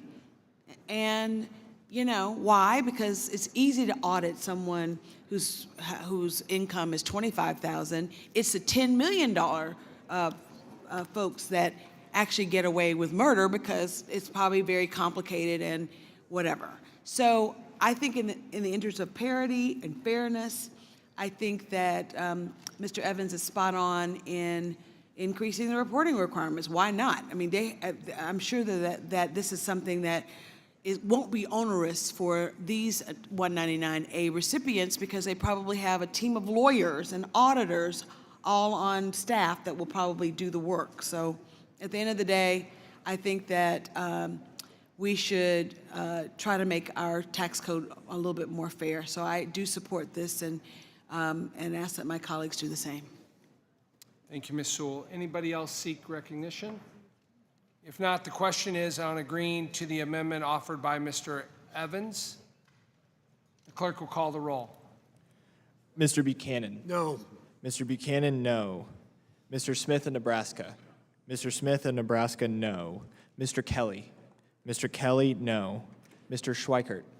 Mr. Schweikert, no. Mr. LaHood. Mr. LaHood, no. Mr. Arrington. Mr. Estes. Mr. Estes, no. Mr. Smucker. Mr. Smucker, no. Mr. Hearn. Mr. Hearn, no. Mrs. Miller. Mrs. Miller, no. Dr. Murphy. Mr. Kustoff. Mr. Kustoff, no. Mr. Fitzpatrick. Mr. Fitzpatrick, no. Mr. Stubbe. Mr. Stubbe, no. Miss Tinney. Miss Tinney, no. Mrs. Fishbach. Mrs. Fishbach, no. Mr. Moore. Mr. Moore, no. Miss Van Dyne. Miss Van Dyne, no. Mr. Feenstra. Mr. Feenstra, no. Miss Maliotakis. Miss Maliotakis, no. Mr. Carey. Mr. Yakum. Mr. Yakum, no. Mr. Miller. Mr. Miller, no. Mr. Bean. Mr. Bean, no. Mr. Moran. Mr. Moran, no. Mr. Neal. Mr. Neal, yes. Mr. Doggett. Mr. Doggett, yes. Mr. Thompson. Mr. Thompson, yes. Mr. Larson. Mr. Larson, yes. Mr. Davis. Mr. Davis, yes. Miss Sanchez. Miss Sanchez, yes. Miss Sewell.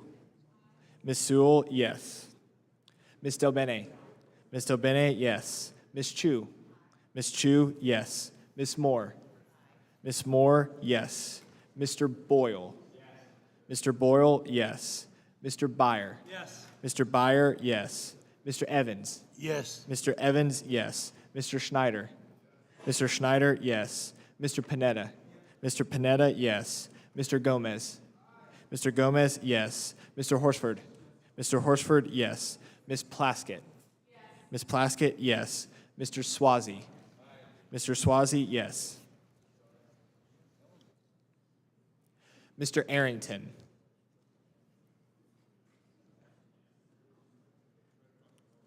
Dr. Murphy. Dr. Murphy, no. Mr. Carey. Mr. Carey, no.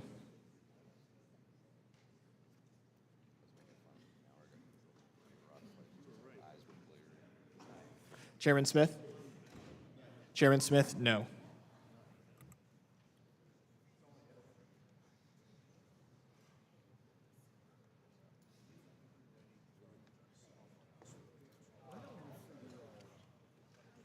The clerk will report the vote.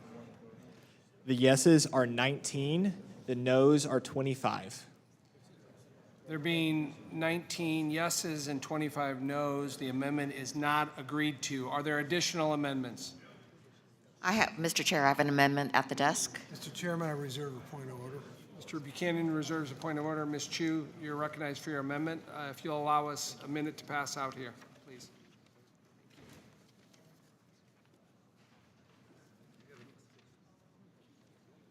You can proceed, Ms. Chu. Mr. Chair, my amendment would strike 3 sections from this bill designed to rip health care away from the very people who need it most. These are the sections that use red tape to sabotage the Affordable Care Act. First, let's call this bill what it is, a deliberate attempt to gut the Affordable Care Act. This bill attacks one of the most basic protections of the ACA, automatic re-enrollment. For years, that provision has kept working families covered even if they missed a deadline or had trouble navigating complex paperwork. But now, Republicans want to kill it.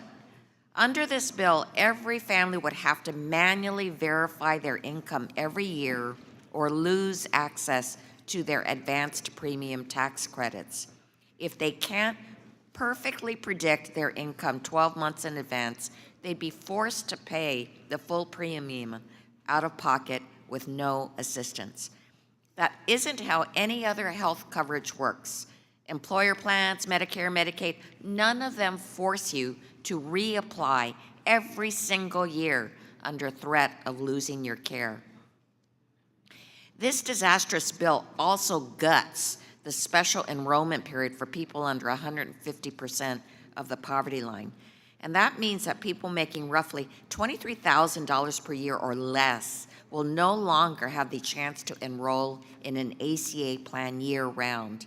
This deliberately shuts out workers who face unstable hours, part-time jobs, or are only offered junk employer coverage. And if that wasn't cruel enough, the bill also removes the cap on how much the federal government can claw back from people who underestimate their income. Think about that. Gig workers, Uber drivers, freelancers, small business owners, and hourly workers often have no idea how much they'll earn in a year.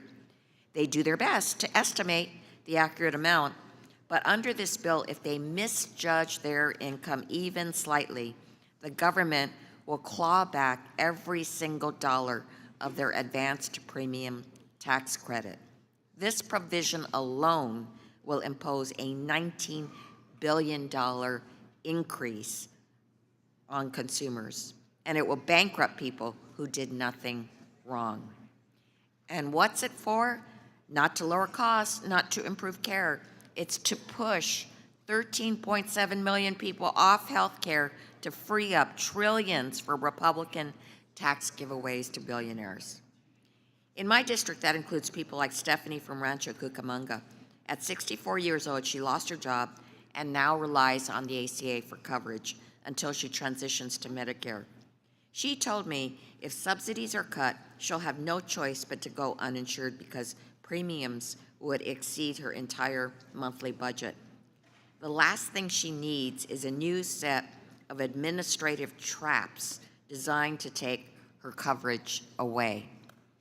So I asked my Republican colleagues, how many of your constituents are you prepared to push off their health insurance just to give one more tax break to billionaires?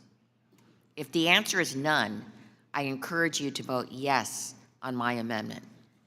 Otherwise, to my constituents and Americans watching this debate, when you see your premiums go up or you misestimate your income a year in advance and lose your coverage, you'll know that this is because this bill puts billionaires first and working families last. I yield back. Ms. Chu yields back. Anybody else seek time? If not, the question is on agreeing to the amendment offered by Ms. Moore. You're recognized.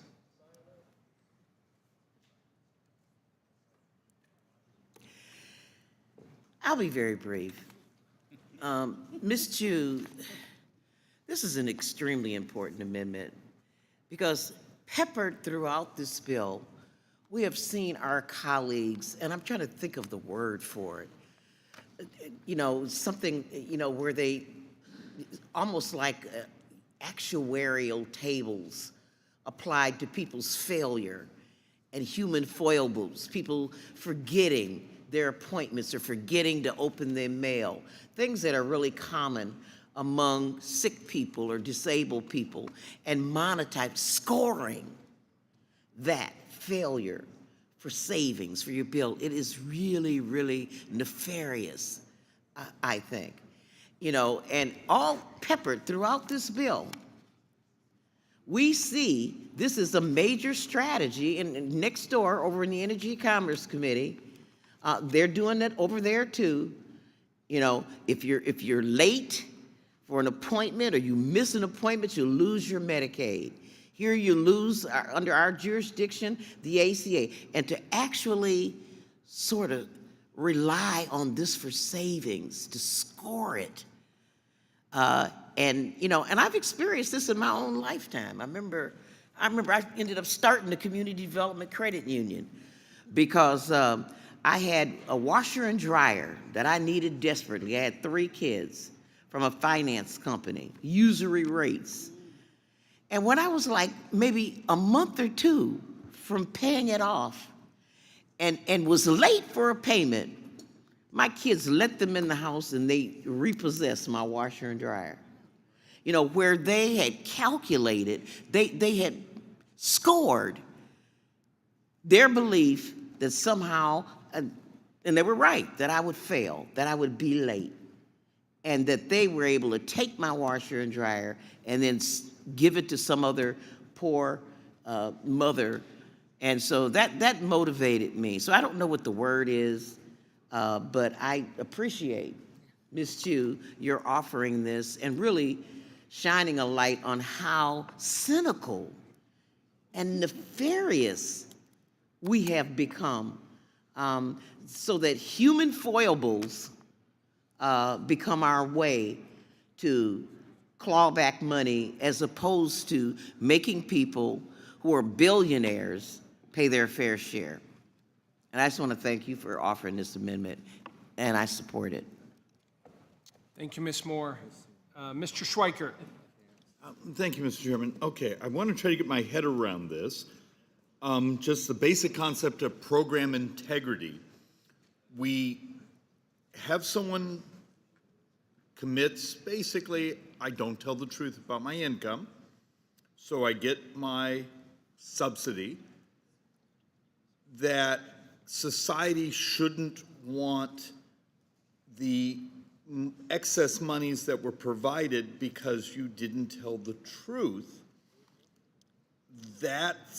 So we want an amendment that basically says it's okay to commit fraud and it's wrong for society to ask back the dollars that were fraudulently taken. You know, this is how you end up getting the public actually despising these programs that you say help, because you create the cascade of incentive. It's okay to cheat. And I know that's not what you mean here. If the goal is saying, look, if someone, within the margin of error or these sorts of things, but we know we have a problem of systematic saying, my income's here, wink, wink, nod, nod, and it's not, and getting excess subsidies and the ability to recapture them. So, look, it's not to be cruel. It's actually, if you want programs to continue, we can't basically tell everyone, hey, but it's okay if we have lots of fraud. So if there's a better mechanism, be happy to take it. Do you want me to yield, or? Yeah, go ahead. Thank you, Mr. Schweikert. Just following your same train of thought, what's the difference between that and a big corporation or billionaire evading taxes? But both of them require it. When they're evading taxes, they actually are subject to criminal penalties. No, because you've underfunded the agency whose job it is to provide oversight. Okay, but no, you're doing. No, I'm asking. Quite frankly, that's just a level of conflating things. If you have a mechanism to, like, I'm a huge fan, as you know, of using technology at the IRS because it's much more effective than people. We've already seen that. So, look, I want to. If you cheat, you should get caught, whether you be a big corporation or individuals. As we've had talk for years, I want to come up with a cleaner, better way on earned income tax credits. So there's not the 2-month delay. Just use technology. Someone's earned it, get them their money, and get rid of that 2-month delay.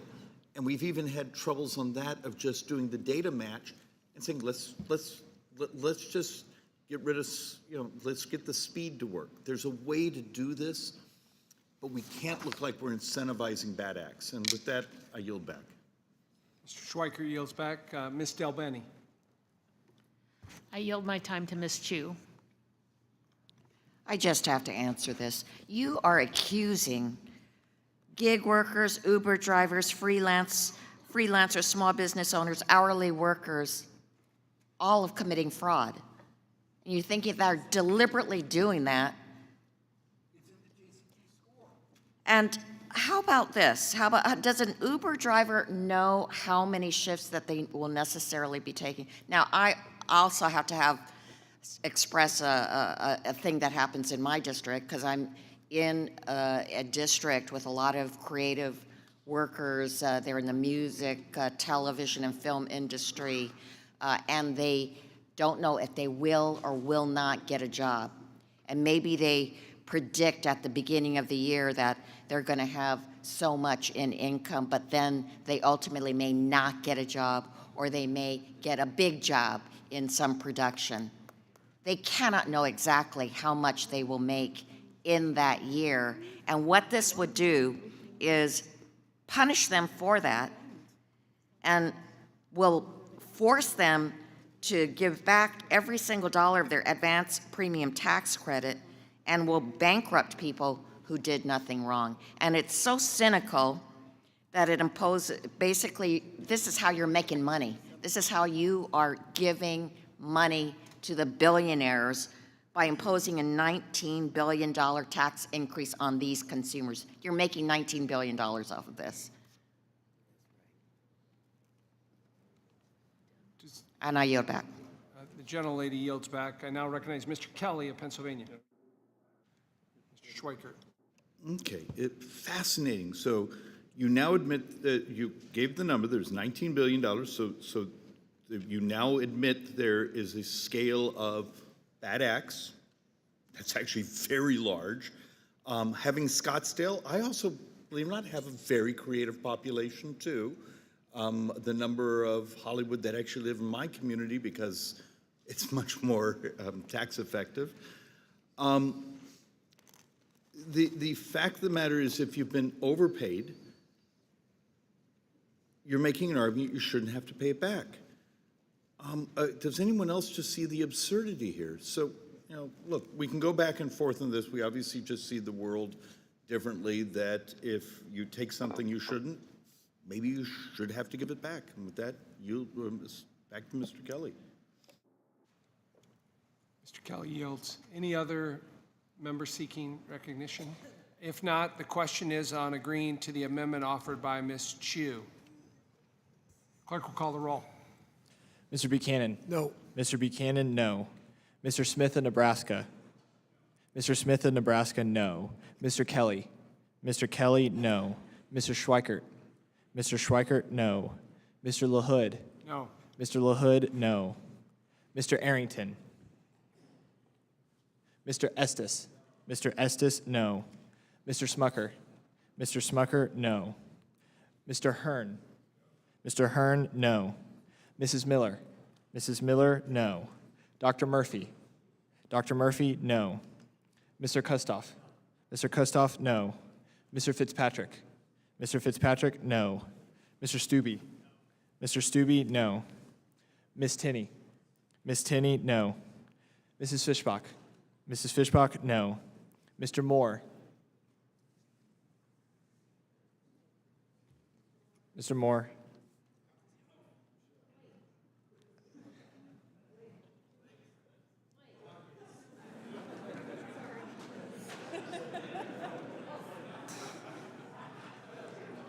Mr. Moore, no.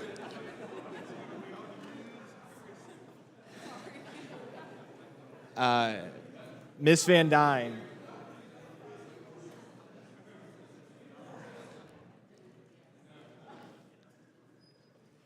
Ms. Van Dyne.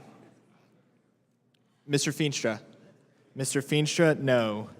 Ms. Maliotakis. Ms. Maliotakis, no. Mr. Carey. Mr. Carey, no. Mr. Yakum. Mr. Yakum, no. Mr. Miller. Mr. Miller, no. Mr. Bean. Mr. Bean, no. Mr. Moran. Mr. Moran, no. Mr. Neal. Mr. Neal, yes. Mr. Doggett. Mr. Doggett, yes. Mr. Thompson. Mr. Thompson, yes. Mr. Larson. Mr. Larson, yes. Mr. Davis. Mr. Davis, yes. Ms. Sanchez. Ms. Sanchez, yes. Ms. Sewell. Ms. Sewell, yes. Ms. Delbene. Ms. Delbene, yes. Ms. Chu. Ms. Chu, yes. Ms. Moore. Ms. Moore, yes.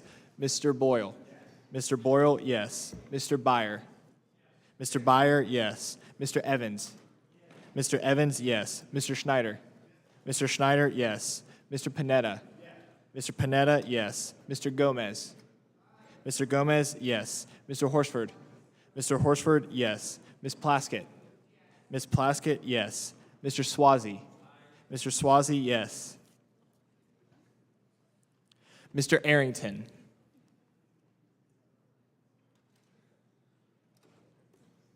He was taking a nap. Ms. Van Dyne? Ms. Van Dyne, no.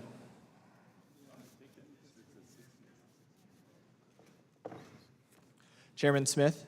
No. Chairman Smith, no.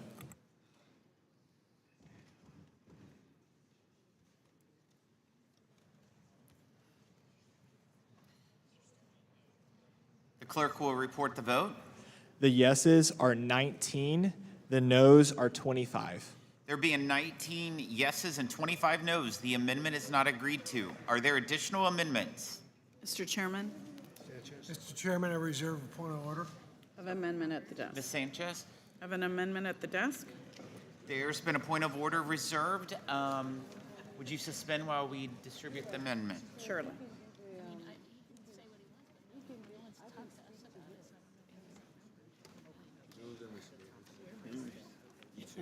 Thank you. You may proceed. Thank you, Mr. Chairman. This tax bill is a desperate attempt from Republicans to kowtow to corporations while they turn their backs on millions of hardworking Americans. Prices on everyday goods are rising. Retirees are watching their savings evaporate as markets swing wildly. Farmers are losing access to key export markets. And many small businesses are on the verge of closing their doors forever. And jobs are being lost. It's time to put an end to the economic damage. A tax bill that creates massive deficits and gives handouts to billionaires will not do that. We must use this opportunity to restore stability in our trade and economic policy before the damage is too far to reverse. That's why I'm offering an amendment to renew trade adjustment assistance and modernize the program, including by streamlining the eligibility criteria for farmers, workers, and businesses. This language comes from the Competes Act, which Congress passed on a bipartisan basis in 2022. Under my amendment, displaced workers would be eligible to apply for trade adjustment assistance through 2031. My amendment would also ensure port workers and workers in the trucking industry will be eligible to apply for TAA if they unfairly lost their jobs due to tariffs imposed by President Trump since January 20th of this year. Since its inception, TAA has helped millions of trade-displaced workers attain the necessary skills, credentials, resources, and support they need in order to return to work. At least 192,000 workers have pending TAA petitions with the Department of Labor. That includes 17,240 new applicants since President Trump took office in March, a nearly 10% increase in less than 2 months. Despite the fact this data was updated monthly, no new data has been available since March 3rd, just after Trump began to wreak havoc on our economy with the Canada and Mexico tariffs and the April 2nd global tariffs. Wow, I wonder why. Could it be that the Trump administration is scared of Americans finding out the real cost of his chaotic trade policies? Not only are prices going up, but Americans working in trade-related industries literally have their jobs on the line, including the thousands of port workers from Los Angeles and Long Beach that live in my district. Every one container that arrives in the port supports 4 jobs in the Los Angeles economy. Yet imports at the Port of Los Angeles are currently down by 35% from the same time last year. If this trend continues, empty shelves and layoffs will follow. We also cannot forget the truck drivers who help transport essential goods across the country. These truck drivers will lose from declining freight volumes and higher operational costs. We cannot abandon our workers. They need relief now. Over 8,000 workers with pending TAA applications are in my Republican Ways and Means colleagues' district. Chairman Smith currently has 1,272 workers with pending TAA applications. Representative Adrian Smith, 295 workers in his district. Representative Mike Kelly, 60 workers. Representative Schweikert, 250 workers. Representative LaHood, 1,097 workers. Representative Estes, 528 workers. Representative Miller, 35 workers. Representative Murphy, 120 workers. Representative Van Dyne, 1,382 workers. Rep. Feenstra, 197 workers. Rep. Carey, 387 workers. Rep. Miller, 125 workers. And Rep. Yacom, 2,442 workers, all with pending trade adjustment assistance claims. They cannot afford to be left in limbo any longer, waiting for Congress to renew trade adjustment assistance. I call on my Republican colleagues to support my amendment to renew TAA and offer some relief to their constituents who have unfairly lost their jobs due to this administration's stupid and irresponsible trade policies. And with that, I yield back the balance of my time. Mr. Smith. Thank you, Mr. Chairman. I think it's important to note that given the job market right now, with employers underwriting the costs of training their employees, that's pro-worker, it's pro-taxpayer, and certainly eliminates the need for what used to be a bipartisan program, but I think a lot of reasonable folks would describe it as overly partisan now, and, as I pointed out, largely unnecessary. When you look at the tax bill and how pro-worker that is, when you go back to the negotiation of USMCA, a Trump priority during a Pelosi speakership that got done, if that can get done, pretty much anything could be done, I would think, around here, if we lean into what our objectives are. It's enlightening, I guess, when during his first term, President Trump proposes tariffs, and certainly the anti-Trump crowd opposed those. And then once the anti-Trump crowd had control to get rid of those tariffs, they did nothing about those. In fact, we saw 4 years of absence on the world stage as it relates to a trade agenda. And I think the world was watching, certainly, and the world expected more out of us and for us to be more aggressive in advocating for ourselves on the world stage as it relates to commerce and international trade. So certainly we have a more aggressive negotiator now in the White House who's moving forward, I think, in a pro-worker way. And that's why I think that ultimately TAA, certainly as it's been fashioned in the past, is no longer necessary because employers are actually picking up the tab and more efficiently training their employees. That is pro-worker, pro-employee, and pro-taxpayer. Thank you. I yield back. Further discussion on the amendment. Ms. Chu. I strongly support this amendment, which would extend protections for workers who are completely left behind by this bill. That's because this legislation does nothing to shield consumers or workers from the devastation unleashed by President Trump's senseless trade war. He's unilaterally imposed tariffs on nearly every product or material imported into the U.S. from almost every single country in the entire world. Fortunately, he caved yesterday and paused the 145% tariffs on China for 90 days, but there's no reason to believe that any of these postponed tariffs will not come back into force soon. And that's why the International Longshore and Warehouse Union, which represents dock workers at the ports of Los Angeles and Long Beach nearby district, called these tariffs a direct attack on the working class. Their jobs are under threat as cargo stops moving through the ports. And because Republicans have refused to work with Democrats to reauthorize the trade adjustment assistance to help workers who lose their jobs due to trade-related impacts, they will be left behind if their jobs are lost. This amendment is a small step that Republicans can take towards addressing the havoc wreaked by the Trump trade war.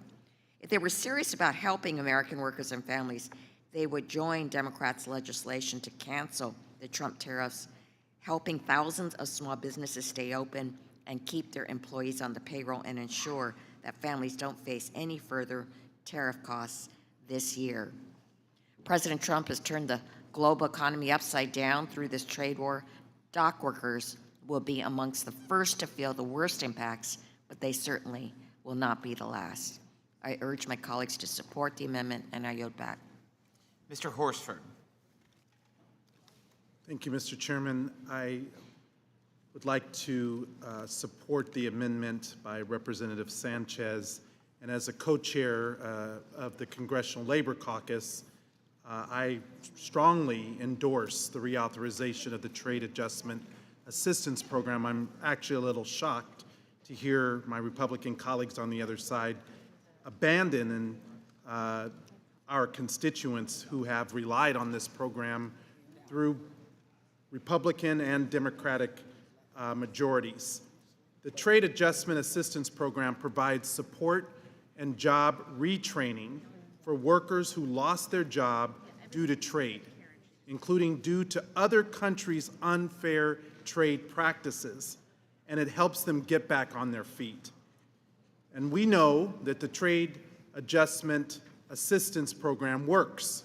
According to a study by the U.S. Census Bureau, TAA recipients earn an average of $50,000 more in income over a 10-year period compared to workers who did not participate in the program. But workers can't access this program because, unfortunately, my Republican colleagues refuse to reauthorize it. There are currently over 190,000 workers across the country who have submitted TAA petitions to the Department of Labor, but they're not receiving the assistance they're entitled to because Republicans refuse to reauthorize this important program. Let me say that again. There are over 190,000 workers who lost their job due to no fault of their own because of other countries undermining American businesses and can't receive the support those workers deserve. This administration claims to want to provide a level playing field for American workers. Well, we have a program that specifically exists to support workers who are negatively impacted by trade. Yet, congressional Republicans are cutting Medicaid and extending tax cuts for the rich. Meanwhile, the TAA is a program that has been championed by Democrats and that Republicans refuse to reauthorize. Sadly, they are showing the American people exactly what their priorities are. Tax cuts for billionaires, permanent tax cuts, and no help for workers who've been displaced due to no fault of their own. I commend my colleague, the ranking member of the Trade Subcommittee, Representative Sanchez.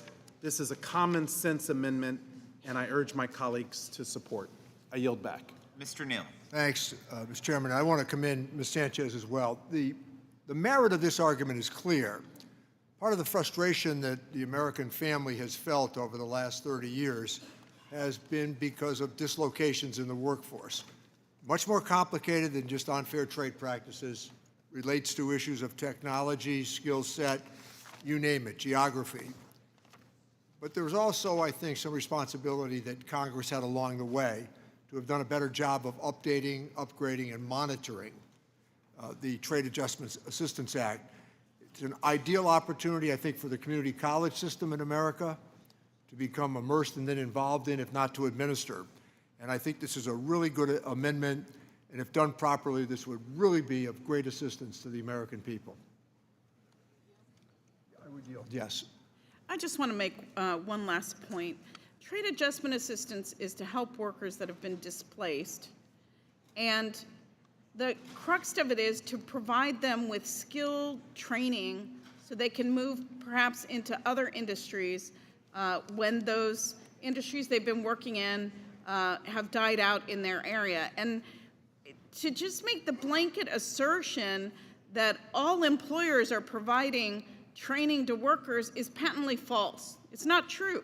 Not all companies are willing to invest and train up their workers. And that's certainly true in areas where there are few employers and where, you know, whole industries may shutter because of unfair labor practices or because of trade impacts from our trade agreements. So I just want to make the point that you can't make blanket statements like, oh, there's no need for trade adjustment assistance because the employers are providing the training. That's just simply not true in many, many, many cases. I would say the majority of cases. And with that, I will yield back. Additional discussion on the amendment? Seeing none, the question is on agreeing to the amendment offered by Ms. Sanchez. The clerk will call the roll. Mr. Buchanan? No. Mr. Buchanan, no. Mr. Smith of Nebraska? Mr. Smith of Nebraska, no. Mr. Kelly? Mr. Kelly, no. Mr. Schweikert? Mr. Schweikert, no.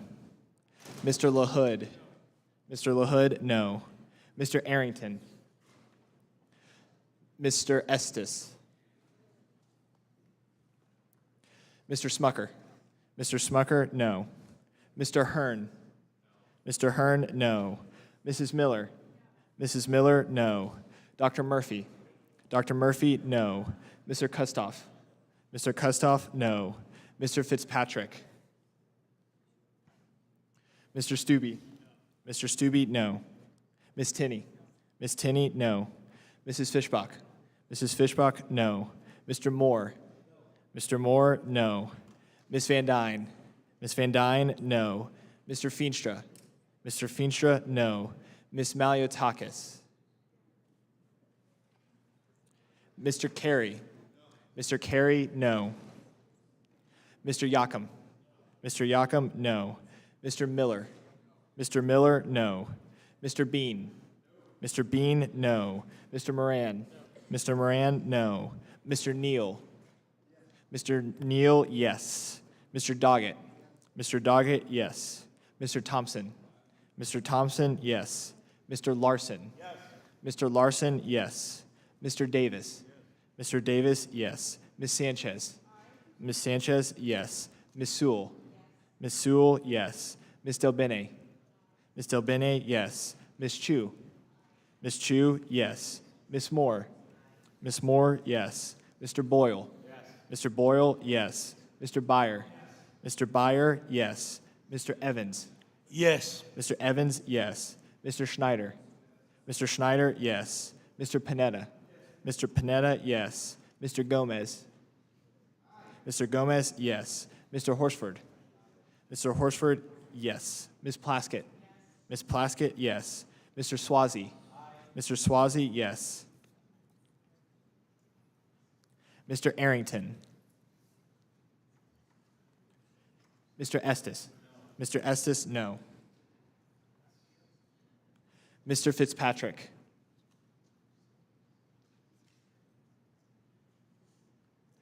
Ms. Maliotakis? Ms. Maliotakis, no.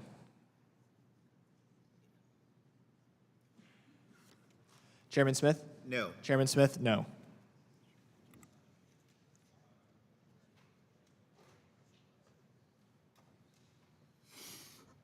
The clerk will report the vote.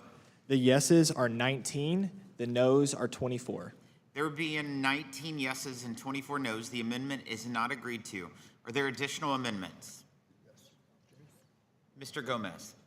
Mr. Chairman, I reserve a point of order. There's a point of order that's been reserved. Will the gentleman suspend as the amendment is distributed?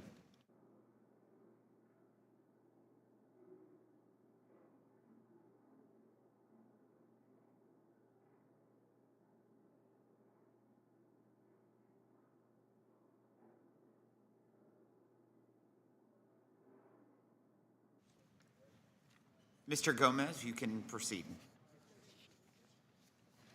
All right, thank you so much. So I want to give my colleagues on the other side of the aisle another opportunity to show that they're pro-family and not pro-billionaire.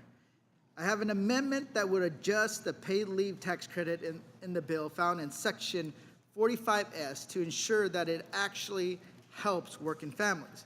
Republicans created the 45X tax credit in 2017 but it has been ineffective in getting most Americans to be covered by a paid leave program through their work. I'd love for my colleagues to join me in supporting my amendment to expand this credit and help us get one step closer to ensuring every American has access to paid leave. My amendment would increase the credit from 25% to 75% for small businesses and 50% for large businesses where the majority of workers make under $100,000. It would also put in place important protection for employees who employers claim the credit, like guaranteeing job protection, requiring employers to continue health insurance, and prohibiting employers from charging extra fees or discriminating against workers for taking leave.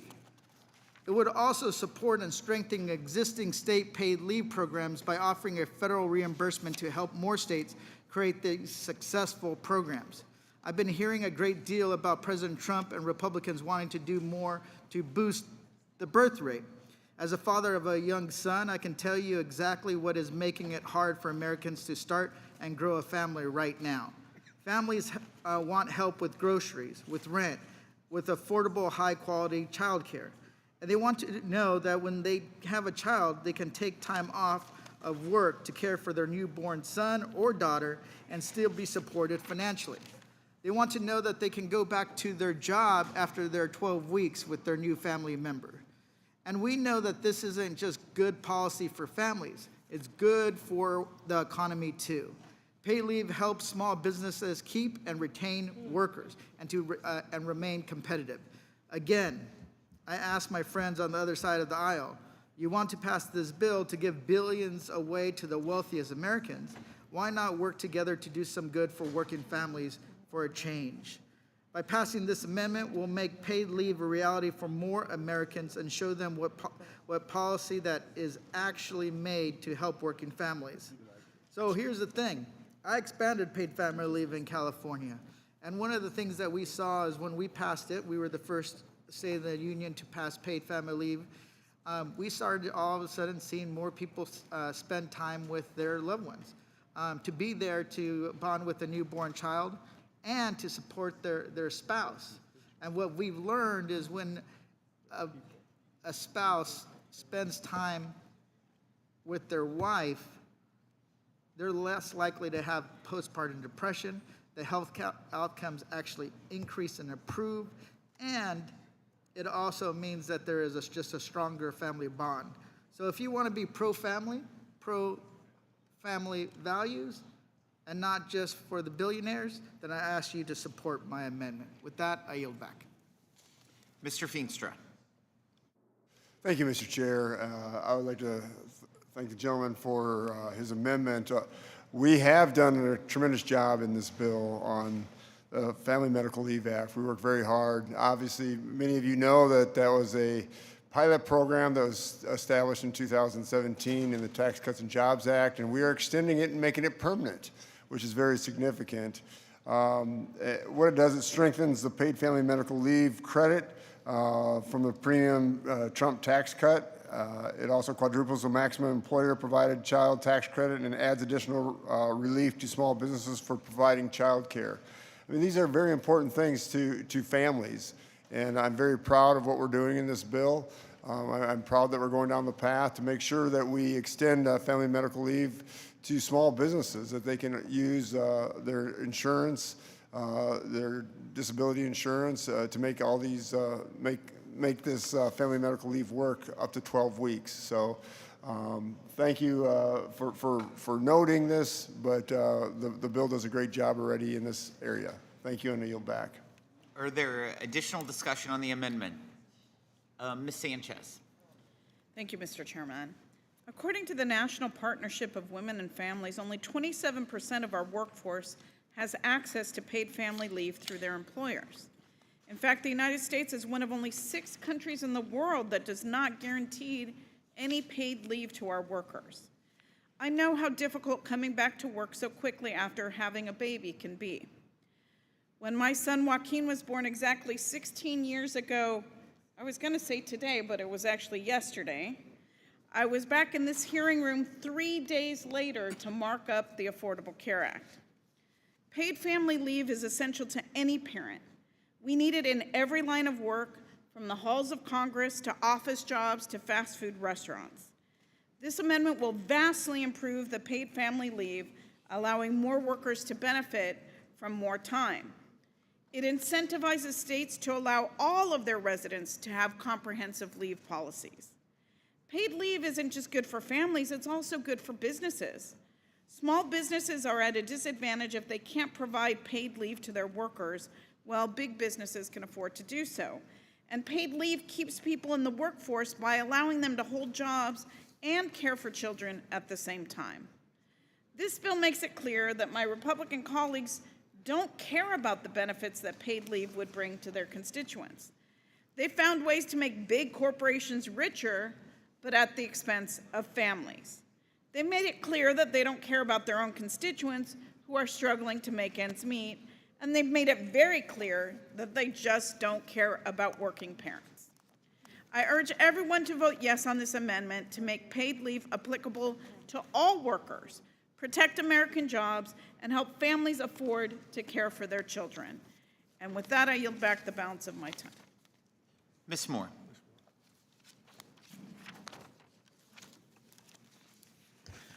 Thank you. And I just want to thank Mr. Gomez for offering this amendment.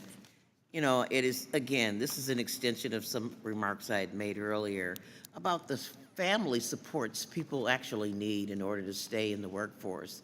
Not a single one of us sitting here this morning will lose money if for some reason we have a medical emergency or a problem at a funeral we need to go to, or sickness of a child. Not a single one of us will lose one dime. And this is a privilege that we have that other Americans don't have. And I do think that it's important to realize, as our colleague Ms. Sanchez has said, that it's embarrassing to call yourself a civilized first world country and just be one, be one of 6 only in the world that doesn't recognize the value of children and keeping people's connections to the workforce by providing paid, at least parental leave. And I do agree that we need to expand this beyond just parents and have paid medical leave, for our employees as well. I've been an employer for many years in one capacity or another, and I have some of the most wonderful, talented, intelligent, and loyal employees because I put their families first. Nobody ever has to miss a parent-teacher conference on behalf of coming to my job. No one ever has to come to work ill because of my job. Nobody has to come and bring in a doctor's excuse. I respect them and take their words. And in return for that, I have people right here at 5 o'clock in the morning here staying with me. And that's the investment that I think we need to make in our employees, in our economy, and of course in our families. And I'll yield back. Further discussion on the amendment? Seeing none? Oh, Ms. Plaskett. Thank you.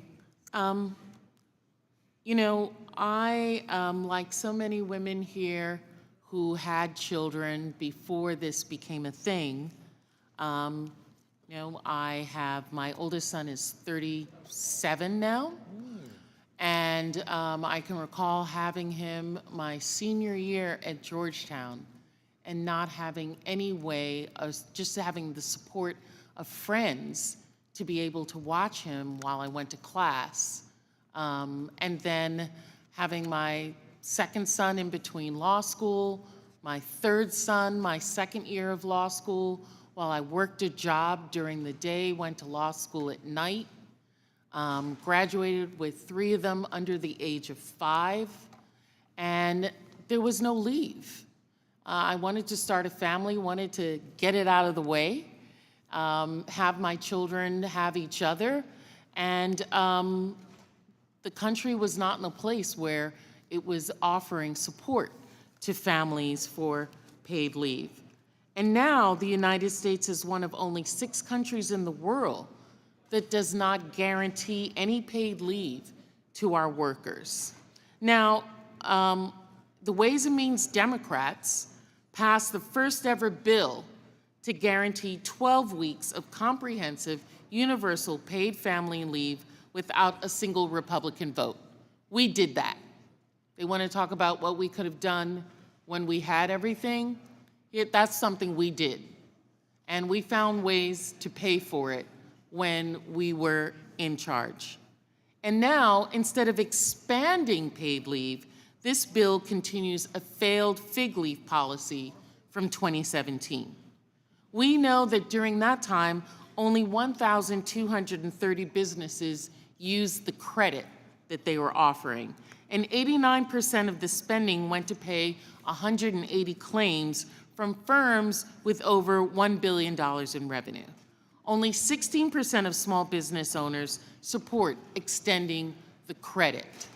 This is not going to get to the families and to the individuals and to the young growing families that we need to support them while they're growing their families. We talked about being pro-life, right? Remember that discussion? How many hours ago was that? When we talked about supporting women giving birth. And as Ms. Moore said, we support until the baby comes out. And then it's done. The support leaves completely, and you're on your own. So this bill, this amendment is being offered to support the range of families, the range of individuals, to be there in a manner so that they don't have to be like Ms. Sanchez had to do 3 days after giving birth, being back in this dreadfully cold room for a markup. And it will allow families to be able to have what they need to be able to go back to work. Because oftentimes what happens is, as we said, decisions have to be made, and women leave the workforce. We lose that intellect, we lose that knowledge with women having to leave the workforce because they are forced to make a decision which they don't want to make. So I support this amendment, and I ask my colleagues to support it, and I yield the balance of my time to Mr. Gomez.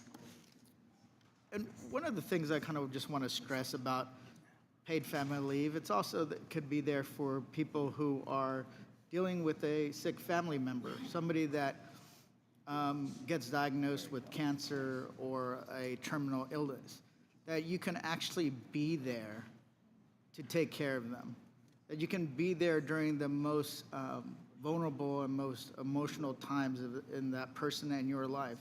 There's how many of it, most of us will one day, we will all, not most, we will all die one day. And don't we want our loved ones to be able to take off time to be there so that when we go gently into the dark night, that we have some comfort? That's what we want. That's what we want when it comes to paid family leave. And that's what it's about. That's why when I say, you know, if you want to be pro-family, support this amendment. Show people that you're thinking about them. With that, I yield back to the gentle lady from the Virgin Islands. Thank you, Mr. Gomez, and I yield back my time. Further discussion on the amendment? Seeing none, the question is on agreeing to the amendment offered by Mr. Gomez. The clerk will call the roll. Mr. Buchanan. Mr. Buchanan, no. Mr. Smith of Nebraska. Mr. Smith of Nebraska, no. Mr. Kelly. Mr. Kelly, no. Mr. Schweikert. Mr. Schweikert, no. Mr. LaHood. Mr. LaHood, no. Mr. Arrington. Mr. Estes. Mr. Estes, no. Mr. Smucker. Mr. Smucker, no. Mr. Hearn. Mr. Hearn, no. Mrs. Miller. Mrs. Miller, no. Dr. Murphy. Dr. Murphy, no. Mr. Kustoff. Mr. Kustoff, no. Mr. Fitzpatrick. Mr. Fitzpatrick, no. Mr. Stubbe. Mr. Stubbe, no. Ms. Tinney. Ms. Tinney, no. Mrs. Fishbach. Mrs. Fishbach, no. Mr. Moore. Mr. Moore, no. Ms. Van Dyne. Ms. Van Dyne, no. Mr. Feenstra. Mr. Feenstra, no. Ms. Malliotakis. Ms. Malliotakis, no. Mr. Carey? Mr. Carey, no. Mr. Yakum? Mr. Yakum, no. Mr. Miller? Mr. Miller, no. Mr. Bean? Mr. Bean, no. Mr. Moran? Mr. Moran, no. Mr. Neal? Mr. Neal, yes. Mr. Doggett? Mr. Doggett, yes. Mr. Thompson? Mr. Thompson, yes. Mr. Larson? Mr. Larson, yes. Mr. Davis? Mr. Davis, yes. Ms. Sanchez? Ms. Sanchez, yes. Ms. Sewell? Ms. Sewell, yes. Ms. Delbene? Ms. Delbene, yes. Ms. Chu? Ms. Chu, yes. Ms. Moore? Ms. Moore, yes. Mr. Boyle? Mr. Boyle, yes. Mr. Byer? Mr. Byer, yes. Mr. Evans? Mr. Evans, yes. Mr. Schneider? Mr. Schneider, yes. Mr. Panetta? Mr. Panetta, yes. Mr. Gomez? Mr. Gomez, yes. Mr. Horsford? Mr. Horsford, yes. Ms. Plaskett? Ms. Plaskett, yes. Mr. Swazi? Mr. Swazi, yes. Mr. Arrington?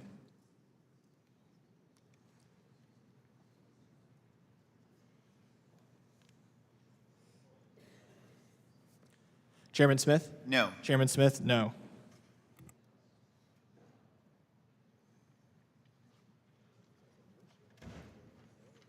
The clerk will report the vote. The yeses are 19, the nos are 25. There being 19 yeses and 25 nos, the amendment is not agreed to. Are there additional amendments? Mr. Horsford. Mr. Chairman, I reserve a point of order. A point of order has been reserved. Will the gentleman suspend while the amendment is distributed?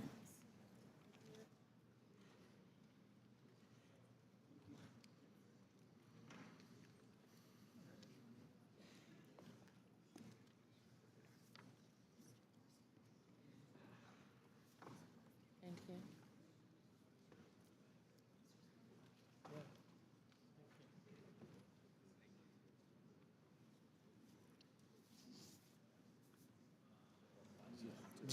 The gentleman may proceed.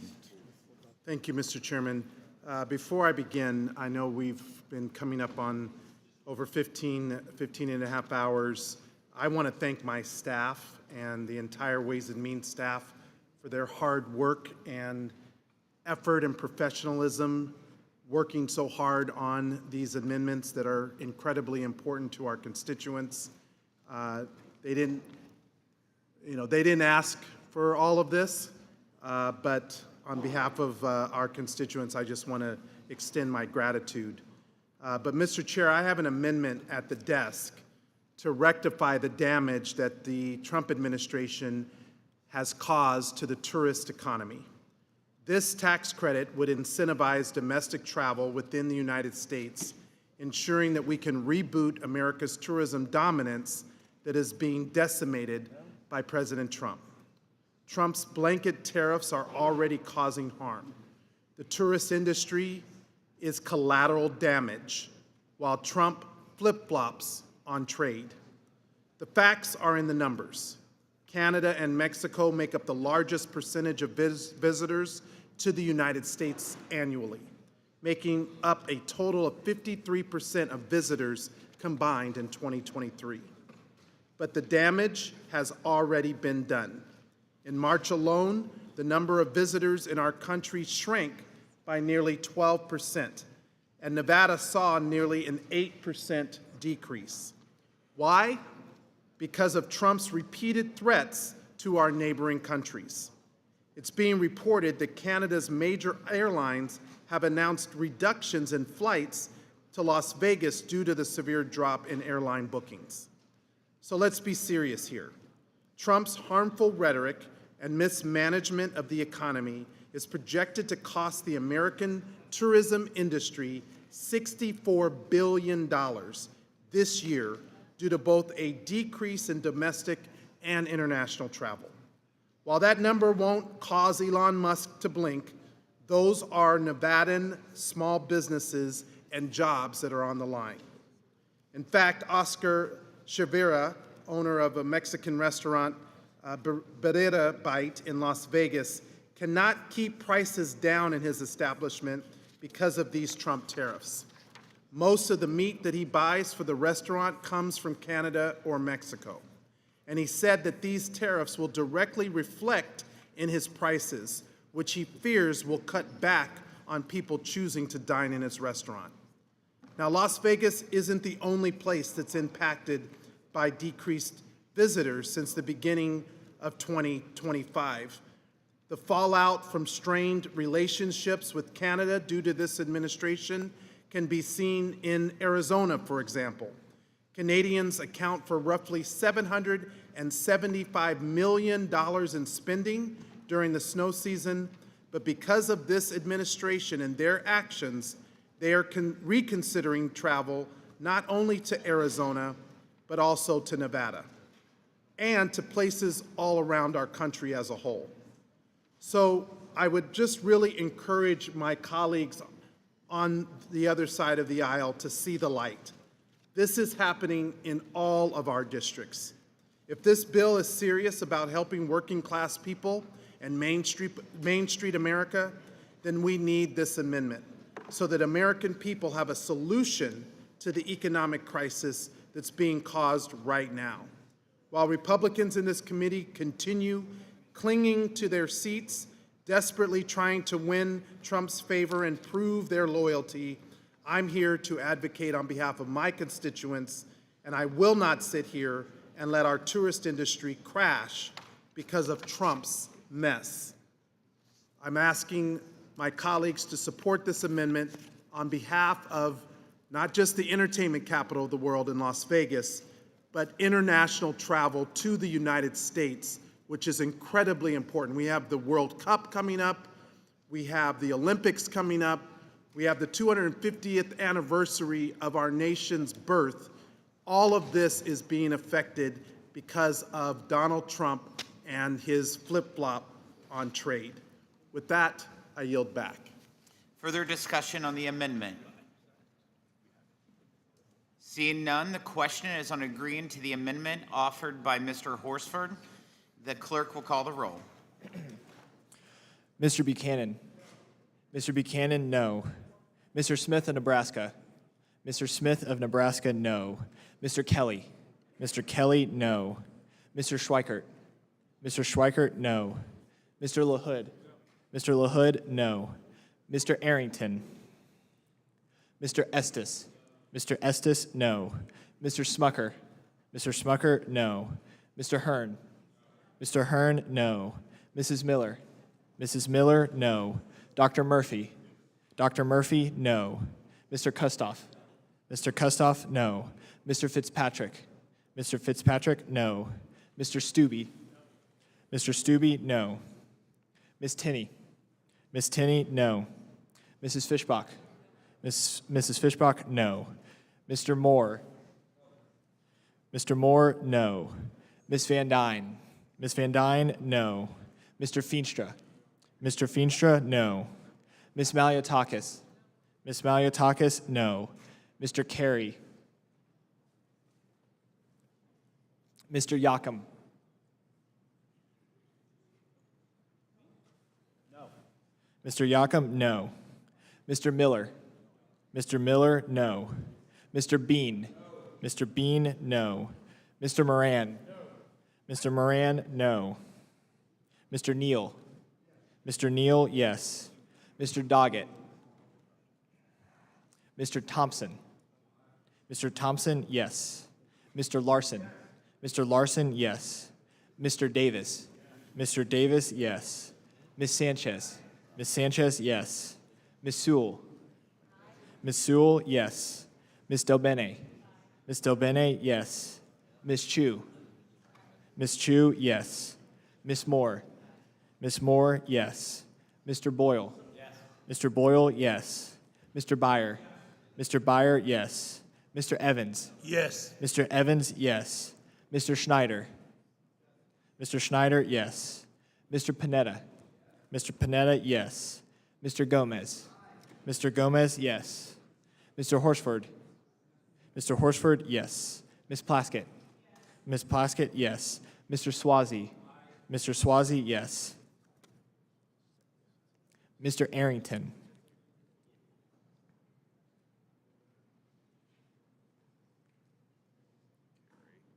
Mr. Carey. Mr. Carey, no. Mr. Doggett.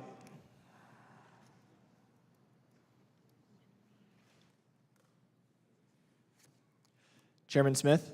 No. Chairman Smith, no.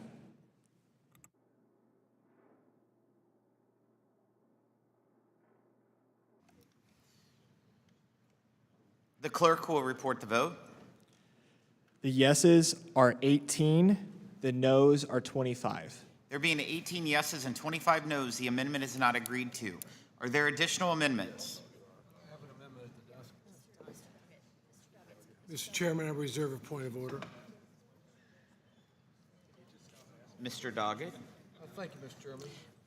would you suspend while your amendment is distributed? And there has been a point of order reserved. Oh, it's germane.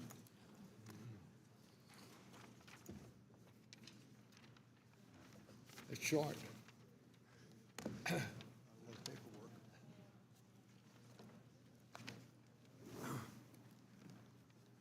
Proceed. Thank you, Mr. Chairman. This amendment is one line. It deletes the voucher provisions in this bill. These voucher provisions are designed to really undermine our public schools. They come as a supplement to voucher plans that have been implemented in some states, most recently in the state of Texas. I believe that our public schools are essential to our democracy, and that measures to undermine those schools, which serve about 90% of the students in our country, are measures that not only hurt public education, but hurt the entire concept of democracy. Now, President Trump has, of course, already proposed eliminating the Department of Education, and his forces have done significant damage to the work of that department, undermining one aspect of federal aid to public education after another. President Trump had hardly moved into the White House before he issued an executive order calling on all federal agencies to shift as many federal dollars to private schools away from public schools as possible. This is all part of that plan to undermine our public schools. And it's very interesting on the development of this particular measure in that it did come before our committee last year and was voted on in this committee. I opposed it then. Democrats opposed it. It got out of committee, but Republicans never brought it to the floor for consideration. Instead of having this bill, this voucher proposal considered on its merits separately, it's being buried into this huge reconciliation bill in hopes that it can take a ride along the way and get passed when it might not be able to pass the House on its own merits. And that's been true of voucher measures generally. When they have gone to the public again and again, they have been voted down. We have also considerable experience from the states in these voucher systems. Take Florida, where in 2023, the state removed income eligibility limits for its voucher program. With these changes, 69% of new voucher recipients were already enrolled in private schools, while only 30% of them came from families earning less than $55,000 a year. In Arkansas, the state's own Department of Education reported that 95% of voucher recipients had never set foot in a public school before receiving public dollars. And in Arizona, over half of 2024 voucher spending is going to students who are already in private schools or not yet in school. And even within this bill, families who qualify include those making 300% of the area median income. In other words, in Texas, families making as much as $228,000 would be eligible for these credits.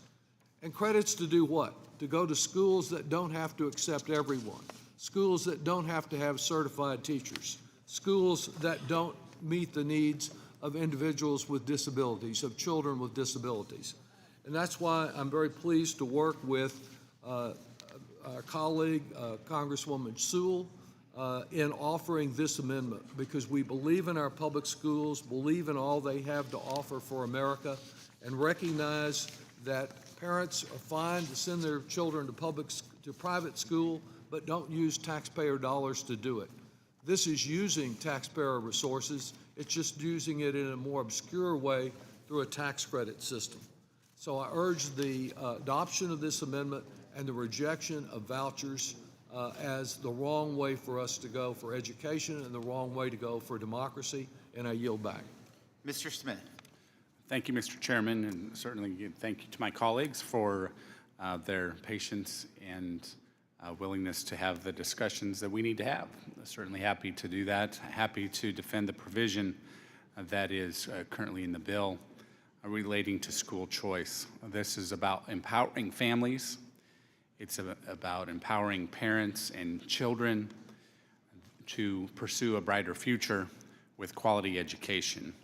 I think it should concern all of us that parents have been pushed away from the curriculum of schools, that have been pushed away from various decisions impacting their own children, and that's why we need to empower families rather than push them away. It should concern all of us that so much bureaucracy, whether it's education, whether it's healthcare, the bureaucracy is actually standing in the way of the quality and efficient delivery of services that are vitally needed across America, especially in vulnerable populations where education, in this case, means so much. I certainly appreciate the very positive feedback that I get from families, especially students themselves, who have found greater opportunity through scholarship programs such as this, where scholarship granting organizations form basically around the needs of students. And the scholarship granting organizations, I want to have the freedom and the flexibility to meet the needs of the students and various communities so that brighter futures can be pursued. So certainly urge the rejection of this amendment and urge the adoption of the full bill so that we can see the positive impacts across America as soon as possible. Thank you. I yield back. Further discussion on the amendment? Ms. Sewell. Thank you, Mr. Chairman. I want to thank Mr. Doggett for his partnership on this amendment. This amendment strikes the private school voucher scheme that's in this bill. Under the Republican plan, donors who contribute money or stock to these voucher schemes will receive 100% of the contributions back in the form of a discount on their tax bill. This is a preposterous tax benefit that is not given to other charitable donations like those to churches. I know this issue well. My home state of Alabama has adopted a dollar-for-dollar tax shelter for donations to these voucher schemes in Alabama. And Alabama's public school children and teachers are paying the price, right along with taxpayers footing the bill. Mr. Doggett's state has poured $1 billion into a similar program. This is unprecedented to set aside $5 billion of taxpayer money into private school voucher schemes while starving our public school of their funding. We should not stand for this, and I know I, for one, will be very vocal about it. This proposal would advance President Donald Trump's agenda on establishing universal school choice by providing families nationwide the option to give their children an education different from the one offered in local public schools. As my questioning of Mr. Balto, unveiled, there are no household income requirements for students to receive these scholarships. Therefore, parents can give as a donation to these organizations as much money as they want, dollar for dollar, getting that donation as a deduction. And at the same time, their children of wealthy folks could actually then use this to go to school. It's unfair. And what it does is it limits the ability, it's using taxpayer money in order to help private schools flourish. And I think to add insult to injury, in states like Alabama and the Deep South, the same type of scheme of choice, in the name of choice, cause so many of these segregated private schools to crop up. In my hometown of Selma, Alabama, I went to a public school. I'm a proud public school graduate. Having said that, in Selma, there were also 2 private academies. One private academy that came about in 1965 that came about for the purpose of making sure that the public schools were not integrated. And I have to tell you, the public school back in Alabama, when I was there in Selma, we had the debate team. We were the ones who had winning basketball teams and the like. And it was our kids that went on to Ivy League schools and to top universities. Whereas at Morgan Academy, named after a Confederate Ku Klux Klansman, Morgan Academy students, all-white school 40 years ago, and today it's still an all-white private school. And many of the parents utilize these school sponsoring organizations to actually funnel money through to their own children and to children similarly situated in terms of their ability to pay, and it's simply unfair. So I think that not only will it give them a dollar for dollar, in states that also offer the same kind of scheme, those same donors get to get a 1-for-1 on the federal side, and they get a deduction from on the state side. And it's simply unfair. So their $1 gets them, for every $1, it gets them $1.50 worth of benefit. And that's not the same benefits that we have in public schools. The program would be funded by donors who could contribute money or stock, and it allows stockholders to avoid paying taxes that would be levied if they donated or transferred the stock. This private voucher scheme is just that. It is one that will allow wealthier Americans to be able to provide private school education for their children at the expense of public schools. And I don't think that any of us would want that to occur. I know as a proud public school girl, I will be fighting to make sure that every dollar that can go to public schools will go to public schools. I am not adverse to private schools. I just prefer public schools, and I definitely don't want private schools that are segregated to flourish like they have. There is no choice in Selma. One public school, one private school. One's all black and one's all white. It's simply unacceptable in 2025, and we should not be in the business of promulgating it. Mr. Yocum. Thank you, Mr. Chairman. I rise in opposition to this amendment. I was a proud co-sponsor of Mr. Smith's bill. This bill was originally introduced by my predecessor, our friend and my dear friend and our mutual friend, Jackie Walorski. Time and time again, we see Democrat politicians send their kids to private school while railing against vouchers. Educational choice should not be just for the rich. Educational choice should be for everyone, no matter what your income level is. This provision, from my estimation, is a pro-middle class provision. This is something that allows anyone, whether you're poor, whether you're middle class, no matter who you are, to be able to send your child to the school of your choice. Mr. Chairman, I urge my colleagues to vote no on this amendment, and I yield back. Mr. Davis. I strongly support the Doggett Sewell amendment and yield back. Thank you. Further discussion? Ms. Chu? Well, I strongly support this amendment.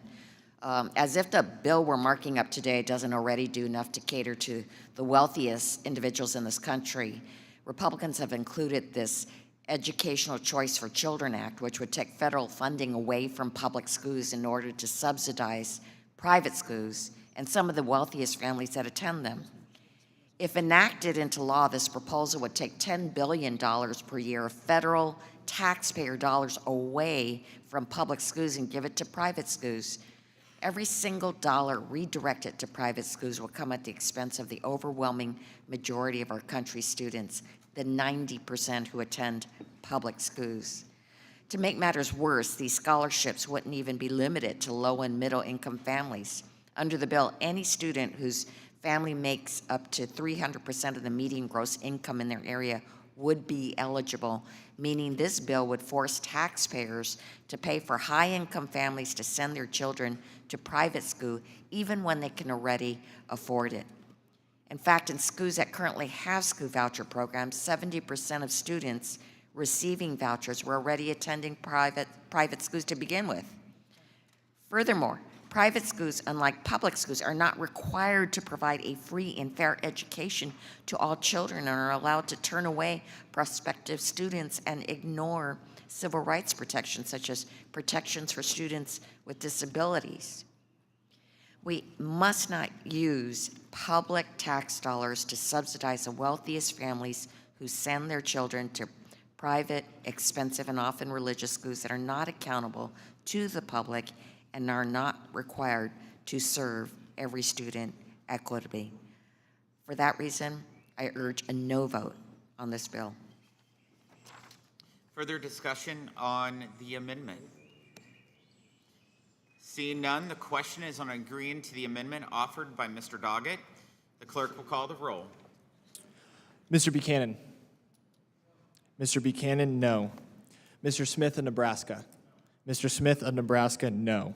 Mr. Kelly. Mr. Kelly, no. Mr. Schweikert. Mr. Schweikert, no. Mr. LaHood. Mr. LaHood, no. Mr. Arrington. Mr. Estes. Mr. Estes, no. Mr. Smucker. Mr. Smucker, no. Mr. Hearn. Mr. Hearn, no. Mrs. Miller. Mrs. Miller, no. Dr. Murphy. Dr. Murphy, no. Mr. Kustoff. Mr. Kustoff, no. Mr. Fitzpatrick. Mr. Stubbe. Mr. Stubbe, no. Ms. Tinney. Ms. Tinney, no. Mrs. Fishbach. Mrs. Fishbach, no. Mr. Moore. Mr. Moore, no. Ms. Van Dyne. Ms. Van Dyne, no. Mr. Feenstra. Mr. Feenstra, no. Ms. Maliatakis. Ms. Maliatakis, no. Mr. Carey. Mr. Carey, no. Mr. Yakum. Mr. Yakum, no. Mr. Miller. Mr. Miller, no. Mr. Bean. Mr. Bean, no. Mr. Moran. Mr. Moran, no. Mr. Neal. Mr. Neal, yes. Mr. Doggett. Mr. Doggett, yes. Mr. Thompson. Mr. Thompson, yes. Mr. Larson. Mr. Larson, yes. Mr. Davis. Mr. Davis, yes. Ms. Sanchez. Ms. Sanchez, yes. Ms. Sewell. Ms. Sewell, yes. Ms. Del Bene. Ms. Del Bene, yes. Ms. Chu. Ms. Chu, yes. Ms. Moore. Ms. Moore, yes. Mr. Boyle. Mr. Byer. Yes. Mr. Byer, yes. Mr. Evans. Yes. Mr. Evans, yes. Mr. Schneider. Mr. Schneider, yes. Mr. Panetta. Mr. Panetta, yes. Mr. Gomez. Mr. Gomez, yes. Mr. Horsford. Mr. Horsford, yes. Ms. Plaskett. Ms. Plaskett, yes. Mr. Swazi. Mr. Swazi, yes. Mr. Arrington. He's sleeping Mr. Fitzpatrick. somewhere in the hallway. Passed out in the hallway.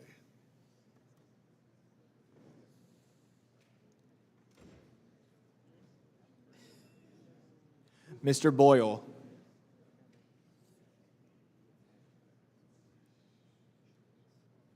Chairman Smith? No. Chairman Smith, no.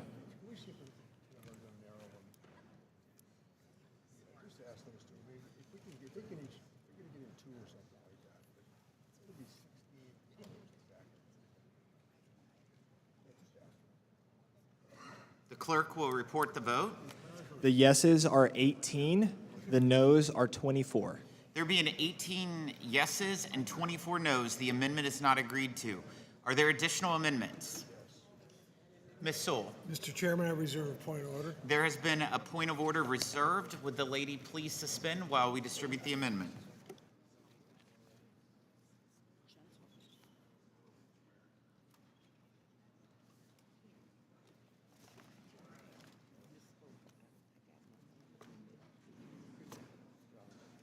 No. But you can speak on mine. Is yours about endowment? Ms. Sewell, you can proceed. Thank you, Mr. Chairman. My amendment seeks to strike the provision in this bill that targets the endowments of America's leading colleges and universities for the sake of paying for corporate tax and tax cuts for the wealthy. In 2017, for the first time, the Tax Cuts and Jobs Act imposed a tax on the endowments of not-for-profit colleges and universities with more than 500 students and endowments larger than 5,000 per student. It was a 1.4% tax. Now, this bill provides an even greater tax and expands the number of institutions that must pay it. Under this bill, it is a four-tiered tax proposal that ranges from 1.4% to as much as 21% tax. This is truly punitive. Imposing this punitive tax is an attack on American values. America's leading colleges and universities are nonprofit entities that benefit all Americans. They seek cures and treatments for diseases like Alzheimer's and cancer. These institutions generate discoveries in quantum science and artificial intelligence that are critical to America's security and prosperity. They spin out businesses and develop talents and entrepreneurs. They power regional economies and educate diverse regional workforces, and they truly change lives as well. It is an attack on college affordability. More than half of annual endowment spending goes directly to student financial aid, tens of billions a year. By reducing reliance on federal loans, endowments reduce burdens on American taxpayers and enable graduates more flexibility to pursue public sector or not-for-profit jobs. Now, I can personally attest to the college affordability. You see, I would never have had an opportunity to go to college, to my alma mater, had it not been for the fact that my alma mater used its endowment to provide a needs-blind admission. When I first got to Princeton, I didn't know how my family was going to afford it. Not only did they admit me on a needs-blind basis, but they provided me with every financial help that I needed in order to graduate. Princeton is one of the leading institutions when it comes to student aid. I can personally attest that even after 35 years, their commitment to college affordability and being able to use its endowment to help make sure that America's children that get in actually can get out of college debt-free. In fact, most families with incomes of under $100,000 pay nothing for their undergraduate students to attend college at Princeton, and I know that many of the other elite colleges have similar programs. Half of all Princeton students receive aid that covers the full cost of tuition, including most families with incomes up to $200,000. I think that the punitive nature of this tax is based on a fallacy that somehow these institutions breed liberalism. Well, I can tell you that this one institution that I went to, my alma mater, produced Terry Sewell, a Democrat, as well as Ted Cruz, a Republican. I think it's a fallacy that somehow going to these institutions create liberalism. It's an attack on higher education. University endowments are essential to America's preeminence in higher education. It's an attack on America's competitiveness by continuing to have this punitive tax. Our country needs to win the global competition in industries that will dominate in the 21st century, such as AI and quantum science and biotechnology. And endowments support essential American leadership in these areas. You know, I also think it's really unfair that similarly situated taxpayers should be treated similarly. Nonprofit colleges and universities are no different than libraries, museums, and philanthropic foundations in each of our districts. They are significant organizations impacting overall well-being of the local economy. I think that it is a shame that we are utilizing endowments to tax endowments up to 21% to pay for the wealthiest to get a tax break and for big corporations to have permanent taxes. I yield back the balance of my time, and I urge my colleagues to think about the universities and institutions in their own districts that provide opportunities that would not exist for vulnerable children and children in need. Thank you, and I yield back. Further discussion on the amendment? Ms. Hsu? This bill is so outrageous and illogical that it would likely result in some universities paying a higher tax than many corporations do, despite the fact that these institutions of higher education are driven not by profit, but by their mission to educate the public and support research. And let's consider that university endowments enable many institutions to provide more generous financial aid for their students and to help fund groundbreaking research. In fact, U.S. colleges and universities spend more on student financial aid from their endowments than on anything else. Institutions like the California Institute of Technology, or Caltech, which is in my district, meets 100% of students' demonstrated financial needs so they can focus on making the discoveries of tomorrow without having to worry about costs or graduating with a mountain of debt. All told, this tax increase will undermine the teaching and research missions of affected institutions, harm students in need of financial aid, and curtail critical research without doing anything to lower the cost of college or enhance access to higher education. And for that reason, I urge a yes vote, and I yield back. Further discussion on the amendment? Seeing none, the question is on agreeing to the amendment offered by Ms. Sewell. The clerk will call the roll. Mr. Buchanan? No. Mr. Buchanan, no. Mr. Smith of Nebraska? Mr. Smith of Nebraska, no. Mr. Kelly? Mr. Kelly, no. Mr. Schweikert? Mr. Schweikert, no. Mr. LaHood? Mr. LaHood, no. Mr. Arrington? Mr. Estes? Mr. Estes, no. Mr. Smucker? Mr. Smucker, no. Mr. Hearn? Mr. Hearn, no. Mrs. Miller? Mrs. Miller, no. Dr. Murphy? Dr. Murphy, no. Mr. Kustoff? Mr. Kustoff, no. Mr. Fitzpatrick? Mr. Stubbe? Mr. Stubbe, no. Ms. Tinney? Ms. Tinney, no. Mrs. Fishbach? Mrs. Fishbach, no. Mr. Moore? Mr. Moore, no. Ms. Van Dyne? Mr. Feenstra? Mr. Feenstra, no. Ms. Maliotakis? Ms. Maliotakis, no. Mr. Carey? Mr. Carey, no. Mr. Yakum? Mr. Yakum, no. Mr. Miller? Mr. Miller, no. Mr. Bean? Mr. Bean, no. Mr. Moran? Mr. Moran, no. Mr. Neal? Mr. Neal, yes. Mr. Doggett? Mr. Doggett, yes. Mr. Thompson? Mr. Thompson, yes. Mr. Larson? Mr. Larson, yes. Mr. Davis? Mr. Davis, yes. Ms. Sanchez? Ms. Sanchez, yes. Ms. Sewell? Ms. Sewell, yes. Ms. Del Bene? Ms. Del Bene, yes. Ms. Chu? Ms. Chu, yes. Ms. Moore? Ms. Moore, yes. Mr. Boyle? Yes. Mr. Boyle, yes. Mr. Byer? Mr. Byer, yes. Mr. Evans? Yes. Mr. Evans, yes. Mr. Schneider? Mr. Schneider, yes. Mr. Panetta?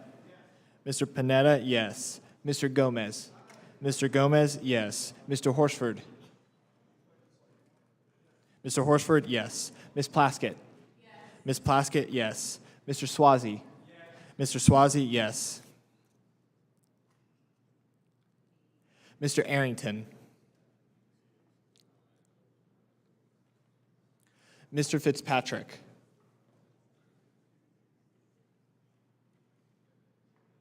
Ms. Van Dyne? Ms. Van Dyne, no.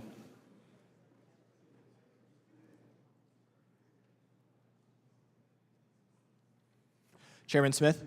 No. Chairman Smith, no.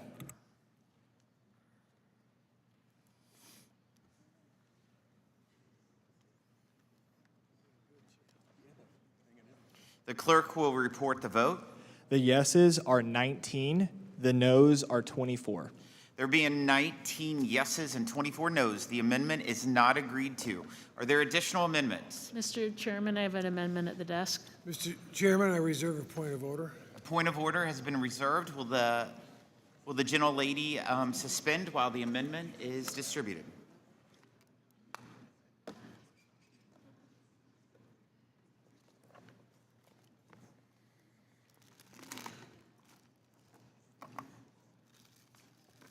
You can proceed. Thank you, Mr. Chairman.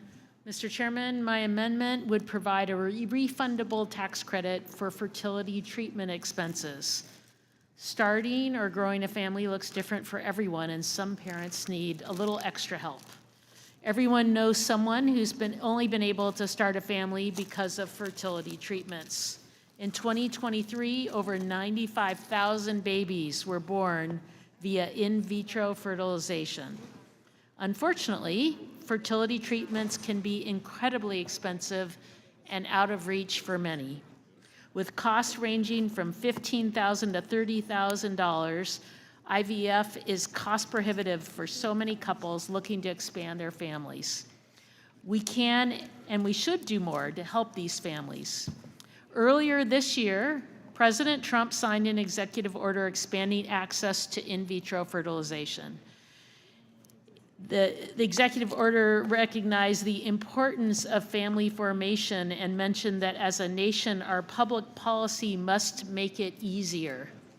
This amendment does just that. The underlying bill already includes changes to the adoption tax credit. Why doesn't it address other ways that people start and grow families? Democrats are here standing up for families, and unfortunately, Republicans are working to provide tax breaks for the wealthy. This amendment is an opportunity to support families and the many ways that they are created. I urge all of my colleagues to ensure their constituents can build families however is best for them by voting in favor of this amendment. I yield back. Further discussion on the amendment? Seeing none, the question is on agreeing to the amendment offered by Ms. Del Bene. The clerk will call the roll. Mr. Buchanan? No. Mr. Buchanan, no. Mr. Smith of Nebraska? Mr. Smith of Nebraska, no. Mr. Kelly? Mr. Kelly, no. Mr. Schweikert? Mr. Schweikert, no. Mr. LaHood? Mr. Arrington? Mr. Estes? Mr. Estes, no. Mr. Smucker? Mr. Smucker, no. Mr. Hearn? Mr. Hearn, no. Mrs. Miller? Mrs. Miller, no. Dr. Murphy? Dr. Murphy, no. Mr. Kustoff? Mr. Kustoff, no. Mr. Fitzpatrick? Mr. Stubbe? Mr. Stubbe, no. Ms. Tinney? Ms. Tinney, no. Mrs. Fishbach? Mrs. Fishbach, no. Mr. Moore? Mr. Moore, no. Ms. Van Dyne? Ms. Van Dyne, no. Mr. Feenstra?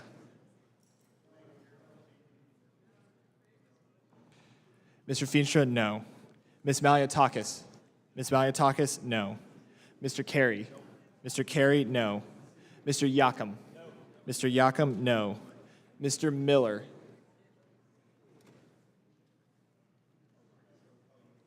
Mr. Bean? Mr. Bean, no. Mr. Moran? Mr. Moran, no. Mr. Neal?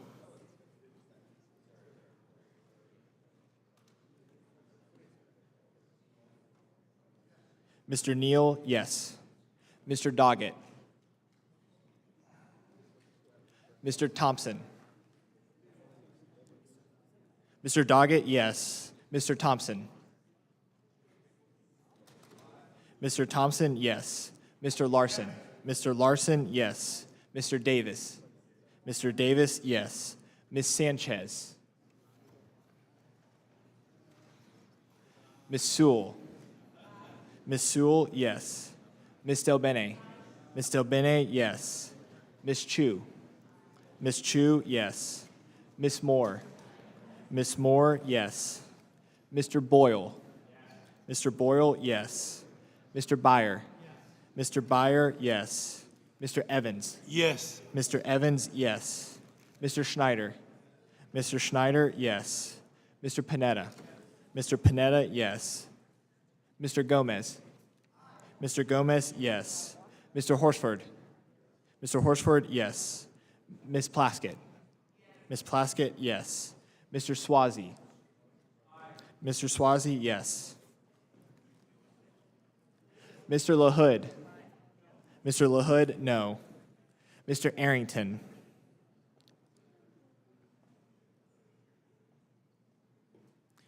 Mr. Fitzpatrick.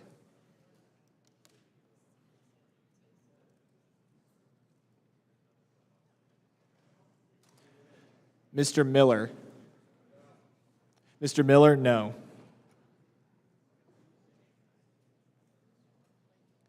Ms. Sanchez. Ms. Sanchez, yes.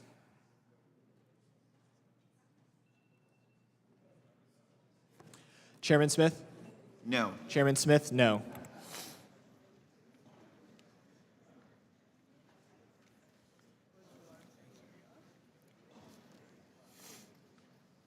The clerk will report the vote. The yeses are 19, the noes are 24. There being 19 yeses and 24 noes, the amendment is not agreed to. Are there additional amendments? Mr. Byer.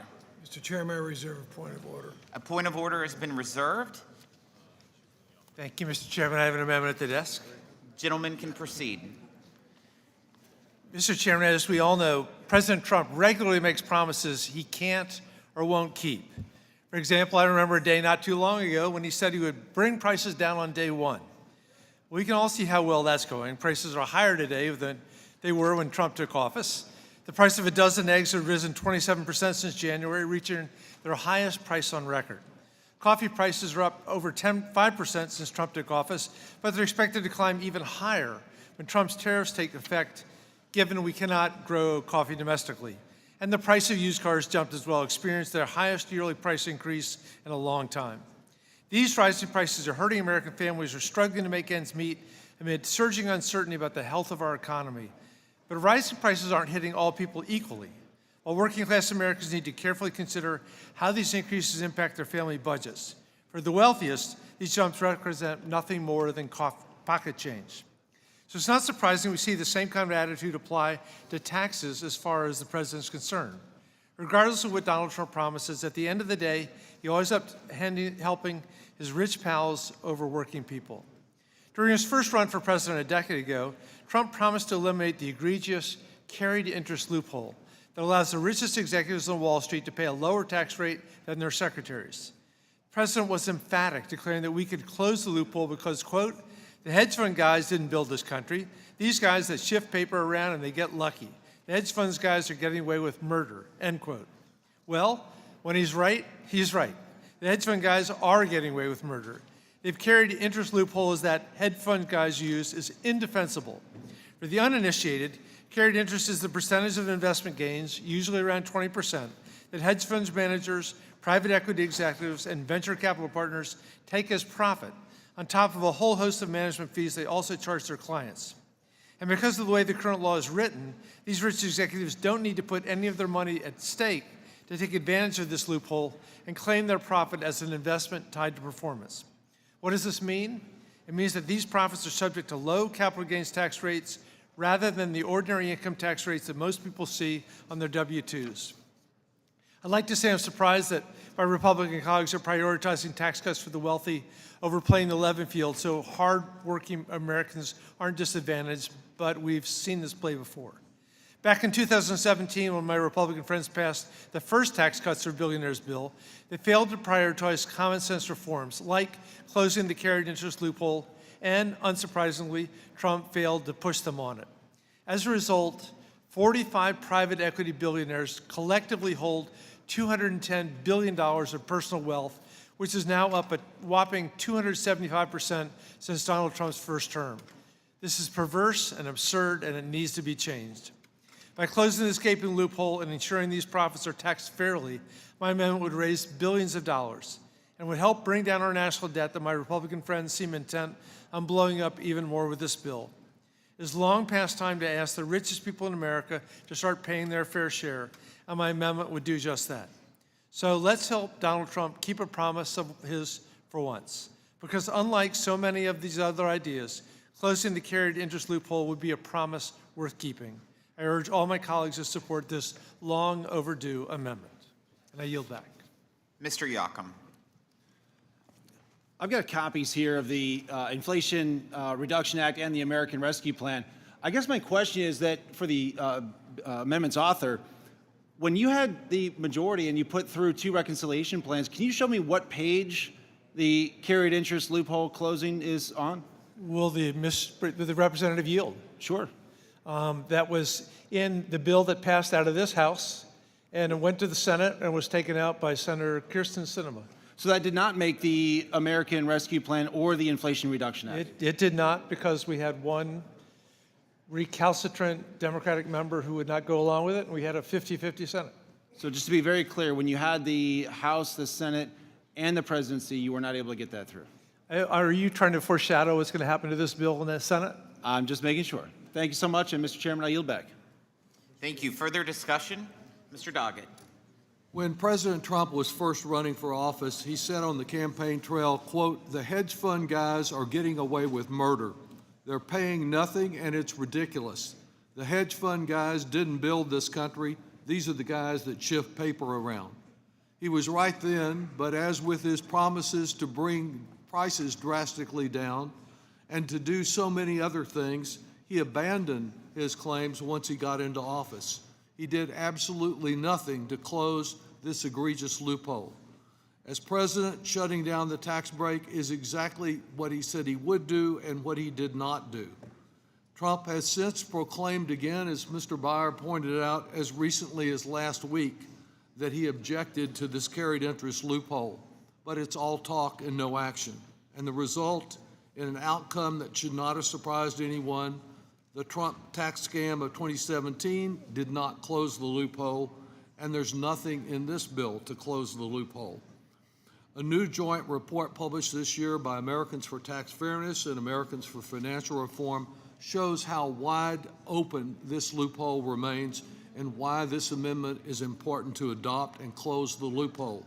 The report highlights that just 8 top executives at 2 of the biggest private equity firms saved a collective $335 million in taxes over a recent 5-year span, all thanks to the carried interest loophole.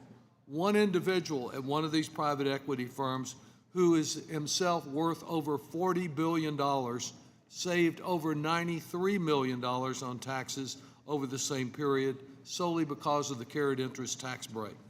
If Trump were truly on the side of working Americans, if these Republicans were truly on the side of working Americans, they would join us to take action to fix a broken tax system replete with loopholes that allow billionaires to escape paying their fair share.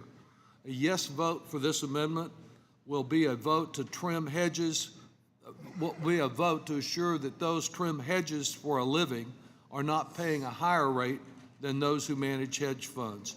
A no vote is a vote that means the work of nurses, teachers, firefighters, and police officers is not valued as much as those who manage other people's billions for a living.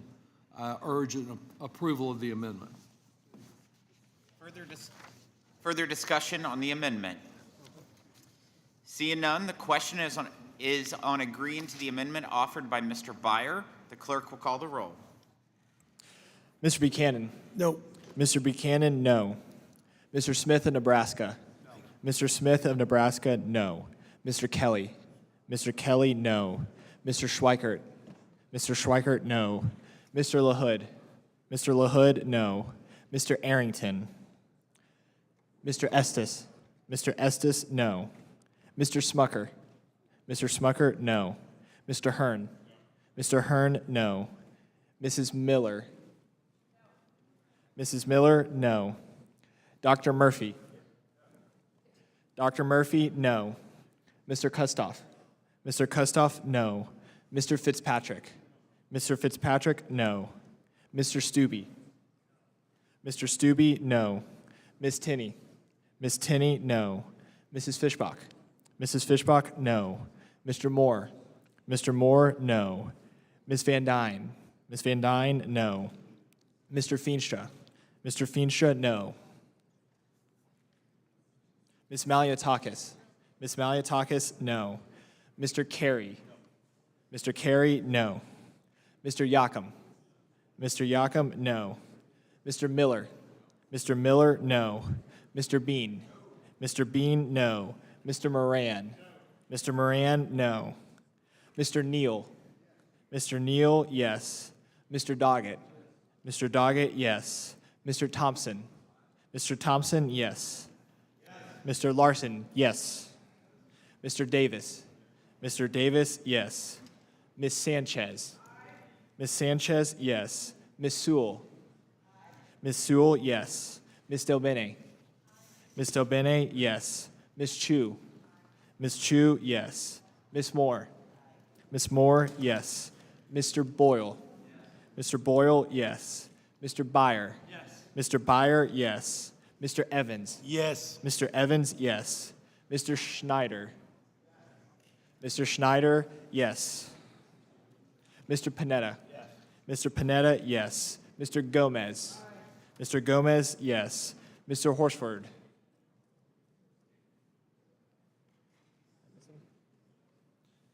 Ms. Plaskett.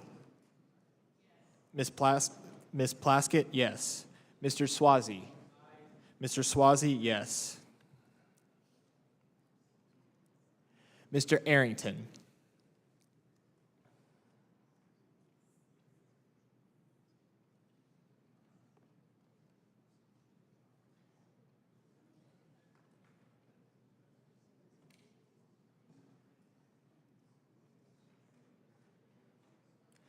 Mr. Horsford.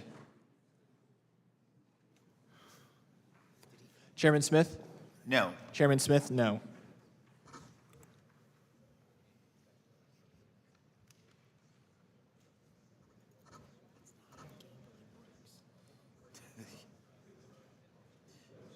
The clerk will report the vote.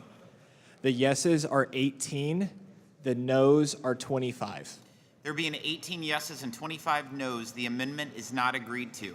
Are there additional amendments? Thank you, Mr. Chairman. I got an amendment at the desk. Mr. Chairman, I reserve a point of order. A point of order has been reserved. Mr. Panetta, proceed.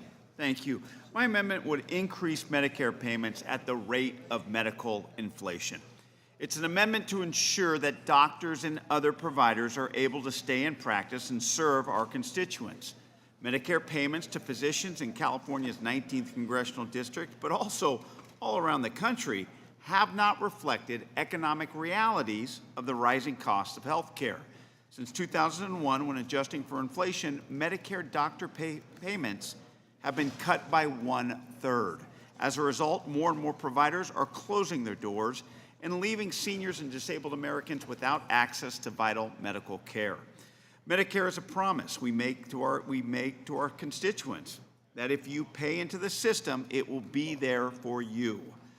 But unfortunately today, it's not about Medicare coverage. It's about doctors accepting Medicare patients because they can't afford to accept Medicare payments.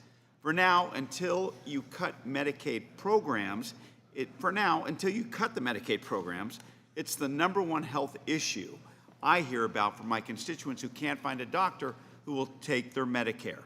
I hear from seniors all the time who have to drive out of the district or wait months for an appointment because there simply are no providers accepting Medicare patients.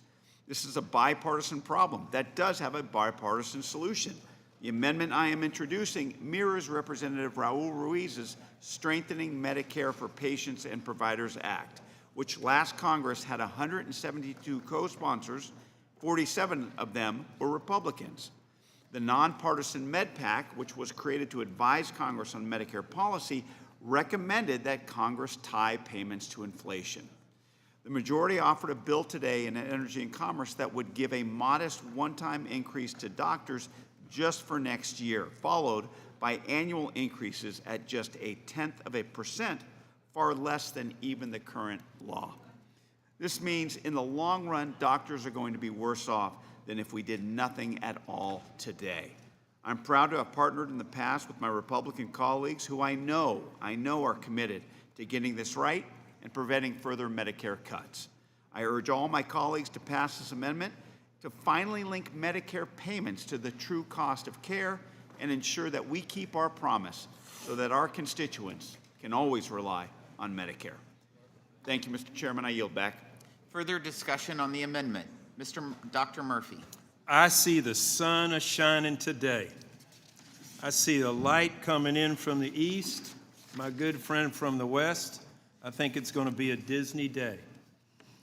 I am happy that finally my Democratic colleagues are seeing the light and that know that physician payment is a terrible, terrible disaster that we're all facing.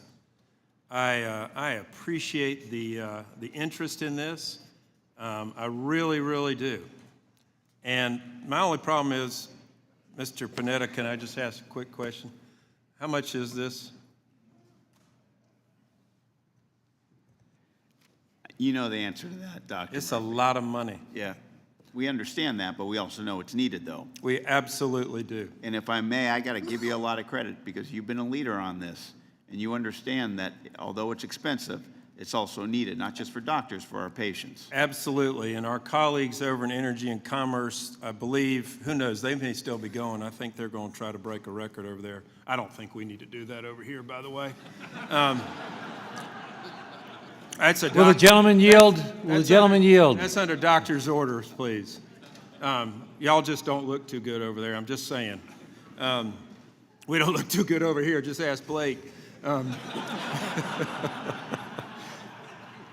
But our colleagues over at Energy and Commerce have pulled out $8.9 billion. I think that's a good start. I don't think it's enough. Personally, I don't think it's enough. I think we can squeeze another $4 billion out to make our physicians and all the other people who do benefit from Medicare payments enough. In fact, I'm not voting for the bill unless they do that. I'm not voting for the final bill. The only problem with this is $200 billion. And that's the reason I didn't sign on this bill to do it last year. I want us to be fiscally responsible, but I also want our doctors to actually be able to survive in private practice. Hell, I knew this when I was up at 2 a.m. looking for the paper clips at my private practice. And sadly enough, when I left, all my younger doctors went, hey, we're going to have to go work for a hospital. That's the only reason I won't support this. I do support it, but I can't support it just because there's not a pay for it. That's all. Thank you for the initiative, and I pray this is the last amendment we have. Further discussion on the amendment. Seeing none, the question is on agreeing to the amendment offered by Mr. Panetta. The clerk will call the roll. Mr. Buchanan. Mr. Buchanan, no. Mr. Smith of Nebraska. Mr. Smith of Nebraska, no. Mr. Kelly. Mr. Kelly, no. Mr. Schweikert. Mr. Schweikert, no. Mr. LaHood. Mr. LaHood, no. Mr. Arrington. Mr. Estes. Mr. Estes, no. Mr. Smucker. Mr. Smucker, no. Mr. Hearn. Mr. Hearn, no. Mrs. Miller. Mrs. Miller, no. Dr. Murphy. Dr. Murphy, no. Mr. Kustoff. Mr. Kustoff, no. Mr. Fitzpatrick. Mr. Fitzpatrick, no. Mr. Stubbe. Mr. Stubbe, no. Miss Tinney. Miss Tinney, no. Mrs. Fishbach. Mrs. Fishbach, no. Mr. Moore. Mr. Moore, no. Ms. Van Dyne. Ms. Van Dyne, no. Mr. Feenstra. Mr. Feenstra, no. Ms. Maliatakis. Ms. Maliatakis, no. Mr. Carey. No. Mr. Carey, no. Mr. Yakum. Mr. Yakum, no. Mr. Miller. Mr. Miller, no. Mr. Bean. Mr. Bean, no. Mr. Moran. Mr. Moran, no. Mr. Neal. Mr. Neal, yes. Mr. Doggett. Mr. Doggett, yes. Mr. Thompson. Mr. Thompson, yes. Mr. Larson. Mr. Larson, yes. Mr. Davis. Mr. Davis, yes. Ms. Sanchez. Ms. Sanchez, yes. Ms. Sewell. Ms. Sewell, yes. Ms. Delbene. Ms. Delbene, yes. Ms. Chu. Ms. Chu, yes. Ms. Moore. Ms. Moore, yes. Mr. Boyle. Mr. Boyle, yes. Mr. Byer. Mr. Byer, yes. Mr. Evans. Yes. Mr. Evans, yes. Mr. Schneider. Mr. Schneider, yes. Mr. Panetta. Mr. Panetta, yes. Mr. Gomez. Mr. Gomez, yes. Mr. Horsford. Mr. Horsford, yes. Ms. Plaskett. Ms. Plaskett, yes. Mr. Swazi. Mr. Swazi, yes. Mr. Arrington.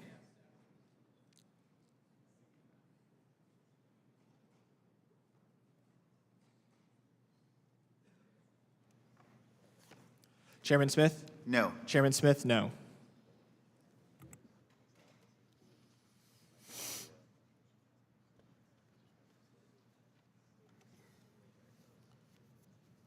The clerk will report the vote. The yeses are 19, the noes are 25.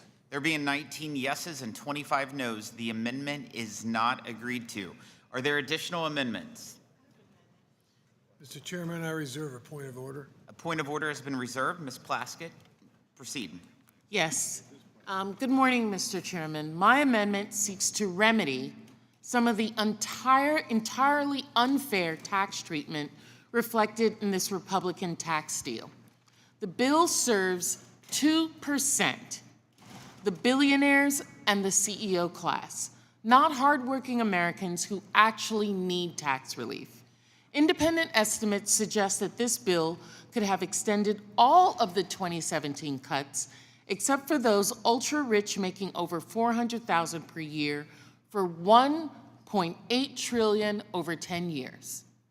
So for $1.8 trillion, we would have been able to extend the 2017 tax cuts to everyone under $400,000. That's a lot of money, but 98% of Americans do need tax relief. Instead, Republicans are looting the American people to the tune of over $5 trillion, cutting vital programs that everyday Americans rely on and skyrocketing their costs, all to deliver a massive handout to the wealthiest 2%. Republicans are giving an $800 billion gift to billionaires by permanently increasing 199A for pass-through business owners. Republicans are permanently increasing the estate tax exemption so that hardworking heirs of the rich and famous can fill their trust funds tax-free. Republicans are bending the knee to the investor class at every turn, renewing the failed Opportunity Zone program, giving the wealthiest Americans another chance to shelter capital gains in already gentrifying areas of major cities, and funding the real estate portfolios of multimillionaires. Republicans offer the world to wealthy and expect the 98 to be happy with the crumbs. The tiny boost to the child tax credit, poorly designed tax breaks for overtime tips, and meager contribution to children's savings accounts that this bill does contain all quickly sunset, while giveaways to the wealthy are made permanent. Those little crumbs are to keep the 98% quiet, give you something to believe that you're getting something, while they give themselves permanent meals. The Republicans are transparently targeting political enemies to pay for tax cuts for the rich. This bill exploits the deficit, driving up interest, explodes the deficit, driving up interest rate.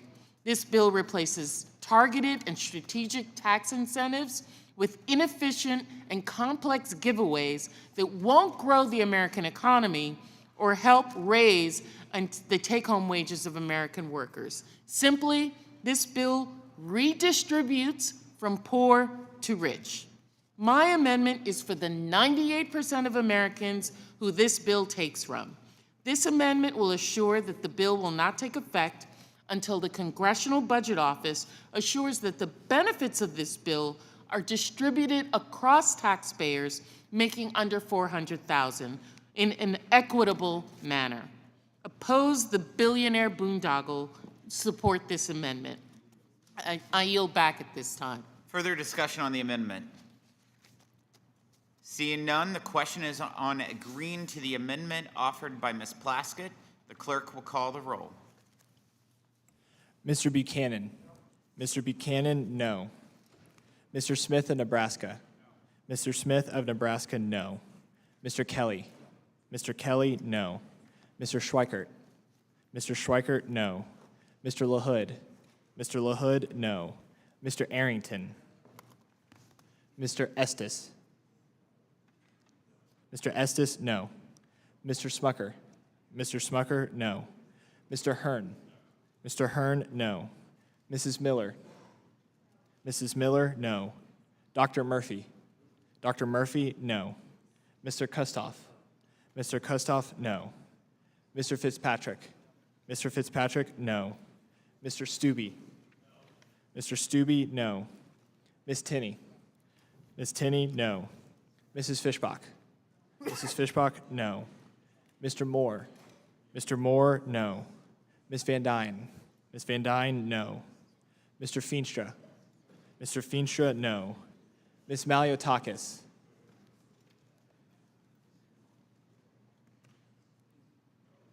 Mr. Carey. Mr. Carey, no. Mr. Yocum. Mr. Yocum, no. Mr. Miller.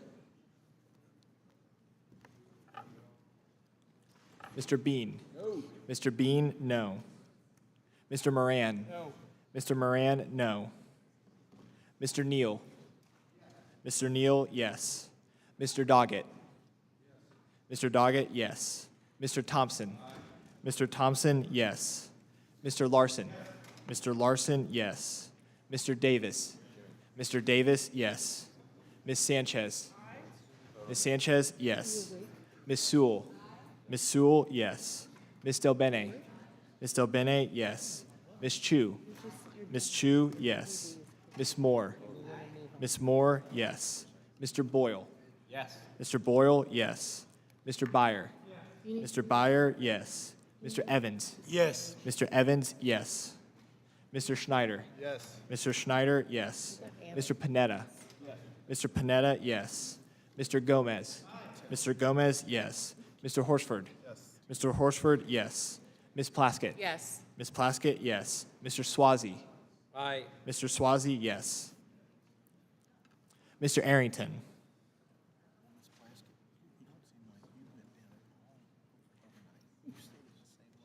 Ms. Maliotakis. Ms. Maliotakis, no. Mr. Miller. Mr. Miller, no.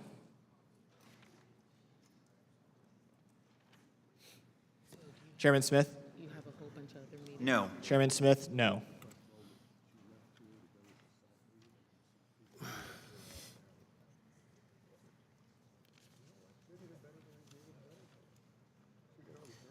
The clerk will report the vote. The yeses are 19, the noes are 25. There being 19 yeses and 25 noes, the amendment is not agreed to. Are there additional amendments? Ms. Moore. Mr. Chairman, I reserve a point of order. A point of order has been reserved. Ms. Moore, proceed. Good morning, Mr. Chairman. I'm hoping that with the rising of the sun, we could just sort of pull back from the brink for a moment. Earlier this morning, we considered an amendment offered by Ms. Sewell to strike the excise tax on university endowments. And I understand that that this endowment, as she indicated, went from a 1.2% excise tax all the way up, depending on the size of the endowment, up to